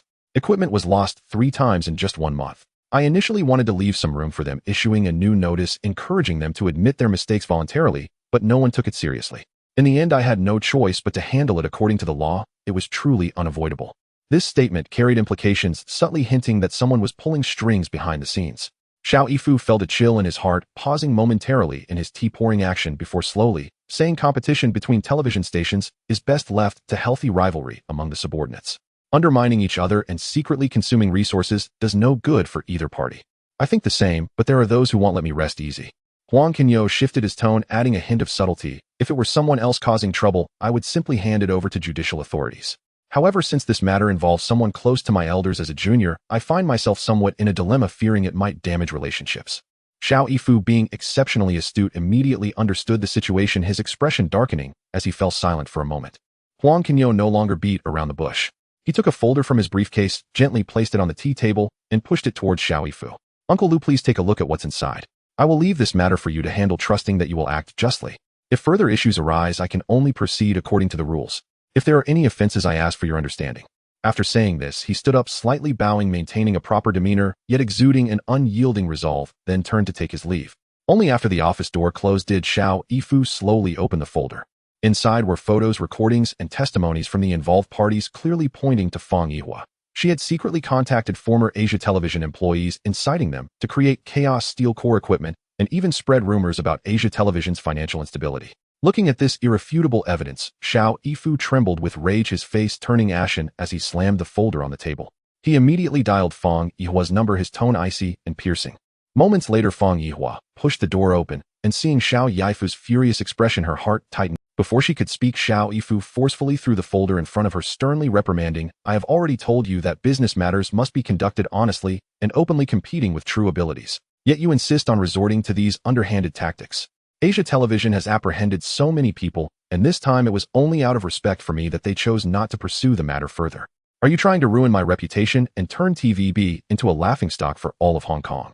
Fang Yihua hurriedly picked up the folder, her face growing paler the more she read, her legs trembling slightly. And then she started to cry and explained, "Sixth brother, I just wanted to hold Asia Television back a bit. I didn't mean for it to escalate this far. It's all just small matters." Small matters.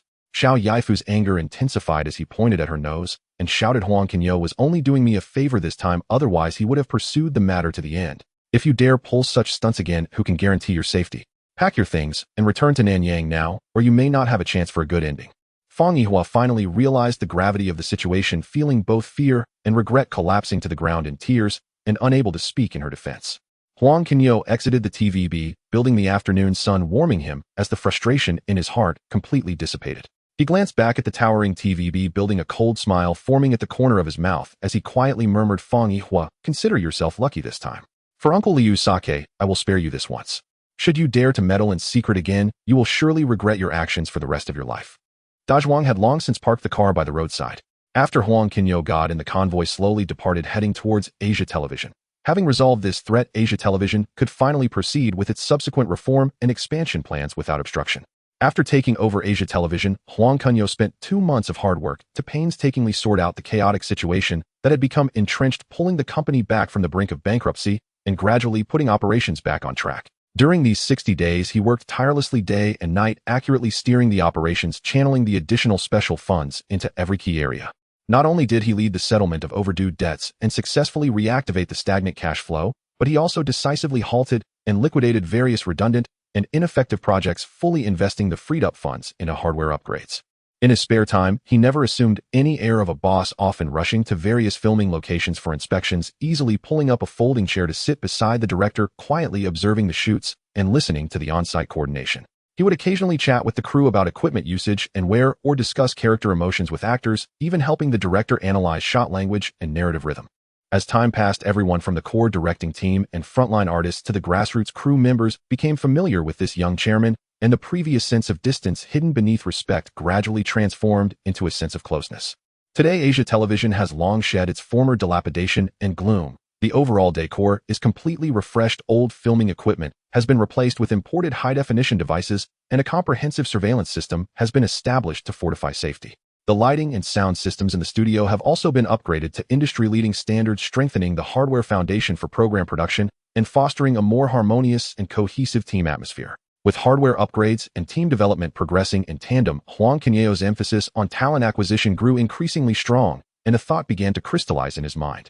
One afternoon, he instructed his secretary Huang Haiki to summon Huang Shizhao, placing a detailed planning document in front of him, speaking with conviction. "Shizhao, for Asia Television to establish a long-term foothold and surpass its competitors, the core ultimately lies in talent. I plan to restart the artist training program that was abandoned during the Lido era, reclaiming this prestigious brand that once produced many talented individuals." Huang Zizha's eyes immediately lit up with excitement as he bent down to review the planning document, finding it increasingly appropriate, nodding repeatedly. "Huang, Sheng has a brilliant insight. The Lido training program had an excellent reputation back in the day, but it was forced to shut down due to a lack of funding. Now, with available funds and a solid plan, the timing for a restart is perfect." They then engaged in detailed discussions about the training program, with Huang Kunyao placing complete trust in Huang Shizhao, granting him full control. "You are fully responsible for the training program, deciding on course offerings, admission standards, and venue arrangements. The experienced directors and seasoned artists who were idle within the company can all be assigned to teach, revitalizing human resources and ensuring teaching quality. For funding, venue, and other supporting needs, feel free to reach out to me, and I will coordinate to fulfill them. This heavy trust deeply encouraged Huang Shijiao, who immediately pledged. Rest assured, Huang Sheng, I will do my utmost to make the training program vibrant and successful. Suddenly, Huang Kunyao changed the subject and asked, by the way, Shijiao, is there any news from the film department? Asia Television must develop comprehensively. We cannot fall behind in the film and television sector. Huang Shijiao quickly organized his thoughts in response. Huang Sheng, the film department, is currently negotiating a Mr. Wu Sun has brought a script titled A Better Tomorrow to discuss cooperation. The story's core is solid, and the plot is full of tension. We are quite interested, but both sides are stuck on finalizing the character selections, and the details have yet to be agreed upon. Upon hearing the name A Better Tomorrow, a glimmer of understanding passed through Huang Kunyao's eyes. He was well aware of the script's potential. He immediately made a decision. I understand this matter. Contact Mr. Wu Sun right away and have him bring the script to my office first thing tomorrow. I will personally review it and finalize it. Although Huang Shijiao was puzzled as to why Huang Kunyao paid such special attention to this script, he did not dare to delay and immediately responded, all right, Huang Sheng, I will notify him right away. To further activate the team's motivation, Huang Kunyao also spearheaded the introduction of a new incentive mechanism that directly linked employee salaries and bonuses to program ratings and revenue performance. Teams with consistently high ratings can receive double bonuses, and individuals with outstanding performance will gain priority for promotions. Conversely, any program that ranked at the bottom for 3 consecutive months will be decisively canceled, and the relevant teams will need to undergo optimization and adjustment. Once the mechanism was announced, it instantly ignited enthusiasm among all employees. Huang Kunyao's handsome, empathetic leadership style had already gathered hearts, and coupled with this tangible incentive policy, a positive competitive atmosphere of striving for excellence quickly emerged within the company. In this positive momentum, Asia Television's ratings steadily rose, and the gap with wireless gradually. On the following day, as soon as he arrived at work, Wu Sun clutched the script of A Better Tomorrow and arrived 15 minutes early outside the chairman's office on the top floor of ATV. His fingertips repeatedly stroked the cover of the script, his expression a mix of anticipation and anxiety. After days of deadlock regarding the lead actor selection, with Huang Shijiao, the steady presence of Ti Lung, the charisma of Chow Yun-fat, and the aura of Leslie Chung each had their merits, yet no consensus could be reached. He could only hope that this young chairman would make a decisive call.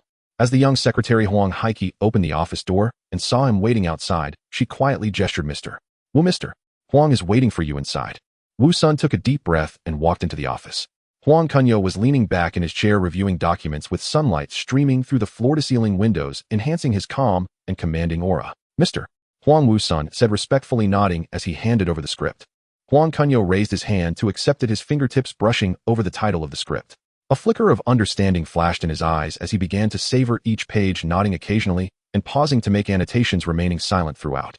The only sound in the office was the rustling of paper.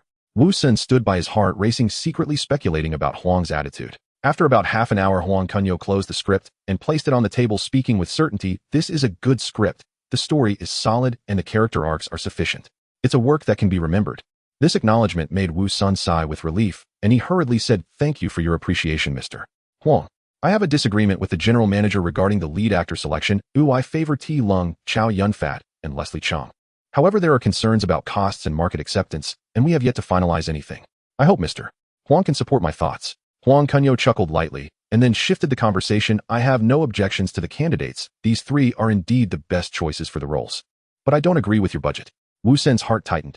Just as he was about to explain that a 3 million budget was reasonable, he heard Huang Kunyao continue, 3 million is too tight. It will be difficult to achieve excellence in costume, set design, and post-production.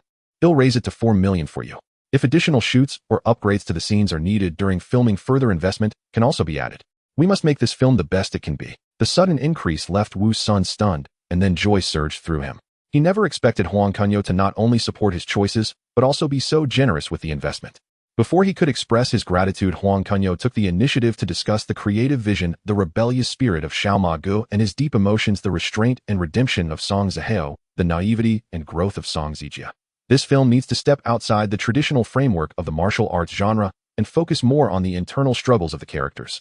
The action scenes need to be realistic, and the emotional scenes should leave space for interpretation, allowing the audience to empathize with each character's lack of agency. These words struck a chord with Wu Sun's creative aspirations. In his previous discussions with various investors, they either focused solely on cost and profit or interfered carelessly with the plot. Never had anyone understood the core of the script so deeply.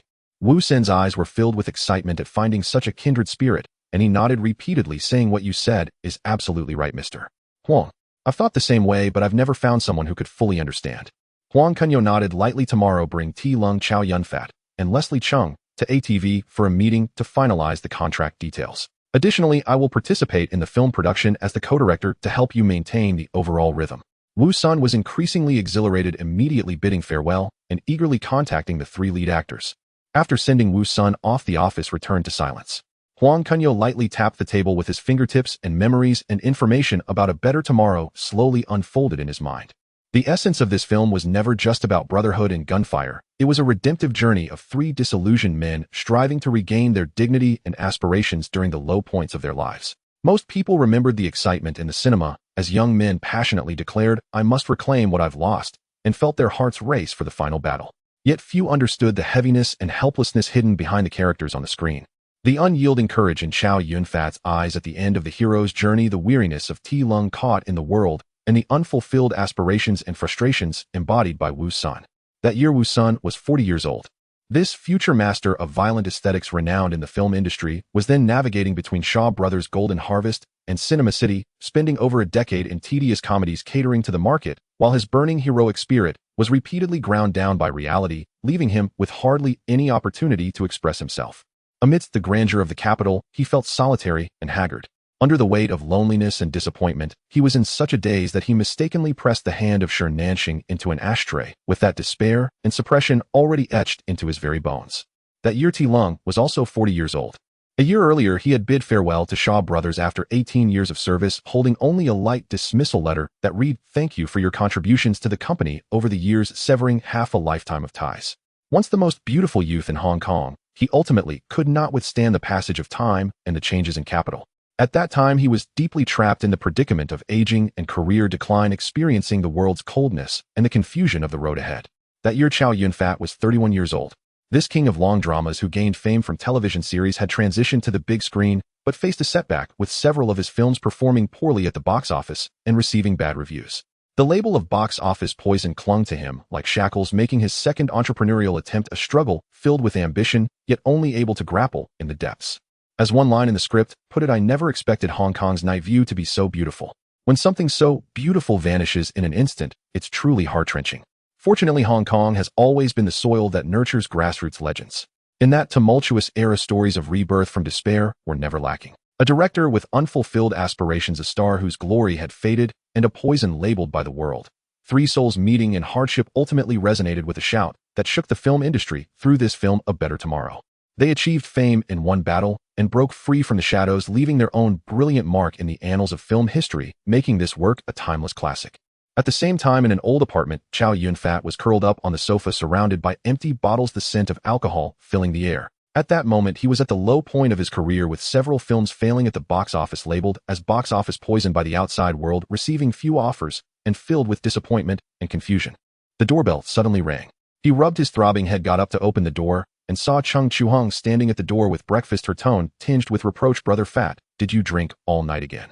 Chung Chu-hung entered the room, skillfully tidying up the scattered bottles and placing the breakfast on the table. "Director Wu Sun just contacted me saying there's a major production looking for you to star in. It's A Better Tomorrow, invested by Mr.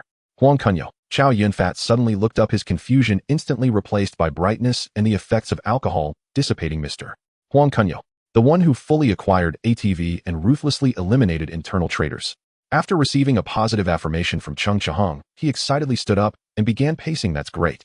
This gives me hope. Mr. Huang has a keen eye and is willing to invest in quality. This film will definitely be good." Chung Chu-hung smiled at his rekindled fighting spirit, saying, "I read the script summary, and the female characters are very compelling. I also want to compete for a role and collaborate with you all." Chow Yun-fat immediately applauded. "Great. With you joining, the film will be even more interesting. He'll tidy up and prepare well for tomorrow's meeting." The gloom in the room was swept away, replaced by anticipation for the future. The next morning, in ATV's reception room, Wu Sun was already waiting with T. Lung, Chow Yun-fat, and Leslie Chung.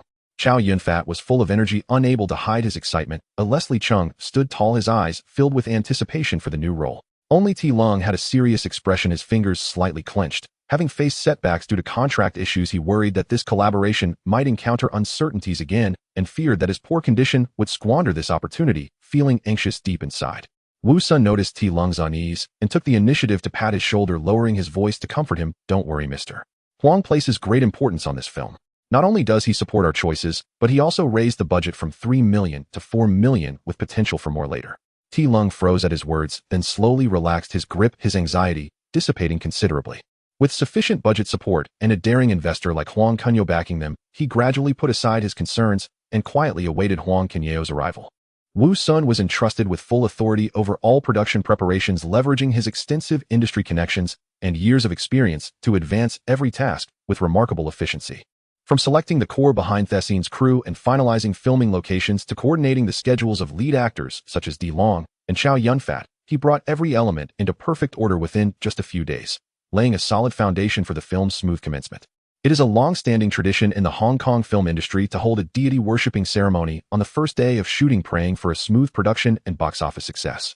That day the set was crowded with media reporters who had gathered upon hearing the news, their camera shutters clicking incessantly. To prevent excessive exposure from diverting attention away from the film itself, Huang Kunyao chose to remain low-key and did not attend the deity-worshipping ceremony. Instead, he entrusted Wu Sun to convey his greetings and expectations to the cast and crew. Immediately after the ceremony concluded, Huang Kunyao arrived promptly on set and went straight to the monitor where, drawing upon his profound understanding of the script, he offered incisive, targeted suggestions for refinement. He believed the opening sequence featuring the international counterfeit syndicate required greater commanding presence to firmly establish the film's tonal foundation, and thus proposed replacing all syndicate members with seasoned foreign actors renowned for both powerful screen charisma and exceptional acting prowess. Simultaneously, he elevated the authenticity of props and specifically added 2 circling helicopters, dozens of impeccably dressed elite henchmen in black suits, and a striking tableau featuring 4 tall, blonde, blue-eyed Western women, creating a visually staggering spectacle that underscored the syndicate's transnational reach and brazen arrogance. Wu Sun immediately approved the revisions, fully aware that Huang Kunyao's artistic vision far surpassed current market sensibilities, and that this bold recalibration would assuredly captivate audiences from the very first frame. On set, no one endured greater intensity, or gave more, than Chow Yun-fat. Wu Sun was already known for his exacting standards and performance, and with Huang Kunyao's razor-sharp grasp of character essence, the two formed a formidable dual strictness partnership, meticulously refining every shot Chow Yun-fat delivered. From the subtle shift of a glance and the precise pause in a line's delivery to the calibrated force of action sequences and the layered intensity of emotional outbursts, nothing fell short of absolute perfection. Having spent decades in front of the camera, Chow Yun-fat deeply understood such rigor was never mere capriciousness, but an indispensable path toward crafting a truly resonant character. Film artists of that era carried within them an unyielding spirit, resilient, studious, and unwavering. He bore no resentment. Instead, after each retake, he proactively reviewed his performance and refined his state of mind. Though Huang Kunyao held uncompromising standards, he also showed deep care for the entire crew, arranging hot beverages and snacks daily on set, and scheduling nourishing meals at regular intervals. Even after wrap, he would gather with key creatives for relaxed conversation, easing the pressures of production. This rare balance of steel and warmth earned him universal respect and admiration across the entire team. As filming progressed, the ensemble gradually entered their creative zenith, especially Chow Yun-fat, who became utterly inseparable from the character of Mark Gore, delivering a performance of breathtaking mastery. Standing in the dim, shadowed warehouse, his gaze sharp as a blade, he uttered the immortal line with chilling clarity, "You owe me nothing. I never force a friend to do what he doesn't wish to do. I have my own principles. I refuse to spend my life beneath others' feet. You think I'm just a beggar? I've waited 3 years for this chance, not to prove I'm better than others, but to reclaim what was taken from me." The suppressed anguish, simmering resentment, and ironclad resolve in his voice pierced straight to the soul. Seated behind the monitor, Huang Kunyao watched the vivid figure on screen, and for a fleeting moment time dissolved, he found himself transported back to a later era, once again seated in a smoky, cramped video hall, his youth aflame with the heroic fervor of that unforgettable story. At that time, Li Zixiong was still a newcomer to the industry, possessing raw talent, yet lacking the seasoned finesse required to fully embody a ruthlessly cunning antagonist. Rather than rebuking him hastily, Huang Kunyao stepped forward personally to demonstrate, guiding him step by step in adjusting focal depth and instructing him to convey inner calculation through minute facial muscle movements, demanding that every glance toward his scene partner radiate unmistakable ambition and sinister intent. To perfect this pivotal eye-performance sequence, the crew repeatedly rehearsed and res-hot the scene, devoting an entire afternoon solely to this single fragment. Crew members quietly held their breath for Li Zixiong, casting sympathetic glances his way, a pressure so acute it left the fledgling actor deeply unsettled, even shaken by self-doubt. Yet just before wrap that evening, upon viewing his final take on the monitor, the eyes now cold, calculating, and fiercely cruel, even he was startled by the sheer intensity of his own presence. Lying awake all night, in restless awe. In that instant, he finally grasped the profound intention behind Huang Kunyao's stern discipline. Every demand had been an act of devotion, to character, to craft, to truth. His earlier frustration dissolved entirely, replaced by lucid insight into the role and reverent humility toward the art itself. From then on, his commitment deepened, and not a word of complaint ever crossed his lips. Filming for A Better Tomorrow proceeded at a taut, yet orderly pace. Just days earlier, veteran supporting actor Huang Kunyao, affectionately nicknamed Dasha, had joked on set about Li Zixiong's ordeal, privately relieved that his own scenes posed comparatively little challenge, only to find himself facing that same exacting scrutiny barely 2 days later. When Dasha's gang underling entered the scene, Huang Kunyao felt his performance, though physically imposing, lacked the requisite ferocity and brute menace needed to project authentic gangster intimidation. Thus, even a simple door-entry shot was halted and res-hot repeatedly. With patience and precision, Huang Kunyao coached him, guiding him to embody the character's vicious aura through posture, vocal cadence, and even the predatory gleam in his eyes. Only when Dasha fully shed restraint, rendering the character's domineering brutality with visceral, bone-deep conviction, did Huang Kunyao finally nod and call cut. After the take, Huang Kunyao approached, placed a reassuring hand on his shoulder, and said earnestly, "Dasha, don't think my standards are too high. Once this film releases, I guarantee you'll rise to become a top-tier supporting actor. Your calendar will overflow with offers. If I fail, you have my word, come find me." That promise served as a balm, instantly soothing Dasha's frayed nerves and igniting in him profound anticipation for both the role and the film.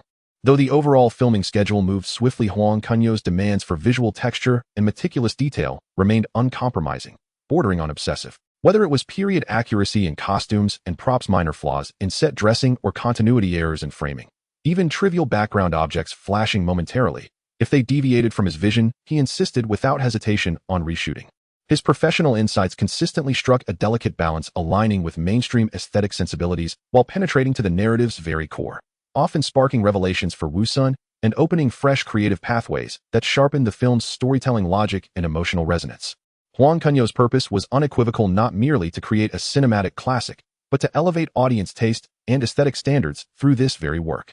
For once viewers develop higher expectations of film quality, shoddy, half-hearted productions will inevitably vanish from the marketplace. Accordingly, he subtly steered Umbrella Pictures toward a premium creative philosophy, setting a benchmark for its future expansion across film and television. After nearly 3 months of intensive, unwavering dedication, during which budget, production scale, and creative ambition were all substantially elevated, the upgraded A Better Tomorrow wrapped successfully. Throughout this period, Huang Kunyao remained immersed in every phase, from script refinement and character development to shot composition, amassing invaluable hands-on expertise and steadily honing his command over the film's holistic vision. On the final day of shooting, he generously booked the grand ballroom of a renowned Hong Kong hotel, hosting a lavish wrap party, abundant fine food and drink flowing freely, for the entire cast and crew to celebrate their shared triumph. At the banquet, he toasted each principal creator and crew member individually, expressing heartfelt gratitude for their unwavering dedication and steadfast camaraderie. Following the celebration, Huang Kunyao entrusted Wusun entirely with post-production tasks, including editing, dubbing, and visual effects, granting him full creative autonomy, while he himself returned to ATV to oversee both internal operations and the film's upcoming promotional campaign. When Huang Kunyao arrived at the film company, it was nearly 10 o'clock. After entering the office, he asked his secretary to find Huang Shijiao. This matter must be communicated to Huang Shijiao in advance. It is a matter of principle. As soon as Huang Shijiao entered, he couldn't wait to speak, his tone filled with concern. "Huang, the 3-person lineup selected by Wusun is simply too risky. Delong's popularity has plummeted since leaving Shaw Brothers. He is no longer the peak he once was, and is now in a semi-obsolete state. As for Chow Yun-fat, it's needless to say, after several films with dismal box office performance, he is labeled a box office poison, and the market has lost all confidence in him. Although Leslie Chung possesses charisma and good looks, he is still relatively new in the film industry and cannot shoulder the burden of box office success. This trio may find it difficult to sway the current market. Are you really set to finalize them?" Huang Kunyao smiled and said, "In both business and film, risks and opportunities have always coexisted. The greater the risk, the higher the potential reward. I dare say that these 3 are the perfect fit for A Better Tomorrow.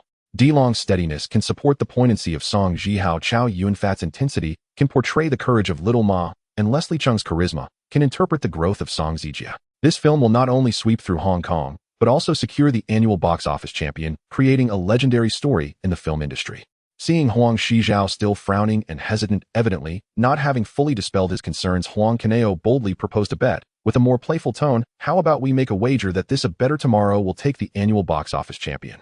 If I lose, I will book the top VIP room at Tianshang Renjian and treat the entire crew to a night of revelry. If you lose, you will host the celebration for the film in advance. Huang Shijiao was taken aback, but soon his eyes sparkled with interest. After a moment's thought, he readily agreed, all right. I'm betting with Huang. I want to see with my own eyes whether this film can break through the doubts and create a miracle. As the two stepped out of the booth, Huang Kunyao headed straight for Wu Sun and his entourage, his gaze landing first on Chow Yun-fat.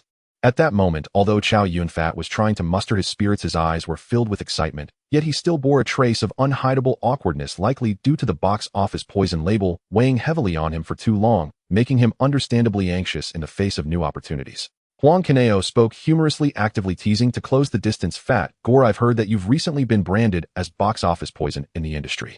He paused, noticing Chow Yun-fat's awkward expression, and slowly added in a sincere and reassuring tone, but I believe it's not that you're incapable, it's just that you haven't encountered a good script that can truly allow you to shine and match your talents.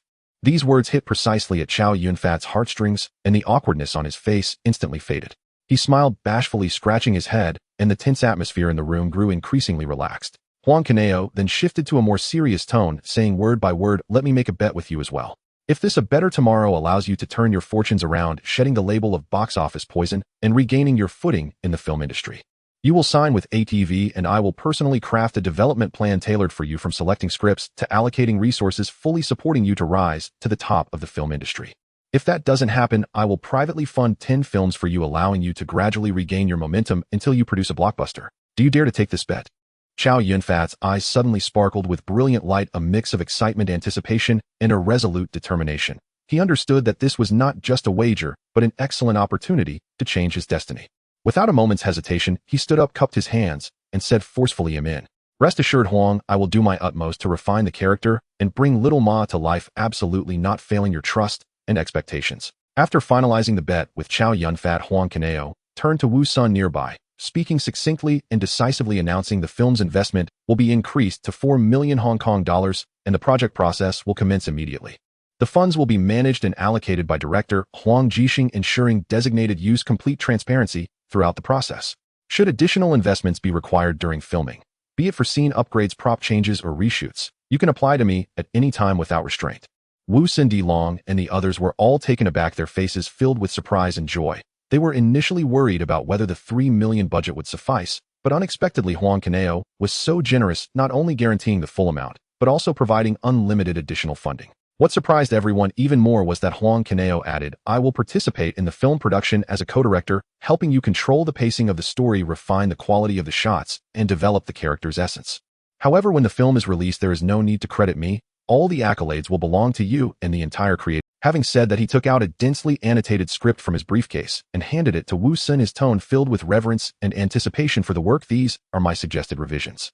According to our previous discussions, we should focus on refining the character's inner drama. Little Ma's rebelliousness must be sufficiently flamboyant, yet his underlying deep emotions and loyalty should be intricately woven into the details, with every frown and smile, every word and action embodying both the chivalrous spirit and tenderness of the underworld.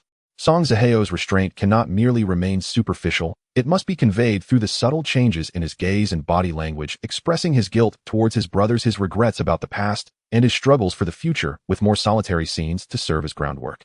For the action scenes, do not hold back, do not skimp on expenses. The quality of props, the ambience of the shooting locations, and the realism of the action design must all be taken to the extreme, ensuring that the film captures the blood and helplessness behind the chivalrous deeds of its characters. Wu Sun held the script with both hands, his fingertips brushing over the sharp and precise annotations. Each modification hit the mark, aligning with character logic while enhancing the dramatic tension. Recalling Huang Kunyao's commitment to quality without regard for costs, he felt immense respect and gratitude, nodding solemnly. With a determined tone, rest assured, Huang, I will not disappoint your trust and entrustment. I will do my utmost to make this film the best, leaving no regrets. After sending off Wu Sun and Dilong's group, Huang Kunyao had Huang Shijiao notify Huang Jixing to come over, and the three of them drove to a hidden dog meat hot pot restaurant on Hong Kong Island. This restaurant is tucked away deep in the old district. It has a small facade, but has become a favorite for many business people to meet privately due to its authentic taste and good privacy. Huang Shijiao picked up a piece of tender dog meat and said, Huang, are you really this confident in this film? After all, the market recognition of this lineup is simply too low. Most in the industry are likely to speak against it.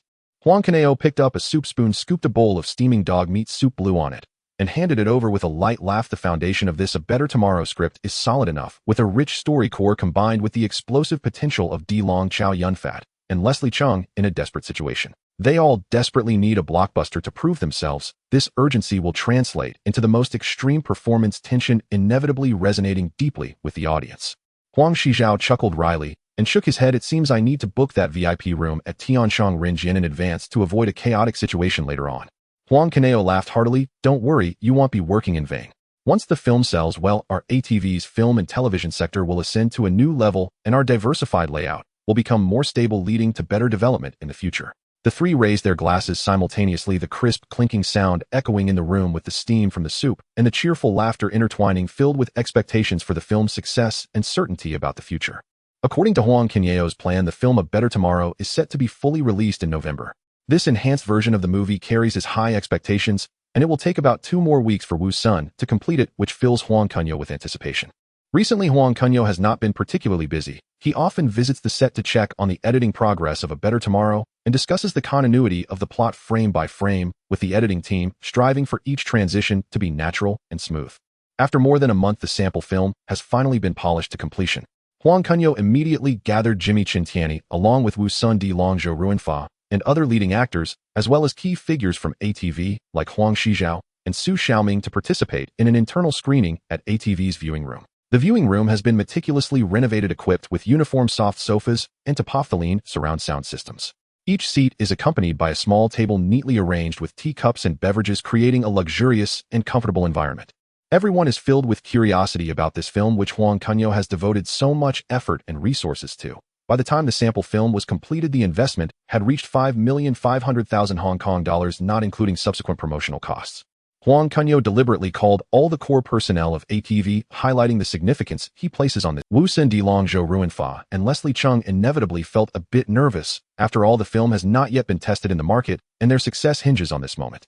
Seeing this, Huang Kunyao gently patted Wu Sun's shoulder, reassuring him in a firm tone, "Don't be nervous, trust yourself. At the very least, you should trust my judgment."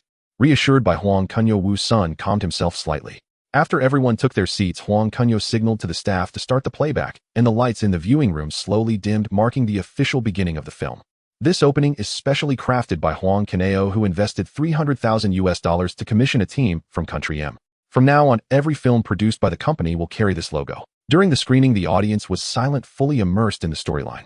When the scene of Xiao Ma guest battle at Fenglin Pavilion, accompanied by the background music of Mian Shiji, played, everyone's adrenaline surged. When Xiao Ma, limping and pushing the cart, quietly ate his boxed meal in the basement, Di Long tearfully said, "Xiao Ma, your letter to me wasn't like this." Many people's eyes turned moist, deeply touched by the brotherly bond hidden beneath the tough exterior of the Jianghu, while Di Long perfectly portrayed the loneliness and heartache of a once great figure. Until the scene of Xiao Ma guest sacrifice appeared at the end of the film, the entire audience was jolted. This shot was deeply etched in everyone's mind. To achieve the best effect, Chow Yun-fat filmed it 16 times before finally meeting the demands of Huang Kunyao and Wu Sun. As the film concluded and the lights came back on, the audience remained immersed in the brotherly sentiments of the story, still lost in thought. After a moment, Huang Shijiao was the first to rise and applaud, and the applause quickly spread throughout the venue. Everyone gave high recognition to this work. It was clearly a classic that would stand the test of time, and it was no wonder that Huang Kunyao invested so much effort. However, Huang Shijiao felt a twinge of pain in his heart. He knew that the bet with Huang Kunyao was already lost, and he bitterly realized that his wallet was about to go through a major hemorrhage. Yet he had to admit that this film would surely create a sensation in Hong Kong and even Asia. Su Xiaoming was beaming with excitement. Being in charge of the company's cinema and distribution affairs, he knew that this film would bring in massive box office revenues, even likely setting a new record for Asian releases. Many present were also amazed that this locally produced Hong Kong film had a quality and impact rivaling Hollywood blockbusters. The unanimous recognition from the audience gave Wu Sun and the cast great confidence. It's worth noting that those present were all discerning professionals in the industry, and their approval was enough to prove the film's success. "Xiaoming, what do you think?" Huang Kunyao asked Su Xiaoming, who was fully responsible for the distribution and cinema business at ATV. His professional judgment was crucial. Su Xiaoming, unable to hide his excitement, replied firmly, "A classic, an indisputable classic that will undoubtedly lead the film trend in Hong Kong." Huang Kunyao's smile widened, and he turned to Huang Shijiao. "Old Huang, what do you think?" Winning the bet made him feel particularly elated. Huang Shijiao smiled wryly, clearly understanding that he had been calculated by Huang Kunyao. The expenses for treating the entire crew to Tianshang Rinjian for one night were no small amount, and just thinking about his wallet shrinking made him feel a pang of pain. Chairman, the film is undoubtedly a classic and the annual box office champion is secured. My only request is, can we cancel the bet? Don't even think about it. That's impossible. Huang Kunyao rejected without hesitation. Jimmy, curious, asked with a smile, Chairman, is there a bet involved in this? With a shared sense of gossip, everyone present cast curious glances. Huang Kunyao helpless recounted the bet he had with Huang Kunyao, and upon hearing it, everyone burst into laughter. Su Xiaoming laughed and teased, we can't cancel Tianshang Rinjin, Chairman. Can we join in and enjoy together? Welcome, of course. Not a single person here can be left out. Let's go today and have a great time. With everyone agreeing, Huang Kunyao became even more enthusiastic, while Huang Kunyao wore a face full of gloom, knowing that he was destined to incur significant expenses. Everyone, please take it easy. Huang Kunyao quickly pleaded, but seeing the mischievous smiles on everyone's faces, he knew his pleas were in vain. After the jokes, Huang Kunyao quickly returned to the main topic and arranged Xiaoming reserve a large theater at the cinema for us. We are going to hold a grand premiere. Old Huang ATV will broadcast the entire event live, and the release date will be set for November 11th. This date was specially chosen reminiscent of the later Singles Day, making it a rather special commemoration. Rest assured, Chairman, we will definitely make proper arrangements. Su Xiaoming and Huang Kunyao responded in unison. The few of them had collaborated many times and were already in perfect sync, and there were no objections to this release date. Huang Kunyao then turned to Wu Sin. Old Wu, select the most captivating segment from the shooting behind the scenes, cut it down to about 2 minutes, and have it played repeatedly on ATV to create hype. You all should quickly order a large batch of the trench coats and sunglasses worn by Chow Yun-fat in the film, branded with Xiao Ma Gu Special, and have them stocked in major malls before the film's release. Huang Kunyao instantly understood Huang Kunyao's intention. As a top student from a prestigious university, he immediately grasped the business opportunity and quickly replied, good, Chairman, you are brilliant. Meanwhile, Jimmy and Huang Jixing appeared slightly confused, not quite understanding the direction of the thought. Seeing this, Huang Kunyao proactively explained, think about it, when the film becomes a hit, audiences will subconsciously imitate the characters in the movie. The standout character in this film is Xiao Ma Gu. His iconic look is defined by a toothpick sunglasses and a black trench coat. Such merchandise will definitely appeal to consumers. After this explanation, Jimmy and Huang Jixing suddenly understood. Since everyone is clear, I'll assign this task to you, Jimmy. Ensure that there's enough supply. This time we are officially opening up the movie merchandise market. We need to plan such strategies in advance in the future to seize the initiative, Huang Kunyao said, intending to cultivate Jimmy for independent responsibilities. That night, Huang Kunyao called in doctors and other comrades, heading straight to the nightclub, Tianshang Rinjian. Over 20 people booked the largest private room, drinking, singing, and reveling. Everyone was in high spirits. Wu Sun was so drunk he had to be carried out. Di Long and Chow Yun-fat also drank heartily, releasing the pent-up pressure and gloom which everyone could understand. Ultimately, everyone showed restraint, and the total bill came to 420,000 Hong Kong dollars. Had they gone all out, it would have easily reached 500,000. The next morning, with the lingering effects of the hangover still present, Asia Television fully launched the promotional campaign for A Better Tomorrow as planned. Following the morning news at 6 o'clock, Asia Television's various channels began to loop the 2-minute trailer. The camera swiftly shifts, revealing Chow Yun-fat dressed in a long trench coat, a toothpick in his mouth, leaning against a sports car. His cold gaze sweeps over the lens as the flames of the gunfight at Fonglin Pavilion intertwine with the melody of No Loss of Ambition, ultimately freezing on his determined face as he clutches his weapon and states resolutely, I will reclaim what I've lost. The teaser is tightly paced and exudes high quality, instantly capturing the audience's attention. At that time, Hong Kong's action films predominantly emphasized fight scenes, making such a deep exploration of character coupled with visual impact and emotional intensity quite rare. Less than 3 hours after the teaser aired, ATV received hundreds of calls from viewers inquiring about the film's release details, and the classic look of Little Horse Brother began to circulate on the streets, initially igniting a heated discussion. At the same time, a comprehensive promotional campaign was simultaneously launched. Giant posters in Hong Kong's major commercial districts were all replaced with the main visual of A Better Tomorrow featuring Chow Yun-fat, Ti Lung, and Leslie Chung in central roles, with a prominent note below stating November 11th, ATV will release it nationwide. Dozens of double-decker buses were meticulously painted, traversing the streets of Hong Kong, delivering the film's information to every corner. Huang Kunyao coordinated paper media and television promotion, not only taking full-page advertisements in mainstream newspapers like Sing Tao Daily and Ming Pao to publish stills and behind-the-scenes stories of the film, but also arranging for ATV to air promotional short films during prime time, inviting well-known hosts to highlight the teaser's points. Notably, ATV set the film's ticket price at 23 Hong Kong dollars, which was $3 higher than other films at the same time, leading many industry insiders to question whether this move would affect box office performance. However, those who visited ATV theaters would understand the reasoning behind it. Su Xiaoming had previously upgraded all screening room equipment, replacing it with imported high-definition projectors and surround sound systems, and all seats were replaced with genuine leather soft seats, striving to provide viewers with a top-tier viewing experience. This differentiated advantage made many quality-seeking audiences willing to pay a premium. As promotions progressed, Huang Kunyao and Su Xiaoming collaborated to send out premiere invitations. Su Xiaoming liaised with major film companies like Golden Harvest, Uniden, and Shaw Brothers, personally delivering invitations and sincerely inviting the industry bigwigs to attend.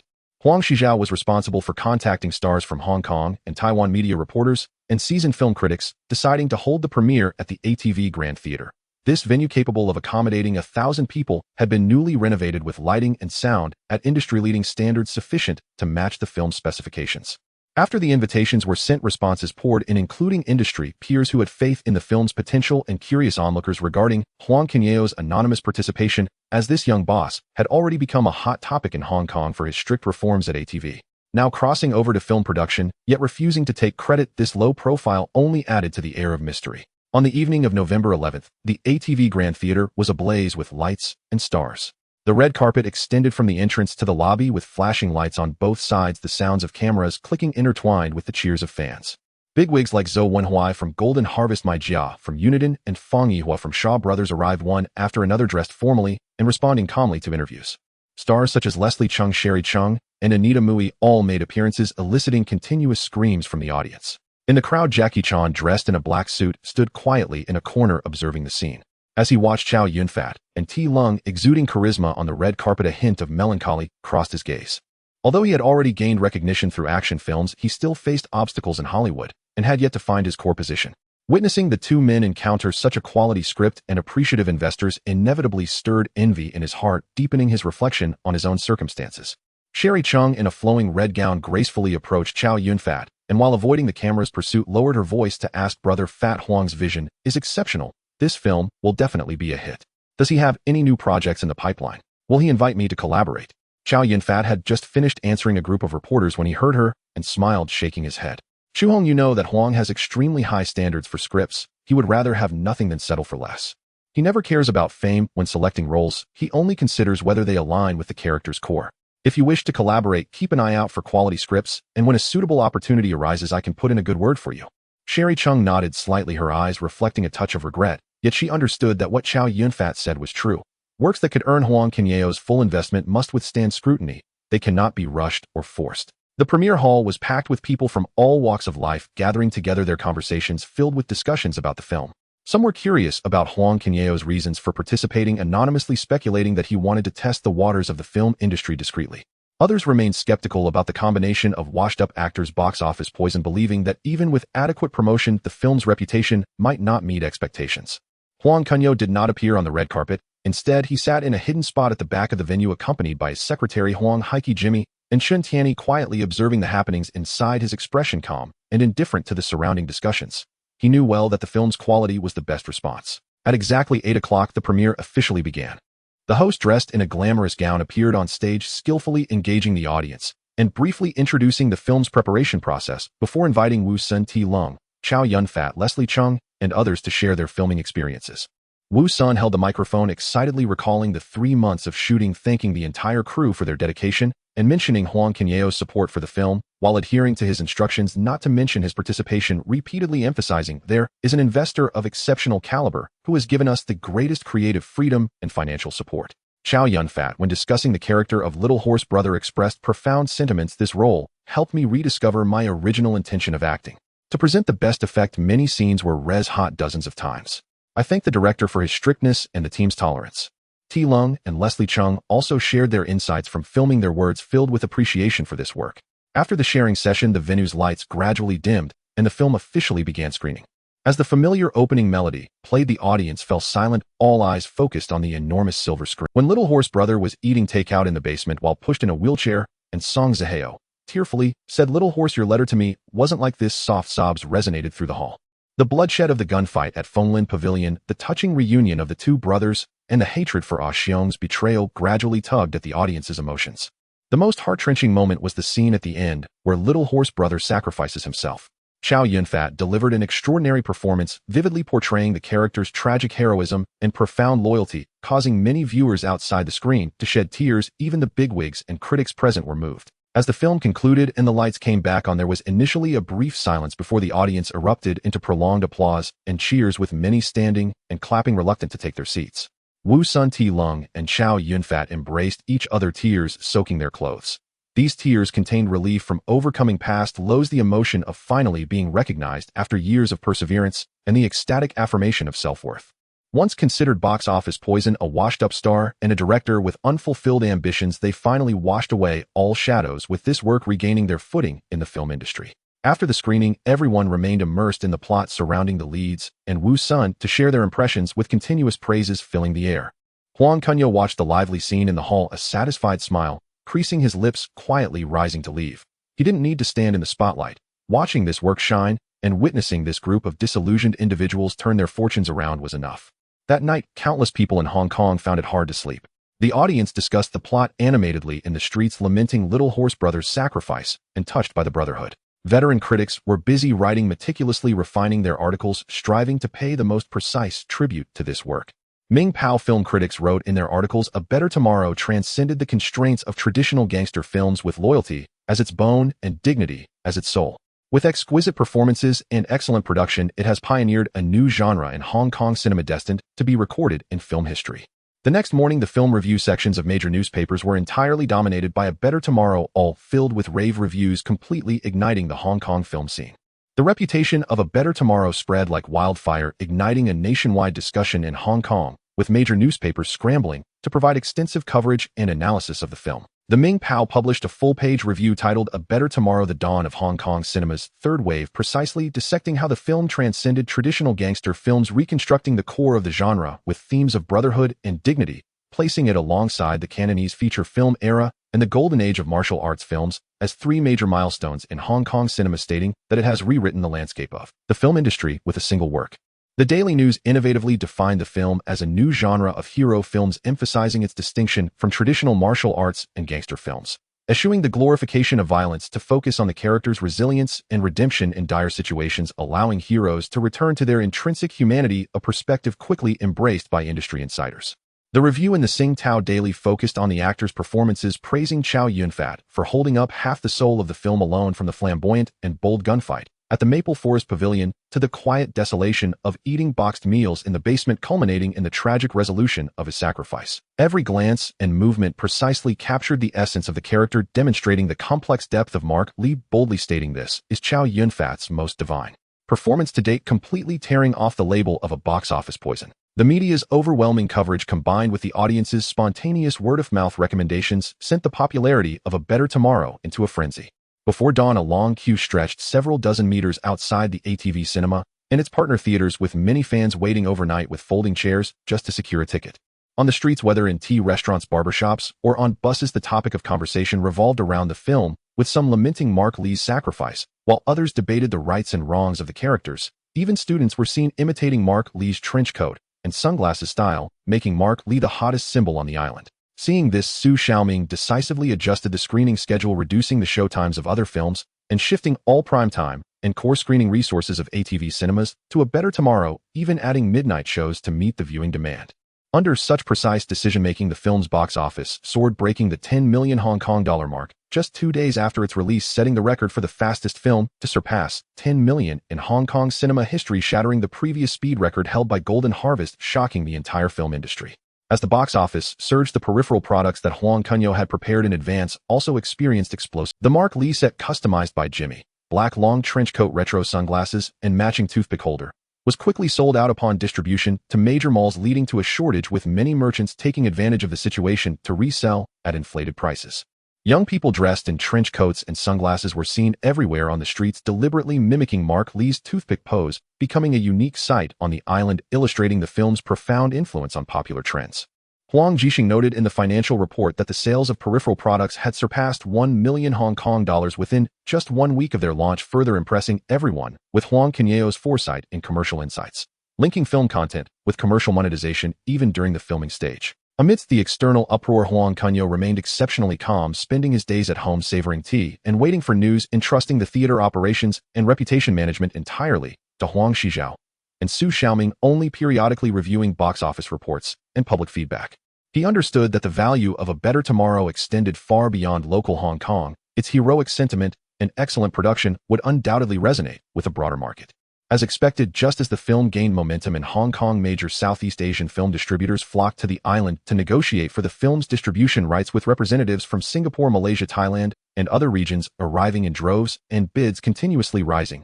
Ultimately, Su Xiaoming sold the Southeast Asian distribution rights for a total of $1.8 million, garnering substantial profits for ATV.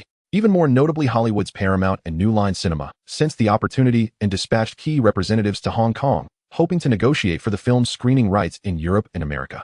Huang Kunyao took this very seriously, personally receiving the American representatives and leading them to ATV's exclusive screening room, where a specially produced version of the film with English subtitles was shown.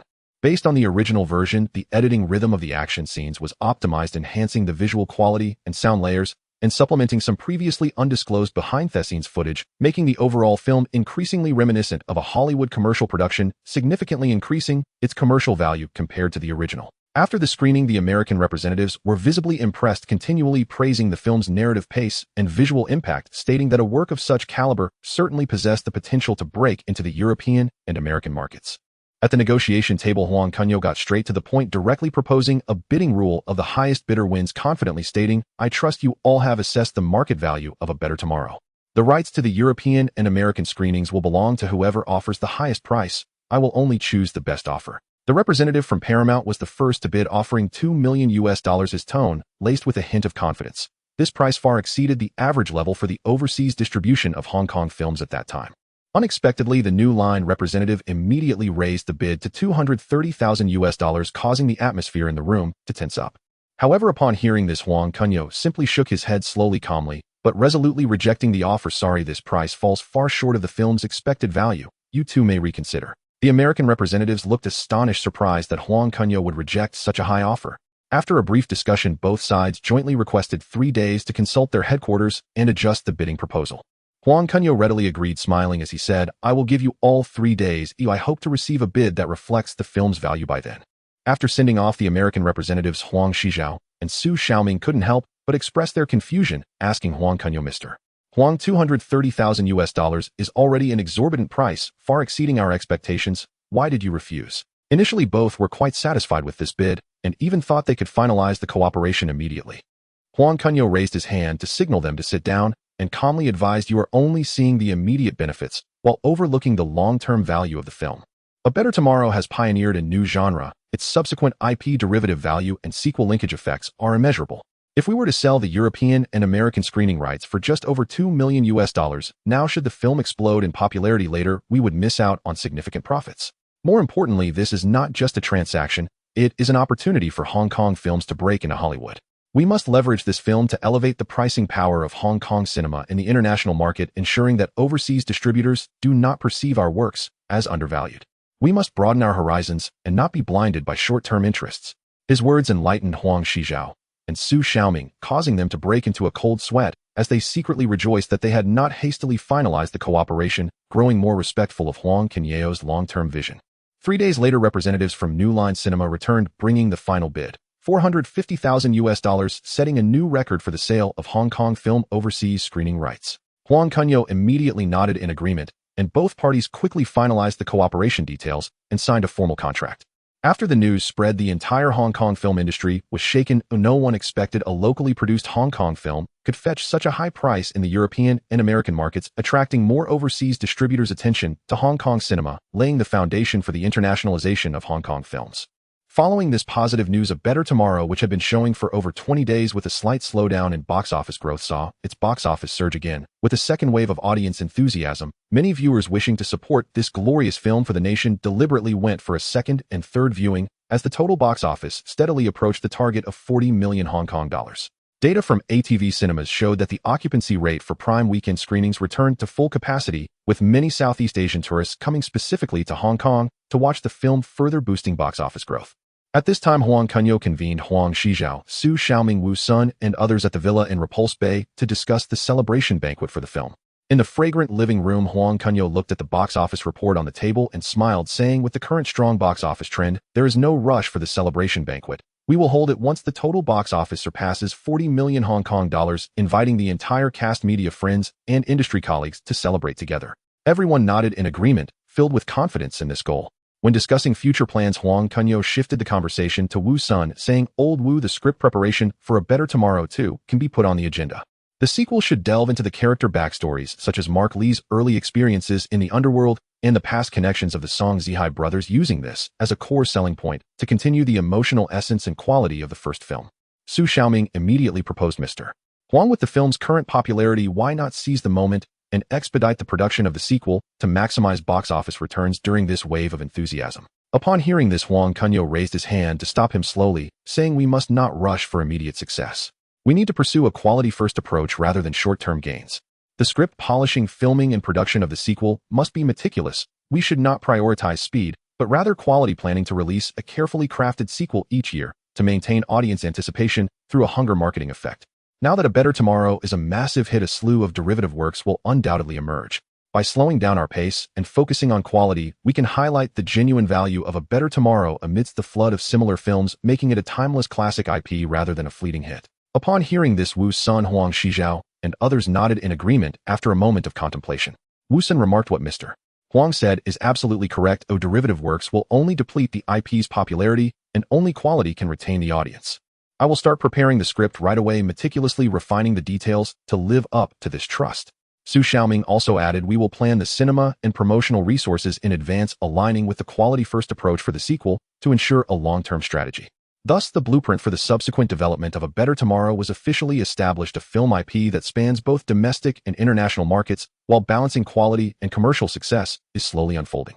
The box office frenzy of A Better Tomorrow has never waned. Even after several days of release, cinemas remain packed, continuously breaking box office records in Hong Kong's film industry. The previous box office record of 32 million Hong Kong dollars set by the Lucky Stars series has long been left behind by A Better Tomorrow, becoming a mere memory.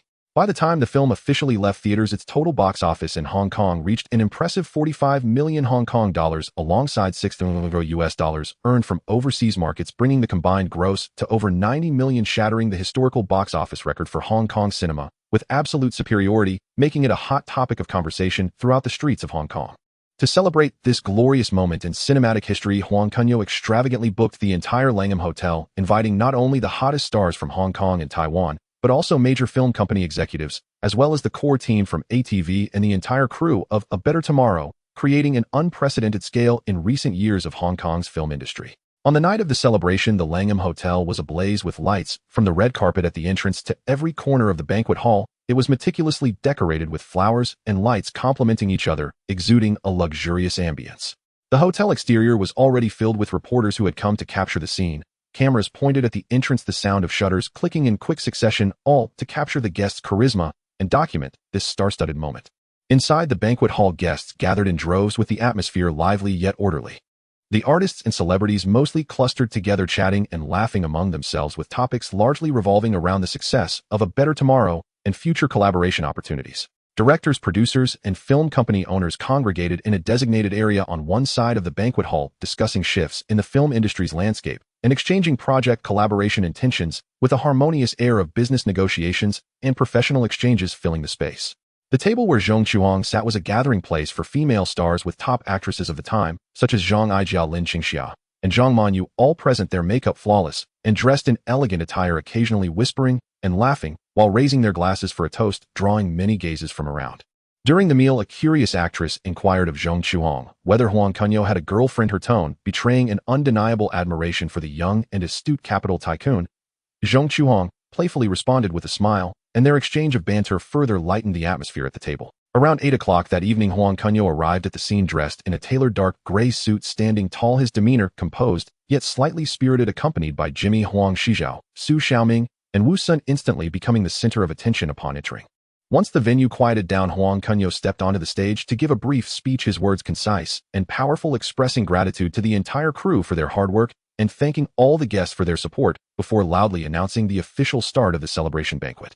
As his words fell, thunderous applause erupted in the banquet hall, with everyone raising their glasses, instantly elevating the celebratory atmosphere to a peak. After the speech, Huang Kunyao along with Jimmy Huang Shijiao Su Xiaoming and Wu Sun began to navigate between tables to toast his cup being filled again and again, yet he maintained a clear expression, responding appropriately.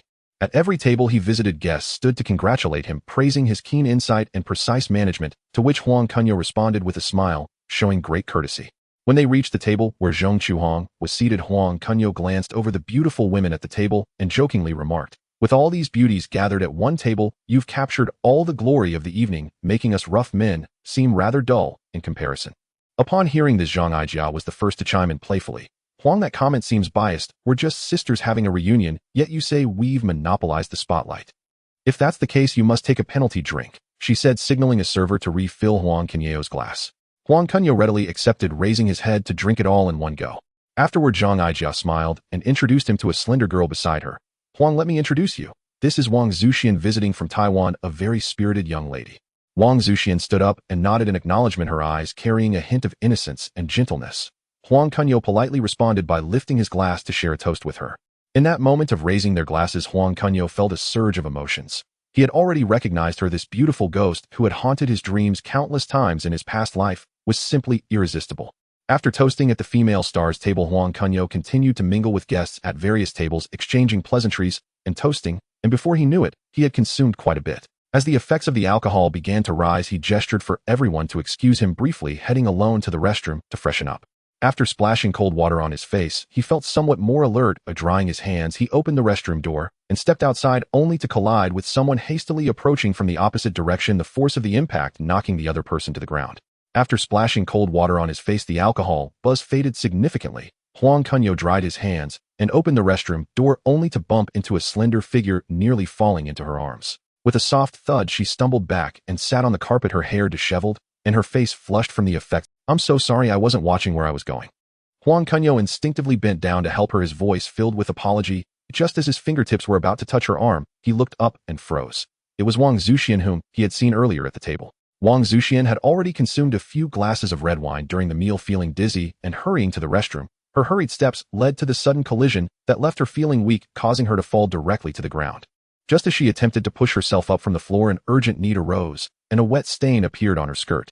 The momentary embarrassment and shame engulfed her like a tidal wave. She froze for a moment, and then her eyes reddened, tears rolling down her cheeks, without warning, as she clutched her skirt tightly, her shoulders shaking uncontrollably, yet she didn't dare to cry out loudly, biting her lip to suppress her sobs, looking both pitiful and awkward. Huang Kunyao was initially puzzled by her sudden tears, but upon noticing her reddened eyes, the wet stain on her skirt, and her tense posture with legs instinctively drawn together, he instantly understood the reason. His expression shifted, and he immediately concealed all his emotions, quickly scanning the surroundings. There were a few scattered guests at the end of the corridor. If this scene were to be witnessed by anyone, it would be a devastating blow to Wang Zuxian, who had just begun to emerge. "Quick, get up. There are too many people here. Come with me first." He lowered his voice, urgency laced with gentleness. While speaking, he removed his tailored dark gray suit jacket, bending down to carefully wrap it around her waist, ensuring to cover the wet stain on her skirt thoroughly, then gently grasped her cool wrist, his grip soft, yet firm enough to be unrefusable. At that moment, Wang Zuxian was already flustered, tears still clinging to her cheeks. She could only let him pull her up, lowering her head and avoiding eye contact, her cheeks flushed as if they could bleed. Huang Kunyao led her quickly through the corridor, avoiding the passing guests and reporters, heading straight for the elevator, pressing the button for the 12th floor. This was the exclusive suite he had reserved in advance, quiet and private, the perfect place to handle the current predicament. In the elevator, there were only the two of them. The small space was filled with a faint aroma of red wine and the scent of cedar from him, making Wang Zuxian increasingly flustered, wishing she could find a hole to hide and unconsciously twisting the corner of his jacket. Upon reaching the 12th floor suite, Huang Kunyao opened the door and led her inside, casually closing the door to isolate them from the outside world's noise. The suite was elegantly decorated with warm yellow lights, dissipating some of the awkwardness. "There's a restroom inside. You can freshen up first." He gestured towards the bathroom next to the bedroom, his tone softening a bit, his gaze falling on her reddened eyes, unable to help but smiled gently, a hint of subtle warmth hidden in his eyes. "I'll go find you some clothes to change into. Don't worry, I won't make you uncomfortable."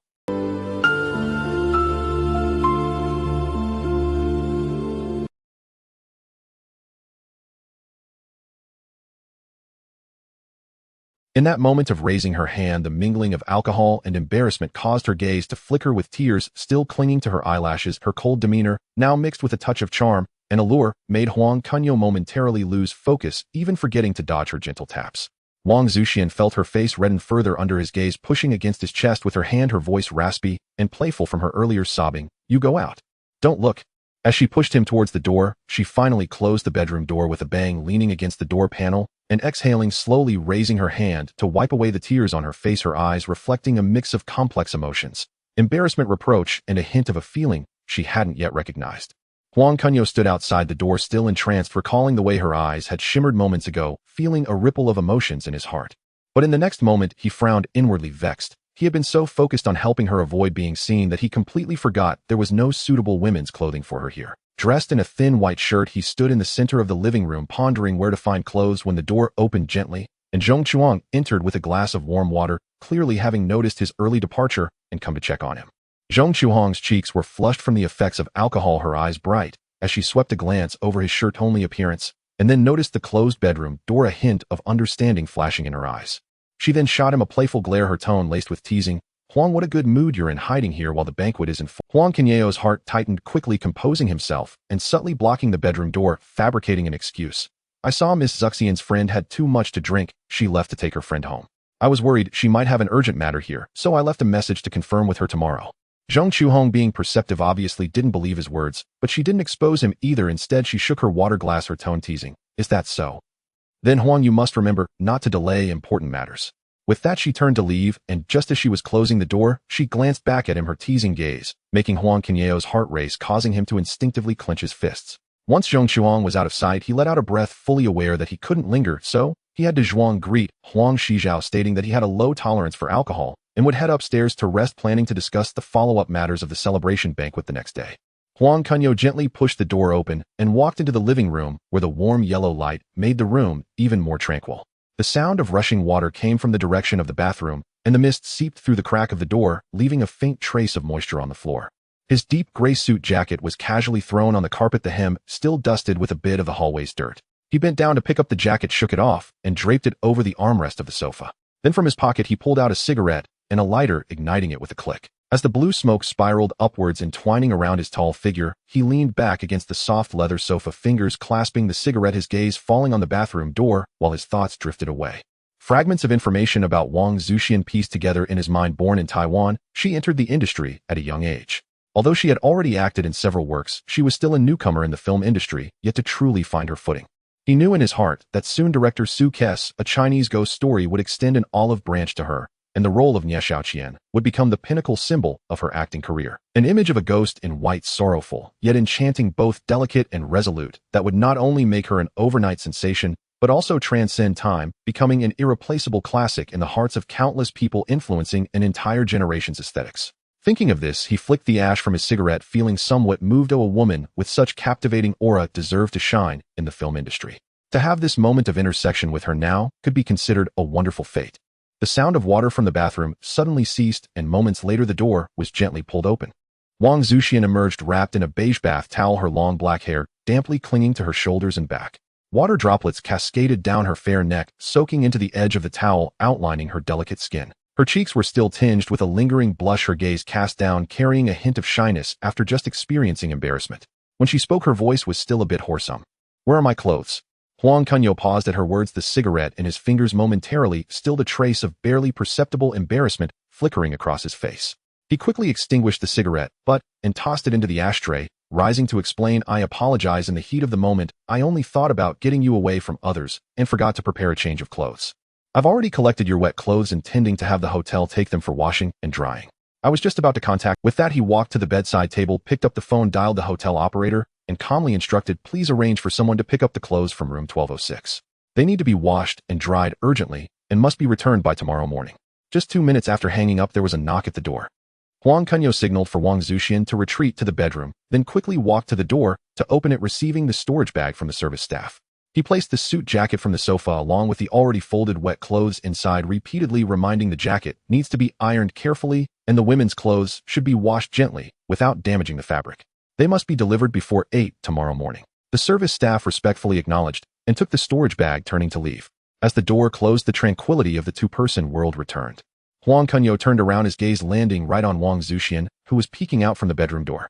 The bath towel tightly wrapped around her slender figure, perfectly outlining her exquisite curves. Her skin glowed brightly under the light, resembling fine mutton-fat jade, and her damp hair, cascading over her shoulders, added a touch of lazy allure. As he gazed at her, a hint of obsession crept into his eyes, and the image of her skirt soaked and tearful in the hallway flashed in his mind, causing him to chuckle softly. The sound of his laughter resonated starkly in the quiet room. Wang Zuxian immediately caught the teasing undertone, feeling both shy and angry. Her cheeks burned with heat, and even her ears tinged red. Without a care for whether the towel was secured, she grabbed the edge of the towel and rushed over, lightly punching Huang Kunyao's chest, her tone filled with a mock reproach tinged with a sob. "You're still laughing. It's all your fault. You've made me so embarrassed." Huang Kunyao dodged with a smile. The gentle force of her punches felt to him like mere tickling, only adding more amusement to the situation. While dodging, he deliberately teased, all right, I won't laugh anymore. Is it enough for me to say it's my fault?" As they playfully tussled, their actions grew increasingly intimate. Wang Zuxian stumbled, her body leaning slightly forward, and the towel's tie accidentally loosened, slipping down with a sound. In that moment of unexpected revelation, both of them froze. Huang Kunyao instinctively turned to avoid, but in his fluster his arm inadvertently brushed against her smooth skin, the warm touch causing both of them to shudder. The ambiguous atmosphere in the air suddenly surged, replacing the earlier playful ambience. Huang Kunyao turned to look at her, intense emotions swirling in his gaze. Unable to restrain the beating of his heart any longer, he reached out and tightly embraced her soft form, leaning down to kiss her. Wang Zuxian's body stiffened, instinctively raising her hand to push against his chest in an attempt to resist, her eyes filled with panic and confusion. But Huang Kunyao's kiss was gentle yet persistent, carrying a light scent of tobacco and cedar. His fingertips caressed her back softly, the tenderness making it hard to resist. The initial resistance gradually crumbled under the tender assault. Her tense body slowly relaxed, the hand resting against his chest began to fall, ultimately unconsciously wrapping around his neck. Her eyes closed as she immersed herself in this sudden intimacy. The ambient light in the suite was dimmed to its softest glow, casting a hazy aureole over the bed. The air hung heavy with the lingering intimacy of passion and the subtle woody fragrance of cedar. The warmth of their afterglow still clung to her skin. Wang Zuxian's body shimmered with a delicate flush, damp strands of hair clinging to her smooth shoulder as she lay spent atop Huang Kunyao Lim's boneless chest, rising and falling with shallow, ragged breaths. Two souls entwined so tightly that every shared inhalation whispered devotion too deep for parting. Huang Kunyao reclined lazily against the headboard, a half-smoked cigarette poised between his fingers, its ember pulsing faintly in the gloom. His other hand traced slow, deliberate paths down her bareback, fingertips gliding over silken skin, possessive, tender, reverent. "From this day forward you are mine, Huang Kunyao's woman." His voice was low, husky with the languor of satiety, yet each word landed with unwavering certainty, charged with an unassailable claim.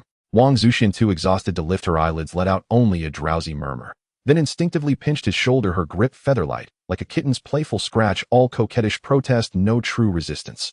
Her surrender already complete, softened by tenderness. A quiet chuckle rose from Huang Kunyao's chest, vibrating through their pressed bodies. His touch grew gentler, still soothing, the residual heat blooming across her skin. After nearly half an hour of quiet repose, Wang Zuxian stirred slightly, the deep ache in her limbs beginning to recede. Huang Kunyao bent down, lifting her effortlessly into his arms, cradling her as though she were porcelain, and carried her toward the bathroom. Warm water rippled into the bathtub as he lowered her in with infinite care. His fingers combed gently through her wet tresses, then teased, just once, along the curve of her waist. Wang Zuxian, exquisitely sensitive, shivered at the touch, curling inward to escape, her cheeks flaring crimson again. She swatted his hand away, eyes glistening with moisture, shooting him a look both reproachful and adoring, utterly beguiling, utterly disarming. Huang Kunyao's pulse quickened. He leaned in and brushed a feather-light kiss upon her forehead. Amidst the soft haze of steam, they laughed and playfully jostled one another. Shyness and awkwardness dissolved, replaced by easy, intimate familiarity. Once freshened up, Huang Kunyao wrapped her snugly in a towel and carried her back to the bedroom, only to pause, noticing the blood-stained sheet beneath them. A faint knowing arch lifted his brow, but he showed no concern. He retrieved spare bedding from the bedside cabinet and swiftly replaced the soiled sheet, smoothing the fresh linens with practiced ease before settling her gently beneath them. Exhausted by the night's fervor, they curled together beneath the covers, breathing in unison, slow, deep, steady, until sleep claimed them both, leaving only the hushed harmony of their shared breath in the tranquil room. At dawn the next day, the hotel phone on the nightstand rang sharply, its shrill tones slicing through the stillness. Huang Kunyao stirred awake, blinking groggily, and carefully shifted Wang Zuxian, still nestled against his chest, before reaching for the receiver. His voice was thick with sleep, low and resonant. "What is it?" On the other end, a deferential hotel attendant informed him that their garments had been laundered and dried and breakfast could be served at any time. He replied coolly, "Send the clothes and a double breakfast to room 1206, and prepare an additional hangover tonic." After hanging up, he withdrew several Hong Kong dollars from his wallet and placed them neatly on the nightstand as a tip. Moments later, a soft knock sounded. Huang Kunyao opened the door to receive the cleaned attire and breakfast tray. Inspecting each item with quiet precision, his suit impeccably pressed, her garments freshly laundered and flawlessly folded. Dismissing the attendant, he returned to the bedroom, where Wang Zuxian remained buried beneath the cover's long lashes resting softly against her cheeks, serene as a sleeping fawn. He sat beside her on the edge of the bed, fingertips tracing the gentle contours of her cheek, her throat, then deliberately grazing the sensitive hollow behind her ear. Her body tensed instantly, her lashes fluttered. She was awake, yet feigned slumber, burying her face deeper into the pillow, refusing to emerge. A mischievous glint flickered in Huang Kunyao's eyes. His fingers grew bolder, sliding slowly down the elegant line of her waist. She trembled faintly, a soft, breathy sigh escaping her lips, even as her eyes remained stubbornly closed. He chuckled low and dipped his head, pressing a warm, possessive kiss to the nape of her neck. The heat of his breath, she could no longer pretend. Turning to face him, she fixed him with a gaze brimming with dewy defiance and girlish charm, before he swept her back into his arms, reigniting the quiet, smoldering current between them. After another tender interlude, they rose together to dress and freshen up. Wang Zuxian slipped into her own clothes, slim and graceful as ever. Yet her expression now held a new softness, a quiet, womanly allure that had gently eclipsed her former innocence. Seated side by side at the breakfast table, Huang Kunyao served her delicately from the platter, then murmured, "Call Zhong Chuhong later. Smooth over your earlier story. Leave no loose ends."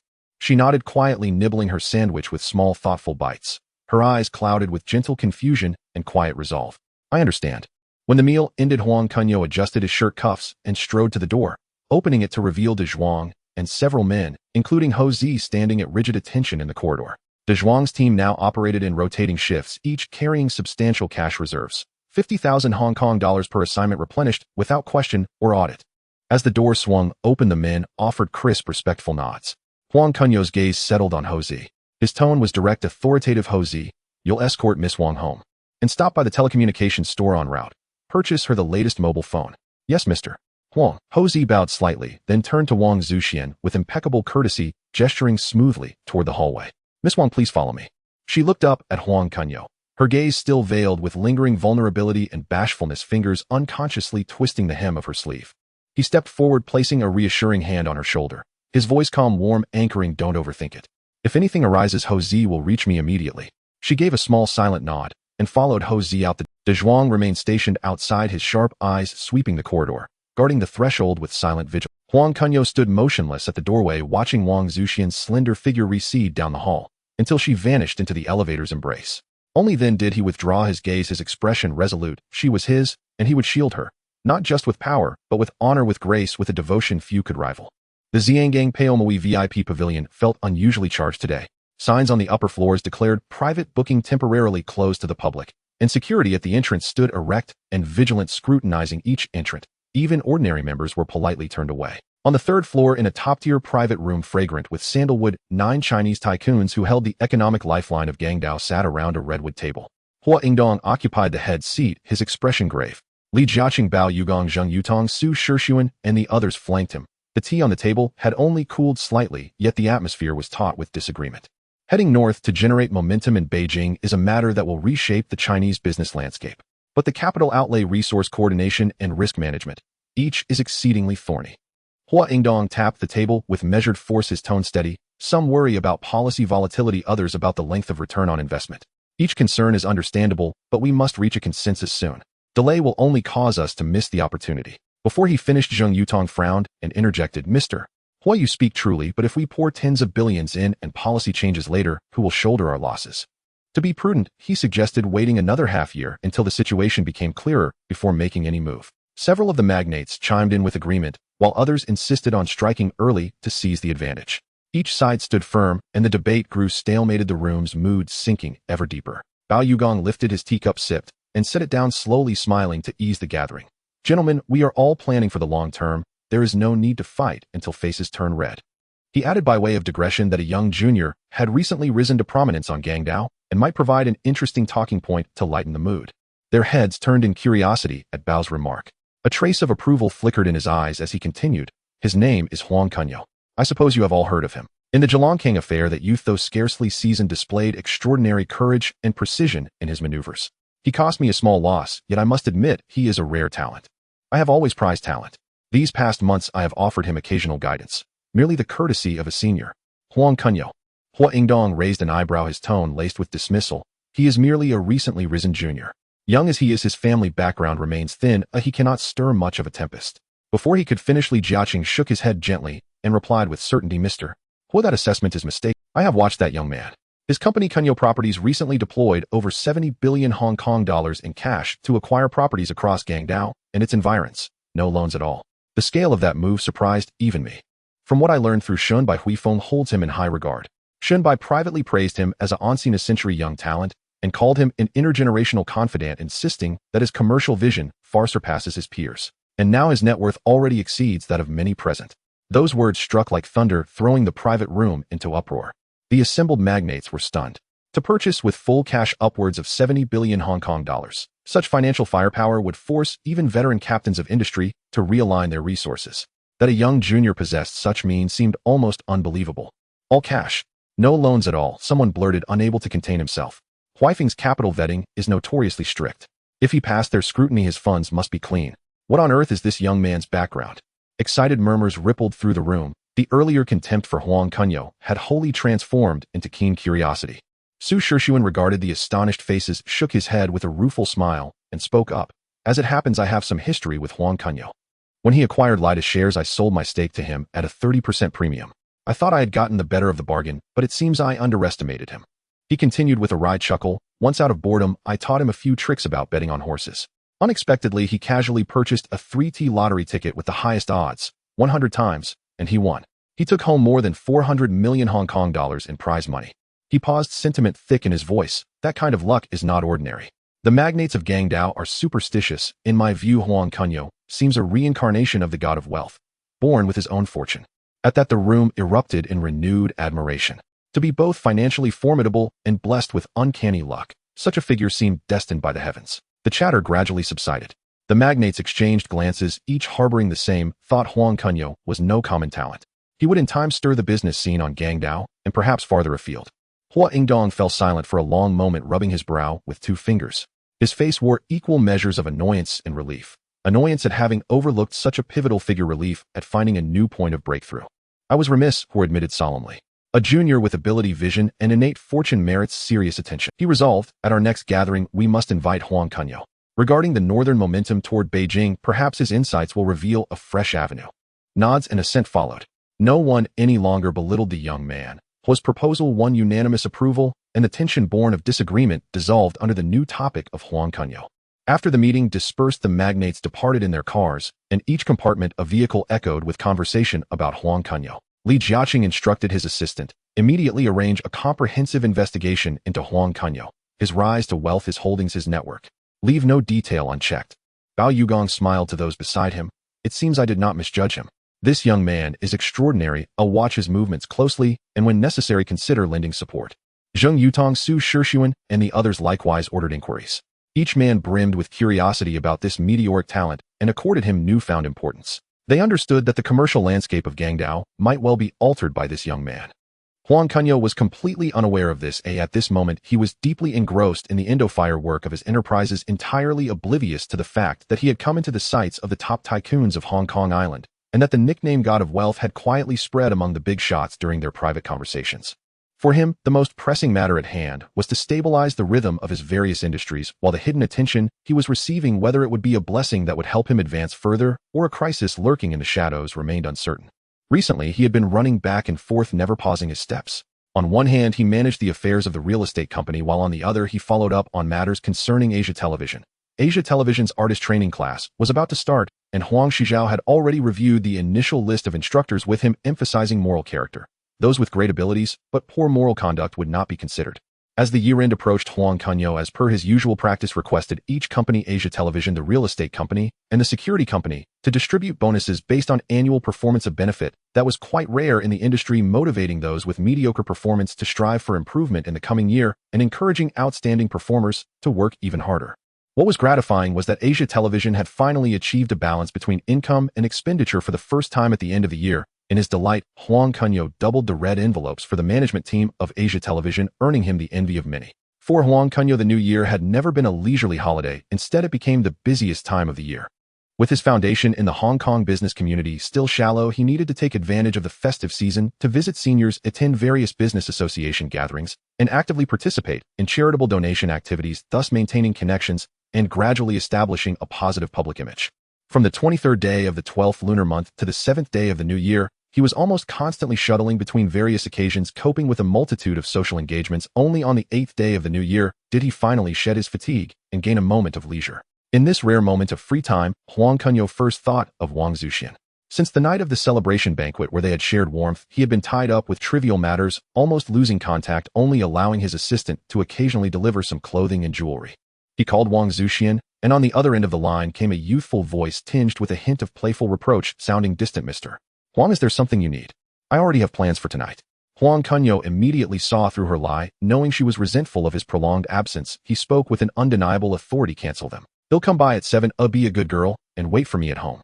Wang Zuxian bit her lip and remained silent for a moment, ultimately softening, and replied softly, got it. After hanging up, the resentment in her eyes gradually dissipated, and she unconsciously began to tidy up the room and prepare dinner. At 7 that evening, Huang Kunyao arrived punctually at Wang Zuxian's residence, carrying a bottle of fine red wine and a bouquet of fresh white roses, and thoughtfully brought a pair of beige lambskin shoes that fit well. He remembered that during their last meeting, Wang Zuxian had complained about her feet hurting from wearing high heels. As he pushed open the door, a waft of fragrant dishes greeted him. Wang Zuxian, dressed in a light-colored floral apron, was busily tying her apron in the kitchen, with her long hair casually pinned back, revealing her delicate neck looking gentle and homely. A softness rose in Huang Kunyao's eyes as he quietly approached and gently embraced her from behind, resting his chin on her shoulder. You've worked hard, my Xianxian. Wang Zuxian stiffened for a moment, then her cheeks flushed, and she playfully struggled. Who's your Xianxian? Let go, the food is going to burn. Though she complained, her body gradually relaxed, allowing him to hold her. After a warm dinner, the two sat side by side on the sofa in the living room, the warm yellow light stretching their shadows long. Huang Kunyao took the initiative to pull Wang Zuxian closer, letting her lean against him, his arms tightly wrapped around her waist, and the atmosphere in the air gradually turned romantic. Wang Zuxian's cheeks were hot as she gently pushed him. You go take a shower first, I'll get you some sleepwear. Saying this, she got up and walked into the bedroom, retrieving a set of dark silk pajamas that she had prepared in advance, specifically chosen to fit Huang Kunyao's physique. The size was just right. Huang Kunyao looked at the pajamas but smiled as he reached out to grab her wrist, his tone laced with a hint of teasing. If we're going to wash, let's wash together. Without waiting for Wang Zuxian to react, he pulled her into the bathroom. Laughter soon echoed in the bathroom as water splashed about, and piece by piece their clothes were shed. Huang Kunyao's fingertips, carrying a warm touch, gently caressed and teased her skin. Wang Zuxian felt both shy and annoyed, but under his gentle assault, she gradually lowered her defenses, her previous reproach transforming into sweet affection, and she proactively wrapped her arms around his neck. The warm water washed over their bodies, igniting the feelings in their hearts, and the small space was filled with an intimate atmosphere. After their tender moments, Wang Zuxian leaned in Huang Kunyao's embrace, her cheeks flushed, and she playfully said, next time I won't take care of you, let you suffer from being ignored. Her tone was full of playful innocence, but her eyes concealed an undeniable dependency, and even she found it hard to believe that she had fallen for this domineering yet gentle man. After taking a shower, the two changed into pajamas and returned to the living room, where Wang Zuxian refilled Huang Kunyao's purple clay teapot with hot water nestled in his embrace and skillfully lit a cigarette for him, her movements gentle and practiced. The smoke spiraled up, entwining around the two as they embraced, creating a tranquil and warm scene. Unknowingly, the night deepened, and the two walked into the bedroom together, spending a night of tenderness, with love blooming in every subtle touch. In the following 2 days, Huang Kunyao simply chose to stay here, not leaving, and every corner of the room bore the traces of their love. During their leisure time, as they cuddled on the sofa, Huang Kunyao suddenly asked, when does your contract with TVB? Wang Zuxian was taken aback for a moment before answering, it expires in June this year. TVB has already sent someone to negotiate my renewal, and the terms are quite good. Huang Kunyao gently ruffled her hair, his tone carrying a hint of persuasion and affection. Don't renew it. TVB has a plethora of talent, and the competition is fierce. If you go, you'll only be at a disadvantage. If you want to act in the future, come to Asia Television. They'll tailor scripts for you, and resources will be prioritized for you, making it much easier than at TVB. Wang Zuxian looked up at him, her eyes full of trust, and nodded in agreement. Okay, they'll listen to you, and I won't renew my contract. 2 days passed in the blink of an eye, and Huang Kunyao got up to prepare to leave. De Zhuang was already waiting for him downstairs. Before getting into the car, he dialed the doctor's number and instructed notify Zhang Wo and the others, let's gather at my villa in Repulse Bay tonight. After arriving at the villa, Huang Kunyao brewed a pot of hot tea and waited for everyone in the living room. Soon the doctor, Wang Zhang Wo, Monkey, and other comrades arrived, one after another, all standing tall and looking respectful. Once everyone was seated, Huang Kunyao took out 9 checks for 100,000 each from the drawer and placed them one by one in front of everyone, speaking sincerely. The year has passed. You have been with me outside for a year, and it's time for you to go back home and visit your families. Return in 2 shifts to visit your families, spend time with your loved ones, and return home in style, putting your families at ease. Upon seeing this, everyone stood up to decline, and Wang Jingwo stepped forward and said, Captain, we can't accept this. The benefits from the security company are already quite generous, and you have always taken great care of us. How can we accept your money again? Huang Kunyao raised his hand to press on his shoulder, his gaze earnest, and his tone serious. I know you all value loyalty, and each of you is a hero who has contributed to the nation and shed blood. I, Huang Kunyao, never regard you as subordinates, but as brothers for life. This money is not charity, it is a gesture from one brother to another, and it must be accepted.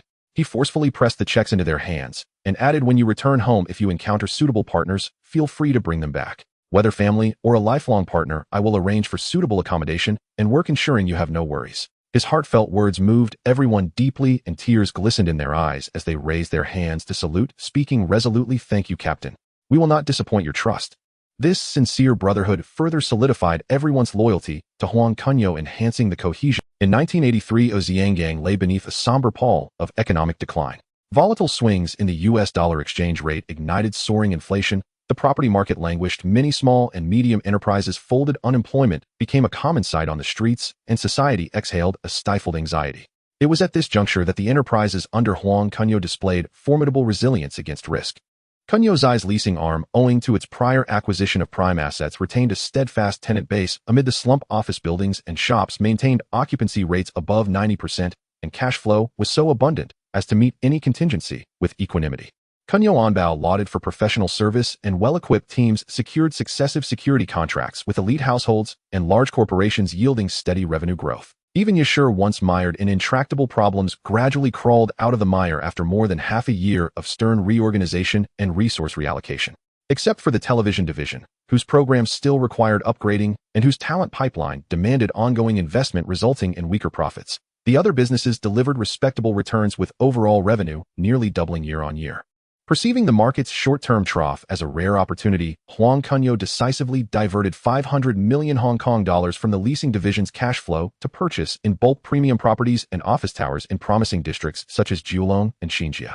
Unlike other developers' speculative buy-low-sell-high mentality, he insisted on a lease-only strategy, folding these properties into a long-term rental asset pool, determined to become Guangdou's most steadfast major landlord. In the financial briefing, Huang Jixing voiced anxious concerns about large capital being tied up, but Huang Kunyao remained composed. Economic cycles are inevitable. The present downturn is merely temporary. Quality properties are the most secure assets. When the market warms, rents and valuations of these properties will multiply. What we seek are long-term returns. On Yashur's side, preparations for the talent training program also entered their final sprint. To attract top talent, Yashur ran primetime adverts on its own channel and placed full-page recruitment notices in mainstream papers such as Xingdao Rebao and Mingbao, touting heavy benefits, paid training, guaranteed instruction to proficiency, and preferential contracting, and planned to recruit 100 performers and 100 behind-the-scenes staff across lighting, cinematography, props, editing, and more. The announcement sparked an immediate fervent response. Within a single week, tens of thousands of applications poured in, from young men and women nursing starry ambitions to professionals enamored of backstage work, and even many fresh graduates who flocked to join, injecting a continuous stream of vitality into Yashur's reserves. Su Xiaoming led the recruitment team, working overtime day after day to screen resumes, while Huang Shizhao personally supervised the interview process, intent on selecting promising candidates endowed with both talent and tenacity for Yashur. That morning, Huang Kunyao visited Yashur accompanied by Huang Haiki. Upon entering the office lobby, he noticed a prominent red banner hanging at the center bearing the words "Unite Hearts and Efforts Sprint Toward the Annual Profit Target," a vivid expression of the station's collective resolve. Huang Shizhao had been waiting downstairs and could not hide his delight during the briefing. Chairman, thanks to you, Yashur has been profitable for 3 months over the past half year. If we can maintain current ratings and launch 2 blockbuster dramas, the year's overall profit target is entirely within reach. Huang Kunyao nodded slightly, his gaze sweeping over the buoyant demeanor of the staff. Compared with the panic that greeted his takeover, Yashur now seemed wholly renewed. Afterwards, the party proceeded to the studio to inspect the progress of filming. As they entered the soundstage, they overheard several young performers grumbling in private with evident displeasure. Why do these costumes smell so bad? They weren't washed after the last use, were they? It's unbearable. Huang Kunyao paused, restraining himself. After completing a circuit of the sets, he deliberately called Huang Shizhao aside, and in a stern tone instructed, costumes are essential to an artist's daily work. They concern not only image but health. From today onward, a strict costume management system must be instituted. Every use requires thorough washing and disinfection. Garments must be dried before being returned to storage. Dedicated personnel must inspect them, and if such problems recur, the responsible parties will be held directly accountable. Huang Kunyao quickly acknowledged the order and immediately arranged for the administration department to implement it without delay. During lulls in the inspection, many employees gathered to offer greetings. Some hesitated, seeming to have suggestions, but wary of hierarchical barriers. Seeing this, Huang Kunyao announced to those present, "I will establish a chairman's mailbox. If anyone has work suggestions, personal difficulties, or complaints, you may deposit them there directly. I promise to review each item carefully and resolve them properly. No shirking." Those words instantly ignited enthusiasm. Applause broke out, and many employees wore relieved smiles, increasingly sensing the young chairman's pragmatism and consideration. At midday, Huang Kunyao summoned Huang Shizhao, Su Xiaoming, Wang Zhangwo, Huang Jixing, and others for a convivial meal and drinks at the Cha Chan Tung beneath Yasher's building. They gathered around a table discussing Yasher's changes and future plans, each person buoyed with high spirits. Now Yasher is under Huang Sheng's sole ownership, free from the constraints of capital backers. Executives no longer undercut one another, and healthy competition has emerged. Many talents once overlooked are now surfacing, especially within the directing team, where several imaginative and capable newcomers have recently appeared. Su Xiaoming lifted his glass, his voice, ownership free from the Huang Jixing added, finance has become increasingly disciplined. Capital is being used far more efficiently. As trainees from the program take up posts, labor costs can be further optimized. Huang Kunyao smiled, raised his cup, and drank with the others. This is the fruit of everyone's combined effort. Yasher's future will rely on all of you working together. Indeed, their words were not empty. Chu Liangying, a newcomer in Yasher's directing department, had recently begun to stand. With keen market insight, he produced a tomb-raiding television series titled Gumu Mizong, notable for its novel premise, taut plot, and exquisite costume and set design. Although slated for a midnight slot, it unexpectedly achieved high ratings, even eclipsing some primetime dramas, doubling advertising rates for that period and delivering an unforeseen boon to Yasher. During the meal, Huang Shizhao singled out the success and proposed to vigorously support Chu Liangying, having him lead the creation of several more series of the same type. Huang Kunyao agreed at once and instructed Su Xiaoming to coordinate the resources. The banquet atmosphere grew lively. Huang Kunyao, unusually relaxed, drank a little too much, and his cheeks. He waved his hand and laughed to the group. "Everyone has enjoyed themselves today, and I have had too much to drink. They'll give you all a half day off to rest. Just this once, and let it not become a habit. Leave outstanding tasks until tomorrow, no overtime." Cheers erupted. After thanking him, the guests dispersed to their own affairs. Supported by Huang Haiki, Huang Kunyao went to his office to rest, repeatedly instructing her along the way to note any urgent matters and report them to him the next day. Since joining Yasher as Huang Kunyao's secretary, Huang Haiki had been ever cautious, fearful that a mistake would cost her the position. She was perpetually anxious and constantly sought ways to further secure her standing. When the crowd thinned and no one remained outside the office after helping Huang Kunyao lie down, she did not leave immediately, but quietly closed the office door. She placed a cup of warm water on the bedside, saw the slight furrow in his brow, and tentatively stepped forward, whispering, "Huang Sheng, your head must ache from drinking. Let me massage it for you." Without waiting for a reply, she sat on the edge of the bed, letting her fingertips rest on his temples, and began to massage. The office lay hushed save for the soft sound of fingertips pressing. An intimate, ambiguous atmosphere gradually diffused through the room. Huang Haiki's touch was gentle, and a faint perfume lingered at his nostrils. Already lightheaded from drink, Huang Kunyao felt a stirring of emotion at her tenderness, and turning grasped her wrist. Huang Haiki stiffened, and her cheeks flushed, though a glint of secret delight flickered in her eyes. She did not resist. Instead, she leaned into his shoulder. In the ensuing moments, they crossed the line and consummated their liaison in the office. Afterwards, Huang Haiki tidied her clothing, her face radiant with the bloom of intimacy and unable to conceal her bashfulness. Huang Kunyao rose and crossed to the window, opening it to air the room and disperse the lingering scent. Only when her expression had steadied did he signal for her to return to her own office, first to avoid being seen by others. Huang Haiki nodded and padded out on tiptoe, her heart a mingled throng of apprehension and expectation, knowing her position was now firmly secured. The next morning, Huang Kunyao arrived at ATV and went straight to the film department to inspect the work. As he reached the corridor outside the film office, a heated argument drifted from the conference room. Pushing the door open, he found director Wang Jing pounding the table, his temper flaring as he complained passionately, "The Jinxiang Awards are utterly unjust. My film has broken 10 million at the box office and earned good word of mouth, yet it did not even receive a nomination. Meanwhile, those box office flops among art films are winning prizes. Is this not bullying? I will never take part in such a sham of an award show again." The staff in the meeting room fell silent, none daring to step forward to reason with him. Huang Kunyao stepped forward and raised a hand to quiet everyone. When Wang Jing's fury had somewhat cooled, he asked, "What exactly happened?" Tell me slowly. The film department manager hurried forward to explain, and only then did Huang Kunyao learn the reasons behind it. It turned out that the Jinxiang Awards were founded in 1982 by Chun Baixing and others from the Dianing Shuanghao magazine. Their original intention was to fill the void of a local film festival in Hong Kong and to promote the development of Chinese-language cinema. But in the early years, the jurors were mostly figures from the arts world, and their judging strongly favored art films, overlooking the market value and artistic contributions of commercial cinema.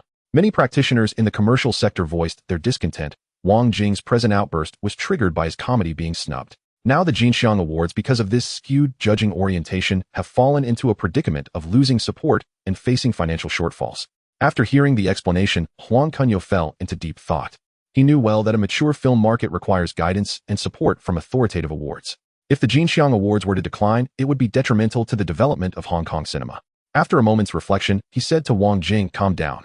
I will handle this. I will speak with the Jinxiang Awards organizers and propose they adjust the judging criteria to balance both commercial and art films. They must not apply a one-size-fits-all standard." Wang Jing snorted contemptuously, his voice full of disdain as he doused the suggestion. "Mr. Huang, don't bother wasting your efforts. Those organizers are a bunch of bookish types who do not understand the film market. Their heads are full of artistic sentiment, and they will not listen to reason. You're trying to talk to them will be for nothing." Huang Kunyao's gaze darkened. In a commanding, resolute tone, and with no hint of hesitation, he replied, "It would be best if they listened. If they do not, I will acquire the Jinxiang Awards myself and personally revise its rules, making it a true authoritative prize that represents Hong Kong cinema and even Chinese-language films. If acquisition proves impossible, I will create a new award myself, marshal the industry's best resources, ensure fair and impartial selection, never favor any side, and make certain that genuinely excellent works and creators receive recognition." Those words landed like a hammer. Wang Jing and everyone present were left wide-eyed and speechless. They knew Huang Kunyao's character well. He was a man of his word. With his present wealth and connections, whether purchasing the awards or founding a new one, this was no idle boast. Wang Jing's displeasure vanished, instantly replaced by incredulous excitement as he repeated, "Mr. Huang truly has the courage. If you can lead this, we commercial filmmakers will give our full support." Huang Kunyao inclined his head slightly and in a brisk tone instructed, "Xiao Ming, contact Chun Baixing at Dianing Shuanghao immediately and arrange a meeting. The core purpose is to discuss adjusting the Jinxiang Awards judging standards and to probe whether they are willing to sell the awards or seek cooperation. Make sure to report back to me as soon as possible." Su Xiaoming responded at once. Back in his office, his secretary reported that Hong Jinbao had arrived at the front desk with others requesting a visit, so they were shown in. Hong Jinbao walked in the center with an uneasy smile. Huang Bingyao gripped the script tightly, looking somewhat nervous. Lin Jing stood upright with his hands behind his back, his eyes a mixture of hope and apprehension. As soon as the three of them had taken their places, Hong Jinbao stepped forward and cupped his hands slightly to Huang Kunyao, who was leaning on the sofa reading documents. His tone was politely familiar, yet plainly urgent. "Mr. Huang, sorry to intrude on your leisure. The three of us have come to ask a favor. We hope you might invest in our script." Huang Bingyao hurried forward and carefully handed the script to Huang Kunyao, speaking a little fast, but clearly. "Mr. Huang, this script was polished through more than 3 months of late nights by me and several writers at the company. It follows a supernatural action trajectory, telling the story of a Taoist priest who exorcises demons and protects the peace of a community. I am on good terms with Lu Guanwei. He wants to transition into directing." After reading the script, he became very interested and helped refine the visual language and narrative tempo, saying the script has real market potential. He paused and looked at Lin Jing with growing earnestness. Most importantly, Xingying has trained in the martial arts since childhood and understands Taoist ritual and protocol. Once he dons the costume, his aura becomes identical to the Uncle Nine role in the script. Whether in posture, expression, or delivery, he can anchor the character solidly. We are determined to make this film with Xingying starring and Lu Guanwei directing. We only lack the seed funding, which is why we have shamelessly come to beg for your support." Lin Jing stepped forward, nodded slightly, and said with sincere resolve, "Mr. Huang, I am confident in this role and willing to devote myself to sharpening my craft and cooperating fully during production. I will not let your investment and trust down." Hong Jinbao added with a helpless smile, "In fact, we first approached Mr. Su. I accompanied Bingyao and Zhengying to show him the script. He felt the script's subject was somewhat niche and worried about its market acceptance. Moreover, the company's film investment plan for the year had already been finalized with funds and resources allocated, so the application was rejected outright. Bingyao and Zhengying would not give up. Knowing this was their last chance this year, they pestered me daily. I could not refuse them, and I also believed the script had certain merits. Supernatural themes were not yet saturated on the island. If produced well, it might break out of its niche. So I had to bring them to you for a final decision." Hong Jinbao gave Huang Kunyao a pleading look and added quietly, "Mr. Huang, if you think it has no chance, we will give up completely and will not trouble you again. But if you think there is potential, please be magnanimous and give us an opportunity. After listening to Hong Jinbao's account, Huang Kunyao's gaze swept across Huang Bingyao and Lin Jinying, a faint smile playing at the corners of his lips as he spoke calmly. Let me review the script first. He slowly opened the script, reading each line with meticulous care. Immediately his mind surged with astonishment. Good heavens, it was unmistakably Mr. Vampire, the legendary film that would later sweep across both sides of the Taiwan Strait, albeit retitled Master Vampire. This was an extraordinary cinematic treasure, a project brimming with series potential. Such a rare opportunity was not one he would ever let slip away. Huang Kunyao lifted his eyes, fixing his gaze steadily upon Lin Jinying while rapidly recalling the actor's background from his past life. In his previous existence after watching Mr. Vampire, he had deliberately researched Lin Jinying's career. In 1985, Lin Jinying skyrocketed to fame starring in Mr. Vampire. His portrayal of the Taoist priest left an indelible impression and solidified his iconic screen persona within the film industry. Upon its 1985 theatrical release, the film ignited a nationwide sensation, raking in over 20 million Hong Kong dollars at the box office and triggering a wave of zombie-themed productions across Hong Kong cinema. More than 10 imitative films debuted in 1986 alone. The ingenious premise, where characters could evade zombies simply by holding their breath, proved especially memorable, inspiring countless adaptations and homages in subsequent genre works. Lin Jinying's breakthrough performance earned him the Hong Kong Film Awards Best Supporting Actor trophy, the 5th edition, while his action choreography for Winter Sinners also garnered a nomination for Best Action Design that same year. Under Huang Kunyao's unblinking stare, Lin Jinying grew flustered. Fine beads of sweat glistened at his temples as he silently wondered, why is he looking at me like that? Could it be he fancies me? I've heard scions of elite families possess rather unconventional tastes, but I would never sell my dignity for gain. Just as his nerves reached fever pitch and his limbs turned leaden, Huang Kunyao finally spoke, his tone measured and neutral. How much do you estimate this production will cost? Who will direct it? Chairman, the projected investment is 4 Hong Kong dollars. 6 million, with our company's cinematographer Lu Guanwei serving as director. Lin Jinying stepped forward, promptly speaking respectfully. Huang Kunyao nodded inwardly. Lu Guanwei was indeed the film's director in his memory, reinforcing his conviction that this was a project he must champion. Yet mindful of preserving Hong Jinbao's and Su Xiaoming's dignity, he added, is Lu Guanwei currently on? Huang Bingyao's face lit up with relief. Huang Kunyao's silence already signaled approval. Yes, Chairman. He's here. I'll fetch him immediately. He glanced at Huang Kunyao, awaiting further instruction. Go ahead. I'd like to hear his perspective on this production. Huang Kunyao's response eased half the tension from Huang Bingyao's chest. He knew this moment held the balance of success or failure. If Lu Guanwei's vision resonated with the chairman, the project would secure official green light. Huang Kunyao then picked up the telephone on his desk and dialed, Xiaoming, please come to my office. I need to speak with... He deliberately summoned Su Xiaoming. After all, day-to-day operations of the film company now fell largely under Su Xiaoming's purview, while Huang Kunyao himself remained frequently absent. Coordination between them remained indispensable. Upon entering Huang Kunyao's office, Su Xiaoming's eyes swept swiftly across those present and instantly grasped the situation. Truth be told, he too felt intrigued by Master Vampire. Yet the company's budget for this year had long been finalized, leaving no surplus funds available. From his vantage point, the company's holistic operational integrity took precedence. No single production should disrupt the broader strategic plan. Now that everyone's assembled, allow me one opening remark. Huang Kunyao addressed Su Xiaoming directly, his tone fair and serene. Xiaoming, your initial rejection of this script was not mistaken. As the company's steward, you bore responsibility for its overall health. A conscientious stance I deeply value and fully endorse. He then turned to Lu Guanwei, softening his tone slightly. Director, Lu, please share your vision for this film. The creative approach, narrative philosophy, and production strategy. Should your proposal prove sound, I will allocate dedicated funding to support this production fully. No sooner had Huang Kunyao finished speaking than every pair of eyes in the room converged upon Lu Guanwei. Cold sweat broke out across Lu Guanwei's brow. He felt the immense weight of the film's fate resting squarely upon his shoulders. Privately, he and Huang Bingyao and Lin Jinying had already dissected the script, exhaustively internalizing its core themes, technical execution, and anticipated impact. Taking several deep breaths to steady his nerves, he launched into a fluent, incisive exposition, articulating his interpretation of the film, his visual methodology, and market projections, while all present listened intently, mentally weighing feasibility. Over half an hour later, Lu Guanwei concluded his presentation, glancing anxiously toward Huang Kunyao, awaiting judgment in silent anticipation. But Huang Kunyao furrowed his brow, his expression growing grave. He suddenly recalled that in his prior life, the film's final production cost far exceeded 4 million Hong Kong dollars, reaching over 8 million Hong Kong dollars. A truly ambitious undertaking for Hong Kong cinema at the time.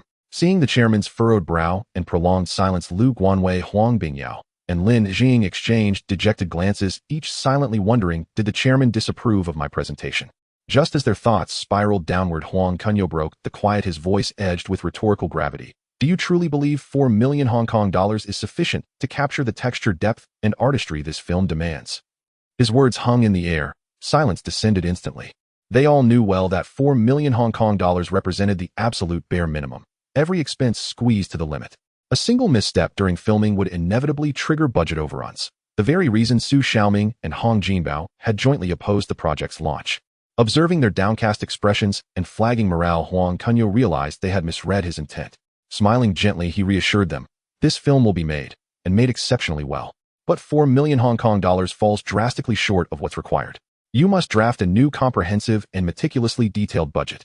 At those words, Lu Guanwei, Huang Bingyao, and Lin Jing were seized by elation, their earlier despondency vanishing, entirely replaced by stunned delight and fervent excitement. Lu Guanwei bowed deeply, his voice thick with reverence. Yes, Chairman. Our submitted budget compressed every expense to its absolute threshold. We never imagined you'd discern its limitations so instantly. Jinbao, I'll entrust this to you. Please assist them in recalculating the budget thoroughly. Huang Kunyao turned to Hong Jinbao, speaking with warm authority. He understood clearly that Lu Guanwei, having never before helmed a feature, lacked experience in holistic budgetary oversight. Hong Jinbao's seasoned guidance would ensure greater fiscal prudence and robustness. Understood, Chairman. Rest assured I'll recompute every figure with utmost precision and rigor. Hong Jinbao replied, beaming. After all, Lin Jingying was a pillar of his martial arts troupe, and Lu Guanwei and Huang Bingyao were close confidants. Now that Huang Kunyao had given his blessing, he embraced the endeavor wholeheartedly. Hong Jinbao led Lu Guanwei, Huang Bingyao, and Lin Jingying out of the office, yet Su Xiaoming lingered behind. He needed to understand precisely why Huang Kunyao had reversed course and greenlit a project once deemed untimely. Chairman, do you genuinely believe this film holds commercial viability? Su Xiaoming asked candidly, his voice laced with bewilderment. Xiaoming, I said earlier, and I mean it, that from your standpoint rejecting this script was absolutely correct. Your decision was sound. You cannot jeopardize the company's systemic stability for any single production. That breadth of foresight earns my full respect. Then why, Chairman, did you ultimately approve their production plan? Su Xiaoming pressed, still perplexed. Xiaoming, our perspectives differ. Huang Kunyao spoke slowly, his gaze imbued with long-term vision. What I seek is a flourishing diversity of genres across our studio, robust growth across all fronts, never confinement to a singular formula. Regardless of how one judges it, this film represents genuine genre innovation. Should audiences embrace such originality, and should it emerge as a breakout hit, we would have forfeited an extraordinary, irreplaceable opportunity. Pausing thoughtfully, he added, Xiaoming, moving forward, when similar proposals arise, feel free to defer them. Say the company maintains a special chairman's innovation fund, dedicated exclusively to promising, boundary-pushing projects, subject always to my personal approval. This way you're spared the dilemma of rejecting high-potential projects solely due to budgetary constraints, preserving both your principles and the company's strategic coherence. Su Xiaoming's mind cleared instantly. He had always recognized the film's latent brilliance, yet his position compelled him to decline. Now armed with Huang Kunyao's explicit mandate, he possessed unwavering clarity. Henceforth, when exceptional scripts surfaced but budgets were exhausted, he could confidently seek special funding, advancing visionary projects without compromising the company's overarching operational integrity. Su Xiaoming acted swiftly, contacting Chen Buoxing, the founder of Cinema Biweekly, the same day to inform him that Huang Kunyao wished to discuss matters concerning the Hong Kong Film Awards, and they agreed to meet at 3 p.m. the following afternoon at the Peninsula restaurant. After hanging up, Chen Buoxing sat in his cramped magazine office, brow deeply furrowed, his face clouded with. At that moment, the Hong Kong Film Awards stood mired in an unprecedented crisis. Having existed for only 1 year, it suffered not only from severe financial shortfalls, but also from a narrow scope limited exclusively to Hong Kong-made films and a judging panel excessively partial to art house cinema, leaving commercial films virtually no room to thrive. Major film studios, observing this decline, grew increasingly resistant, participation dwindled steadily, and even sponsors began withdrawing their support. The award teetered on the brink of total obscurity. Though deeply puzzled by Huang Kunyao's sudden involvement, this young tycoon had built his empire in real estate and television with no prior ties to film awards. He now found himself cornered, clinging to the faint hope that this meeting might yet yield a turning point, and waited quietly for the next day's discussion. The following afternoon, a quiet, elegant booth by the window at the Peninsula restaurant, bathed in warm light, filtering through the glass, lending the bone china tea, set an even more lustrous, serene glow.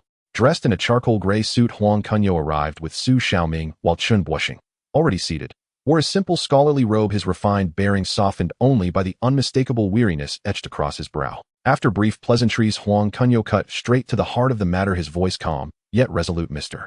Chen, you understand the award's predicament better than anyone. Its confinement to Hong Kong-made films and its systematic undervaluation of commercial cinema. These two flaws are slowly suffocating the award itself. Chen Buoxing lifted his teacup and took a measured sip before replying firmly, what you say is true, Mr. Huang.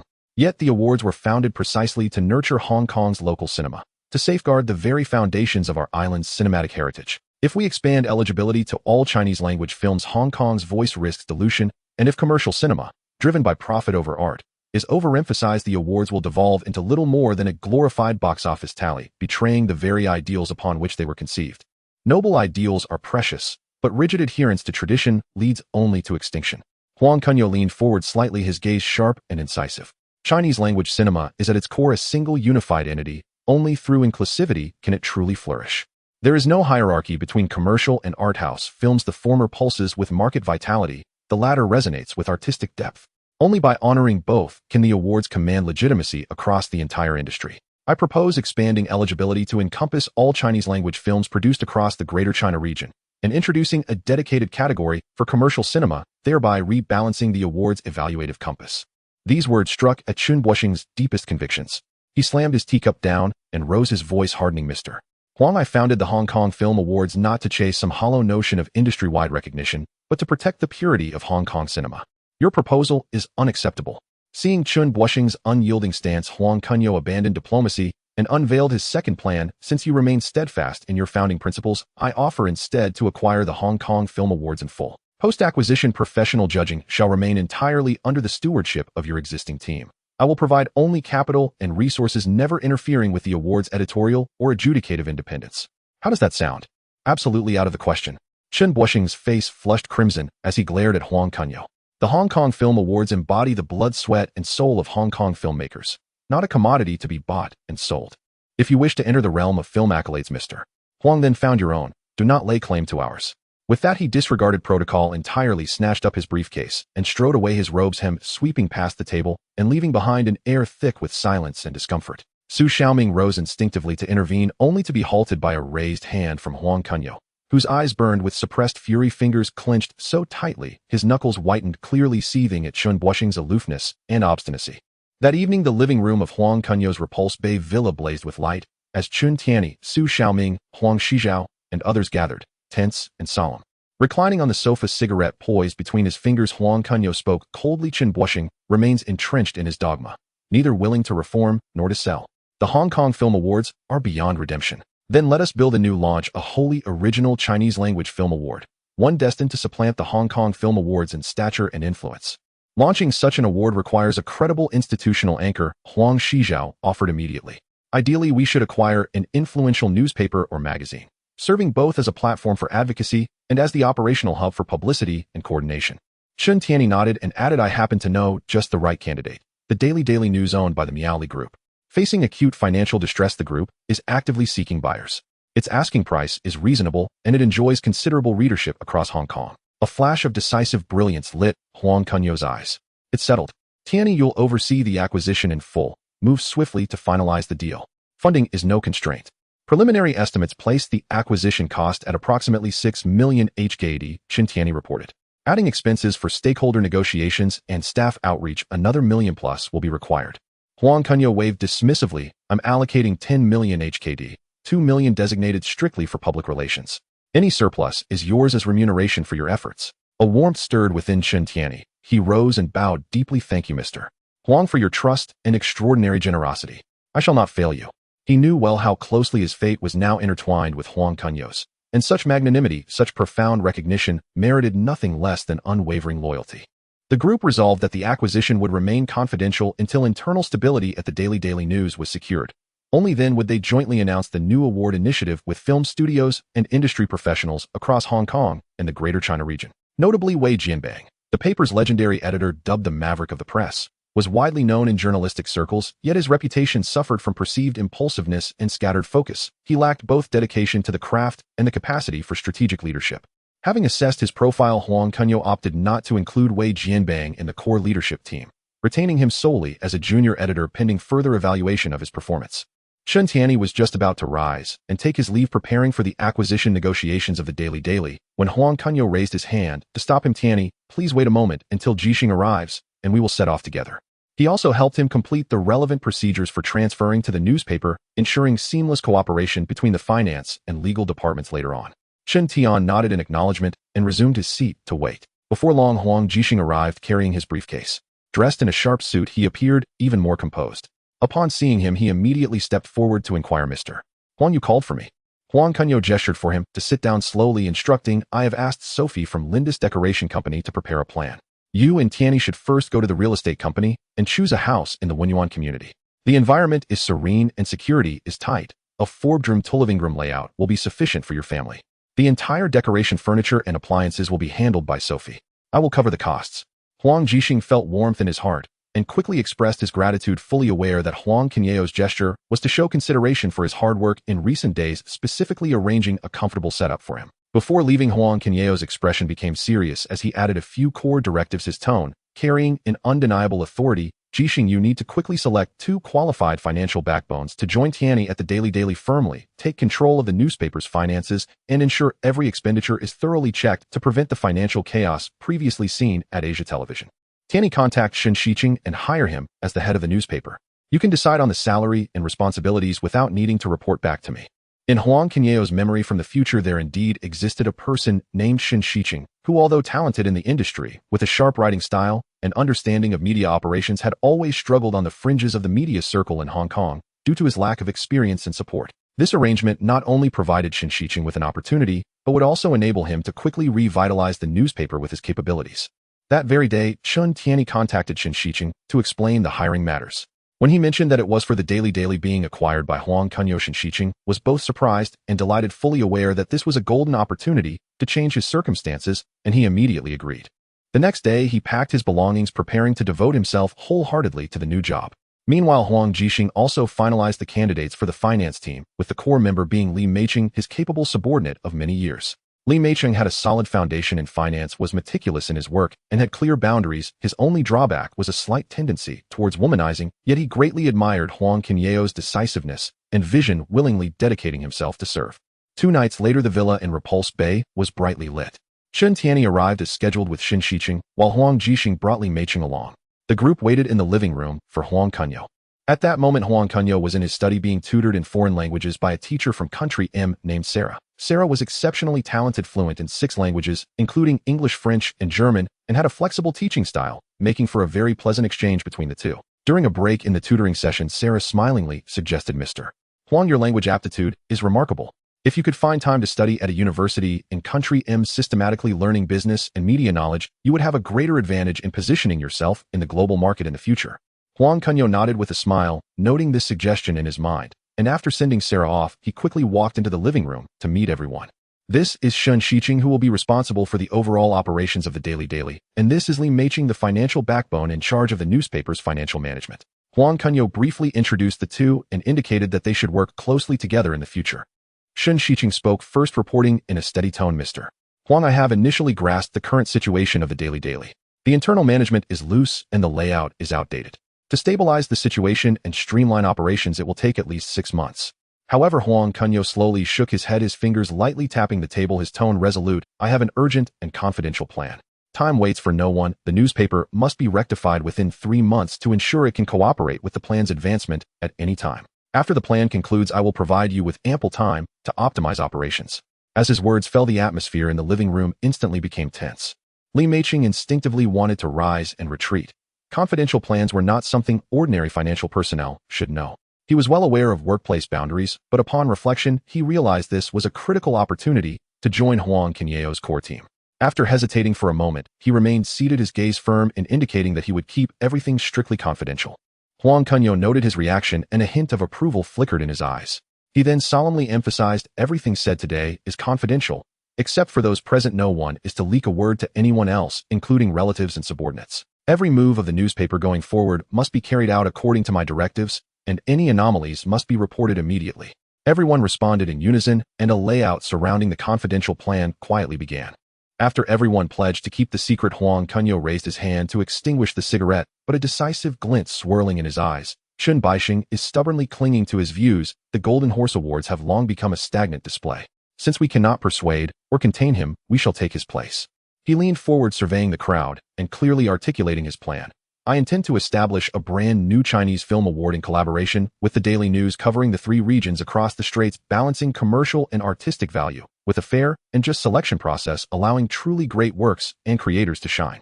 At the same time, we will unite major film companies from Hong Kong and Southeast Asia to comprehensively boycott the Golden Horse Awards, cutting off their resources and sponsorships, ensuring they exit the stage of history entirely.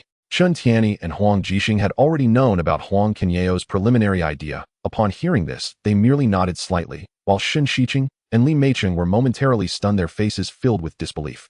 Having been deeply involved in the media industry for many years, Shun Shiqing understood the difficulty of establishing an authoritative film award, which not only required a vast amount of funding, but also the coordination of various resources and dealing with industry skepticism. Moreover, uniting companies to boycott the Golden Horse Awards meant opposing the conservative forces of the entire Hong Kong artistic community. Huang Sheng. This move is incredibly bold, but creating an award involves a broad range of factors. Completing the preparations within 3 months is too rushed, and the initial investment is substantial with no immediate returns in sight. It is indeed not a wise decision. Shun Shiqing steadied himself, analyzing the pros and cons realistically, his tone imbued with admiration and a hint of concern. Huang Kunyao chuckled lightly, his tone generous and assured.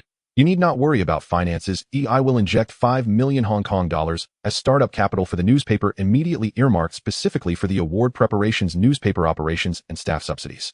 He turned to Shun Shiqing, offering complete trust. You will lead the naming of the award, the formation of the judging panel, and the establishment of the selection rules. I will only look at the results and will not interfere with the specifics. Just go ahead and do it. Afterward, he turned to Li Meicheng, his tone softening slightly as he referred to her as Meicheng. Earlier you understood the situation and knew when to advance or retreat. I am quite satisfied with your composure. From now on you will work closely with editor Shin, carefully managing the flow of funds. Every expense must be transparent and accountable, and you must coordinate seamlessly with him to ensure there are no mistakes. Li Meicheng's heart surged, and she quickly bowed in response. Thank you for your trust, Huang Sheng. I will certainly. Huang Kunyao then looked at Huang Jixing, his tone turning serious. Jixing, starting today you will serve as the direct supervisor of all finance personnel under my name, overseeing the financial teams of Kunyao Properties ATV, the Daily News, and the security company. All finance staff will report solely to you, and you will only need to report to me. You must fortify the financial defenses and eliminate any opportunities for fraud. Huang Jixing responded, understanding the weight and trust behind this appointment. Finally, Huang Kunyao looked at Shun Tianyi. Tianyi, tomorrow you will personally take editor Shun and Meicheng to take over the Daily News, coordinate with the original team for the handover, and reassure the core employees to ensure the newspaper quickly gets back on track. After finalizing all the arrangements, everyone gradually took their leave, and the vast villa instantly returned to. Outside, the night deepened, and the evening breeze swept through the treetops of the courtyard, bringing a touch of coolness. Huang Kunyao sat alone in the empty living room. A wave of indescribable loneliness surged within him. He picked up the phone, first dialing Wang Zuxian's number, but the voice on the other end carried a hint of apology. Kunyao, I'm sorry, but I have to rehearse a new scene tonight and can't accompany you. He then called Huang Haiki, and the little secretary responded in a flustered tone. Huang Sheng, a relative of mine, has come over, and I have to stay with them tonight. It's really inconvenient to come over. After being rejected consecutively, Huang Kunyao felt a bit irritated and casually tossed the phone onto the sofa. At that moment, the doorbell rang suddenly. The butler went to answer the door, and to his surprise, it was Sarah returning. She had hurriedly left earlier after tutoring and had left her coat in the study. Huang Sheng, I'm truly sorry I came back to get my coat. Sarah entered the living room, a hint of apology in her smile, still carrying a touch of the evening dew's chill. Seeing this, Huang Kunyao's irritation eased slightly. He stood up and smiled. No worries. Since you're here, why not have a drink in the study? I have some fine French red wine here. A glimmer of surprise flashed in Sarah's eyes, and she readily agreed. Sure, it's perfect for us to chat more about the interesting aspects of overseas media. The two moved to the study, where Huang Kunyao personally poured her a glass of red wine. The warm yellow light illuminated the swirling liquid in the glass, creating an increasingly pleasant atmosphere. They discussed everything from the overseas film industry to cultural and linguistic differences, sharing their pasts and ambitions. As they enjoyed each other's company, they scarcely noticed that a bottle of red wine had already been emptied. As the night deepened, the atmosphere became subtly suggestive, with the two of them alone in the room. Ultimately, they could not restrain the feelings in their hearts and spent the night together in the tranquil study. The next morning, sunlight poured through the floor-to-ceiling windows of the study, gently falling onto the bed. After waking, the two felt no embarrassment. Instead, they chatted like old friends who hadn't seen each other in ages. Sarah adjusted Huang Kunyao's shirt collar and sincerely said, Huang Kunyao not only possessed the boldness of a business tycoon, but also a delicate and gentle side.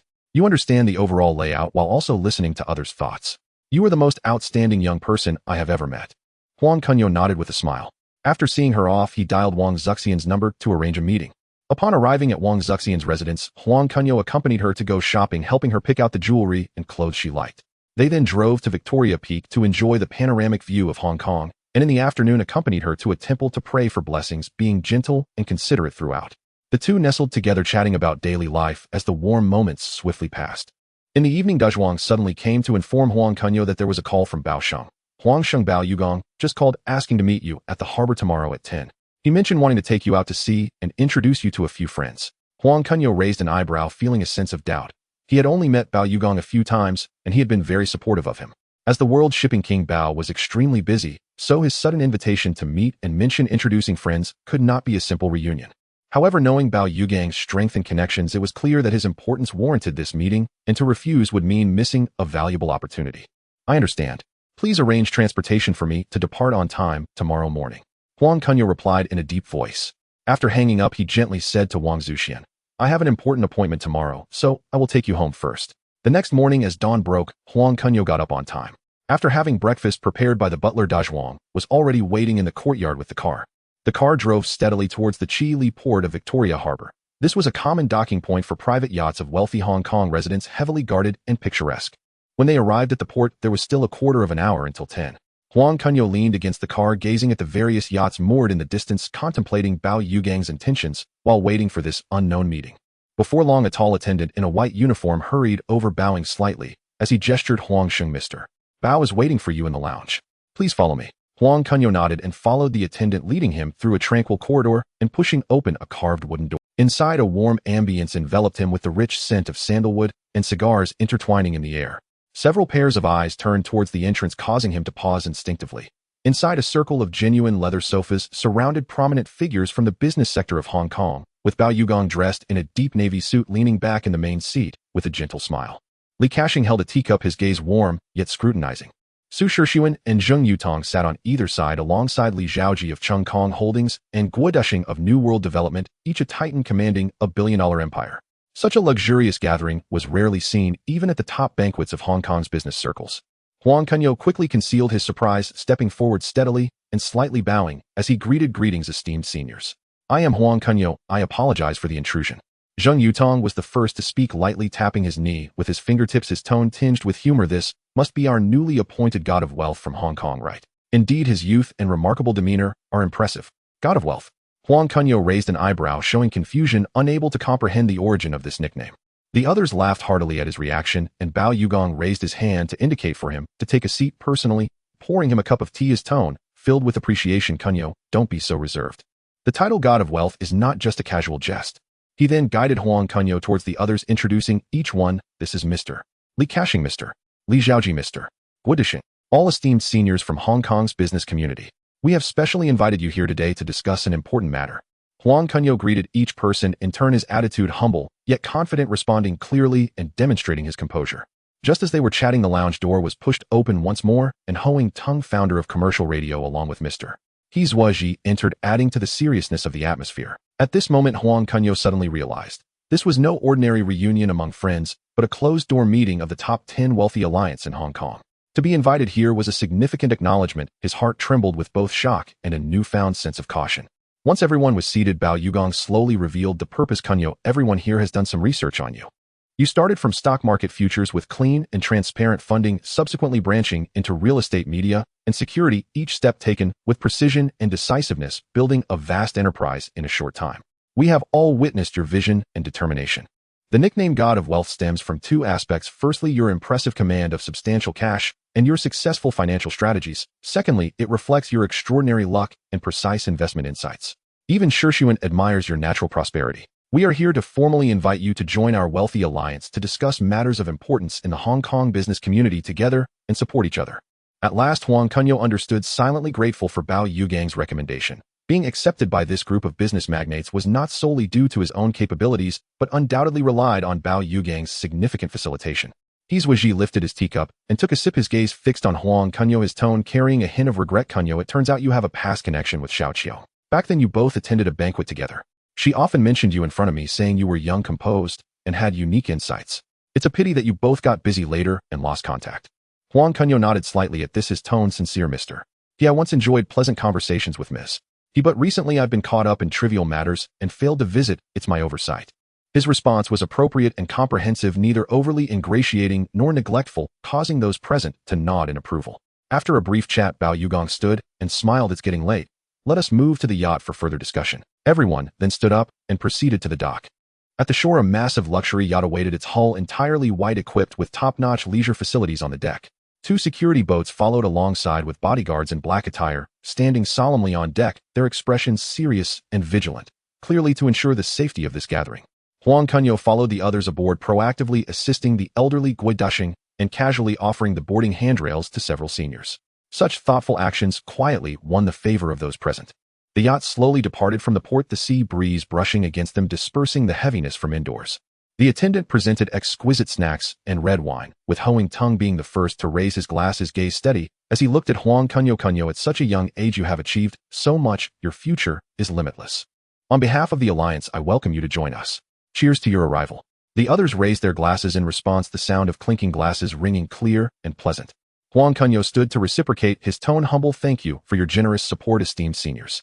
I will earnestly seek guidance and work together with you all to safeguard the stability of Hong Kong's business community. After finishing his drink, Huang Tung shifted the conversation, his expression growing more serious as he slowly began. The reason for gathering everyone today, besides welcoming Kunyao, is to discuss a major matter regarding the upcoming return of Hong Kong in '97. The situation is becoming clearer and the return is inevitable. As the backbone of Hong Kong's business community, we must prepare in advance to ensure the stability of our own industries while contributing to a smooth transition for Hong Kong. What are your thoughts on this? Once the words were spoken, the atmosphere on the yacht instantly turned serious. Everyone fell into contemplation, exchanging glances with one another as a discussion concerning the future landscape of Hong Kong quietly unfolded on the rippling sea. The sea breeze swept across the deck, carrying a salty, humid scent, while the yacht's engine rumbled softly, accentuating the growing tranquility of the scene. Li Ka-shing lightly tapped the rim of his cup, breaking the silence with a tone full of caution. What Mr. Ho said is very true. The return is an inevitable trend, but currently there are no clear policy guidelines from the mainland. For us in the industry, the most feared thing is policy changes. The industrial layout and the flow of funds need to be planned in advance. Without clear guidance, making rash adjustments will only lead to chaos, which is a common concern among us. As soon as he finished speaking, Li Zhaoqi, Guodushing, and others nodded in agreement, their faces revealing a look of worry. Most in the Hong Kong business community recognize the inevitability of the return, but hesitate because of the unknown direction of policies. Huang Dong put down his glass and looked at everyone with determination. I completely understand your concerns, and this is why I want to take the lead in discussing this matter today. I plan to go north soon to communicate in depth with the relevant departments in the mainland, and will surely bring back clear and satisfactory answers for everyone. He paused, lowered his voice, and slowly revealed. Let me share some news with you all. Comrade Deng Xiaoping has proposed that after Hong Kong's return, the principle of one country, two systems will be implemented, maintaining Hong Kong's original capitalist system and way of life for 100 years without change. This means our industry's assets and order of life will be safeguarded, and we need not worry excessively. One country, two systems. 100 years without change. Upon hearing this, everyone showed surprise and then fell into deeper contemplation. Zheng Yutong stroked his cigar and pondered. If this principle can take effect, it could indeed alleviate many concerns. But words alone are not enough. We need to see formal documents to be completely reassured. Su Shixuan then turned to Huang Kunyao beside him and said with a smile, Kunyao, you are the youngest, yet your insight is the sharpest, and with your roots in the mainland, why not share your thoughts? Everyone's gaze turned to Huang Kunyao, filled with curiosity and expectation. Huang Kunyao slightly leaned forward, his tone steady and sincere. Respected seniors, I believe that Hong Kong's return to the motherland is a historical inevitability, irreversible. Having originated from the mainland, I naturally fully support national reunification.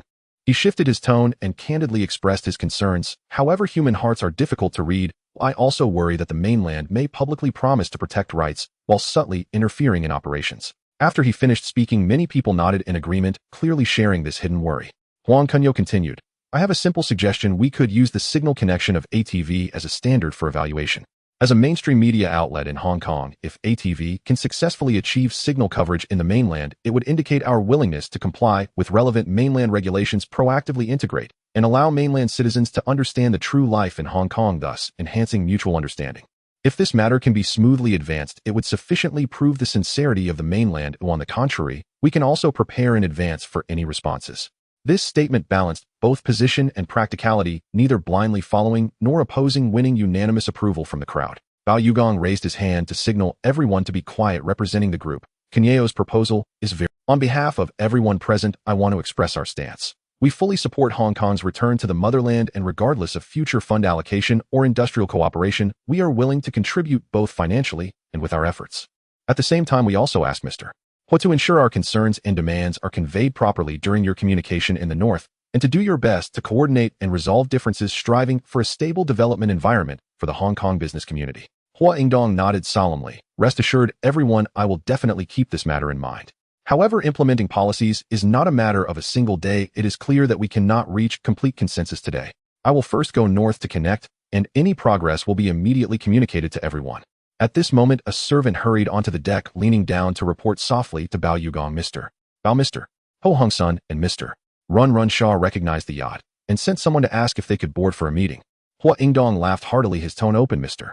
Ho and Mr. Shaw are both seniors in the Hong Kong business and media circles. Since they are here, we should naturally welcome them. Let them board. Everyone agreed, and the servant stepped back to make arrangements. Shortly after, Ho Hung Sun and Run Shaw boarded the yacht, exchanging pleasantries with everyone. When Shaw saw Huang Kunyao, his gaze paused slightly, then he nodded in acknowledgement, appearing calm. After the incident involving their family, while they had no deep ties, there was no longer any barrier. After the pleasantries, Su Shishun looked at Huang Kunyao with a tone of expectation. Kunyao, you have been quite active recently, acquiring ATV and preparing for new film awards. Your momentum is strong. After the pleasantries, Su Shishun looked at Huang Kunyao with a tone of expectation. Kunyao, you have been quite active recently, acquiring ATV and preparing for new... Huang Kunyao smiled and responded, Mr. Su flatters me. This year the main focus is to steadily organize ATV, the new awards and real estate projects, so there are no new major moves for now. However, I plan to enter the US dollar market next year, and the entry threshold for this layout is not low. The entry fee alone requires $10 million, and the overall capital reserve must be at least $100 million. As for the specific operational direction, it is still in the planning stage, so I cannot disclose it yet. As soon as the statement was made, the scene was instantly filled with shock. A minimum capital reserve of $100 million, even for the wealthy present, would require careful allocation of funds, yet Huang Kunyao could easily provide it, and dared to venture into the volatile US dollar market, which was both astonishing in terms of financial strength and boldness.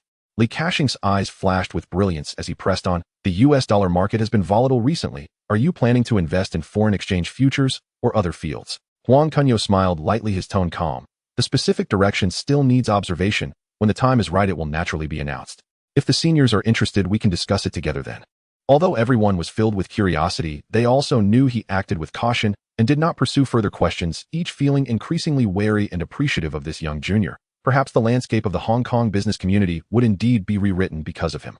Huang Kunyao faced the inquisitive gazes of the crowd, merely raising his glass for a light sip, smiling in silence, while his eyes concealed a steadfast determination of strategic planning.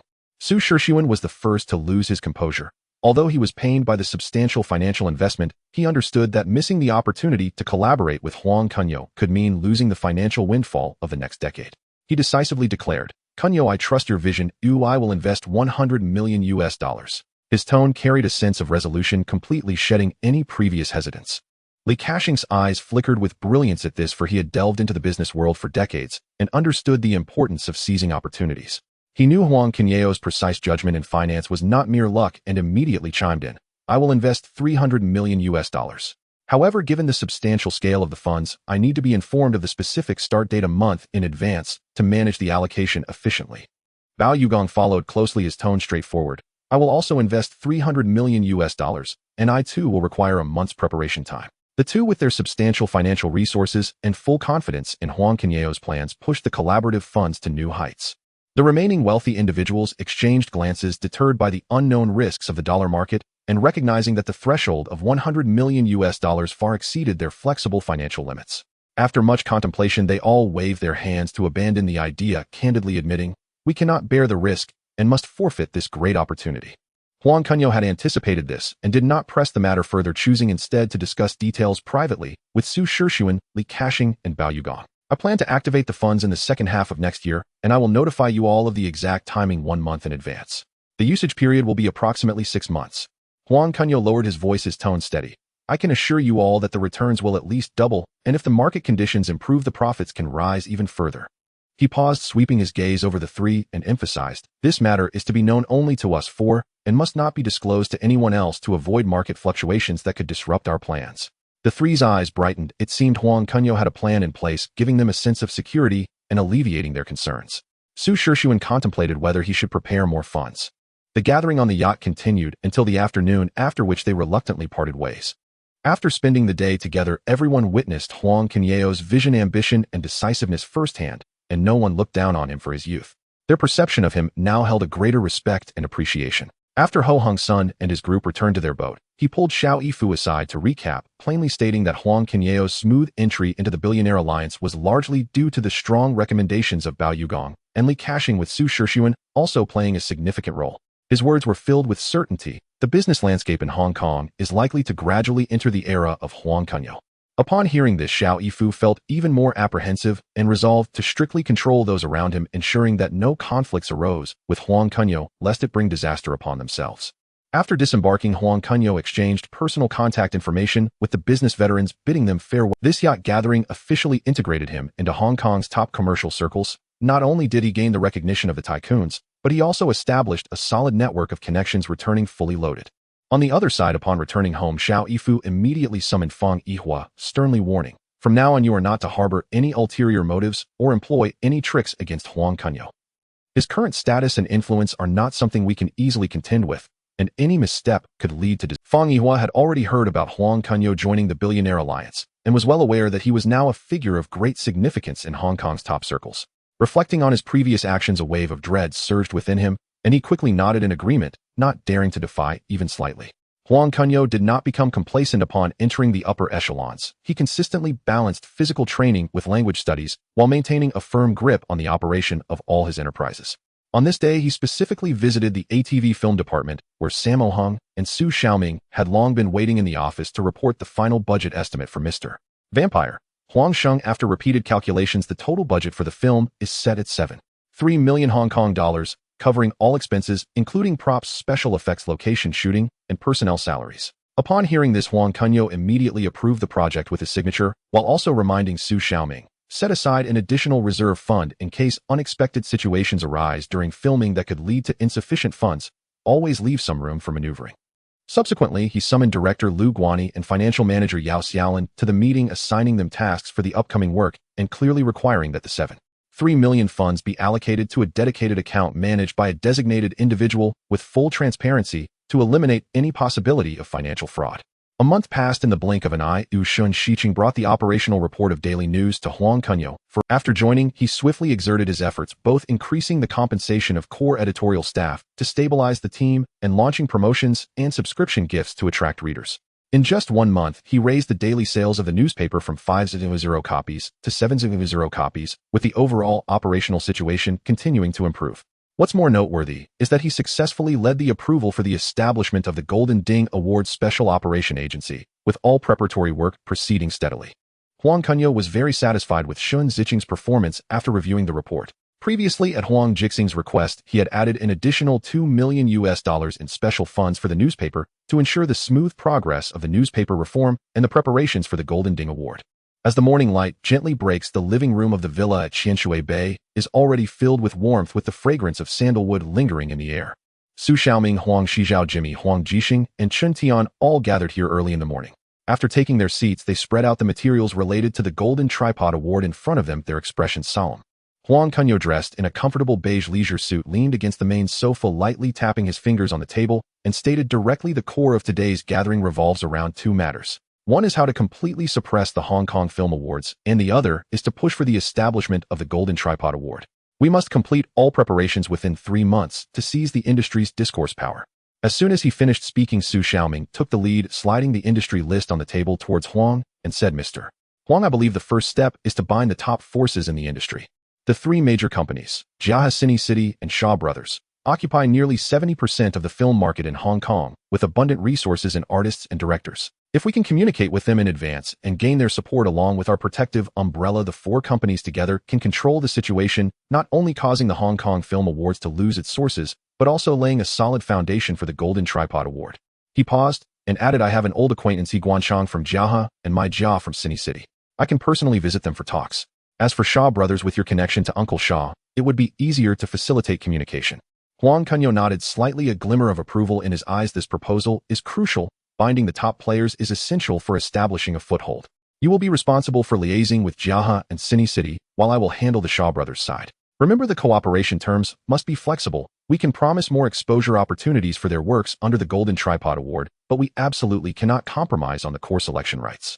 Seeing this, Chun Tian took the opportunity to join the conversation, his tone serious. Mr.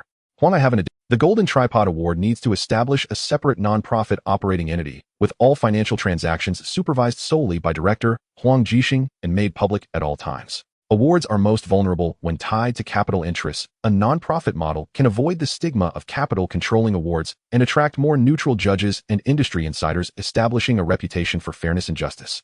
Huang Jixing immediately echoed what Lawyer Chen said is absolutely correct.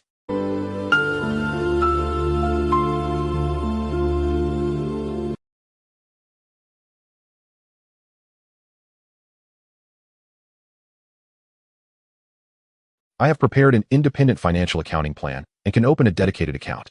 Every penny of preparation funds and sponsorship can be traced, and we will regularly disclose it to the public, fundamentally eliminating financial loopholes and public disputes. This person must have enough industry reputation and qualifications to command respect and attract recognition within the industry. They should also possess sharp business acumen, understanding media operations and award coordination, and not be a bookworm who only knows art but not practicalities.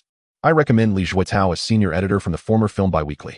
He has been deeply involved in film criticism for many years, has a wide network and positive reputation, and possesses unique insights into award operations. He only left his position due to a difference in ideology with Chun Baixing. If we can invite him back, it would be perfect. Everyone expressed their opinions, refining plans from the formation of the judging panel, the details of the selection rules, to sponsorship strategies and media promotion schedules, meticulously scrutinizing every aspect to ensure there are no flaws. Unknowingly, noon arrived. The housekeeper approached at the right moment to ask about lunch. Huang Kunyao gestured for it to be arranged in the living room, where only tea and exquisite dishes were prepared with no one drinking alcohol. The discussion continued to revolve around the details of the Golden Tripod Award with a focused and efficient atmosphere. Just after finishing the meal, the housekeeper walked into the living room again, respectfully bending slightly and saying, "Mr. Huang, there is an important call for you." The caller claims to be Mr. Xiang Yan and sounds quite urgent. Huang Kunyao's heart stirred. He raised his hand to signal everyone to wait a moment and walked towards the study to take. On the other end of the line, Xiang Yan's voice still carried a hint of a Jianghu tone, warmly inviting him to meet that evening at the Liu tea house, saying there was an important matter to discuss, but did not disclose the specifics. After hanging up, Huang Kunyao stood by the window, gazing at the lush greenery in the courtyard, his fingers unconsciously stroking the window frame. He pondered silently. According to the original timeline, Xiang Yan would still need to wait another 2 years to establish Yongxin Company. The sudden invitation likely indicates he is about to enter the film industry and prepare for the company. In just over 2 years, his series of arrangements had already stirred the landscape of Hong Kong. The butterfly effect was clearly manifesting, and many occurrences had been disrupted, becoming irreversible. He sighed softly, suppressing his thoughts, and turned back to the living room to inform everyone about Xiang Yan's invitation, then continued with the discussions. The group debated the final matters concerning the Golden Tripod Award for nearly 3 more hours, until after 3 in the afternoon, at which point all divisions of labor and timelines were thoroughly finalized. Su Xiaoming will complete the liaison with Jiahe and Cine City within 3 days. Huang Shijiao is responsible for contacting Li Zhuotao. Chen Tian will lead the establishment of the nonprofit organization and improve the legal processes, and Huang Jixing will oversee the financial accounts and accounting details. After the meeting concluded, Huang Kunyao personally escorted everyone to the villa door, watching as they departed in their cars before returning to the living room. He replayed Xiang Yan's invitation in his mind, pondering its true intention, uncertain of the full meaning. As night fell, the streets of Hong Kong lit up with brilliant lights. A black Bentley drove smoothly towards the Liu tea house, a place known for its serene environment and strong privacy, favored by both business elites and Jianghu figures for important discussions. Upon arrival at the tea house entrance, Chun Yaoqing, who had been waiting, quickly approached, respectfully opening the car door for Huang Kunyao, speaking humbly, "Mr. Huang, Xiangsheng is waiting for you in the private room on the 2nd floor." Huang Kunyao nodded in acknowledgement and followed Chun Yaoqing upstairs. Pushing open the door to the private room, he saw Xiang Yan leaning against the tea table, savoring tea, his deep-colored tang suit making him appear even more composed. Seeing Huang Kunyao arrive, Xiang Yan quickly stood up to greet him, smiling as he clasped his hands. "Mr. Huang, thank you for making the trip. Please take a seat." After exchanging pleasantries for a moment and settling in, the server brewed high-quality pure tea, and quietly withdrew, closing the door behind them. Before Xiang Yin could speak, Huang Kunyao took the initiative to get straight to the point, his tone calm. Xiang Sheng, your late-night invitation must mean there is something important to discuss. Feel free to speak directly. If I can help, I will not refuse. Hearing this, Xiang Yin dropped the formalities, lifted his teacup to take a sip, and candidly said, to be honest, I plan to enter the film industry and start a film company. I sought you out today to seek your advice. You currently hold Asia Television and are also preparing for the Golden Tripod Award. You understand the ins and outs of this industry far better than I do. Huang Kunyao's eyes flickered with understanding as he sincerely reminded, although the film industry seems prosperous now with opportunities everywhere, the risks are actually immense. Every aspect from scripts, directors, actors to distribution can encounter problems. Many companies have invested in several films only to end up losing everything and closing down. Xiang Sheng, you must think this through. I have naturally considered it thoroughly. Xiang Yan's tone was firm, his eyes filled with determination. The Jianghu path is ultimately not a long-term plan, especially now as the situation in 1997 becomes clearer. I want to use the opportunity of entering the film industry to get ashore, to establish a legitimate career, and to provide a way out for my brothers in the future. Upon hearing this, Huang Kunyao understood Xiang Yan's intentions. He pondered for a moment and slowly said, it is commendable that you have this determination, Xiang Sheng. I happen to have an opportunity that would be extremely beneficial for you to enter the film industry and successfully get ashore, but the timing is not quite right yet, so I cannot disclose the details. He paused, looking at Xiang Yan. You should focus on preparing your company, organizing your team and funds. When the time is ripe, I will certainly discuss it with you in detail. Xiang Yan's heart soared with joy. Although he was curious about the specific opportunity, he also knew that Huang Kunyao acted prudently and would not speak carelessly. He nodded earnestly. Great. I trust you. I will start preparing right away and wait for your news. Afterward, the two chatted about the recent developments in Hong Kong's Jianghu and business circles, reminiscing for a moment before Huang Kunyao stood up to take his leave. Xiang Yan personally escorted him to the tea house door, watching Huang Kunyao's convoy disappear into the night, his eyes filled with anticipation and certainty. The next morning, dawn light streamed through the floor-to-ceiling windows of the Qianshuibei villa, casting mottled patterns across the hardwood floor. Huang Kunyao, clad in a black athletic suit, had just concluded an hour of physical training. A fine sheen of sweat clung to his temple, and a crisp, assured presence emanated from him. The butler had already laid out an exquisite breakfast, a crystal bowl of warmed bird's nest congee accompanied by crisp Hong Kong-style dim sum and freshly squeezed juice, the nutrition arranged to perfection. He finished, swiftly grabbed the suit jacket draped over the chair back, walked to the living room landline, and dialed the Jia Company switchboard. Huang Kunyao was no longer a newcomer to the island. Having taken full control of Yasi, preparing a new film awards, and risen into the upper echelons of commerce, his overlapping identities had elevated his prestige across both the entertainment and business worlds. When the call connected, he gave his name. The operator did not dare be lax and immediately transferred him to the top executive office, and before long, he was put through to Zhou Wenhui. Mr. Zhou, this is your junior Huang Kunyao. Pardon the intrusion. He spoke with modest courtesy, maintaining the decorum of a junior. I have several matters concerning the structure of the Guangdao film industry that I wish to discuss in person. May I pay you a visit today to seek your counsel? Zhou Wenhui held the receiver, a look of comprehension flickering across his eyes. Huang Kunyao was precise in all his actions. He never came without purpose. If he was offering to call on him, it surely meant an important plan was afoot. Zhou paused for a moment, smiled, and replied, Kunyao, you are too courteous. You are young and accomplished. We should be talking more. I will be at the company. Come whenever you like. After hanging up, Huang Kunyao signaled the driver to ready the car. Dazhuang was taking over and going to visit his family. 10 minutes later, he was seated in a black Bentley heading toward Jia Company. As the streets blurred past, he leaned against the seat, fingertips tapping his knee, rehearsing his negotiation strategy to ensure every step would be flawless. An hour later, the vehicle came to a steady halt in front of the Jia Company office tower. Zhou Wenhui's private secretary was already waiting in the lobby, dressed in a sharp professional suit. Seeing Huang Kunyao alight, she hurried forward, bowed, and said, Mr. Huang, Mr. Zhou is waiting in his office. Please follow me.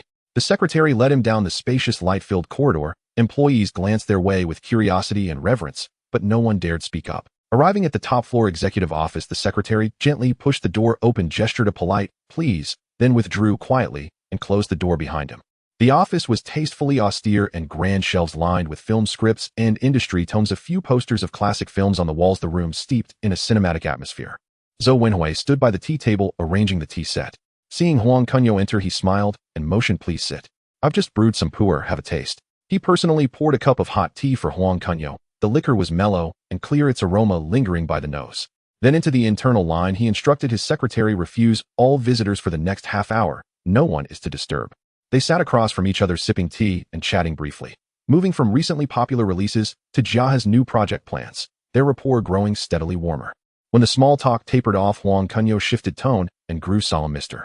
Zhou, I came today to discuss two matters both concerning the long-term development of the Guangdao film industry.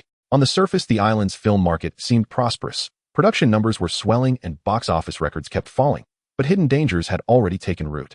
He paused and his voice took on a sterner edge. Many triad forces scenting profit have surged into the film industry. They force their way into film investments to claim silent shares, coerce actors into taking roles, disrupt shooting schedules, and some even seize control of distribution channels to bully transactions. If these unruly powers are not restrained, they will eventually destroy the entire film market. Zhou Wenhui sighed heavily and replied with evident agreement, "You speak truly. This has long troubled me. Jiaha itself has been harassed by such groups many times over the past 2 years. On one production, gang members stormed the set to demand protection money and damaged much equipment. It took great effort afterward to resolve the fallout. These forces behave with brutish impudence and utter lack of scruple. They are truly a malignancy within." He shifted his tone, concern showing on his face, "But these groups have deep roots and complex ties. If we confront them head-on, we may invite retaliation and find the cost too great. I understand your concern, Mr. Zhou. A frontal clash is not a wise course." Huang Kunyao spoke slowly, laying out a plan he had long contemplated. "My idea is for Jiaha Shaoshi Xinyiqing and our Baohushan Ningya to jointly establish a film industry association to set unified industry rules. We will not flatly bar those organized groups that seek entry, but we will demand strict compliance, no interference in creative work, no coercion of others. Everything must operate according to commercial rules. If anyone breaks the rules, the 4 companies will unite to blacklist them, cutting off their investment, distribution, and talent channels, leaving them with no foothold." He continued, "I know Mr. Xiang Yan. He is preparing to enter the film world and wishes to go legitimate. Having him mediate with the various groups to negotiate shares and convey the industry rules will be more effective than if we as white-collar firms approach them directly. Xiang Yan carries considerable standing within the gang circles. His presence would make negotiations and the delineation of interests far easier to achieve. With the 4 companies' capital resources and legitimate clout backing him, it would serve as an effective deterrent to those tempted to test the boundaries.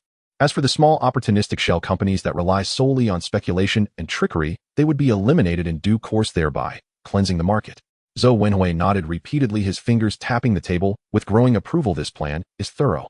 It gives the gangs an off-ramp while safeguarding the industry baseline and offers an opportunity to consolidate the market, a many-fold gain." "I agree. But what about Shaoshi and Xinyiqing's positions? As for Shaoshi, I will personally visit and persuade him. Given Shaoshi's current situation, I do not believe he will." Huang Kunyao said with conviction, "Once Jia Shaoshi and our side reach consensus, Xinyiqing, though it may have reservations, will have little choice, for they rely on the resource network of the 4 companies." When the subject of who should chair the association arose, Huang Kunyao did not hesitate and proposed in terms of seniority, reputation, and industry influence. "Mr. Zhou, you are the unsurpassed candidate. If you take the chair to oversee the association's affairs, you will command respect." Zhou Wenhui waved his hand and smiled, offering a wry reminder, "Kunyao, you mistake me. Even if not a single film is produced, as long as that person is present, the position belongs to him. Only to him." Huang Kunyao was momentarily taken aback, then quickly recovered, smiling and cupping his hands in a gesture of contrition. "Mr. Zhou, you are right. My consideration was lacking."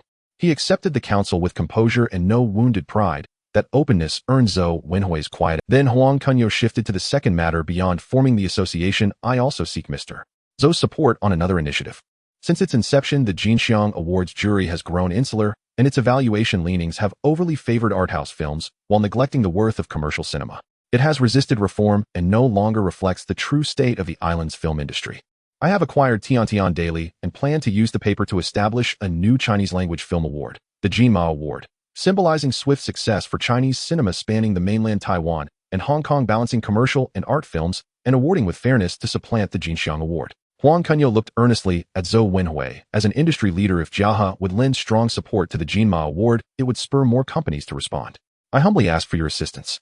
Zhou Wenhui, long dissatisfied with the Jinxiang Award's rigidity and the way it had slighted his commercial films, responded immediately. "The Jinxiang Award has long become the self-indulgence of a few. It deserved to be replaced ages ago.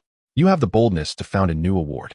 Jiaha will give it full support. Not only will we submit all our films for consideration, but we will mobilize our partnered actors and directors to endorse the Jinma Award and help it find its footing." With Zhou Wenhui's explicit backing, a great burden lifted from Huang Kunyao's chest. The two of them then spent nearly another hour delving into the association's preparations and the Jinma Award's details before settling on a preliminary framework. When they took their leave, Zhou Wenhui personally escorted Huang Kunyao to the office entrance, clasped his hand, and smiled. "Kunyao, the future of the Guangdao film industry rests with your generation. If there is anything Jiaha can do, just ask." Huang Kunyao bowed and thank you for your kindness, Mr. Zhou. I will not betray your trust. Together we will build a regulated and orderly film market. At noon, the sun blazed fiercely over Hong Kong Island as Huang Kunyao drove away from the Jiahe building, the street scene outside the car window shimmering under the intense sunlight. Tank, find a quiet restaurant first. Let's grab something to eat together. Huang Kunyao instructed the front seat, his tone carrying a hint of relaxation. Tank nodded in response, steadily turning the car towards their usual Hong Kong-style tea restaurant. The three of them entered the tea restaurant and chose a booth by the window. They ordered signature dishes such as roasted meat combo prawn dumplings and stir-fried beef, ho fun chatting casually, while they ate, temporarily putting aside their complicated business matters. Halfway through the meal, Huang Kunyao picked up the restaurant's public phone and dialed the number for Xiao Yifeng's office. The phone rang twice before being answered, and a steady voice came through the receiver. Who is this? It's me, your nephew Huang Kunyao. Huang Kunyao spoke humbly, always maintaining a respectful demeanor. I just finished discussing matters with Mr. Zhou and wanted to invite you for afternoon tea at the Peninsula Tea Restaurant at 2 o'clock today. There are a few things concerning the film industry structure that I would like to discuss with you in person. Upon hearing this, Xiao Yifeng felt a wave of confusion. Huang Kunyao was known for not visiting without cause, and his eagerness to meet right after leaving Jiahe surely concealed some significant intentions. After pondering for a moment, he calmly replied, "All right, I will be there at 2 o'clock. He hung up the phone, setting down the pen in his hand, his brows furrowing slightly. Fang Yihua happened to walk into the office carrying tea. Seeing his serious expression, she quickly asked, "Sixth brother, what's wrong?" "Who called?" "It was Huang Kunyao. He wants to meet me at the Peninsula Tea Restaurant at 2 o'clock this afternoon, saying there are important matters." Xiao Yifeng slowly spoke, his tone tinged with speculation. He just came from Jiahe and he must have some collaborative plans to pull Xiao into the mix. Fang Yihua felt a tightening in her heart and quickly reminded him, "Sixth brother, you must be extra cautious. Huang Kunyao is young but ruthless with immense ambition. You've seen how he dealt with the internal traitor at ATV and balanced out TVB. Don't let him use Xiao to achieve his goals only to dispose of us afterward." Xiao Yifeng raised his hand to dismiss her concerns reassuringly, saying, "Don't worry, I know what I'm doing. Although he is currently on the rise, Xiao has deep roots, so he may not be able to easily scheme against me. Let's first see what cards he holds before making a decision." Despite saying this, his internal worries had not dissipated. His fingertips unconsciously rubbed the table as he secretly contemplated countermeasures. Every move Huang Kunyao made was precise and ruthless, and this invitation was certainly not a simple reunion. On the other hand, after hanging up the phone, Huang Kunyao quickened his eating pace, and then, accompanied by Tank and Monkey, arrived early at the Peninsula Tea Restaurant. He chose a highly private booth, ordered a pot of pre-rain Longjing tea and a plate of exquisite Hong Kong-style dim sum, and quietly awaited Xiao Yifeng's arrival. At 1:50 in the afternoon, Xiao Yifeng entered the tea restaurant accompanied by Fang Yihua, dressed in a dark blue suit, still standing tall though his brows carried a hint of scrutiny. Upon seeing this, Huang Kunyao immediately stood up and quickly stepped forward, wearing a warm smile on his face as he extended his hand in greeting. "Uncle Six, Miss Fang, thank you both for making the trip. Please take a seat." After everyone was seated, the waiter poured tea for the two of them. Huang Kunyao personally filled Xiao Yifeng's cup, his demeanor respectful and appropriate without a hint of impropriety throughout. Xiao Yifeng took a shallow sip from his cup and got straight to the point, looking directly at Huang Kunyao. "Kunyao, you invited me here, so it must be for more than just tea. Feel free to speak your mind."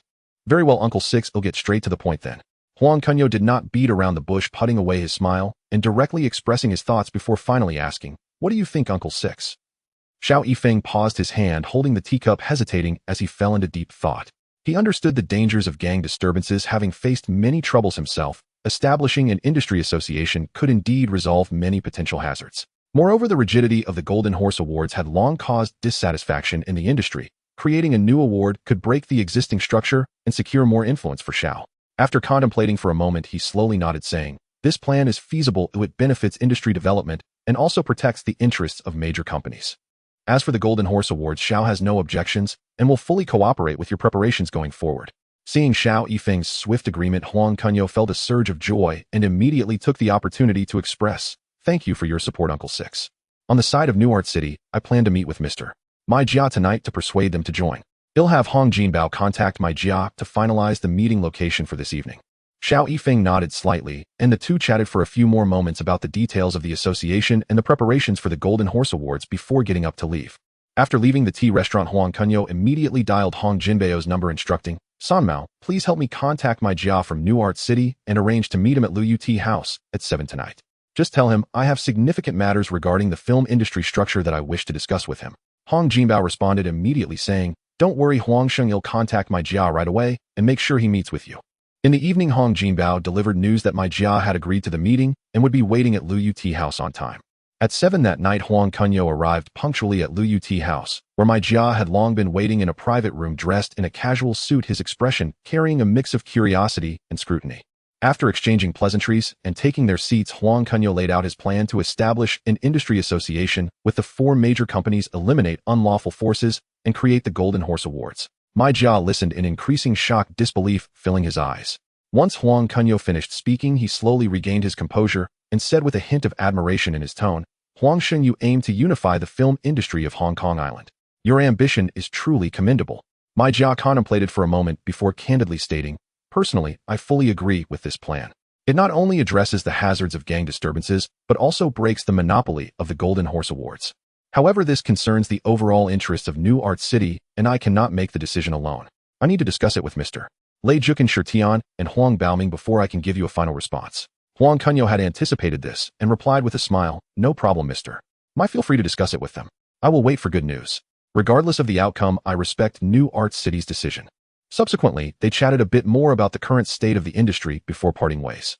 The next morning, my Jia summoned Lei Jukin Shirtian and Huang Baoming to the New Art City office and recounted Huang Kunyao's plan in detail.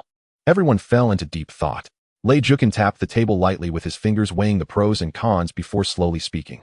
Although Huang Kunyao's plan is ambitious, it is more beneficial than harmful for New Art City. Joining the association can help us escape gang harassment, and the Golden Horse Awards can also secure more exposure for our films.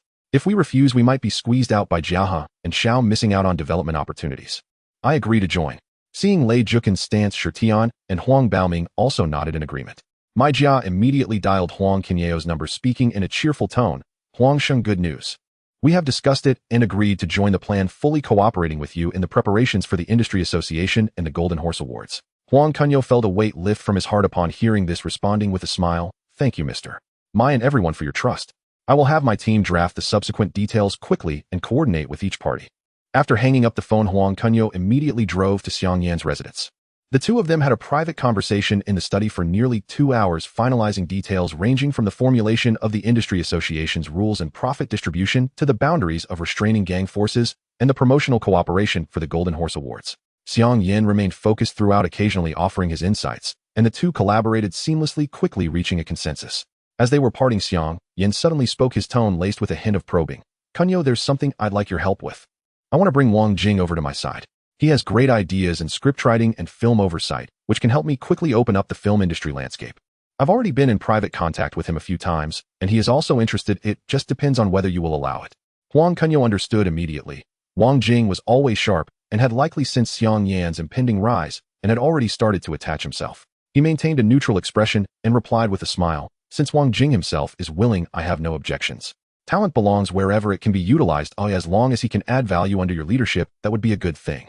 After watching Xiang Yan leave, Huang Kunyao's smile gradually faded and a trace of coldness flickered in his eyes. He knew Wang Jing's intentions all too well. Such opportunistic behavior, while talented, would be hard to trust.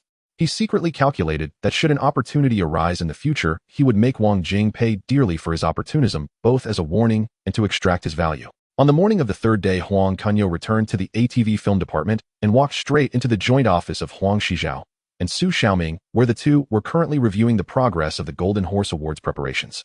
Upon seeing Huang Kunyao enter, they immediately stood up to greet him. "Huang Xing, you're here." Huang Shizhao smiled as he spoke, his tone filled with anticipation. "Is there any news from Xiao and New Art City?" Huang Kunyao sat down on the sofa, took a shallow sip of the tea Su Xiaoming offered, and spoke casually. "I have good news for you. Jia Xiao and New Art City have all agreed to join the plan, and the 4 major companies have reached a consensus. With this, we only need to perfect the various details before we can officially implement it." As soon as he finished speaking, both Huang Shizhao and Su Xiaoming looked ecstatic, their eyes filled with disbelief. Su Xiaoming exclaimed excitedly, "That's wonderful, Huang Sheng. The 4 major companies joining forces to establish the association and create the Golden Horse Awards will not only cleanse the industry, but also break the existing structure. You're about to take control of the Hong Kong film industry." Huang Shizhao nodded repeatedly, adding solemnly, "Moreover, this is an enormous benefit for serious film. Going forward, they won't have to suffer from gang harassment and can focus on their creative work, ensuring a new prosperity for the Hong Kong film industry." Huang Shizhao and Su Xiaoming left with hearts full of excitement, and the office instantly returned to tranquility. Huang Kunyao leaned back on the sofa, twirling the teacup with his fingertips, the smile in his eyes gradually fading as he picked up the phone and dialed Wang Jing's number, his tone calm and unruffled. "Come to my office." Not long after, Wang Jing hurried over, and as he pushed the door open, he met Huang Kunyao's solemn gaze, a look that seemed to pierce through one's heart, causing him to freeze in place, the composure on his face fading entirely, and he instinctively lowered his head, his palms sweating. He knew that Huang Sheng was already aware of his allegiance to Yan. The office was so quiet that one could hear the ticking of the clock. Huang Kunyao remained silent, watching him without reproach or questioning, yet Wang Jing felt immensely uncomfortable, a wave of guilt rising in his heart.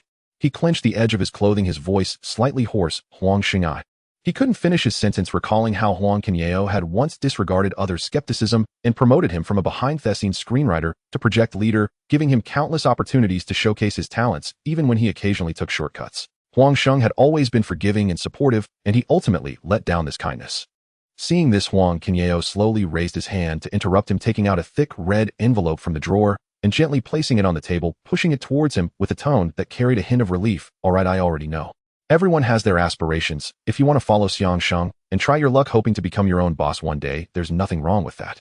This red envelope is my congratulatory gift to you, wishing you a bright future. Wang Jing was taken aback, looking up at Huang Kunyao, his eyes filled with astonishment and emotion, momentarily at a loss for words. Huang Kunyao added a playful remark, his tone lightening a bit. However, consider this a defection. You have to make amends, right? Tonight we'll have a table at the Tianshang Rinjian nightclub, and I'll bring the brothers along. You treat us. The enormous stone weighing on his heart suddenly fell away, and Wang Jing felt a wave of relief wash over him. He quickly bowed to express his gratitude, his tone sincere, yet filled with guilt. Thank you, Huang Sheng, for your generosity. I will ensure everything is arranged properly tonight, and I want slack. After saying this, he carefully tucked the red envelope away and exited the office with light steps, his figure full of gratitude and relief. Once Wang Jing left, Huang Kunyao retracted his smile and dialed the numbers of Zhou Wenhui, Xiao Yifu, and Lei Jukan, issuing a steady invitation. Zhou Sheng, Lu Shu, Lei Sheng. 2 days later at noon, I would trouble everyone to move to the small conference room of the Langting Hotel, so we can finalize the details with the association and the Golden Horse Awards and expedite the subsequent matters.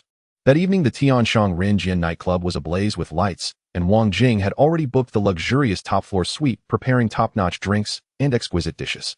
Huang Kunyao arrived on time, with Chun Tianyi, Huang Jixing, Jimmy, and others. They exchanged cups and enjoyed themselves, singing, playing games, and laughing, the atmosphere extremely lively. Wang Jing accompanied them with a smile throughout, attending to them attentively. Even as he secretly winced at the ever-increasing figures on the bill, he didn't dare to slack off. Until late at night, when the gathering ended, the final bill amounted to over 300,000 Hong Kong dollars, which was undoubtedly a significant sum for Wang Jing, who was just preparing to start his own business. Yet he gritted his teeth and settled the bill, watching Huang Kunyao and the others leave before finally sighing in relief. 2 days later, the Langting Hotel was heavily secured. The small conference room was sealed off, and no unauthorized personnel were allowed to approach. When Huang Kunyao arrived on time, Zhou Wenhui had already seated himself with He Guanchang. Xiao Yifu was accompanied by Fang Yihua. Lei Jukan sat next to Mai Jia, and Xiang Yin stood beside Wang Jing. The group was engaged in quiet conversation, and upon seeing him enter, they all raised their hands in greeting. Once everyone was present, the conference room door closed, and a discussion concerning the landscape of the Hong Kong film industry officially commenced.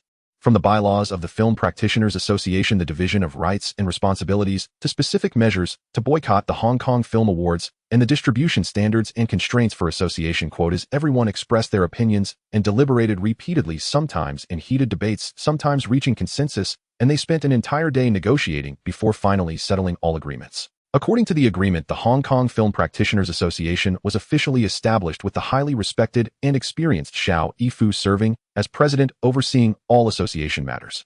The day after tomorrow, the owners of significant film companies in Hong Kong will be summoned to the Langting Hotel to publicly announce the association's bylaws and finalize the overall layout. The 4 major companies and the factions under Xiang Yin will jointly initiate a comprehensive boycott of the Hong Kong Film Awards, cutting off all sources and sponsorships. At the same time, to balance the power of the association, 10 company quotas were specifically reserved for Xiang Yin to allocate at his discretion, with clear prohibitions against any faction using threats, kidnapping, or coercion against artists. Film companies and films that have not been certified by the association will be collectively blacklisted by the entire industry, cutting off all channels for investment, shooting, and distribution. 3 days passed in the blink of an eye, and the Langting Hotel was fully booked. From the lobby to the banquet hall, security personnel dressed in black could be seen everywhere, strictly prohibiting any outsiders from entering. Even media reporters were kept 100 meters away, anxiously waiting outside. Owners of major and small film companies in Hong Kong arrived as scheduled, and the banquet hall was bustling with voices, people whispering and discussing, speculating on the core topic of this mysterious gathering. Something that could unite the four major companies and warrant such strict security must be a significant matter for the entire industry. Some speculated it was to jointly raise distribution prices, others guessed it was to collectively counter Hollywood films, while some sensed that perhaps it was to carry out a major reshuffle of the chaotic industry order. Just then a sound of footsteps echoed at the entrance of the banquet hall. Xiao Yifu, dressed in a navy suit, strode at the forefront with an upright posture, followed closely by Huang Kunyao, Zhou, Wenhui, Lei Jukin, and Xiang Yan. The five exuded a powerful aura, instantly silencing the entire hall, and all eyes turned to them. Xiao Yifu walked straight to the front of the stage, picked up the microphone, and spoke in a steady and powerful tone. Thank you all for taking the time to come. The purpose of gathering everyone today is to announce a major decision concerning the future of the Hong Kong film industry. We have decided to officially establish the Hong Kong Film Practitioners Association to regulate industry order, eliminate disorder, and promote the healthy development of the film industry. As his words fell, a stir erupted among the audience with expressions of astonishment and surprise on their faces. Xiao Yifu raised his hand to signal for silence, continuing the specific bylaws and operational details of the association will be explained in detail by Mr. Huang Kunyao. Furthermore, I propose to serve as the president of the association, overseeing its affairs. I wonder if my colleague— As soon as the words left his mouth, a chorus of agreement rang out from the audience. Under the leadership of the four major companies, coupled with Xiao Yifu's experience and reputation, no one dared to raise any objections, and the proposal was unanimously approved. Huang Kunyao took the microphone, surveying the whole room, his tone clear and resolute. Thank you all for recognizing the association. Next, I will explain the core clauses of the association's bylaws to everyone. While explaining, he signaled the staff to distribute the bylaws documents to everyone present. After the association is established, we will conduct unified certification for all film companies in Hong Kong. Those who have not been certified will be blacklisted. At the same time, we will severely crack down on shell companies and speculative forces, purifying the market. After the documents were distributed, everyone lowered their heads to review them. Most expressed their approval of the bylaw clauses, especially the constraints aimed at disorder, which resonated deeply with many legitimate company owners. At that moment, Chen Siyuan from Siyuan Film Industry stood up, his tone filled with doubt. Huang, Sheng, The bylaws require companies to have a fixed office location, no less than 30 employees, and fixed assets of no less than 1 million, while also prohibiting behind-the-scenes personnel from taking on multiple roles. Is this not too harsh for small and medium-sized companies? Many small and medium-sized companies operate flexibly, and such requirements seem difficult to meet. Huang Kunyao looked calmly at Chen Siyuan, his tone sincere but resolute. I understand Chen Sheng's concerns. However, please understand that these clauses are not aimed at legitimate small and medium-sized companies, but rather to curb those shoddy shell companies and exploitative practices. In recent years, many shell companies have produced shoddy films with minimal funding, relying on hype to make money, disrupting market pricing and damaging the reputation of Hong Kong cinema. The requirement for a fixed office location and personnel is to ensure that a company possesses the basic operational capabilities. The fixed asset threshold is to guarantee the basic investment for film production, and prohibiting behind-the-scenes personnel from taking on multiple roles is to ensure the quality of creation and production. Only by eliminating subpar production capabilities can legitimate small and medium-sized companies gain better room for development. This is a responsibility to the entire industry and is also to protect everyone's long-term interests. This reasoning was clear and compelling, completely dispelling the concerns of the crowd. The small and medium-sized company owners looked at each other, nodding in agreement. Rather than being disrupted by shell companies, it was better to abide by the rules and collectively maintain the healthy development of the industry. Chen Siyuan also showed a hint of shame, sat back down, and no longer raised any objections. Huang Kunyao waited for Chen Siyuan to take a seat, his gaze sweeping across the entire room. With a gentle yet unwavering tone, he stated, if anyone has further questions, feel free to ask, and I will answer them one by one to ensure everyone understands the core principles of the association. As soon as he finished speaking, several small to medium-sized company owners stood up in succession, either inquiring about the timeliness of the certification process, expressing concerns about the occupation of resources by the association's quotas, or probing the specific boundaries of penalties for violations. Huang Kunyao patiently responded, clarifying that the certification process would take 7 days for initial review and half a month for final review. He reiterated that the 10 quotas are exclusively for forces intending to operate in compliance, and they will enjoy the same rights and bear the same obligations as ordinary companies. Regarding penalties for violations, he stated resolutely, regardless of size or background, even if it involves quotas allocated by the government, any infringement involving coercion of artists, financial fraud, or illegal operations will trigger an immediate full-scale ban.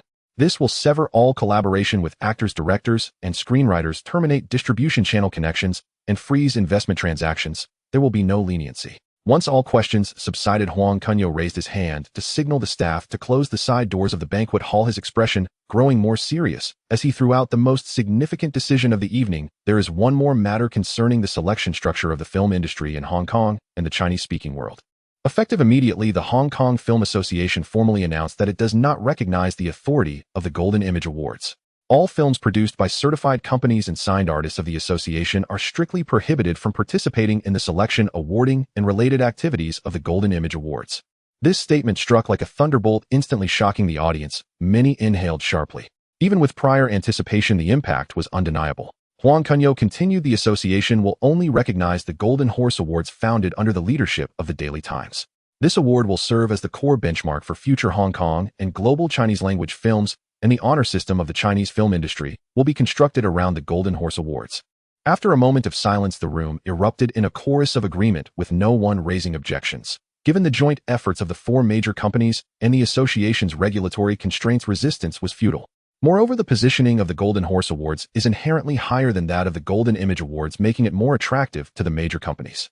Chen Siyuan sat in his place, his hand holding the teacup, slightly trembling, silently lamenting for Chen Baosheng. He had a good rapport with Chun Baosheng and knew well the latter's original intention in founding the Golden Image Awards, also understanding that it was the stubborn refusal to accept Huang Kunyao's proposal for cooperative reform that led to its decline. The current fate of being boycotted by the entire industry was entirely self-inflicted. The downfall of the Golden Image Awards had been sealed the moment cooperation was rejected. The people present understood the gravity of the situation, exchanging knowing looks. The foundation that the Golden Image Awards had built over many years could not withstand the joint pressure of the four major companies and the association. The trend had turned, leaving no chance for a comeback. Mr. Huang, I would like to inquire about the specifics of the Golden Horse Awards, such as the approval, qualification, selection, scope, and composition of the jury. Deng Guangrong from Yingxi Film Industry slowly stood up and asked in a steady tone. With deep credentials in the industry and a reputation for caution, Deng's question echoed the sentiments of many. Huang Kunyao smiled and nodded, responding calmly, Mr. Deng has asked a good question. The Golden Horse Awards have officially received approval from the Executive Yuan and are classified as a non-profit civil organization.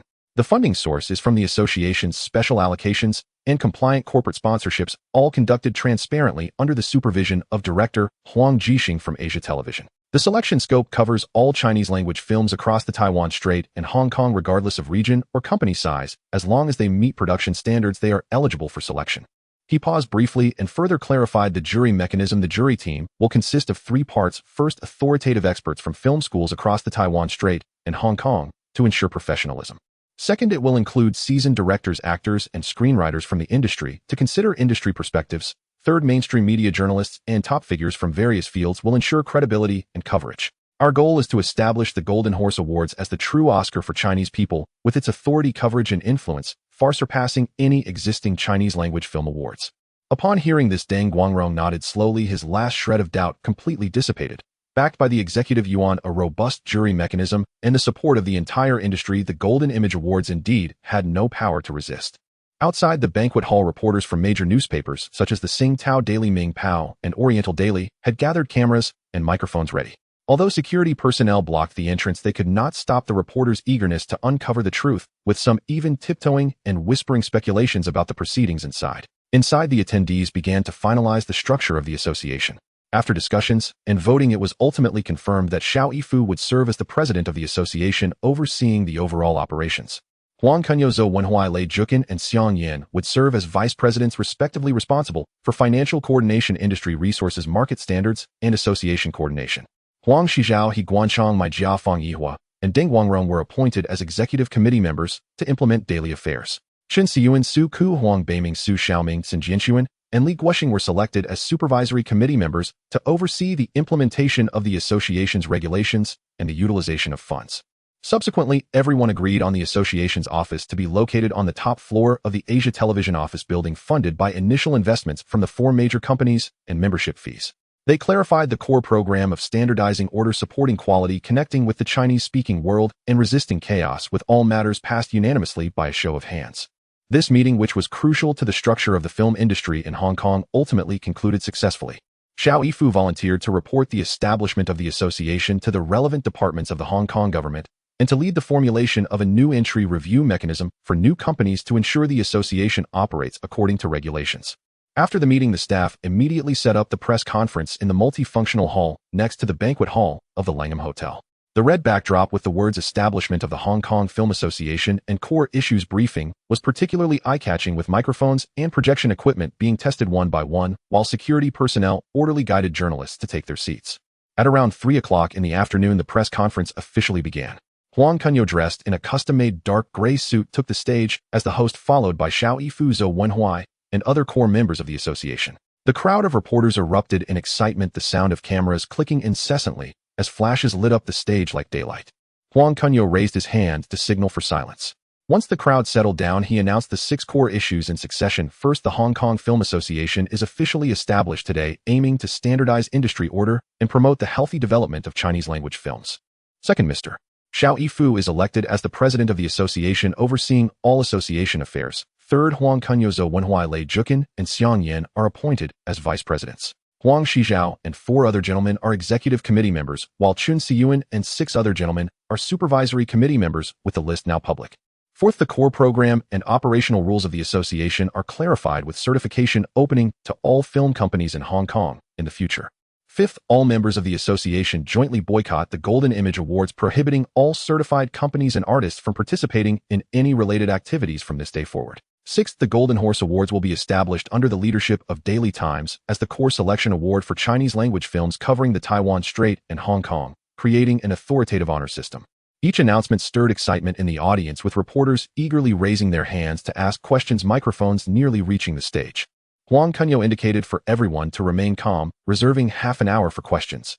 He answered queries regarding the certification process of the association, the progress of the Golden Horse Awards preparation, and the specific measures to boycott the Golden Image Awards, speaking earnestly and firmly.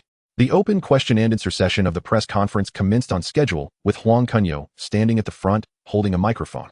He scanned the crowd of reporters below and calmly reminded, "Dear media friends, please pay attention to the questions posed by your colleagues before asking, so we can avoid repetition. We will answer each question one by one to ensure everyone receives the core information." As his words fell, the reporters quickly adjusted their states, raising their hands to ask questions in an orderly manner. The first question directly pointed to the association's constraints on the powers of various groups. Xiang Yan immediately stood up to respond, his tone decisive. The association has clear red lines regarding group participation in the film industry. The 10 reserved slots are only open to those willing to operate within the rules. Money laundering, coercing artists, and similar behaviors will not be tolerated. Once verified, not only will the slots be revoked, but we will also collaborate with the police to pursue the matter thoroughly. Subsequently, the reporters' questions revolved around the preparations for the Golden Horse Awards, the association's certification process, and the subsequent impact of resisting the Golden Image Awards. Xiao Yifu, Zhou Wenhui, and Huang Shizhao took turns answering questions, each with clear responsibilities.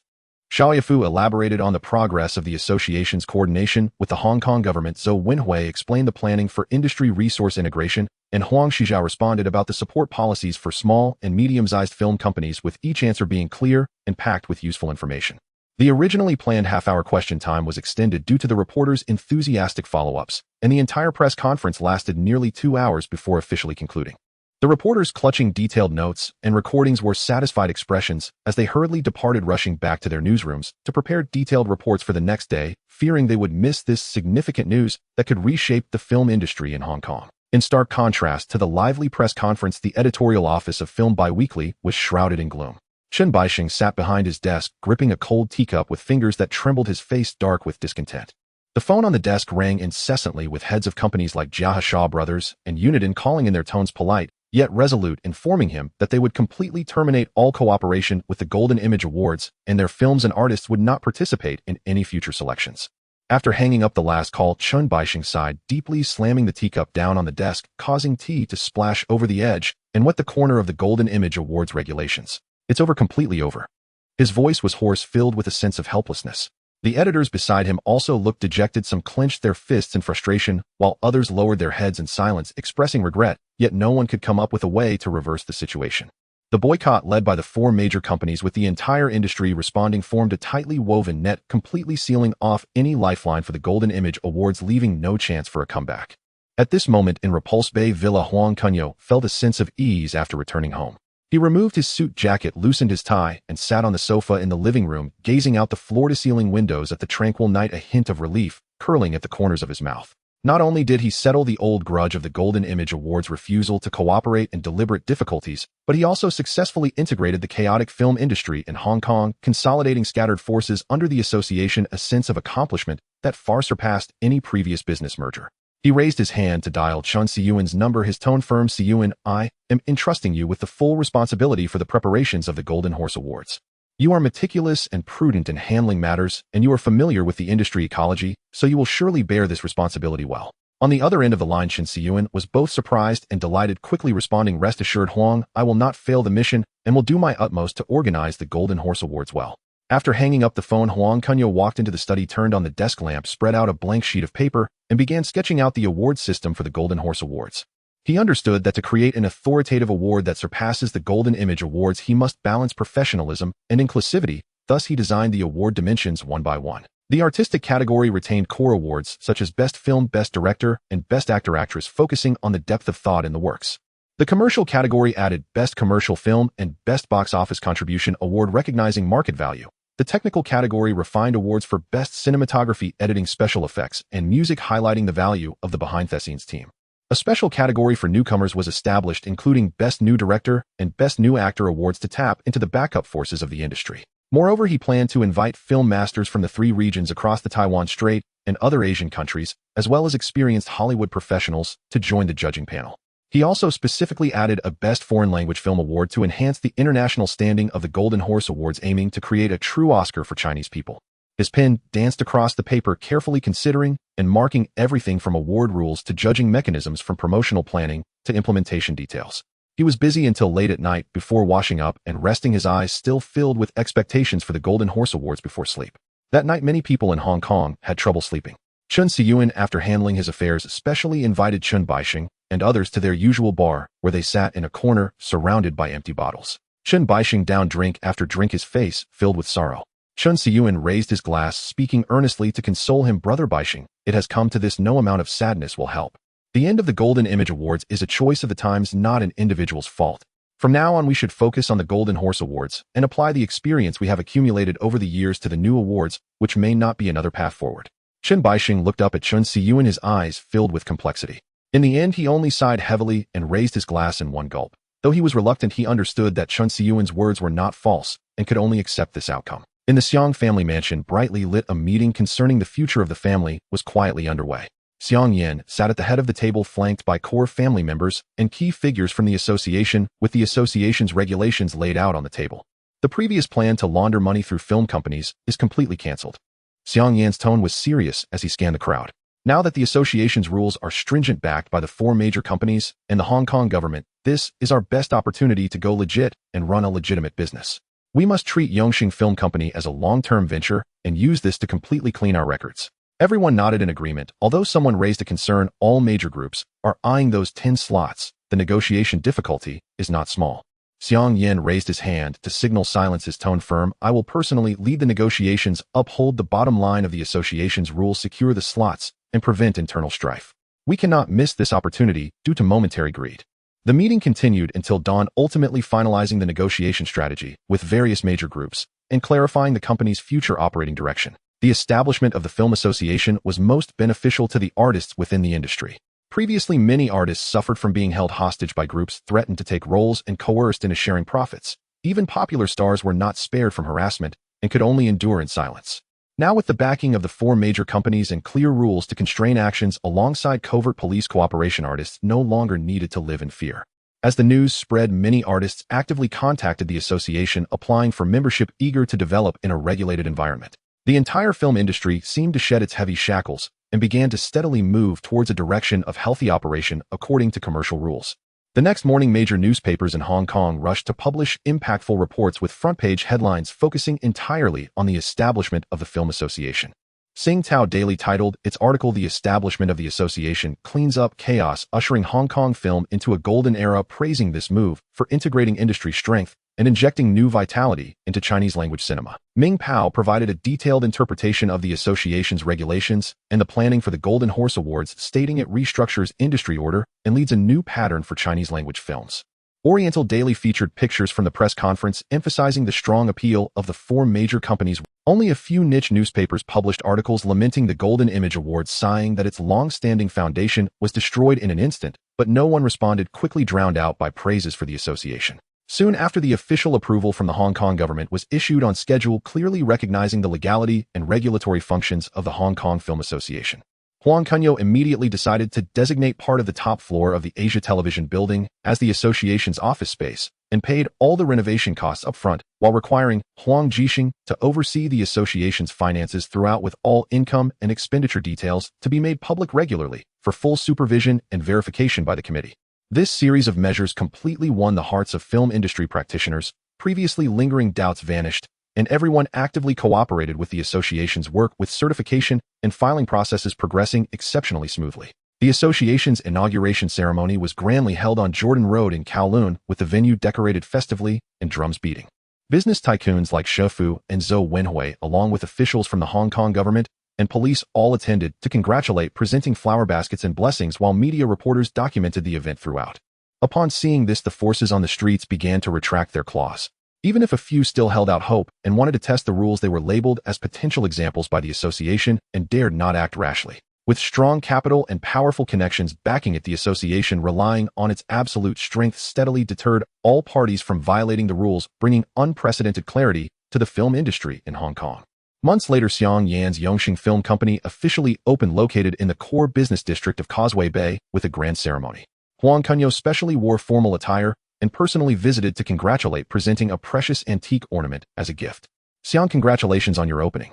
Huang Kunyao smiled as he raised his glass. "From now on, let us work hand in hand to uphold industry rules and create prosperity in the film industry together." Xiang Yan quickly returned the toast, his tone sincere. "Thank you for your support, Huang. Without your initiative to establish the association, there would be no Yongxing today. I will operate in compliance with the rules and will not betray this trust." The opening ceremony was attended by numerous celebrities and industry insiders gathered to congratulate. The establishment of Yongxing Film Company also marked the formal integration of group powers into the Hong Kong film industry in a compliant manner. In the study of the Hua family mansion, the scent of sandalwood wafted through the air, and a map of the commercial landscape of Hong Kong was spread across the redwood desk. Hua Ingdong lightly tapped the edge of the map with his fingertip, contemplating the collaboration layout with the mainland. Hua Jinting pushed the door open, his brows furrowed with a hint of arrogance and unwillingness, slamming a newspaper featuring news about Huang Kunyao leading the establishment of a filmmakers association onto the desk. "Dad, that Huang Kunyao is just a junior who has risen in the past few years. What gives him the right to stand on equal footing with you and Uncle Bao? In terms of foundation and qualifications, what does he have to be worthy?" Hua Ingdong glanced at his son, a flicker of complexity passing across his face. He then sighed and shook his head, raising a hand to signal him to take a seat. "Jinting, the business world is not a place where seniority is the measure. You only see his current glory, yet you do not know that when he entered Hong Kong 3 years ago, he merely had 100 million Hong Kong dollars as starting capital. In just 4 short years, he began in finance, seizing opportunities at the lowest point of the property market, fully acquiring ATV and establishing a foothold in the film industry. The assets he has earned are already comparable to the accumulation of my entire life, and this vision and execution capability are his capital for standing at the top tier." This statement was like a cold splash of water, rendering Hua Jinting momentarily speechless. He clenched his fists, swallowing hard several times, having to admit the gap in earning ability between himself and Huang Kunyao, yet the unwillingness in his eyes remained. But he is just too lucky, seizing the right opportunity. "Opportunities are always only given to those who are prepared."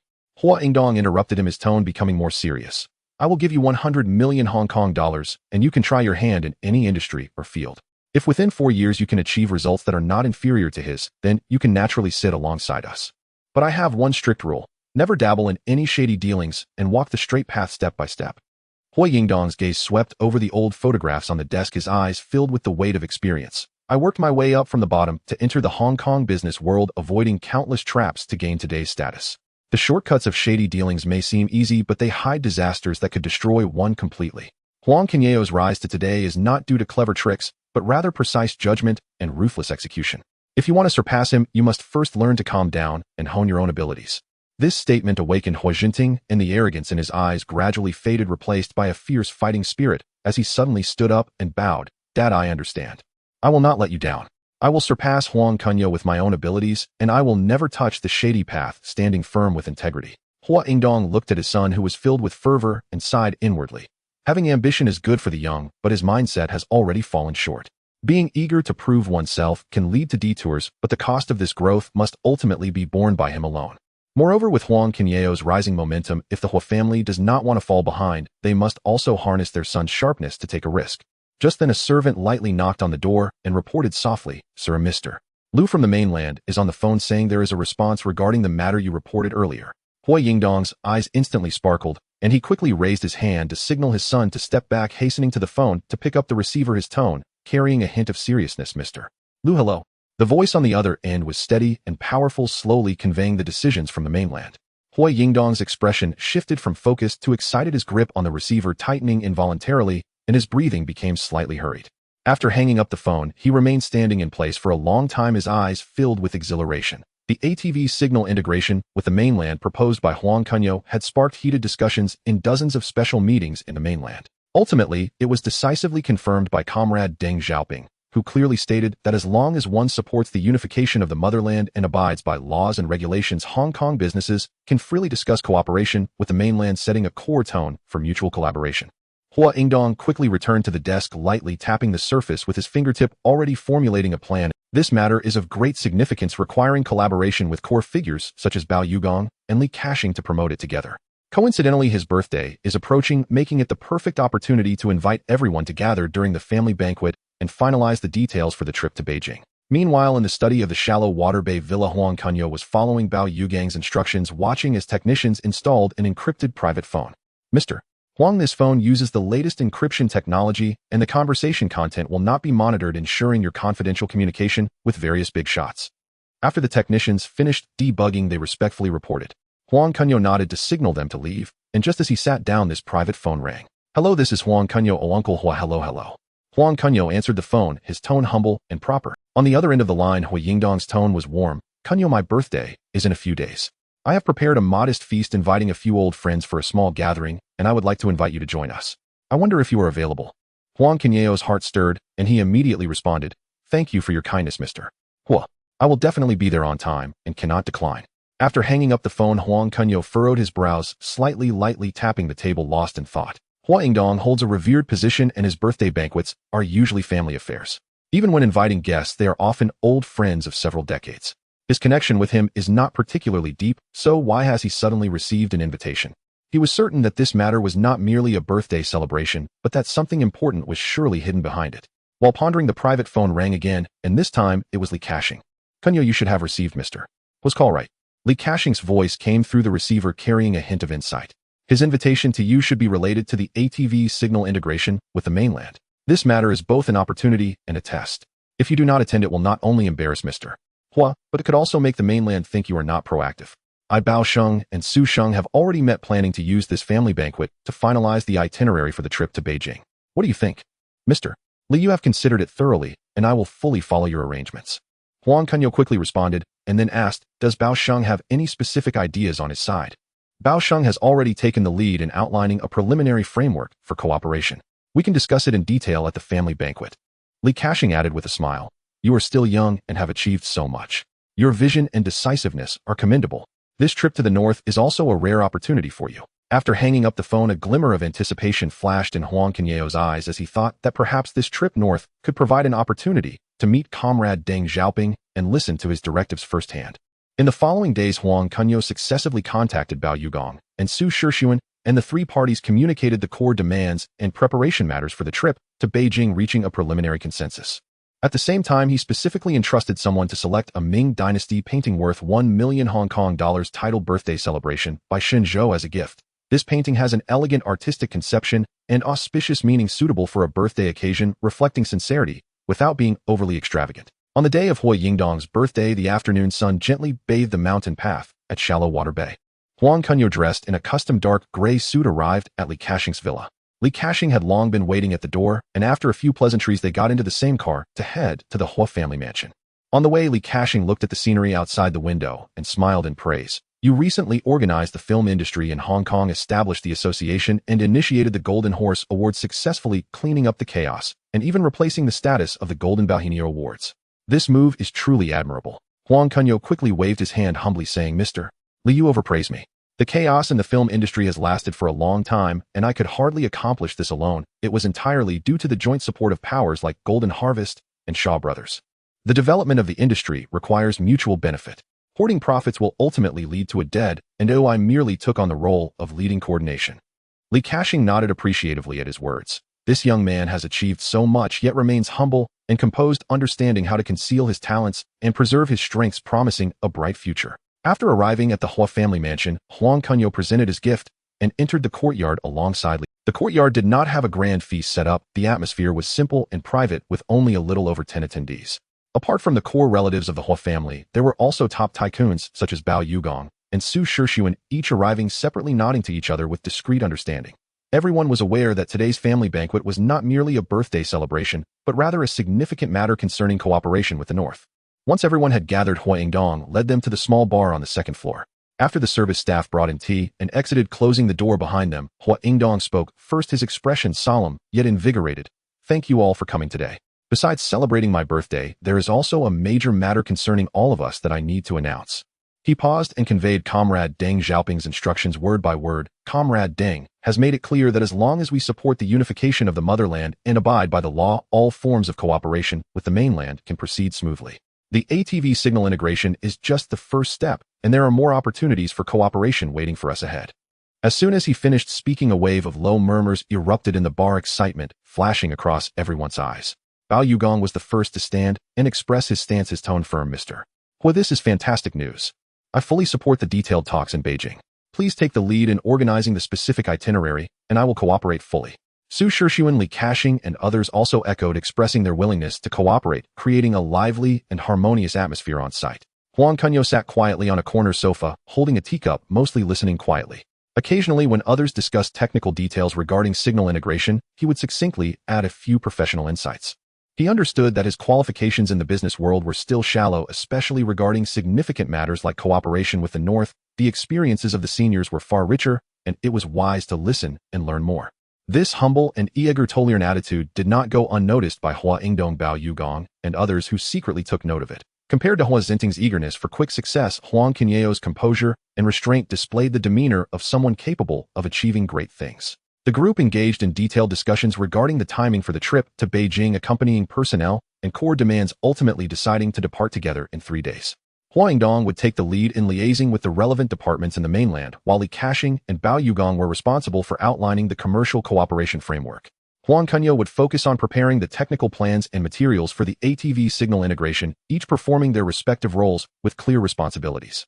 After the meeting was set, Huang Kunyao drove back to the Qianxue Bay Villa and instructed Huang Haiki to contact Su Xiaoming, the Dr. Huang Shizhao, and the 7 core confidants, ensuring that they all gather in the villa's living room at 8 o'clock that evening for an important matter. As night fell, the villa was brightly lit, and the crystal chandelier in the living room cast a heavy glow on the mahogany furniture. The 7 confidants arrived on time, took their seats in order, and waited solemnly for instructions. They understood that Huang Kunyao rarely summoned all his confidants, so this must be a significant matter. Once the servants brought in tea and left, Huang Kunyao sat at the head of the table, slowly scanning the faces before him, and stated directly, I have gathered you all here to inform you of something. In 3 days I will be away for some time, going to the mainland. During this period, all matters concerning the group and Asia Television will be entrusted to you all. As soon as he finished speaking, expressions of surprise appeared on everyone's faces, but no one dared to interrupt. Huang Kunyao continued, his tone steady and powerful. There are only 2 core requirements during my absence. First, maintain all existing businesses. The operations of Asia Television, Film Association matters, and real estate projects must proceed according to the established processes without any errors. Second, all new projects must be put on hold. Regardless of how prepared they are, they will be shelved until I return and can reassess and make decisions. Huang Jixing was the first to rise and ask, adjusting his glasses with a serious tone, may I ask how long you will be away this time? Communication with the mainland is inconvenient. How should we contact you in case of urgent matters? This was the most pressing concern for everyone, and they all looked to Huang Kunyao. Huang Kunyao nodded slightly and replied, the duration is uncertain, at least half a month, possibly more than a month. Communication conditions on the mainland are limited, making it difficult to stay in touch at all times. I will try to find reliable channels to convey messages regularly. If any emergencies arise, you may first discuss how to respond among yourselves, prioritizing stability. Jimmy leaned forward, curiosity evident on his face as he asked Huang Sheng, why the sudden trip north? What business are you attending to? Such mystery, and you still need to pause new projects. The others nodded in agreement, their eyes filled with confusion. Huang Kunyao lightly tapped the table with his fingers, pondering for a moment. Though this matter required strict confidentiality, he was surrounded by his most trusted core confidants, and sharing the truth would reassure them in maintaining their businesses. He looked up at the others, his tone serious. After careful consideration, I might as well inform you all of the truth. This trip north is at the suggestion of Mr. Huangdong, and I will be going together with him, Mr. Bao Yugong, Mr. Li Kashing, and 9 other top tycoons from Hong Kong. The core purpose is to plan ahead for industrial layout and commercial cooperation after the 1997 handover to liaise with relevant mainland departments and finalize the framework for future cooperation. What? You're going north with Mr. Hua and Mr. Li? Upon hearing this, everyone stood up in shock, their faces filled with disbelief. Huang Shijiao, a seasoned industry insider in Hong Kong, reacted most strongly. He stepped forward excitedly and confirmed, Huang Sheng, are you referring to that alliance of the 10 tycoons? They control a large part of Hong Kong's economic lifeline, and the barriers to entry are extremely high. Only those with deep foundations and top-notch strength can enter. You have already integrated into this circle. In Hong Kong's business world, the circle of the 10 tycoons has always been mysterious and exclusive. It symbolizes not only wealth, but also identity and the ultimate expression of influence, something countless businessmen spend their lives trying to touch but never reach. Seeing Huang Kunyao nodding slowly, Huang Zizha's voice trembled with excitement. This is simply tremendous news. Entering this circle not only means your position is solidified, but will also pave the way for all our businesses. In the future, whether it's the development of Asia television or the layout of the film industry, we will gain more resources and no longer have to worry about being hindered by various forces. After Huang Zizha's explanation, the Dr. Jimmy and the others instantly understood the significance, their gazes towards Huang Kunyao filled with admiration and awe. In just 3 years from arriving alone in Hong Kong to entering the top tycoon circle, this achievement is enough to be recorded in the annals of Hong Kong's business history. Jimmy scratched his head and joked, Huang Sheng, now you are truly a top-tier figure. We will have to look up to you from now on. Everyone laughed at this, and the tense atmosphere in the living room gradually eased. Huang Kunyao waved his hand, his tone gentle yet firm. What I have today is inseparable from your strong support. This honor belongs to all of us. Remember, the higher my position, the more I can seek benefits for everyone, and the more I can create a broader space for our industries. During my absence, I entrust you all to guard our business. When I return, we will explore new territories together. His words dispelled everyone's concerns and also united the team. The 7 confidants all bowed and expressed their commitment to safeguarding the industry, waiting for his return. As night deepened, everyone gradually said their goodbyes, and the living room returned to tranquility. Butler Hebo led the servants in and quietly instructed, clean up the teacups and snacks carefully, and be gentle so as not to disturb Huang Sheng. The servants responded and began tidying the table in an orderly manner. Huang Kunyao sat on the sofa watching Hebo's busy figure and suddenly asked, Hebo, do you have family on the mainland? I will be going to the mainland this time. If it's convenient, I can arrange for someone to help you find your family and bring them to Hong Kong for a reunion. Hebo's movements suddenly halted, his figure froze in place, and a complex emotion flashed in his eyes, nostalgia, guilt, and a hint of barely perceptible bitterness. He remained silent for a long time before slowly turning around, deeply bowing to Huang Kunyao. His voice choked, Huang Sheng, thank you for your concern. I thought I would never have the chance to mention this matter in this lifetime. He raised his head, tears glistening in the corners of his eyes, and slowly recounted stories long buried. My original name was He Jiaxing, and I am from Handan, Hebei. I studied under Yang Qiming, a master of Yang-style Tai Chi, and have acquired some exceptional skills. In the early years, the mainland was chaotic and famine struck, making life difficult. That year, the village chief's brother-in-law, after drinking too much, misbehaved and harassed my pregnant wife. In a fit of rage, I accidentally killed him during the conflict. My wife feared I would be captured by the authorities, forcing me to flee to Southeast Asia, saying she would come to find me after giving birth and settling things at home. I wandered through various countries in Southeast Asia for many years. With no other skills for survival, I barely managed to stay alive through my martial arts, eventually sneaking into Hong Kong. However, upon arriving in Hong Kong, I was hunted by human traffickers because I could not pay the smuggling fee. They intended to throw me into the sea to feed the fish. Fortunately, that day you found me unconscious on the roadside during your walk. Not only did you save my life, but you also funded my medical treatment and gave me a chance to survive. He Jiaxing continued, bowing deeply again in gratitude. You let me manage everything at home, providing me with a stable life, preventing me from wandering again. Over the years, I have missed my wife and child day and night, but have never dared to mention the past, nor do I know if they are still alive. Huang Kunyao looked at Hebo's tearful expression, feeling deeply moved. He stood up to help Hebo, speaking with determination. Hebo, rest assured, this time I go to the mainland, I will definitely help you fulfill this wish. Write down the detailed address of your hometown, as well as your wife's family address. I will arrange for the most reliable person to seek them out, even if it means searching the entire country to reunite your family. Even if I ultimately cannot find them, it will still fulfill a wish for you, so you won't have any regrets. Hebo was so moved that he could not speak, continually nodding and wiping the tears from the corners of his eyes, quickly turning to find paper and pen. Before long, he returned holding a piece of paper filled with addresses and quickly handed it to Huang Kunyao respectfully. The handwriting was neat, yet trembling, revealing his inner excitement. "Thank you, Huang Sheng, thank you, Huang Sheng." He joshing repeatedly expressed his gratitude, his eyes filled with appreciation and hope. The obsession buried in his heart for many years finally had a chance to be realized.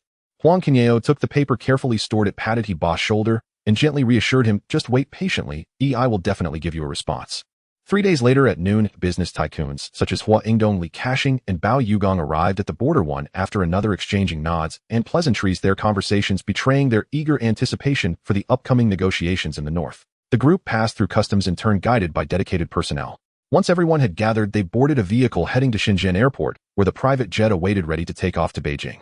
Huang Kunyao stood shoulder to shoulder with the others, his tailored dark gray suit accentuating his stature. As his gaze swept over the private jet, a wave of nostalgia washed over him. In his past life, he was merely an ordinary person struggling to survive in the streets of Hong Kong. Not only did he not have the privilege to board a private jet with the top 10 wealthy individuals, he even lacked the qualification to interact closely with these tycoons. Yet now he found himself among them, discussing strategies with influential figures, an opportunity he had only dared to dream of in the depths of midnight. Before long, a composed figure approached briskly. It was Wei Ming, the director of the Hong Kong branch of Xinhua News. Dressed in a traditional suit, he wore a friendly yet authoritative expression. After greeting each person with a handshake, he said in a loud voice, "Gentlemen, thank you for your hard work on the journey here. I have been instructed by my superiors to accompany you to Beijing. The private jet is fully prepared, and we can board now." With that, he stepped aside to gesture for them to follow him up the boarding stairs. Inside the cabin of the private jet, the decor was elegant, with genuine leather seats arranged neatly and tables adorned with tea and snacks. Once everyone was seated, Wei Ming briefly explained the important matters to pay attention to during the flight, and then quietly discussed the details of connecting with mainland departments with Huangdong, while Li Kashing and Bao Yugong perused their business materials. Only Huang Kunyao leaned back in his seat, resting his eyes, while rapidly sorting through the pros and cons of this trip to Beijing in his mind. At precisely 5 o'clock in the afternoon, the private jet landed on time at Beijing Capital Airport. As the cabin door opened, a cool evening breeze rushed in. Huang Kunyao walked down the boarding stairs with the others, only to see several officials in formal attire waiting on the tarmac, with the leading figure being Rong Yiren, the vice chairman of the Chinese People's Political Consultative Conference. Vice Chairman Rong wore a smile and took the initiative to shake hands with everyone, enthusiastically stating, "Welcome, fellow compatriots from Hong Kong. Your journey has been hard. The central government values your arrival greatly and has prepared accommodations for you at the State Guest House. Tonight, the leadership will welcome you." Everyone expressed their gratitude before boarding the vehicles to Diaoyitai State Guest House. As they drove, the streets of Beijing passed by the windows, showcasing both ancient courtyards and towering modern buildings, a blend of old and new that highlighted the grandeur of a great nation. Upon arriving at the State Guest House, they were led into an elegant suite furnished with a classic and dignified style, complete with all necessary amenities. After a brief rest, the attendants came to inform them that the banquet was about to begin. Huang Kunyao tidied his attire and joined the others, heading to the banquet hall. The banquet hall was brilliantly lit, with a long dining table covered in a pristine white tablecloth adorned with exquisite tableware and fresh flowers, creating an atmosphere that was both solemn and cordial. The leadership, along with several heads of ministries, awaited their arrival and warmly welcomed them as they entered. During the banquet, the attendees did not mention crucial matters such as Hong Kong's industrial layout or signal connections. Instead, they exchanged views on macro topics such as the economic development of the mainland and the dynamics of Hong Kong's business community. Heads of ministries expressed their welcome to Hong Kong entrepreneurs for investing in the mainland, promising policy support and convenience. Li Kashing and Hua Ingdong spoke, in turn expressing their intentions to participate in mainland development and contribute to the country's growth. Huang Kunyao mostly listened quietly, occasionally raising his glass in agreement, maintaining a calm and composed demeanor. After the banquet, everyone returned to their suites to rest. Night had fallen, and the state guest house was silent.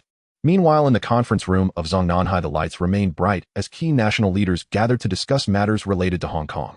The table was covered with various documents and materials, and everyone expressed their opinions, engaging in a heated discussion about the future governance model, economic policies, and industrial connections concerning Hong Kong, as differing viewpoints clashed and intertwined, aiming to quickly unify their thoughts to set the tone for subsequent work. After finishing his wash, Huang Kunyao stood by the window, gazing down at the night view of the state guest house, a faint smile curling at the corners of his mouth. He had learned much about this period of history in his past life, and knew that there were still debates within the central government regarding Hong Kong issues. Many decisions required time to settle, and it would only be after the situation stabilized that conclusions could be reached.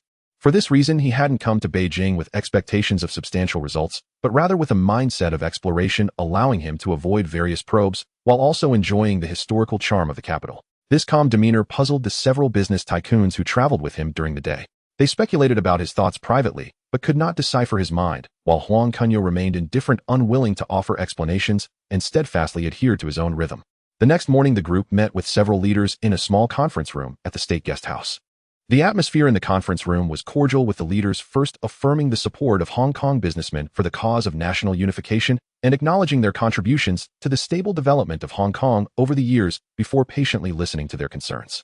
Hua Yingdong, as the representative, was the first to raise issues regarding the policy connections and rights protection for Hong Kong entrepreneurs investing in the mainland, speaking earnestly. Other tycoons gradually added their concerns. In response to everyone's requests, the leaders patiently answered one by one, clarifying the core guidance of various policies and providing practical solutions, reassuring everyone. Throughout the meeting, Huang Kunyao remained seated quietly to the side, his gaze calm, and did not speak even when the topic touched on the media industry. He quietly listened without mentioning the matter of connecting ATV signals with the mainland. This scene did not escape Bao Yugang's notice, leaving him filled with doubts. Connecting ATV signals was supposed to be one of Huang Kunyao's core demands for this trip to Beijing. Why was he suddenly not mentioning it? Bao Yugang secretly pondered, planning to find an opportunity after the meeting to privately inquire and clarify his true thoughts. In a small courtyard within the red walls, the chief designer was reviewing the records of the meeting in his office. Upon seeing the notation that Huang Kunyao did not speak throughout the meeting, he set down the documents, lightly tapped the table with his fingertips, a glimmer of curiosity flickering in his eyes as he smiled, and said to the staff beside him, "This Huang Kunyao at such a young age controls industries worth hundreds of billions. He is indeed composed." Not saying a word the entire time, it seems he has other ideas. Just as he finished speaking, there was a knock at the office door, and Wei Ming entered to report on the relevant work accompanying the trip to Beijing. The chief designer looked up at Wei Ming and casually asked, "You've been working in Hong Kong for years. You should know Huang Kunyao well, right? Tell me, what kind of person is he?" Wei Ming, hearing this, quickly organized his thoughts and began to detail Huang Kunyao's background. Chief designer Huang Kunyao is 28 years old this year, of Han ethnicity, orphaned, and hails from Huang's village in the coastal area. He enlisted in the military in 1973, gradually rising from an ordinary soldier to a squad leader, platoon leader, and company commander. On February 17, 1979, he participated in the self-defense counterattack against Vietnam, during which a comrade sacrificed himself to save him. In a moment of emotional turmoil, he committed an act of killing captives and was subsequently confined. After returning with the troops on March 16, 1979, the army initially planned to send him for military court trial, but later, with the intervention of Chief Su, he was granted retirement. Wei Ming paused briefly before continuing. In 1980, he illegally immigrated to Hong Kong. With a keen business acumen, he quickly earned 300 million Hong Kong dollars through stock consulting, which served as a springboard for his rapid rise. In just 3 years, he built a vast industrial empire encompassing ATV, a security company, and real estate ventures, with an overall market value now exceeding 100 billion. The chairman of HSBC Shun Bai holds him in high regard, calling him a friend across generations, a rare compliment in Hong Kong's business community. Oh, by the way, all the personnel in his security company are former military veterans. The year before last, his security company purchased a batch of weapons from Chief Su, which was only sold after discussions at the meeting. This revelation left everyone in the office quite shocked. No one expected this young Hong Kong tycoon to have such a complicated background, combining the iron will of a military career with the talents of the business realm. The chief designer frowned slightly, falling into contemplation. After a moment, he slowly spoke. He is indeed a contributor to the nation. His capabilities are formidable and his character resilient, but his silence throughout the meeting shows he harbors significant reservations. However, being young, he cannot hide his thoughts completely. Let's do this. I'll host a banquet tomorrow afternoon to meet him privately and better understand his intentions. Understood, chief designer. Wei Ming quickly responded, then stood up to take his leave, heading to the state guest house to inform Huang Kunyao of this news. At this moment, Huang Kunyao, dressed in casual attire, was enjoying himself in the Forbidden City, while also assisting his attendants in seeking help from above regarding the matter of finding He-Boss family. It was much easier for the state to find someone than for him. Holding a camera, he wandered between the red walls and yellow tiles, occasionally stopping to capture the grandeur of the Hall of Supreme Harmony, and at other times staring at the intricate corner towers, his face lit up with delight, fully immersed in the historical charm of the capital. Unaware that he had caught the attention of the chief designer and would soon be invited to a private banquet. The attendant beside him silently accompanied him, not daring to disturb his enjoyment, patiently waiting nearby. In the evening, the afterglow of the setting sun cast a warm golden hue over the red walls of the Forbidden City. Huang Kunyao, carrying 2 large bags filled with spoils, returned briskly to the Dai Tai State Guest House. The rewards from this outing exceeded his expectations. With the assistance of his accompanying attendants, he not only purchased various specialties from the capital, such as traditional pastries and renowned calligraphy materials, but also acquired over a dozen intricately crafted miniature models of the Forbidden City. Among the items were a miniature version of the Dragon Throne from the Hall of Supreme Harmony Corner Tower figurines and proportionally replicated palace lantern decorations. Such items are rarely found by ordinary people, even with connections. It was thanks to the special channels of the guest house that his attendants managed to gather them all. He meticulously arranged the models on the antique shelf in his suite, running his fingers over the cool wooden textures, his eyes filled with childlike joy. The tension he had been feeling over the past few days eased completely in that moment. After dinner, Huang Kunyao removed his outer garments and was about to take a bath and rest when a gentle knocking sound suddenly came from outside the door. He paused momentarily, then approached the door to find Wei Ming, the director of the Xinhua news agency's Hong Kong branch, standing at the entrance accompanied by a solemn-looking staff member in a Zhongshan suit. Both were dressed formally, their expressions carrying a hint of seriousness. Wei Ming, well aware that Huang Kunyao, despite his youth, had already established a foothold in the business community of Hong Kong, with control over ATV and a vast industrial empire, spoke with extra politeness. "Mr. Huang, I apologize for disturbing your rest." Before Huang Kunyao could respond, Wei Ming lowered his voice and solemnly informed him of the core matter. "As per the higher-ups' arrangements, the chief designer will be hosting a private banquet for you tomorrow afternoon, where you will dine together and discuss recent developments." This news struck Huang Kunyao like a thunderbolt, leaving him utterly shocked. Although he was aware that his trip to Beijing would allow him to come into contact with the core circles, he had never dared to hope for a private meeting with the chief designer. His mind raced as he considered the implications behind this invitation. Was it related to the ATV signal integration? Or concerning the future industrial layout of Hong Kong? Or perhaps his past experiences had drawn attention? In a flash, Huang Kunyao composed himself, a look of extreme excitement replacing his previous demeanor.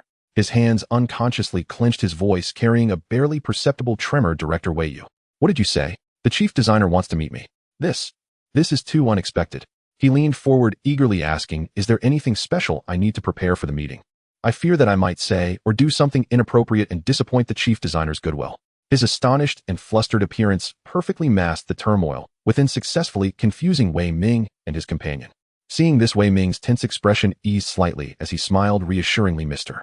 Huang, there's no need to be overly nervous. The chief designer simply wishes to have a casual chat with you, mainly to hear your views on the current situation in Hong Kong and the business ecology.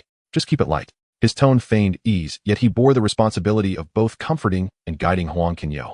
Huang Kunyao keenly sensed the relaxed tone in Wei Ming's words and was assured that this matter posed no risk, likely leaning towards a positive outcome. If it were merely a matter of accountability or probing, they wouldn't have provided such advance notice. He then deliberately toned down his excitement, adopting a slightly awkward demeanor, scratching his head as he sincerely said, "Director Wei, to be honest, I am merely a businessman who has made my way up from the grassroots. Having spent a few years in the military, I am completely ignorant of national affairs and court etiquette. You have ample experience, so please do guide me on what attitude I should adopt during the meeting and what taboos to avoid. I would hate to make a mistake." Leveraging his youthful age of 28, Huang Kunyao perfectly portrayed the excitement, anxiety, and naivety of a young person facing an influential figure, his eyes clear, yet tinged with unease, convincing both Wei Ming and the security staff beside him. Wei Ming, already worried that Huang Kunyao might be overly impetuous and act inappropriately, patiently began to explain, "Your attitude during the meeting should be humble and respectful, and your speech should be clear and logical. Just speak the truth. There's no need to pander. The chief designer is practical by nature and dislikes empty talk. When discussing Hong Kong issues, you can relate them to your personal experiences and share the real conditions of the grassroots business community. Moreover, avoid mentioning sensitive political topics and focus on economic and livelihood issues instead." He advised on everything from demeanor to topic boundaries, while Huang Kunyao listened attentively throughout, nodding in agreement from time to time, and even taking notes, displaying a humble eagerness to learn. After nearly 2 hours of conversation, seeing that Huang Kunyao had grasped the key points, Wei Ming finally felt reassured enough to take his leave. Upon returning, Wei Ming immediately went to Zongnanhai to report to the chief designer, detailing Huang Kunyao's reactions. "Chief designer, Huang Kunyao was extremely excited to learn about your upcoming meeting with him. His words were filled with anxiety, and he specifically asked me for guidance on meeting etiquette. It seems he is genuinely surprised and not very familiar with political affairs, but his attitude is quite sincere." After listening, the chief designer lightly tapped his fingers on the table, a knowing smile crossing his face as a glint of understanding flashed in his eyes. "This young man is indeed quite astute. He thinks he can deceive everyone with these little tricks. He is clearly not ignorant. He is feigning ignorance, wanting to gauge my intentions while not wanting to prematurely reveal his cards. The staff member beside him suddenly realized no wonder Huang Kunyao had been so outwardly expressive throughout. It was all a deliberate act. The next day, apart from going downstairs for meals at the scheduled times, Huang Kunyao remained cloistered in his room, pulling the curtains tightly shut, leaving only a desk lamp on. He sat on the sofa with a cup of strong tea before him, repeatedly contemplating the various possibilities of the meeting. Perhaps the chief designer wanted to utilize his influence to stabilize the business community in Hong Kong. Or perhaps he valued the ATV he controlled and sought to convey the central government's voice through media channels. Or maybe he wanted to understand the perspectives of the younger generation of businessmen in Hong Kong to inform future policy adjustments. He replayed his past words and actions over and over, considering the potential chain reactions each statement or action might trigger, fully aware that this meeting would affect his future endeavors in Hong Kong and even on the mainland. Any misstep could lead to irrevocable consequences. As his thoughts surged, he couldn't help but recall the chaotic state of the domestic film market in later years. Capital flowing in chaotically traffic-driven success overshadowing art, and the youth's aesthetic becoming increasingly homogeneous. Comparing it to the recently integrated clarity in Hong Kong's film industry, he felt a surge of emotions. If this meeting could be leveraged to garner more support for Chinese-language cinema, perhaps it could change the landscape. Before he knew it, the strong tea had gone cold. He leaned back on the sofa and dozed off, dreaming of the meeting, rehearsing his responses time and again. At 4 o'clock in the afternoon, Huang Kunyao woke up on time, took a hot shower, changed into a brand new dark gray custom suit, meticulously styled his hair, and carefully packaged the gift he had brought from Hong Kong. The intricately chosen Ming Dynasty painting birthday celebration by Shen Zhou, holding it with both hands. At exactly 6 o'clock, a knock came from outside the door as the personnel arrived to escort him. He took a deep breath, suppressing the tumult within, and set off with the staff. As the vehicle slowly exited the guest house, it happened to be spotted by Hua Ingdong, Bao Yugong, Li Kashing, and Su Shixuan, who were chatting in the courtyard. All four were top figures in Hong Kong's business community, and they immediately recognized the special license plate of the escort vehicle. It was reserved exclusively for Zhong Nanhai, not something ordinary officials could use. The four fell silent at once, watching the vehicle leave with expressions that were complex and difficult to decipher.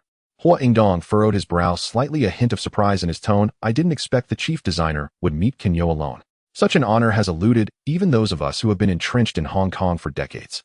Bao Yugong shook his head lightly, his eyes filled with confusion. These past few days he seemed solely focused on sightseeing, never mentioning core matters, yet he is favored like this. It truly is puzzling. Watching the specialized car driven by Huang Kunyao slowly disappear into the distance, Bao Yugong's confusion gradually faded, replaced by an unmistakable sense of desolation. He gazed in the direction where the car had vanished and murmured to himself, filled with emotion. "When it comes to the ability to read people, I ultimately cannot compare to Shen Bai." Upon hearing this, Hua Ingdong, Li Kashing, and Su Shixuan fell silent, nodding in agreement, their eyes reflecting a shared complexity. Initially shunned by the chairman of HSBC, had defied the odds to label the emerging Huang Kunyao as a friend across generations, boldly stating that he was a rare young genius that comes once in a century. Most figures in the Hong Kong business world regarded it merely as polite flattery, paying it no mind. Even the four of them only saw Huang Kunyao as a promising junior, never considering forging a deep connection. Huang Kunyao gained prominence after his bold actions in Kowloon and subsequently, with decisive measures, fully acquired Asia Television, founded Hong Kong United Properties, and integrated the chaotic film industry, gradually building a vast empire spanning media, real estate, and film, which truly earned him the respect of many. Now, during this trip north, everyone was carefully planning and strategizing. Only Huang Kunyao seemed to be leisurely enjoying the sights, avoiding discussions on core matters, yet he unexpectedly received a private audience with the top leader. This honor and attention left the four of them feeling a mix of emotions, unable to remain calm. They increasingly realized that shunned by, even when Huang Kunyao appeared weak and overlooked, had already discerned his latent brilliance and vision and insight far surpassing that of everyone present. After a long moment, Li Kashing gently sighed, his fingertips rubbing the cuff of his sleeve as he spoke with a sense of fate. "In this world, some are favored by fortune.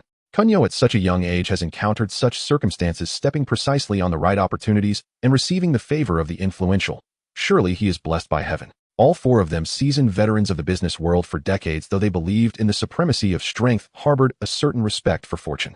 This experience solidified their resolve. They must build a close relationship with Huang Kunyao and avoid any enmity, ensuring a good path for their families and industries. Huang Kunyao's vehicle smoothly traversed the streets of the capital, undergoing several stringent security checks before finally stopping in front of an elegant and tranquil courtyard.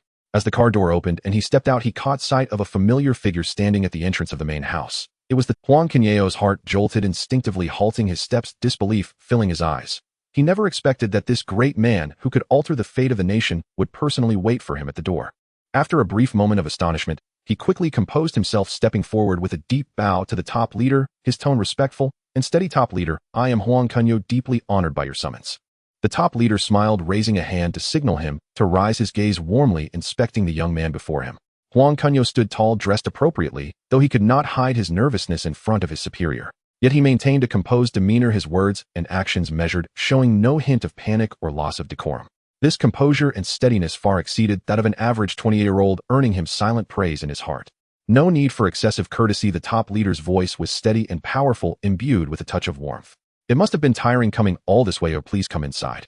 Dinner is ready, just simple home-cooked dishes, no need to stand on ceremony. With that, he stepped aside to lead him into the house.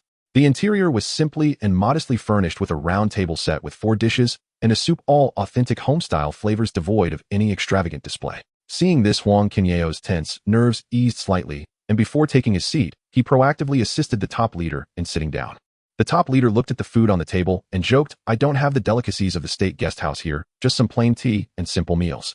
If you're not used to it, don't blame me for neglecting you. Huang Kunyao quickly smiled and replied, top leader, you jest, such home-cooked meals are far more precious than delicacies. I will surely follow your instructions and clear the dishes on the table, leaving no waste. During the meal, he indeed ate thoroughly, behaving appropriately and without any airs of a wealthy boss. This down-to-earth manner deeply pleased the top leader. After dinner, Huang Kunyao took the initiative to assist the top leader to the study. As soon as they entered the study, the top leader raised his hand, signaling all accompanying staff to leave, leaving just the 2 of them seated across from each other. He pointed to the large teapot on the table and smiled at Huang Kunyao, saying, come help me brew a cup of tea using this pot. It needs to be strong to have flavor. Huang Kunyao complied, moving forward skillfully to boil water, add tea, and brew, his movements orderly. Then he presented the Ming Dynasty painting Celebration of Longevity by Shen Zhou with both hands, speaking sincerely, top leader, I have no valuable gifts. Although this painting is not a rare treasure, it is a small token of my respect. Wishing you longevity and health. The top leader took the painting, examining it carefully for a moment, a glint of appreciation flashing in his eyes before handing it to an attendant to keep safe, nodding and saying, you are thoughtful. I really like this painting. In the next nearly 3 hours, the 2 engaged in an intimate discussion in the study covering topics from the everyday lives of Hong Kong's citizens, the dynamics of the business world, to the operational plans of Asia Television, the current state of the film industry, and the industrial layout and development opportunities for the younger generation after the 1997 handover.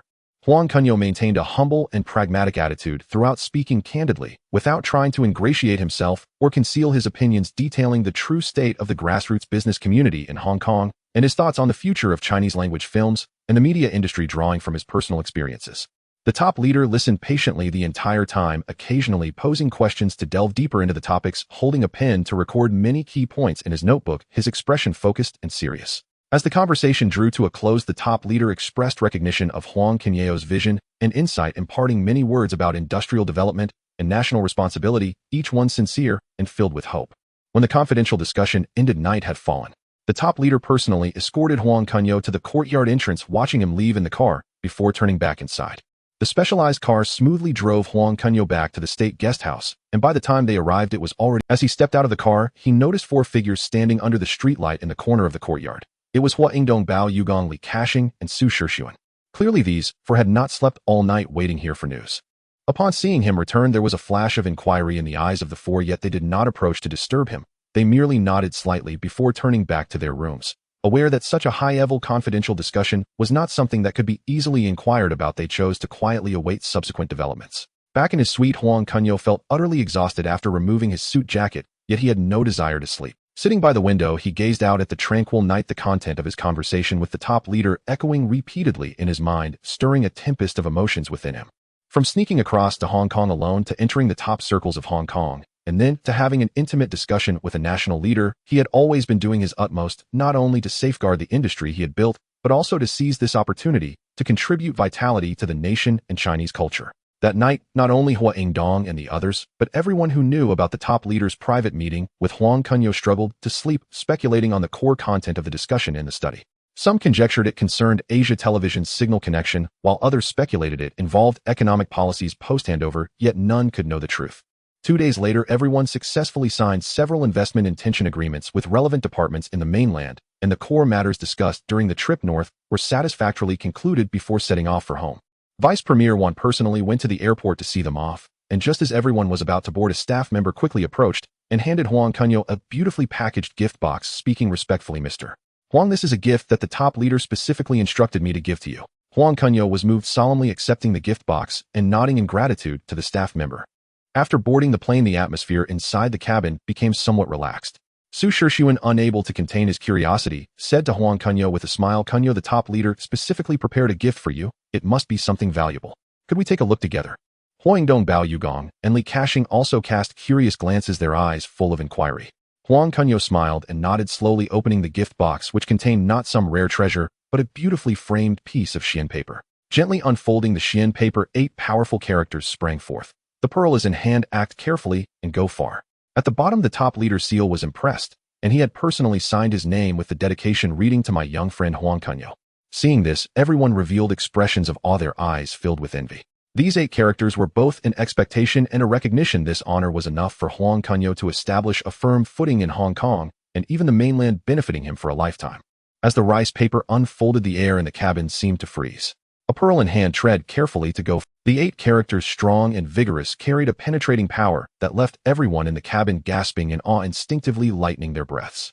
Hui Yingdong's fingertips trembled slightly, his gaze fixed firmly on the rice paper, while waves of astonishment surged within him. Having immersed himself in both political and business circles for decades, he was all too familiar with the long-standing style of the elder, who had always been economical with words and never easily inscribed for personal matters. Every stroke was meticulously recorded for archival purposes, a testament to be inscribed in history. This honor was beyond the measure of money.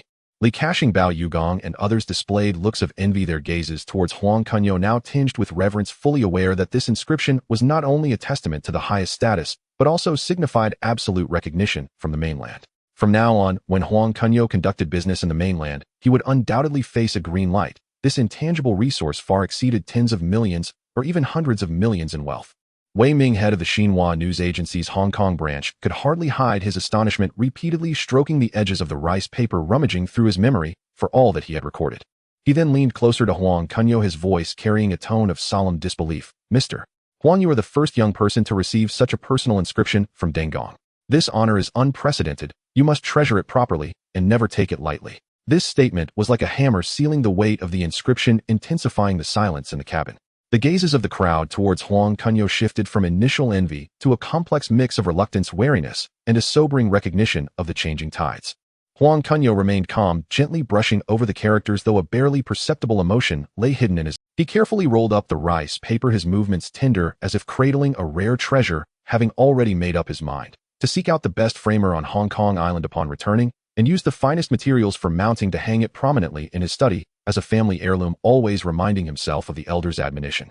Though he hadn't finalized a single business collaboration during this trip north, he became unanimously recognized as the one who gained the most. This honor, transcending social classes, laid a foundation far more solid than any commercial interest.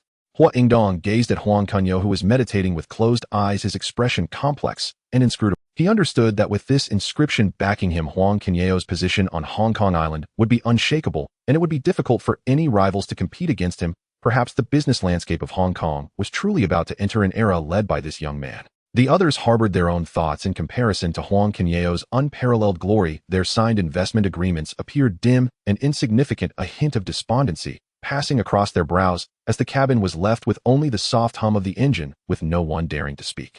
Upon arriving at Shenzhen Airport, the crowd swiftly dispersed as they descended the boarding stairs.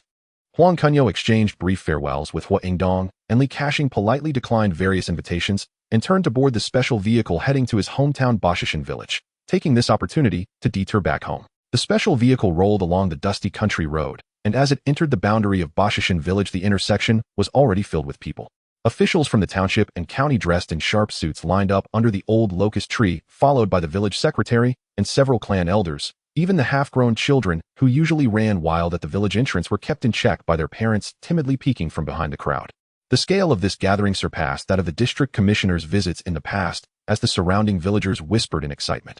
Who would have thought that the Huang Kunyao, who once stealthily left his hometown at midnight, nearly perishing while attempting to cross the sea, could now return home in a black-labeled special vehicle adorned in glory? The officials stepped forward quickly, with the leading county magistrate personally opening the car door, a warm smile on his face. "Mr. Huang, welcome home. The county has been eagerly anticipating your return." Huang Kunyao stepped out of the car dressed in a custom-made deep gray suit that accentuated his tall stature, forming a stark contrast against the plain clothing of the villagers and the slightly reserved officials.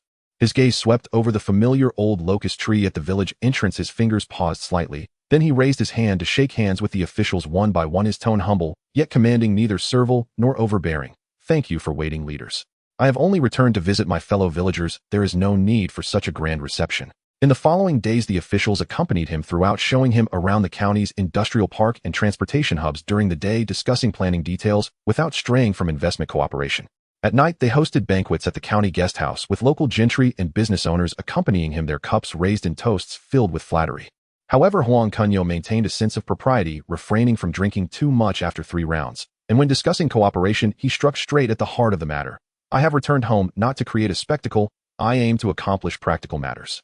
On the spot, he decided to invest $20 million to build an electronic processing plant and a deep processing base for agricultural products, prioritizing the employment of labor from the village and surrounding areas, and promised to construct dormitories and a canteen for the workers. Additionally, he allocated $5 million for a special fund to be jointly supervised by the clan elders and village officials, specifically for renovating the village elementary school, constructing a health clinic and an elder care center, and even paving all the village's dirt roads with concrete. As news spread, the entire Boshishan village erupted in excitement. Villagers brought homegrown vegetables and free-range chickens to express their gratitude. Neighbors who had previously avoided his family's circumstances now wore expressions of enthusiasm. Huang Kunyao did not put on airs. He had his attendants accept the gifts and personally served tea and cigarettes to the elders, reminiscing with childhood friends about catching fish and shrimp in the fields back in the day, filled with warmth. Walking through the muddy village streets and witnessing the genuine gratitude in the villagers' eyes, he recalled the struggles he faced when leaving home. When Huang Kunyao bid farewell to the villagers and crossed back to Qinshui Bay Villa, it was already late at night. The fatigue from days of meetings and socializing back home surged upon him. He had not even fully shed his suit when he collapsed onto the bed, falling into a deep slumber. The gains from this trip were far beyond expectations. He had received the unparalleled honor of a personal inscription from the elders, secured tangible benefits for his hometown, and firmly established himself within the top echelons of Hong Kong Island. Yet, even in his slumber, his brows remained slightly furrowed, subconsciously aware that behind this glory, despite the vastness of his industrial empire, its foundations still appeared weak. With media, real estate, and film industries running parallel, any misstep could lead to losing everything.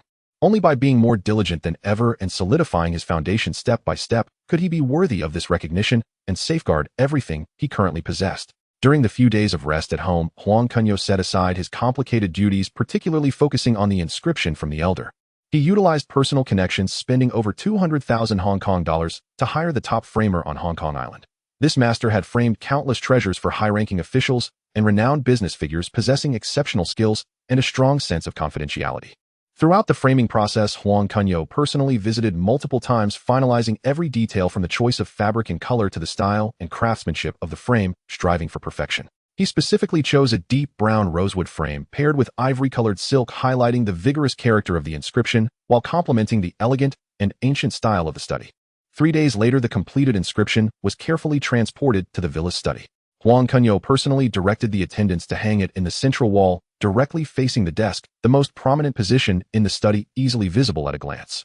He stepped back a few paces, his gaze falling on the 8 characters, a pearl in hand, tread carefully to go far, his fingertips gently stroking the nearby bookshelf, filled with satisfaction. The day after arranging the calligraphy from the chairman, Huang Kunyao summoned his 6 core confidants, Su Xiaoming the doctor, Huang Shizhao Jimmy, Huang Jixing, and Wang Hongwei, to gather in the study of the villa. Once the servants served tea and withdrew, and with the door tightly closed, he turned to take down the well-framed calligraphy from the wall and slowly unfurled it. The 8 large characters, "A pearl in the bosom, cautious actions lead to greatness," appeared even more vigorous under the light, and everyone's gaze converged upon it, realizing it was gifted by the chairman himself, their faces filled with shock. Especially the doctor, who understood that in that era people's respect for the chairman was akin to a reverence for life. Immediately, a strong sense of pride and glory surged within them. Having their master receive such an honor was the greatest source of confidence for these confidants. Huang Kunyao briefly informed everyone about the key experiences from his meeting in the north, bypassing the details of confidential discussions, only emphasizing the mainland's supportive direction towards the industries in Hong Kong Island. Then he shifted the conversation, his tone infused with a hint of mystery and certainty. "In the second half of next year, I will launch a significant plan. Once this is implemented, we will have no financial concerns going forward. You all should start saving your private funds. There will be opportunities for everyone then." As soon as he finished speaking, everyone showed signs of joy, but he instantly grew serious, his tone as stern as iron. "However, this matter is absolutely confidential. Not a word must be leaked, whether to family or trusted aides. Anyone who leaks information will be expelled from the core circle without mercy. Finally, his gaze fell upon Su Xiaoming, Huang Shizhao, and Wang Hongwei, and he instructed you three must each fulfill your duties, strictly control the company's finances, eliminate unnecessary expenses, and ensure the smooth daily operation of Asia Television and all its industries, laying a solid foundation for next year's plan. The confidants all bowed and accepted the order, excited about the future opportunities while strictly remembering the confidentiality decree, vowing to keep their mouths sealed and wait for further notice. Life returned to a calm state. Apart from handling business affairs daily, Huang Kunyao spent his time at home studying ancient texts and refining upcoming plans. One afternoon, he was sitting in a rattan chair in the courtyard reading the comprehensive mirror in aid of governance when his private encrypted phone suddenly rang, displaying the caller ID as Wei Ming, the director of the Xinhua news agency's Hong Kong branch. He raised his hand to answer, and Wei Ming's steady voice came through the receiver. Mr. Huang, I have good news. After checking the address you provided, we suspect we have found the person you are looking for, a lady living in Handan, Hebei. The initial information matches. We have contacted her and arranged a phone call at 6 o'clock tonight to confirm the identity details. Huang Kunyao felt warm in his heart and immediately responded, "Thank you for your efforts, Director Wei. I understand and will arrange it on time." After hanging up, he did not immediately inform Uncle He. He knew that Uncle He had been concerned about his family for decades, and if he informed him in advance, the long wait would surely torment him, leaving him restless. Only at 5:40, with just 20 minutes left until the arranged time, did he slowly walk to the butler's room and softly call for Uncle He. "Uncle He, I have something to tell you. Director Wei has news. We suspect we have found your family and have arranged a phone call to confirm at 6 o'clock. Those few words caused Uncle He to freeze in place, and the teacup in his hand fell to the ground with a crash. His eyes widened, breathing suddenly rapid, his lips trembled, and for a long time, he could not utter a word, tears welling up in his eyes filled with disbelief and overwhelming excitement. Decades of longing and guilt surged forth at this moment. He sometimes sat down only to spring up again, hands tightly clenched, then unconsciously loosening, pacing back and forth in the room, repeatedly murmuring, "Wenyang. The child. My Wenyang and the child." The feelings of longing that transcended time transformed into an undeniable restlessness, moving Huang Kunyao as well. At exactly 6 o'clock, the phone rang punctually. Huang Kunyao gently patted Uncle He's shoulder, handed the receiver to him, and then voluntarily stepped outside, closing the door to provide him with enough privacy.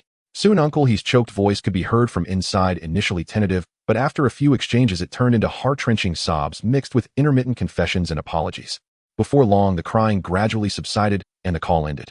When Huang Kunyao entered the room, he saw Uncle He holding the receiver, tears streaming down his face, yet wearing a smile, his expression filled with relief. "Mr.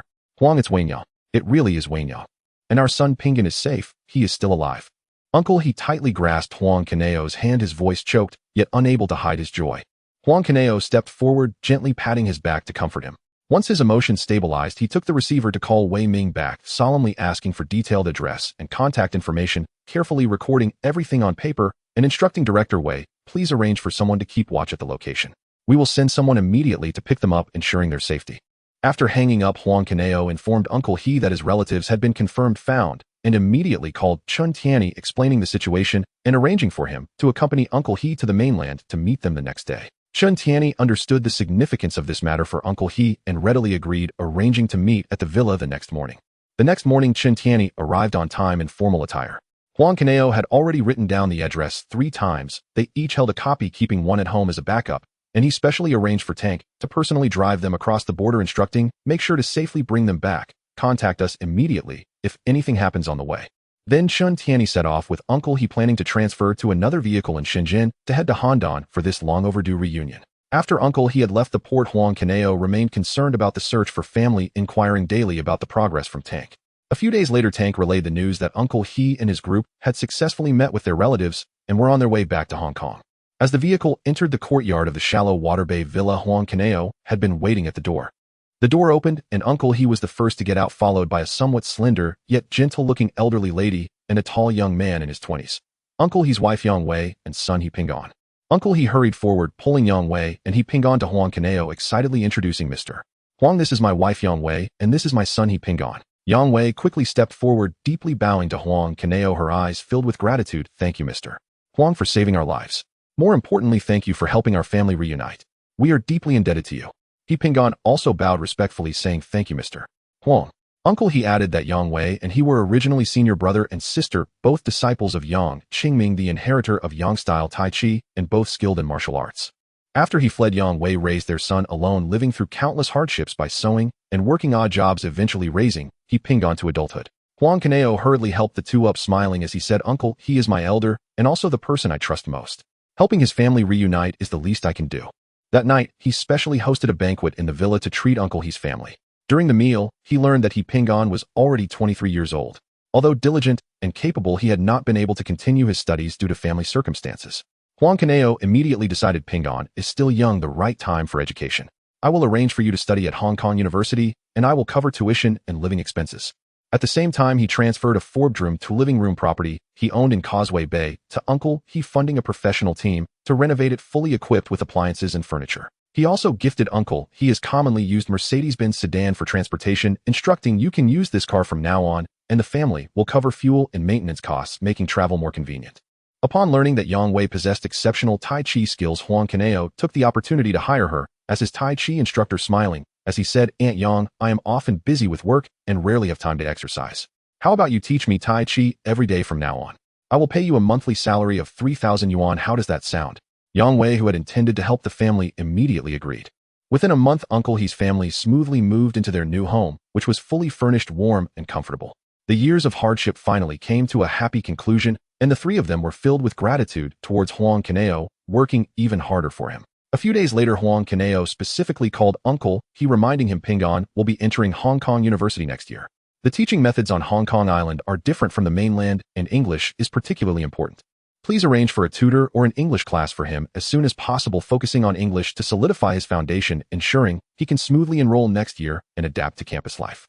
Uncle He repeatedly agreed, feeling increasingly grateful for Huang Kunyao's thoroughness. This care had long surpassed the relationship of employer and employee, resembling the supportive family. After arranging the follow-up affairs for He-boss family, Huang Kunyao watched He-bo tending to the household with care each day. Despite this, a joyful longing for his reunited wife and children could not be hidden in his features.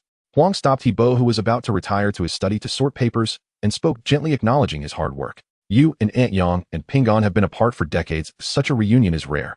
I will grant you 5 days of paid leave. Take your family out to enjoy yourselves, whether on Gangdao or nearby. All expenses will be fully reimbursed by the company. There is no need to worry."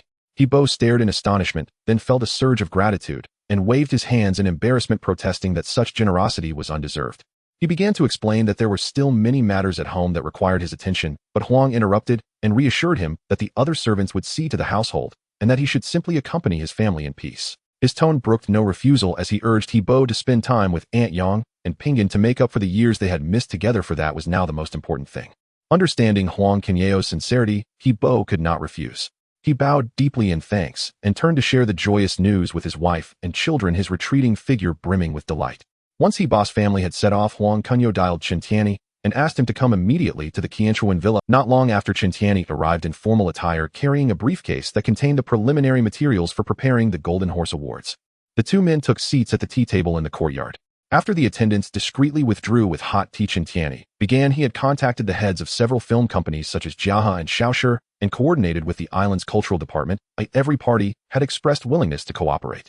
They tentatively proposed holding the event in early June each year, a period when the island's climate was agreeable and would avoid the dense cluster of other film industry activities. Huang Kunyao tapped his fingertips on the tea table and inclined his head.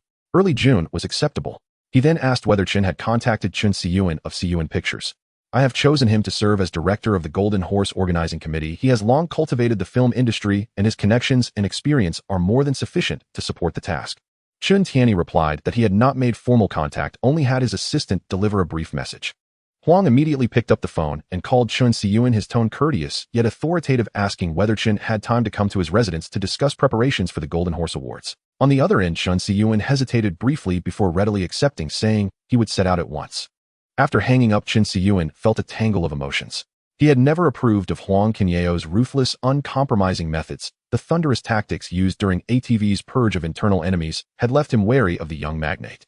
Yet Chen also understood that Huang had now consolidated the island's film industry and controlled ATV, a powerful media instrument.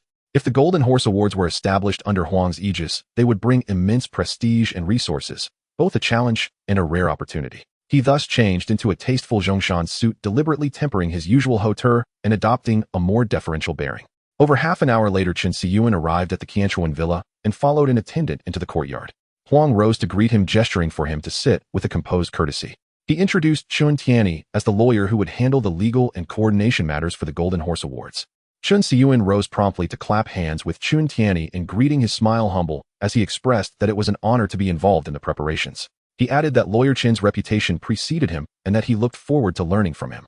After the pleasantries, Chun Tianyi cut to the heart of the matter and informed Chun Siyuan of the tentative decision to hold the Golden Horse Awards in early June, asking for his opinion.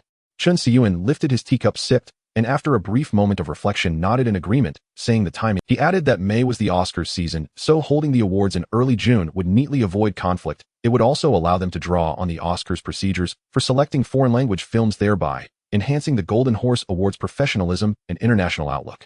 This thorough consideration drew a flicker of approval from both Huang Kunyao and Chun Tianyi. Huang set down his cup with measured approval and said they should proceed along that line, avoid the Oscars schedule, and refine the foreign language film selection processes. Chun Siyuan relaxed slightly and asked with curiosity what Huang envisioned as the positioning of the Golden Horse Awards. Was it to be merely a local island prize, or did he have loftier ambitions?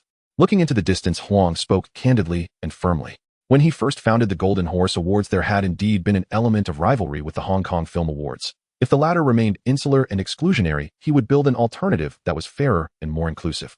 But his thinking had since evolved. He intended to elevate the Golden Horse Awards into an authoritative film prize across Asia, to challenge the monopoly of Western awards over global cinematic discourse, to affirm the standing of Chinese-language cinema, and secure a place for Asian films on the world stage. This sweeping declaration of ambition moved Chun Siyuan deeply. After a moment's silence, Chun could not wholly contain his concern and asked cautiously how Huang planned to handle Chun Beishing's team. The core selection committee of the Hong Kong Film Awards experienced but conservative in stance. Chun Beishing was an old friend, and he ventured to plead for them, hoping Huang might grant them a chance. He spoke with trepidation, careful not to anger Huang, mindful of the latter's past merciless approach to dissent. Huang smiled faintly without any trace of malice and told him there was no need to worry. He would not suppress them. On the contrary, he planned to incorporate Chun Beishing's entire team and entrust them with the Golden Horse Awards core selection duties.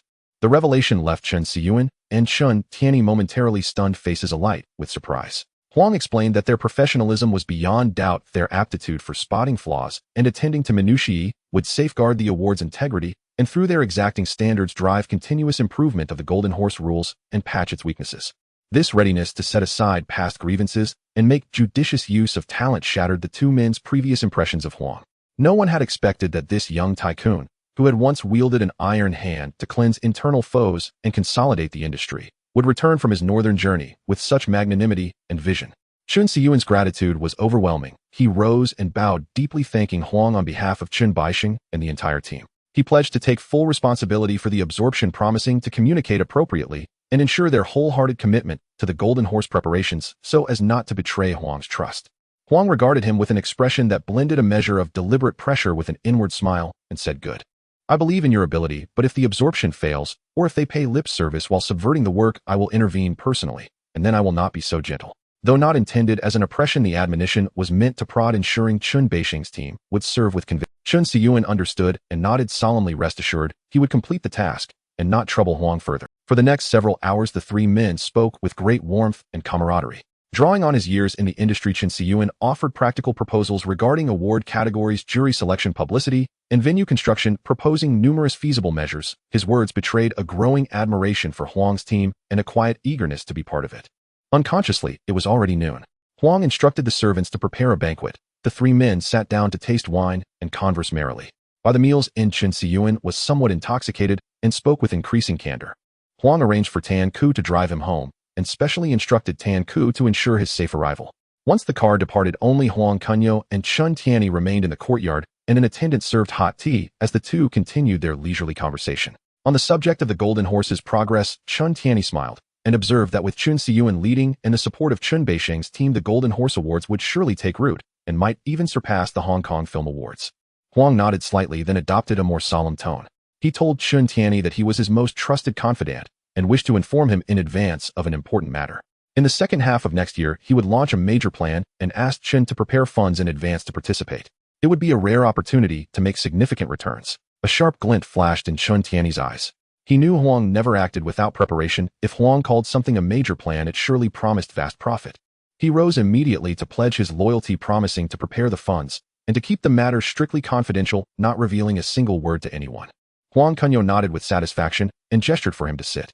He reminded him that the matter was still in the planning stage and that there was no need to rush. For now, Qin should focus on the Golden Horse's legal coordination and the routine legal affairs of the industry. Remember, he said, keeping the secret is tantamount to safeguarding the opportunity. As December arrived, the damp, biting sea wind swept across Hong Kong Island.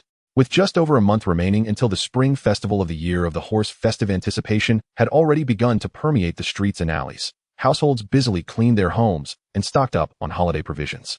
Only inside the Film Industry Association's conference room did the atmosphere feel even heavier than the torrential downpour outside. Large raindrops hammered relentlessly against the glass windows, rattling with sharp staccato bursts, blurring the vibrant cityscape beyond and echoing like hammer blows upon the nerves of those assembled, deepening the suffocating weight of the silence. Association members sat in solemn formation along both sides of the long table. Chow Man Hui of Golden Harvest, Raymond Low of Cinema City, and Fang Yihua of Shaw Brothers.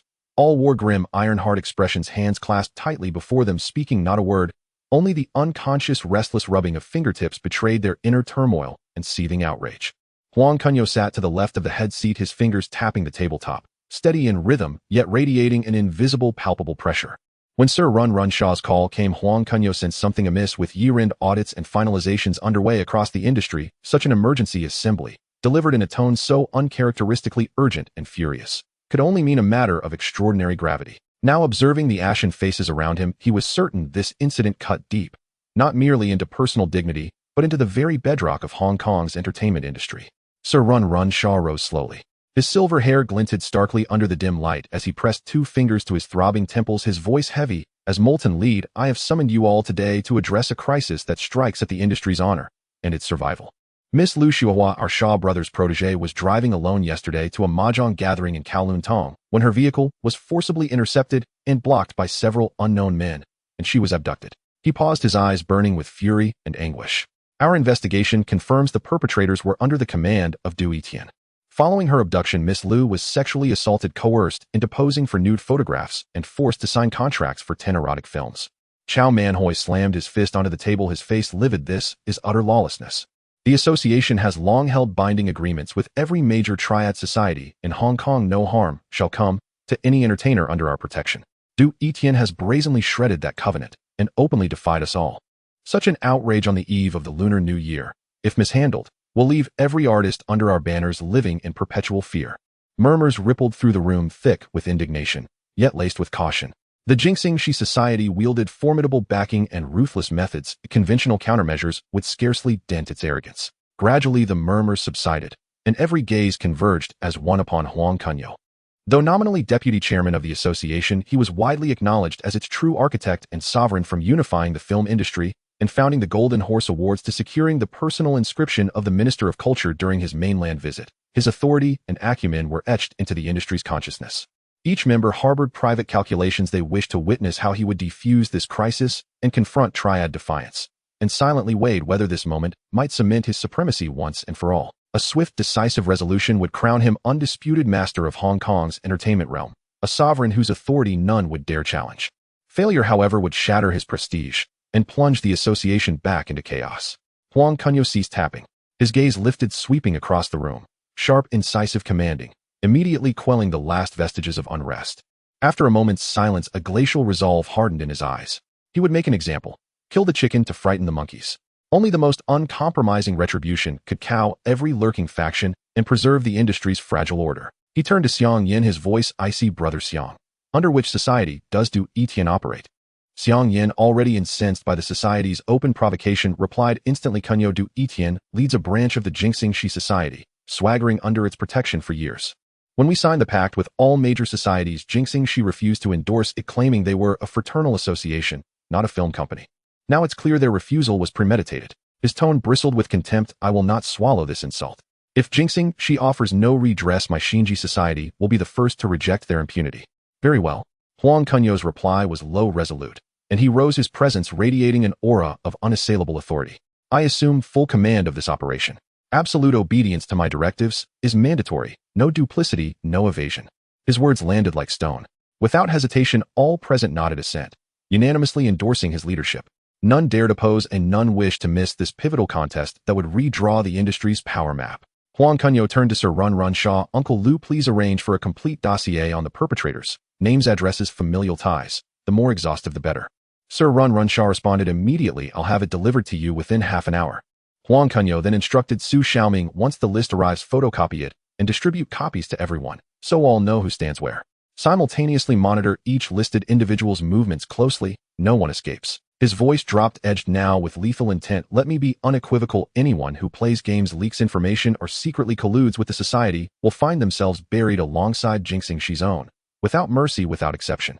That raw, unvarnished menace sent involuntary chills down spines. Breaths grew shallow, shoulders tensed. Once again they felt the full force of this young tycoon's thunderous will no longer myth, but manifest truth. Huang Kunyao picked up the encrypted telephone and dialed Commissioner Han. Commissioner Han, this is Huang Kunyao. Du Etienne of the Jinxing Shi Society has kidnapped and sexually assaulted a performing artist and coerced her into signing exploitative contracts. This is a flagrant assault upon the rule of law and upon the integrity of our industry. I demand immediate round-the-clock police raids on all Jinxing Shi establishments, including casinos, nightclubs, and massage parlors. Shut down every venue involved in prostitution, gambling, or narcotics, and detain all implicated personnel. Additionally, the association will stage a massive anti-triad march tomorrow. We require your full cooperation in maintaining public order, and leverage this operation to crush Jinxing Shi's arrogance once and for all. On the other end, Commissioner Han assented without pause. His motives were crystal clear. The 40-kilogram solid gold zodiac ox sculpture, presented earlier by Huang Kunyao, was priceless, and its gift had already bound his loyalty irrevocably. Moreover, retirement loomed. He sought precisely such a high-profile anti-triad campaign to burnish his legacy, and Huang Kunyao's proposal aligned perfectly with his ambitions. Rest assured, Mr. Huang, I will deploy full police resources for the raids and assign ample manpower to secure the march. Not a single misstep will occur. Huang Kunyao hung up and turned to Xiang Yin, his tone softer, yet still grave. Brother Xiang, please arrange an urgent meeting with Jinxing Shi's supreme leader, tonight if possible. Tell him surrender Du Etienne and accept full accountability, or I will raise Jinxing Shi's stronghold to the ground, leaving them no foothold in Hong Kong. Xiang Yin nodded firmly. I'll make contact immediately. At latest, you'll meet tonight. I'll accompany you personally to ensure no treachery. He then assigned further tasks. Uncle Lu, please mobilize both Shaw Brothers and my ATV networks. Begin continuous rolling coverage of this incident from this moment onward. Detail Jinxing Shi's crimes exhaustively, building overwhelming public pressure, and compel the Hong Kong government to act. Sir Runshaw affirmed. Understood. My team will draft the reports immediately, and I'll personally brief Mr. Sit Chiu at ATV. The moment the Film Industry Association meeting adjourned, attendees scattered like arrows released from bows, each rushing to their posts without a moment's delay. Upon entering his car, Chow Manhui immediately dialed the Golden Harvest Security Department, ordering full alert status at all residences of its contracted artists. Meanwhile, Lei Jukin personally coordinated with the Cinema City publicity team and simultaneously monitored the media coverage progress across ATV and Shaw Brothers. Sir Runshaw's personal assistant sprinted all the way, compiling exhaustive dossiers on all 12 assailants into a bound volume, and delivering it precisely into Su Xiaoming's hands within 30 minutes. Everyone understood the glacial fury in Huang Kunyao's gaze moments earlier had been no mere affectation. He had truly unleashed his thunderous wrath. No one dared provoke him now. A survival demanded absolute, unwavering execution of his orders. As the crowd dispersed, Xiang Yin deliberately slowed his pace, eyes locked intently on Huang Kunyao's retreating figure. That fleeting veiled glance exchanged during the meeting had spoken volumes. He knew an urgent private matter awaited discussion. When Huang Kunyao strode toward his chauffeured sedan, Xiang Yin quickened his steps, smoothly opened the front passenger door, and settled into the seat, silent, seamless, profoundly attuned. As the vehicle glided steadily out of the parking lot, Xiang Yan's gaze involuntarily drifted toward the two bodyguards stationed motionlessly behind the rear seats, his eyes shimmering with unmistakable, unguarded envy. Of these 10 elite guards, 4 were Huang Kunyao's former commandescent-arms. The rest were handpicked by him. Half-trained in elite assault units hardened in the Sino-Vietnamese border war and masterful in close-quarters combat, reconnaissance, explosive ordnance disposal, and every facet of special operations, bound not only by skill but by unshakable loyalty. Once a triad syndicate offered million-dollar annual salaries to poach them, yet not a single one wavered. Their combat prowess and fidelity ranked unmatched across Hong Kong's security industry. Even a 100-strong gang would struggle to breach their perimeter. The sedan arrived at the Repulse Bay Villa. Xiang Yin followed Huang Kunyao into the study. No sooner had the door swung open than Xiang Yan's gaze was arrested by a mounted calligraphic scroll directly opposite the desk. He stepped forward, swiftly peering closely, until the inscription "Chief of Staff" struck his vision, sending a jolt through his entire frame. His breath caught instinctively. The briefcase in his hand nearly slipped from his grasp. His fingers trembled slightly as they traced the edge of the frame. His voice hushed with disbelief. Kunyao, This is the chief of staff's personal calligraphy. As a triad elder himself, Xiang Yin understood better than anyone the incalculable weight of those eight. With the 1997 handover drawing ever nearer, the colonial government intensified its crackdown on organized crime, squeezing the underworld's very breathing space. Every major syndicate now operated in shadow, seeking legitimate pathways to redemption. The Xiang family's deliberate foray into cinema and voluntary submission to the association's governance was a calculated move to shed its underworld identity and secure a sustainable future for generations to come. And this endorsement from Beijing's innermost echelons served as the ultimate talisman, guaranteeing the Xiang family's firm footing in the post-handover order. Huang Kunyao seated himself beside the tea table and gestured for Xiang Yin to sit. His tone remained calm, yet carried irrevocable gravity. A few weeks ago, I accompanied Mr. Hoingdong and Mr. Pao Yongkong on a northern trip for negotiations, and was granted a private audience with the chief of staff. This scroll is his personal gift to me. He offered no further detail on the confidential discussions. Only this quiet assertion: I have now entered their inner circle. My future endeavors on the mainland will proceed far more smoothly. This northern mission remained classified. The colonial authorities already viewed businessmen with close mainland ties with deep suspicion. You must keep this sealed tight. Any leak would not only bring severe repercussions upon me, but drag your entire Xiang family into the maelstrom. Xiang Yin bowed his head earnestly. His initial shock gradually ripened into awe. He found himself increasingly unable to fathom the true scale of Huang Kunyao's influence, from meteoric ascent in the stock market to full acquisition of ATV to consolidation of the film industry to now receiving the chief of staff's personal calligraphy. Every stride this young magnate took defied expectation. Yet his unwavering loyalty and sense of brotherhood were traits Xiang Yin had long witnessed firsthand. To follow such a man felt infinitely safer than clinging to colonial patronage, or worse, to the crumbling foundations of triad tradition. After the servant poured hot tea and withdrew, Huang Kunyao shifted tone, his gaze sharpening once more with frost-laced resolve. Enough pleasantries. The Jinxing Society has brazenly challenged me.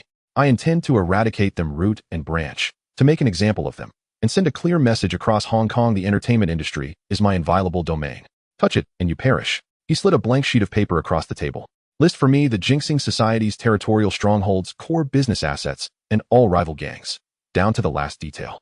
Though Xiang Yin had anticipated Huang Kunyao's severity, the phrase eradicate them root and branch still sent a chill down his spine. Before he nodded, composed and resolute, indeed, it must be so.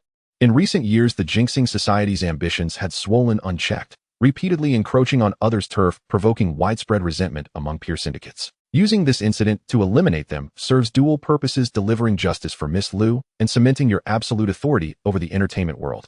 I pledge my full support. Bent over the paper together, they conferred in hushed intensity for some time, until Huang Kunyao unveiled his complete strategy, his voice glacial and absolute. All 12 perpetrators named on this list are to be executed, none spared. Let their deaths serve as grim warning. The society's leader, its senior enforcers, and all street-level lieutenants shall likewise be purged, its entire organizational architecture dismantled. Tomorrow evening, convene final negotiations with the Jinxing Society in the Film Industry Association's conference room, in full view of all members. Negotiations with their rival gangs shall take place tonight, so they may prepare accordingly. Xiang Yin jotted notes while affirming, then added, I'll immediately inform other major syndicates, ensuring their neutrality and non-interference. The Jinxing Society had amassed countless enemies. No one would risk antagonizing you for a dying syndicate. That night, Xiang Yin and Shan Yuing gathered over 20 rival syndicate leaders inside a discreet private club. Smoke hung thick in the air. Around the long table, tempers flared as soon as word spread 20-plus prime streets, under Jinxing control, were up for redistribution.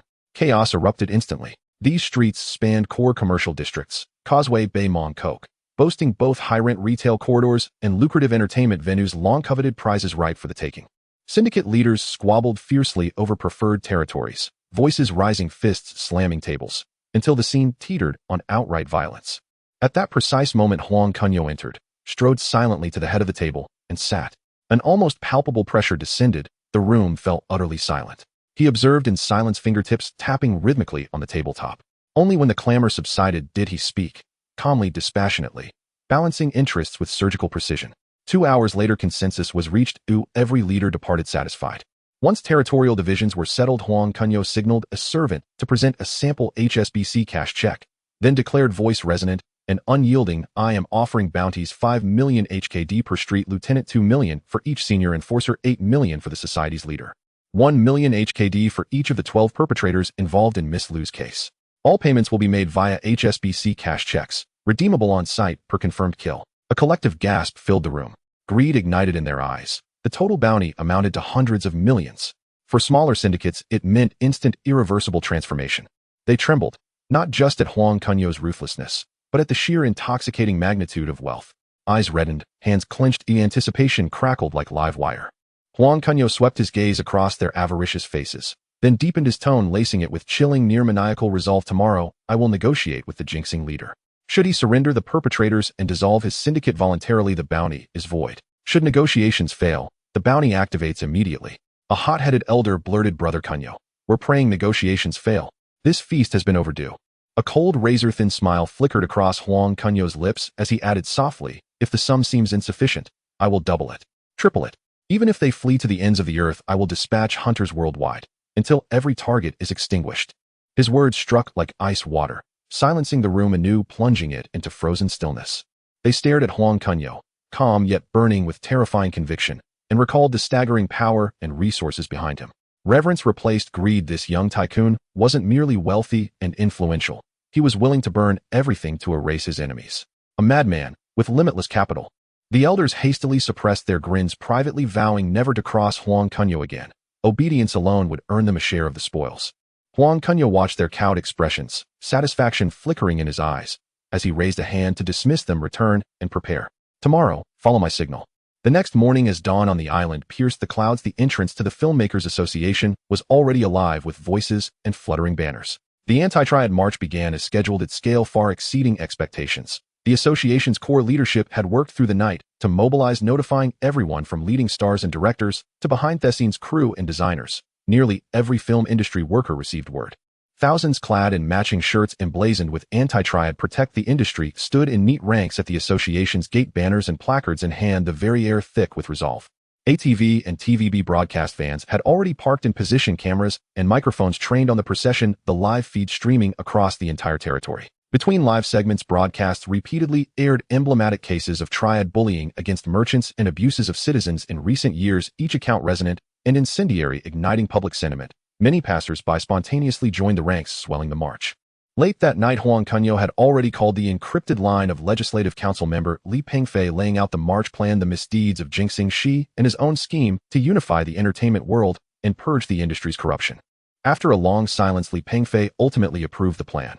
His political group, formed with Chen Pinggan and others, had in recent years relied on Huang Kunyao's financial backing to gain a foothold and expand its influence. Now was the moment to return the favor. Kunyao, I will contact Chen Pinggan and the others now, ascertain the Zhejiang government's position and ensure the march goes smoothly. I will not allow the British authorities in Hong Kong to interfere. Li Pengfei's promise added a layer of political assurance to the demonstration. At around 9 in the morning, the procession set out on time, moving slowly along Midendao. Xiao Yifu, in a crisp suit and wearing a knighthood medallion, sat in a specially made wheelchair at the head of the procession, 2 bodyguards steadily pushing it, his expression solemn. Huang Kunyao, Zhou Wenhui, Lei Juqin, and Xiang Yin, the 4 vice presidents of the association, followed closely behind, their steps measured and their presence commanding. The association's executive and supervisory committee members, along with major film company bosses and renowned stars, fell into line. Popular artists such as Liu Dehua and Zhou Ruanfa carried banners and waved to the crowds, eliciting cheers. As the procession reached the Wangjiao section, a neat contingent suddenly emerged from a side street, led by Ouyang Mingho, assistant to the Hong Kong Enterprises Federation. He hurried to Huang Kunyao's side and in a humble manner said that Mr. Bao and Mr. Li could not appear publicly due to sensitive positions and had commissioned him to lead this support contingent and follow Huang's orders throughout. Huang Kunyao nodded, slightly pleased. The Enterprises Federation's participation not only amplified the march's momentum, but also signaled the island's commercial sector's support for the anti-Triad action, elevating the demonstration from an industry grievance to a cross-sector social appeal. The column continued toward the terminus at the junction of Midendao and Shushabali Dao. Upon reaching Jianshizui, Chen Pinggan and Li Pengfei led more than 20 Legislative Council members who suddenly joined, instantly propelling the march to a climax. ATV and TVB cameras immediately cut to close-ups. Beneath the lens, legislators, tycoons, and celebrities marched shoulder to shoulder. The banners reading "Severely Punish Triad Elements, Restore a Clean Community, and Uphold Industry Standards, Resist Criminal Forces" stood out vividly.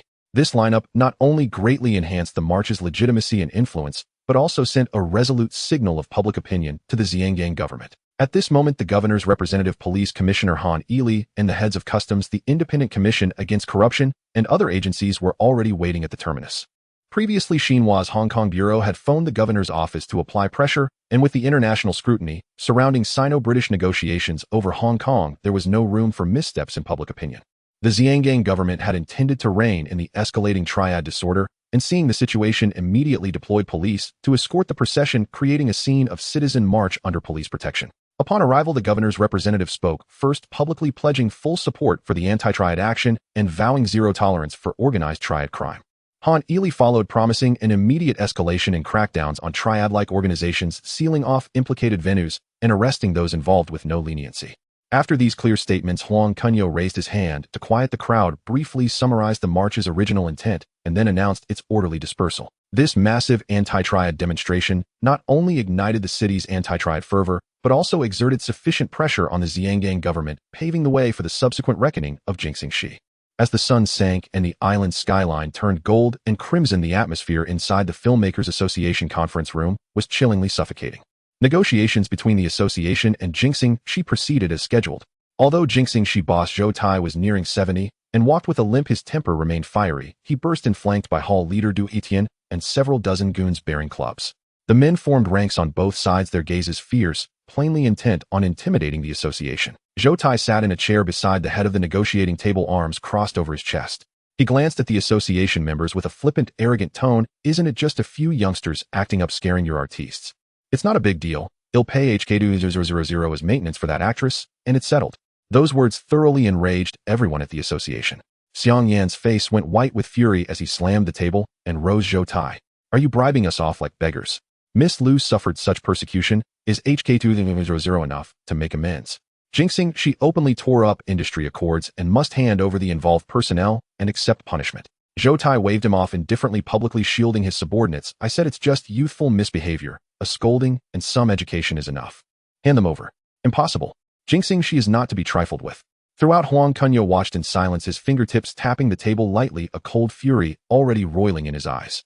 He had intended the talks to fail, using the opportunity to eradicate Jingxingxi and assert industry authority. Zhou Tai's arrogance had collided squarely with a trigger. When Zhou Tai's words fell silent, Huang Kunyao suddenly slammed the table. The teacup rattled, and the room went immediately silent. He rose, his gaze cutting like a blade across Zhou Tai and Du Etian, his voice cold with a tinge of mocking irony. 200,000. Mr. Zhou is quite generous. If you think this matter is worth that sum, then I'll offer HK300 apiece to buy the heads of the 12 implicated members. Hand them over, and the money will be paid at once. How about that? At his words, the association members erupted in enthusiastic applause, praising Huang Kunyao for taking responsibility and not cowering before criminal intimidation. Zhou Tai trembled with rage, sprang to his feet, and pointed at Huang Kunyao's nose, shouting, "You brat! Jingxingxi is not to be trifled with. Say another word, and I'll have my brothers go to war with you, make your film association's life unbearable. Go to war." Huang Kunyao snorted, stepped forward, looming over Zhou Tai with a suffocating dominance. "With this rabble, you call your men? Do you really think you can speak of war with me?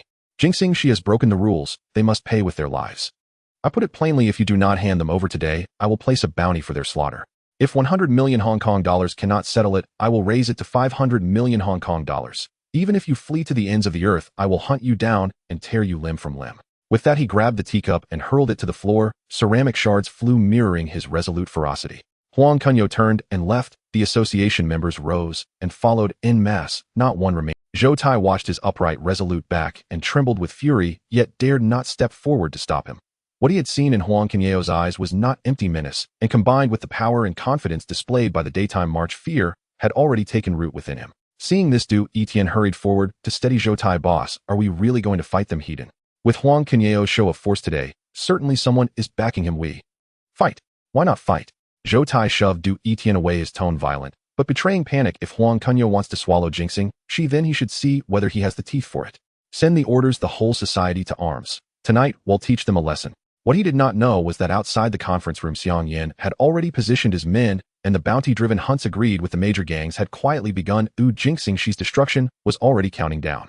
The negotiation with the Jingxing Society concluded with Huang Kunyao's commanding declaration as association members followed him out of the conference room, each step imbued with a newfound confidence they had never possessed before. The corridor blazed with bright light.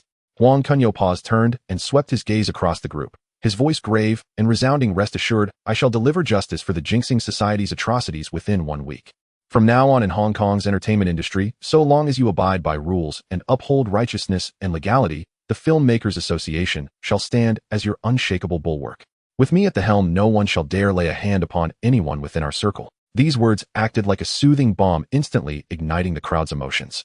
Chow Manhui was the first to applaud, Lei Juok and Xiang Yin, and others swiftly joined in, their clapping reverberating powerfully down the corridor. All prior doubts and anxieties dissolved completely. Every soul settled into profound calm, reassured that under such a bold, resourceful, and supremely authoritative leader, they would never again cower before the coercion of Triad forces. Within an hour, the exorbitant bounty placed on the Jinxing Society spread like wildfire across Hong Kong's underworld and law-abiding society alike. The reward amount set by Huang Kunyao alone was enough to drive men mad, compounded by the Xiang family's public pledge to pay cash on the spot for every head delivered. Countless street thugs, intoxicated by the staggering sum, seized weapons and flooded the streets in search of Jinxing Society members. Even those who merely recognized faces from photographs willingly knocked on door after door. Entire Hong Kong seethed with the feverish agitation bred by greed. Meanwhile, over 20 rival gangs, long embroiled in bitter feuds with the Jinxing Society and having already secured their share of spoils under Huang Kunyao's arbitration, had been champing at the bit. The moment the signal came, they deployed large contingents to launch full-scale assaults on the Jinxing Society's core territories in Causeway Bay and Mong Kok. Clashes erupted repeatedly across the streets. Blades flashed, blood spilled, brutality laid bare. In stark contrast, the Jinxing Society found itself utterly isolated and abandoned. Under Han Eli's command, the police imposed round-the-clock surveillance on all Jinxing Society establishments. Roadblocks were erected at intersections. Undercover officers infiltrated venues. Any member who dared show his face was immediately detained and interrogated, rendering the Jinxing Society incapable of reinforcing its fractured strongholds. Neutral societies observing the unfolding crisis chose prudence over risk. No one wished to antagonize Huang Kunyao, a man wielding immense wealth, influence, and ruthless efficiency, nor to forfeit the golden opportunity to seize territory and profits. Chaos engulfed the streets. Gang warfare, bounty hunters stalking targets, sirens wailing, fists, flying voices roaring, all converging into a deafening symphony that only began to subside as dawn's pale light crept across the horizon, marking the temporary lull in this money-fueled manhunt. At that moment, word arrived: all 12 perpetrators involved in Miss Liu Xiaohua's case had been eliminated. The entire bounty was fronted by the Xiang family. Upon learning the news, Huang Kunyao immediately called Xiang Yin, pledging full reimbursement of all reward payments within 3 days, and an additional 5 million Hong Kong dollars as compensation for the Xiang family's efforts. This gesture further galvanized participation. Several previously neutral societies, unable to restrain their underlings' insatiable hunger for rewards, finally joined the hunt. The alchemy of money plunged Hong Kong's underworld and lawful society alike into unprecedented frenzy. Codes of honor were discarded, only the bounty targets had mattered. Simultaneously, law enforcement escalated operations. Han Eli personally led raids on every Jinxing Society venue, from casinos and nightclubs to saunas, shutting down all establishments implicated in organized crime, prostitution, or gambling, and arresting all involved personnel. During one operation, a uniformed officer fatally shot a Jinxing Society branch leader who resisted arrest. Upon hearing the report, Huang Kunyao promptly dispatched Chen Tianyi to the police station bearing a banner inscribed with "Brave, beyond measure, eradicating evil for the people," and presenting the officer with an immediate 5 million Hong Kong dollars reward, alongside an additional 5 million Hong Kong dollars donation to the Hong Kong Police Welfare Fund.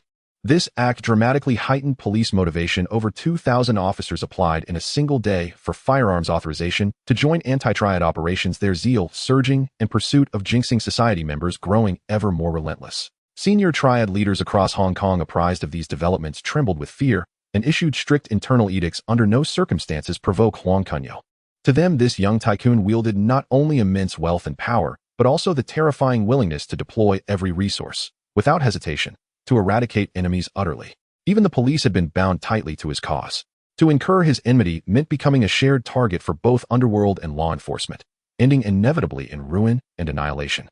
Sha Yifu, monitoring street developments through informants, watched the Jinxing Society's inexorable collapse. Partly saddened, for Hong Kong's Triad landscape had remained unchanged for decades. Yet he could not help but admire Huang Kunyao's extraordinary capability and audacity, and privately warned Fang Yihua, with solemn gravity: henceforth in Hong Kong never cross Huang Kunyao. His ruthlessness is unmatched, his strategic mastery unparalleled. His dominance over the entertainment industry is inevitable. We must align ourselves with this tide, never oppose it. Fang Yihua, already awestruck by Huang Kunyao's lightning strike, had long abandoned any thought of covert sabotage, nodding fervently in agreement, his heart purged of even a whisper of dissent. 5 days later, the citywide anti-Triad campaign officially concluded. Publicly, the Hong Kong government issued only a brief statement. Law enforcement conducted a large-scale anti-Triad operation, delivering a decisive blow against organized crime. It made no mention whatsoever of bounties, gang warfare, or other sensitive details. Every insider, whether cowed by Huang Kunyao's authority or compensated handsomely, maintained absolute silence.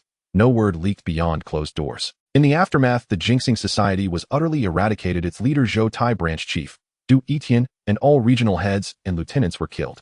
Core members either languished in prison or fled into exile. The once dominant society vanished from Hong Kong's landscape, like smoke dissolving into air.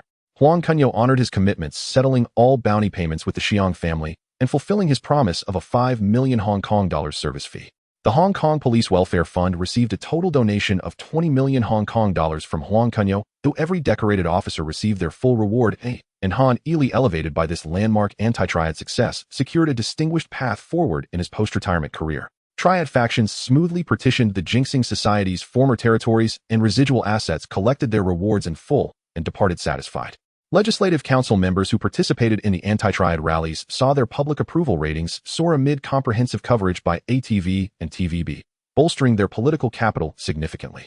Members of the Filmmakers Association, liberated at last from Triad intimidation by Huang Kunyao's ironclad presence, could now focus wholeheartedly on creation and management. Though this campaign cost Huang Kunyao hundreds of millions of Hong Kong dollars, it earned him unparalleled prestige, cementing his absolute supremacy over Hong Kong's entertainment industry and establishing his unassailable stature across underworld law enforcement, business, and politics.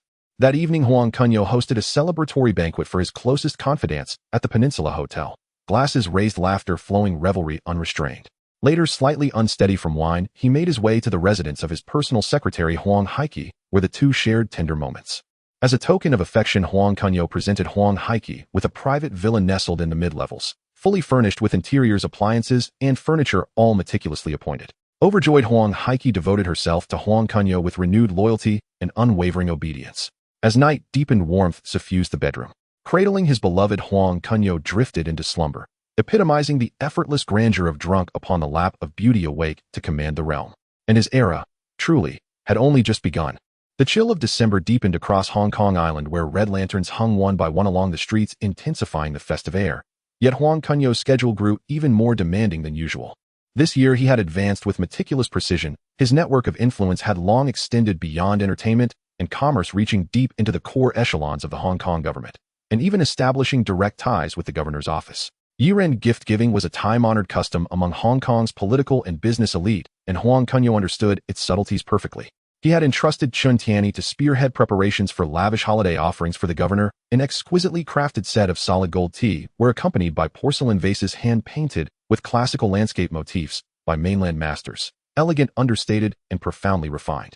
For senior aides and key departmental officials within the governor's office, gifts were thoughtfully curated: premium imported spirits, rare medicinal herbs, and limited edition wristwatches, each parcel inscribed with tasteful seasonal greetings that honored protocol while conveying sincere goodwill. Unlike other businessmen who sought favor through overt flattery, Huang Kunyao maintained impeccable restraint in his gifting. He spoke only of festive goodwill, never broaching personal requests. Moreover, his capital sources were transparent, his conduct scrupulously lawful, and his boundaries inviolable. The governor's office accepted his gestures without hesitation. Even the governor's private secretary sent a formal letter of thanks, discreetly noting matters arising in the future may be coordinated as appropriate. Beyond the governor's office, Huang Kunyao cultivated an especially profound rapport with the police force. He personally visited the police headquarters to present Han Ili with a life-size silver statue, pledged an additional 10 million Hong Kong dollars to the Police Welfare Fund, and prepared generous red envelopes and festive provisions for every officer commended in anti-organized crime operations. Moreover, he assigned Wang Jiangwo to liaise directly with police logistics, supplying frontline officers with cold weather gear and emergency supplies, and even covering the cost of all ingredients for the New Year's Eve banquets served in police canteens. Huang Kunyao knew full well that coercive institutions formed the bedrock of stability in Hong Kong. Rather than seeking their aid only in moments of crisis, he invested steadily and multidimensionally. These tangible, unwavering commitments resonated far more deeply than hollow courtesies ever could. Across the police hierarchy, his reputation soared. Han Ili himself declared publicly, "Mr. Huang is the most reliable civilian partner the police have ever had." Henceforth, matters concerning ATV and his other enterprises received priority coordination from law enforcement, forging a robust reciprocal alliance. Having completed the year-end gifting arrangements with both government and police authorities, Huang Kunyao joined forces with Li Pingfei to host an intimate private gathering. In attendance were over 20 legislators whom he had supported consistently over the years, including Li Pingfei, Chen Anping, and Li Xiuli, the closest and most trusted among them, bound not only by political alliance, but also by shared interests. The venue was a luxury yacht. A formal attire gave way to relaxed clothing as guests set sail for fishing.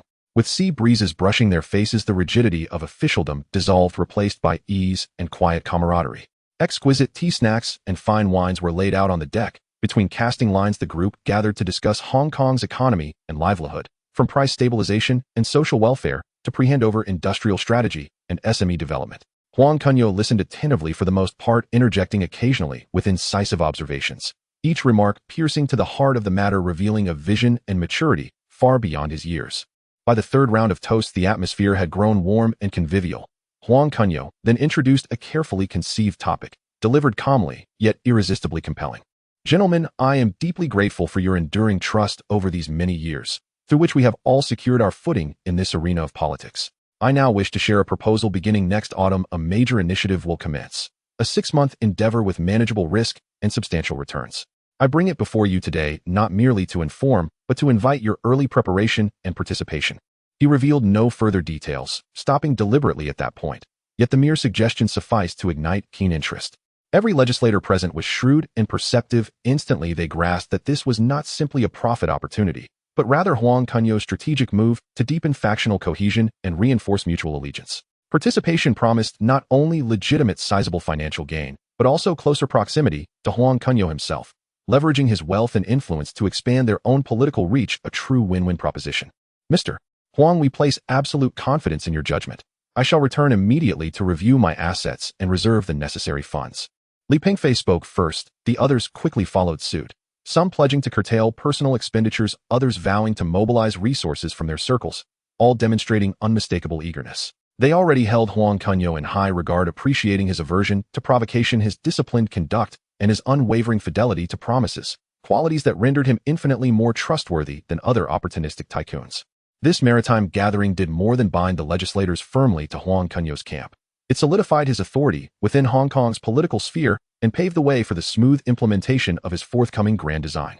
Time slipped swiftly away, and 1983 quietly drew to a close.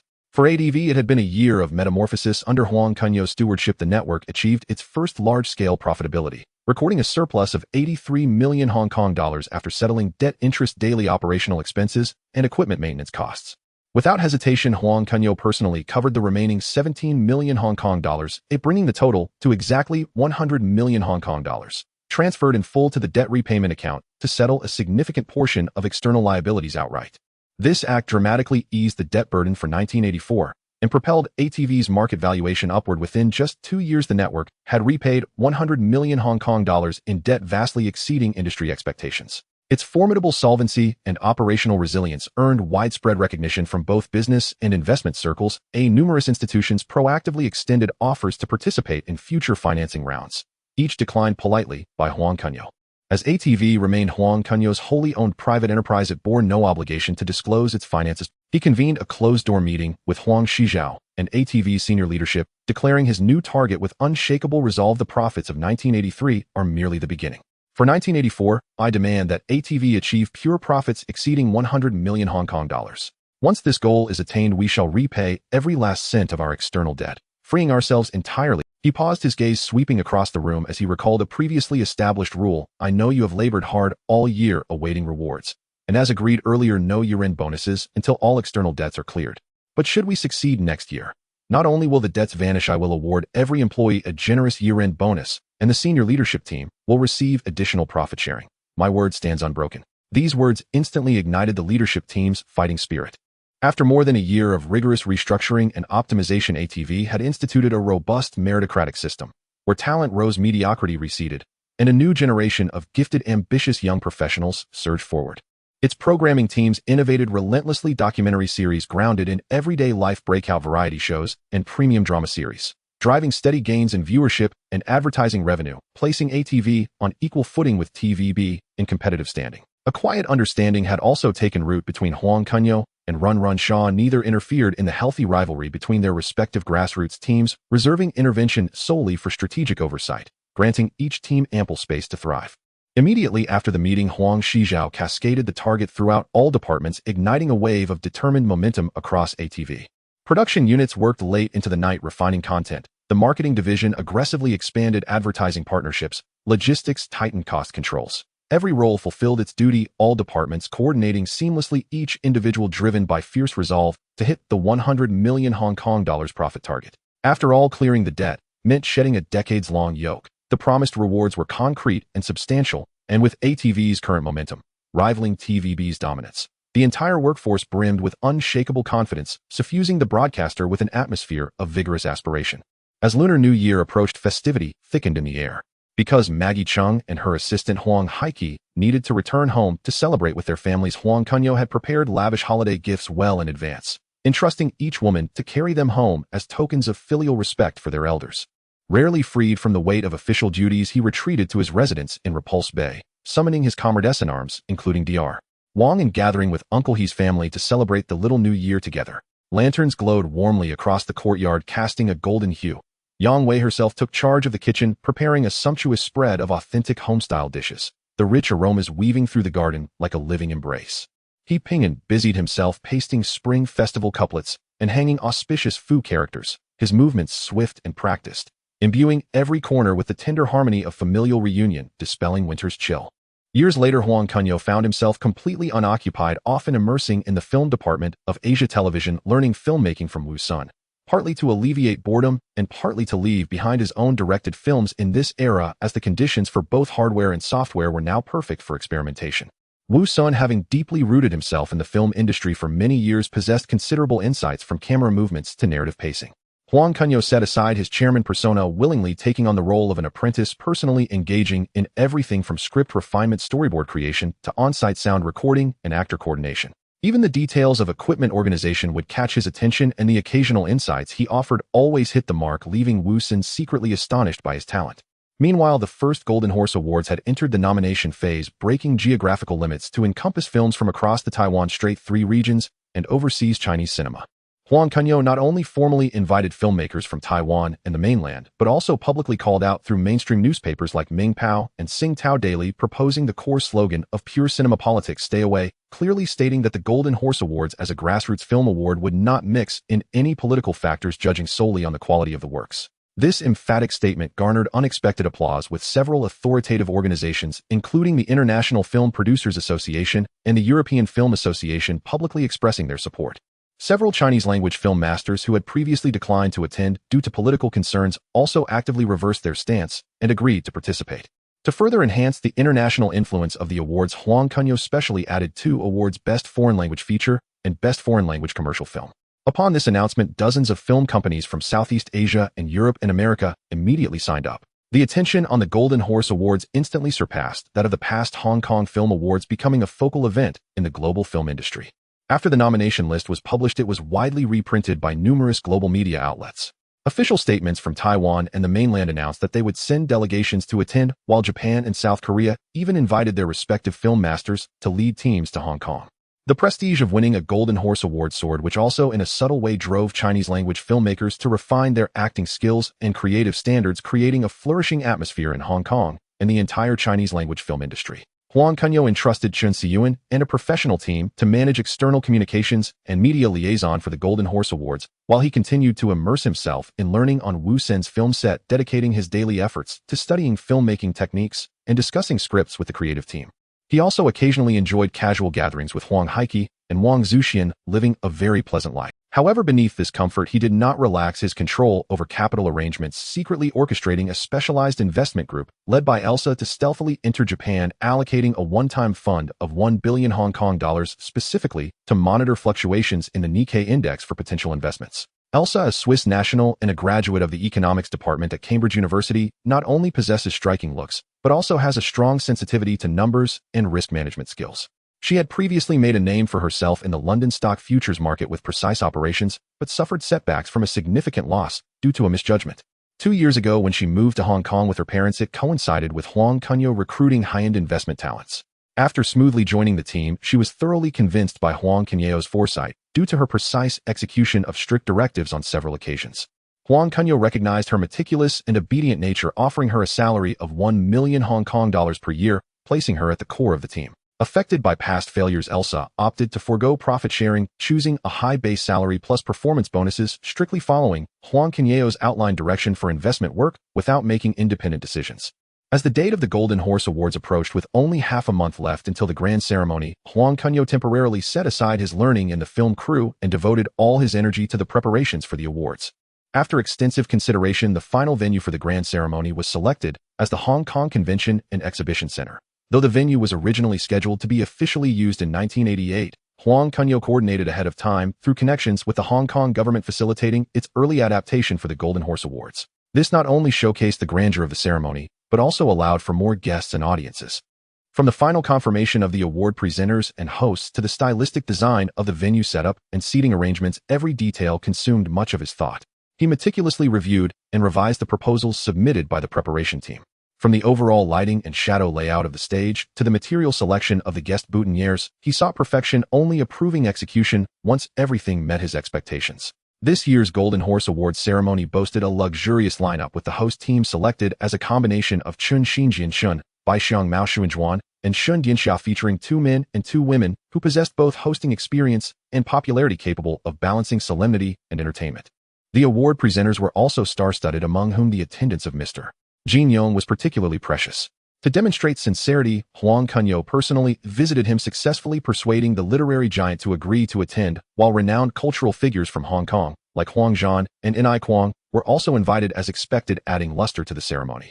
Due to the Golden Horse Awards attracting many well-known figures from across the Taiwan Strait and internationally, Huang Kunyao intentionally concealed part of the heavyweight guest list, planning to unveil it on the day of the ceremony to create a surprising effect.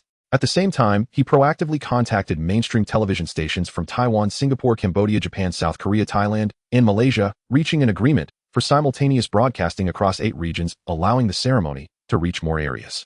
After the news broke, the entire Hong Kong and Southeast Asia were shocked. The cross-border broadcast was completely free of charge. Huang Kunyao's actions had no profit motive. The core intention was to maximize the international influence of the Golden Horse Awards and establish the authority of Chinese language film awards. In the early stages of preparation, there was an issue where foreign films were plentiful, but major Hollywood companies were few. To solve this predicament, Huang Kunyao continuously released significant news to elevate the award's prestige and fairness. He made 5 trips to Europe and America, successfully persuading the globally revered auteur Krzysztof Kieslowski to participate, leveraging the core philosophy of pure cinema politics: stay away. During their meeting, Huang Kunyao candidly expressed that the Chinese language film industry still seemed immature and earnestly requested the master to offer guidance to help develop the industry. This humility and vision deeply moved Kieslowski, who promptly agreed to serve as a selection committee member and attend the ceremony. Subsequently, Huang Kunyao announced 2 more significant pieces of news. Director Francis Ford Coppola of The Godfather and renowned Hollywood director George Lucas were invited to serve as selection committee members for this Golden Horse Awards and would personally attend the award ceremony. The 2 official announcements were like thunder, completely igniting the global film industry. The global influence of the Godfather series goes without saying, and the presence of these 2 Hollywood masters not only elevated the international status of the Golden Horse Awards, but also made the mainstream film circles in Europe and America take this emerging award seriously.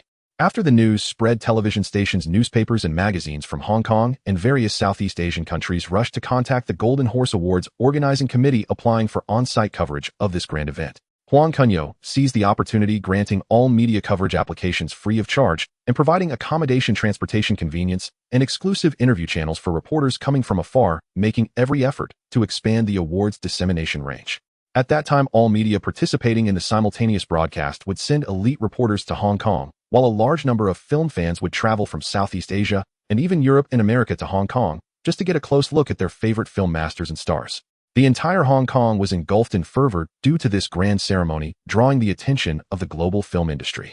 Regarding security, Huang Kunyao also did not dare to relax, specifically donating an additional 10 million Hong Kong dollars to the Hong Kong Police Welfare Fund, establishing a deep security cooperation with the police, who would dispatch hundreds of officers to participate in the security work at the ceremony venue and its surroundings, forming a comprehensive protective network.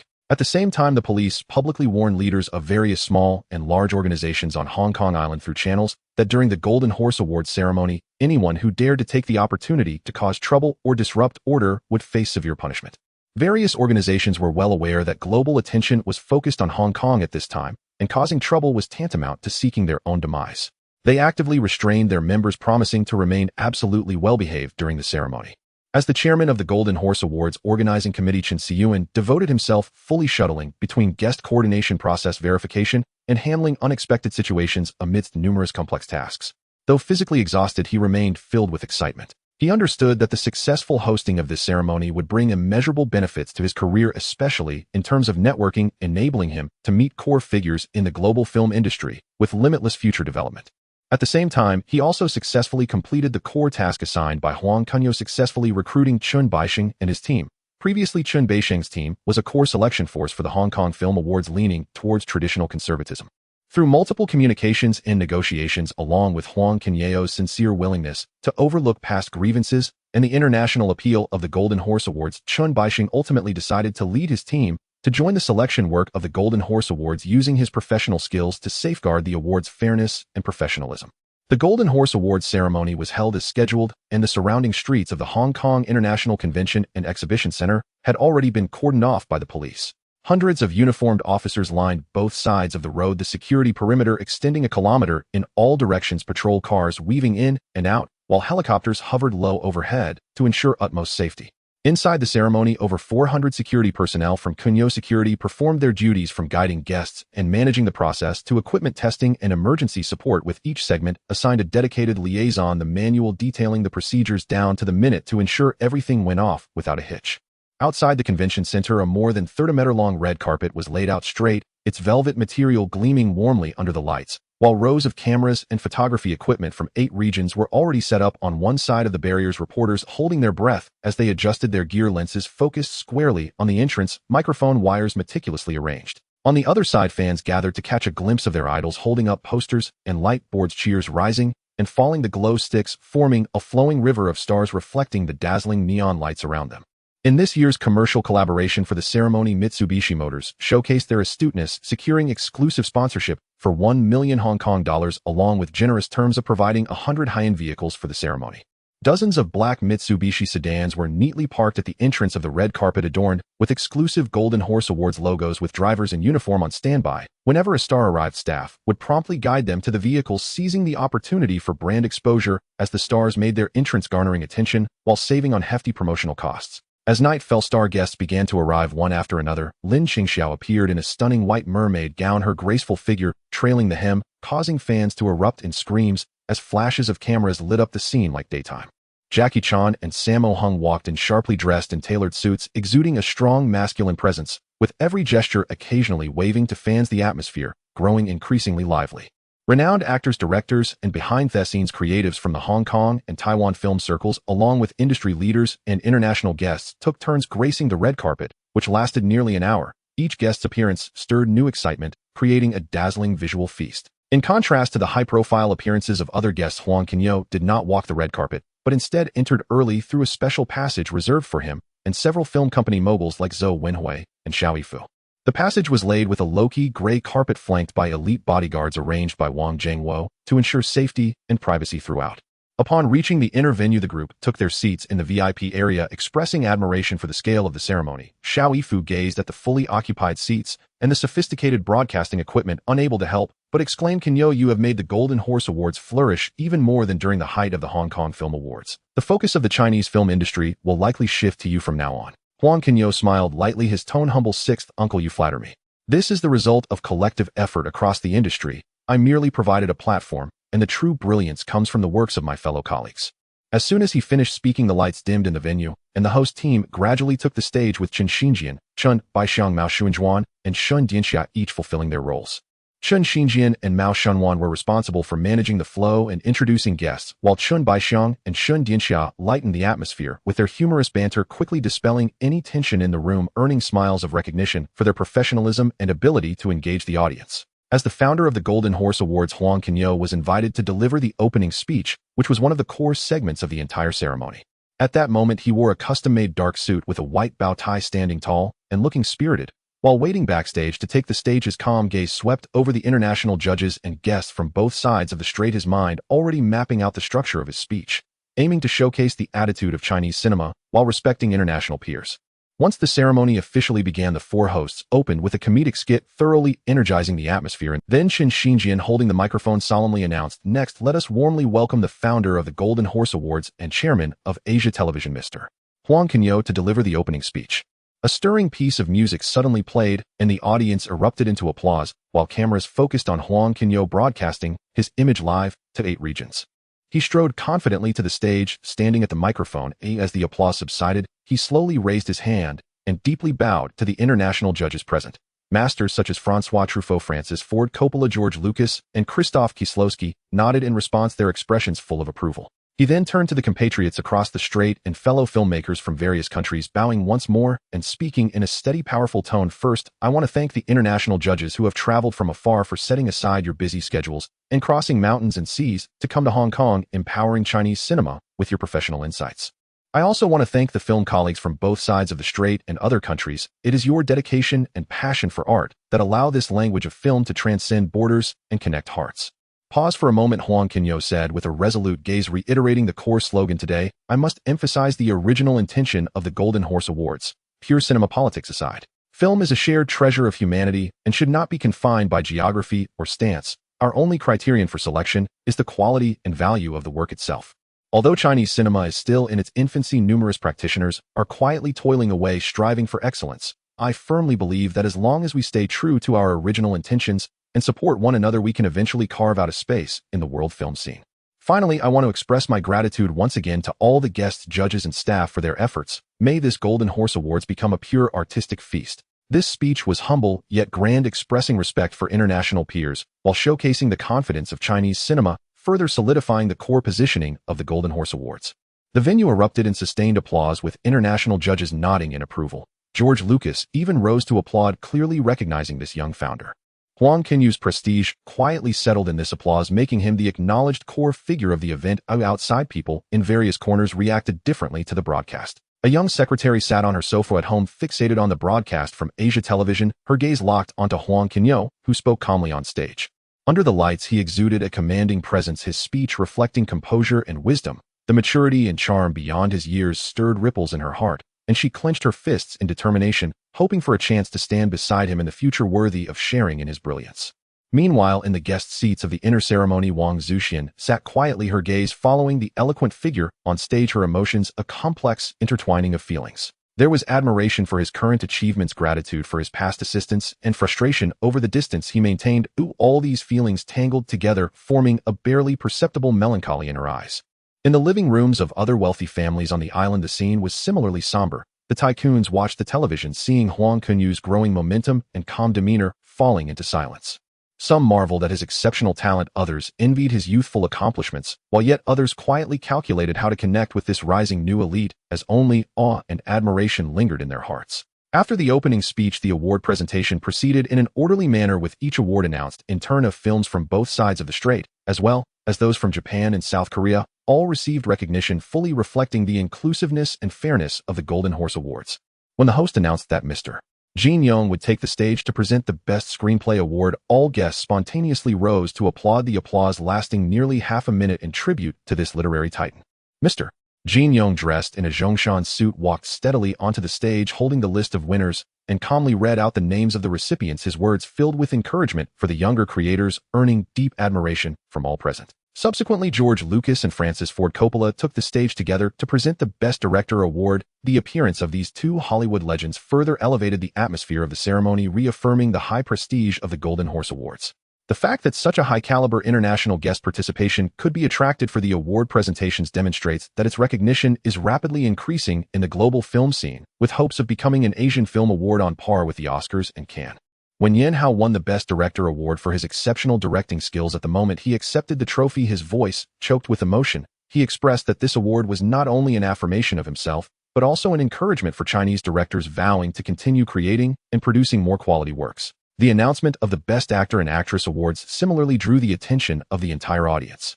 Li Xiuxian won the Best Actor trophy for his outstanding performance in The Public Servant, thanking the crew for their support in his acceptance speech, while also mentioning Huang Kunyao's support for Chinese cinema, his words heartfelt and moving. Siqing Gaohua won the Best Actress award for her remarkable performance in Time Flows Like Water, becoming the first mainland actress to receive the Golden Horse Award. She donned traditional attire on stage, expressing her gratitude in a somewhat stiff, yet deeply emotional Cantonese, earning applause from the audience, symbolizing the further deepening of film exchanges across the strait. The production The Best Partner by New Art City won the Best Commercial Film Award due to its high box office and widespread acclaim.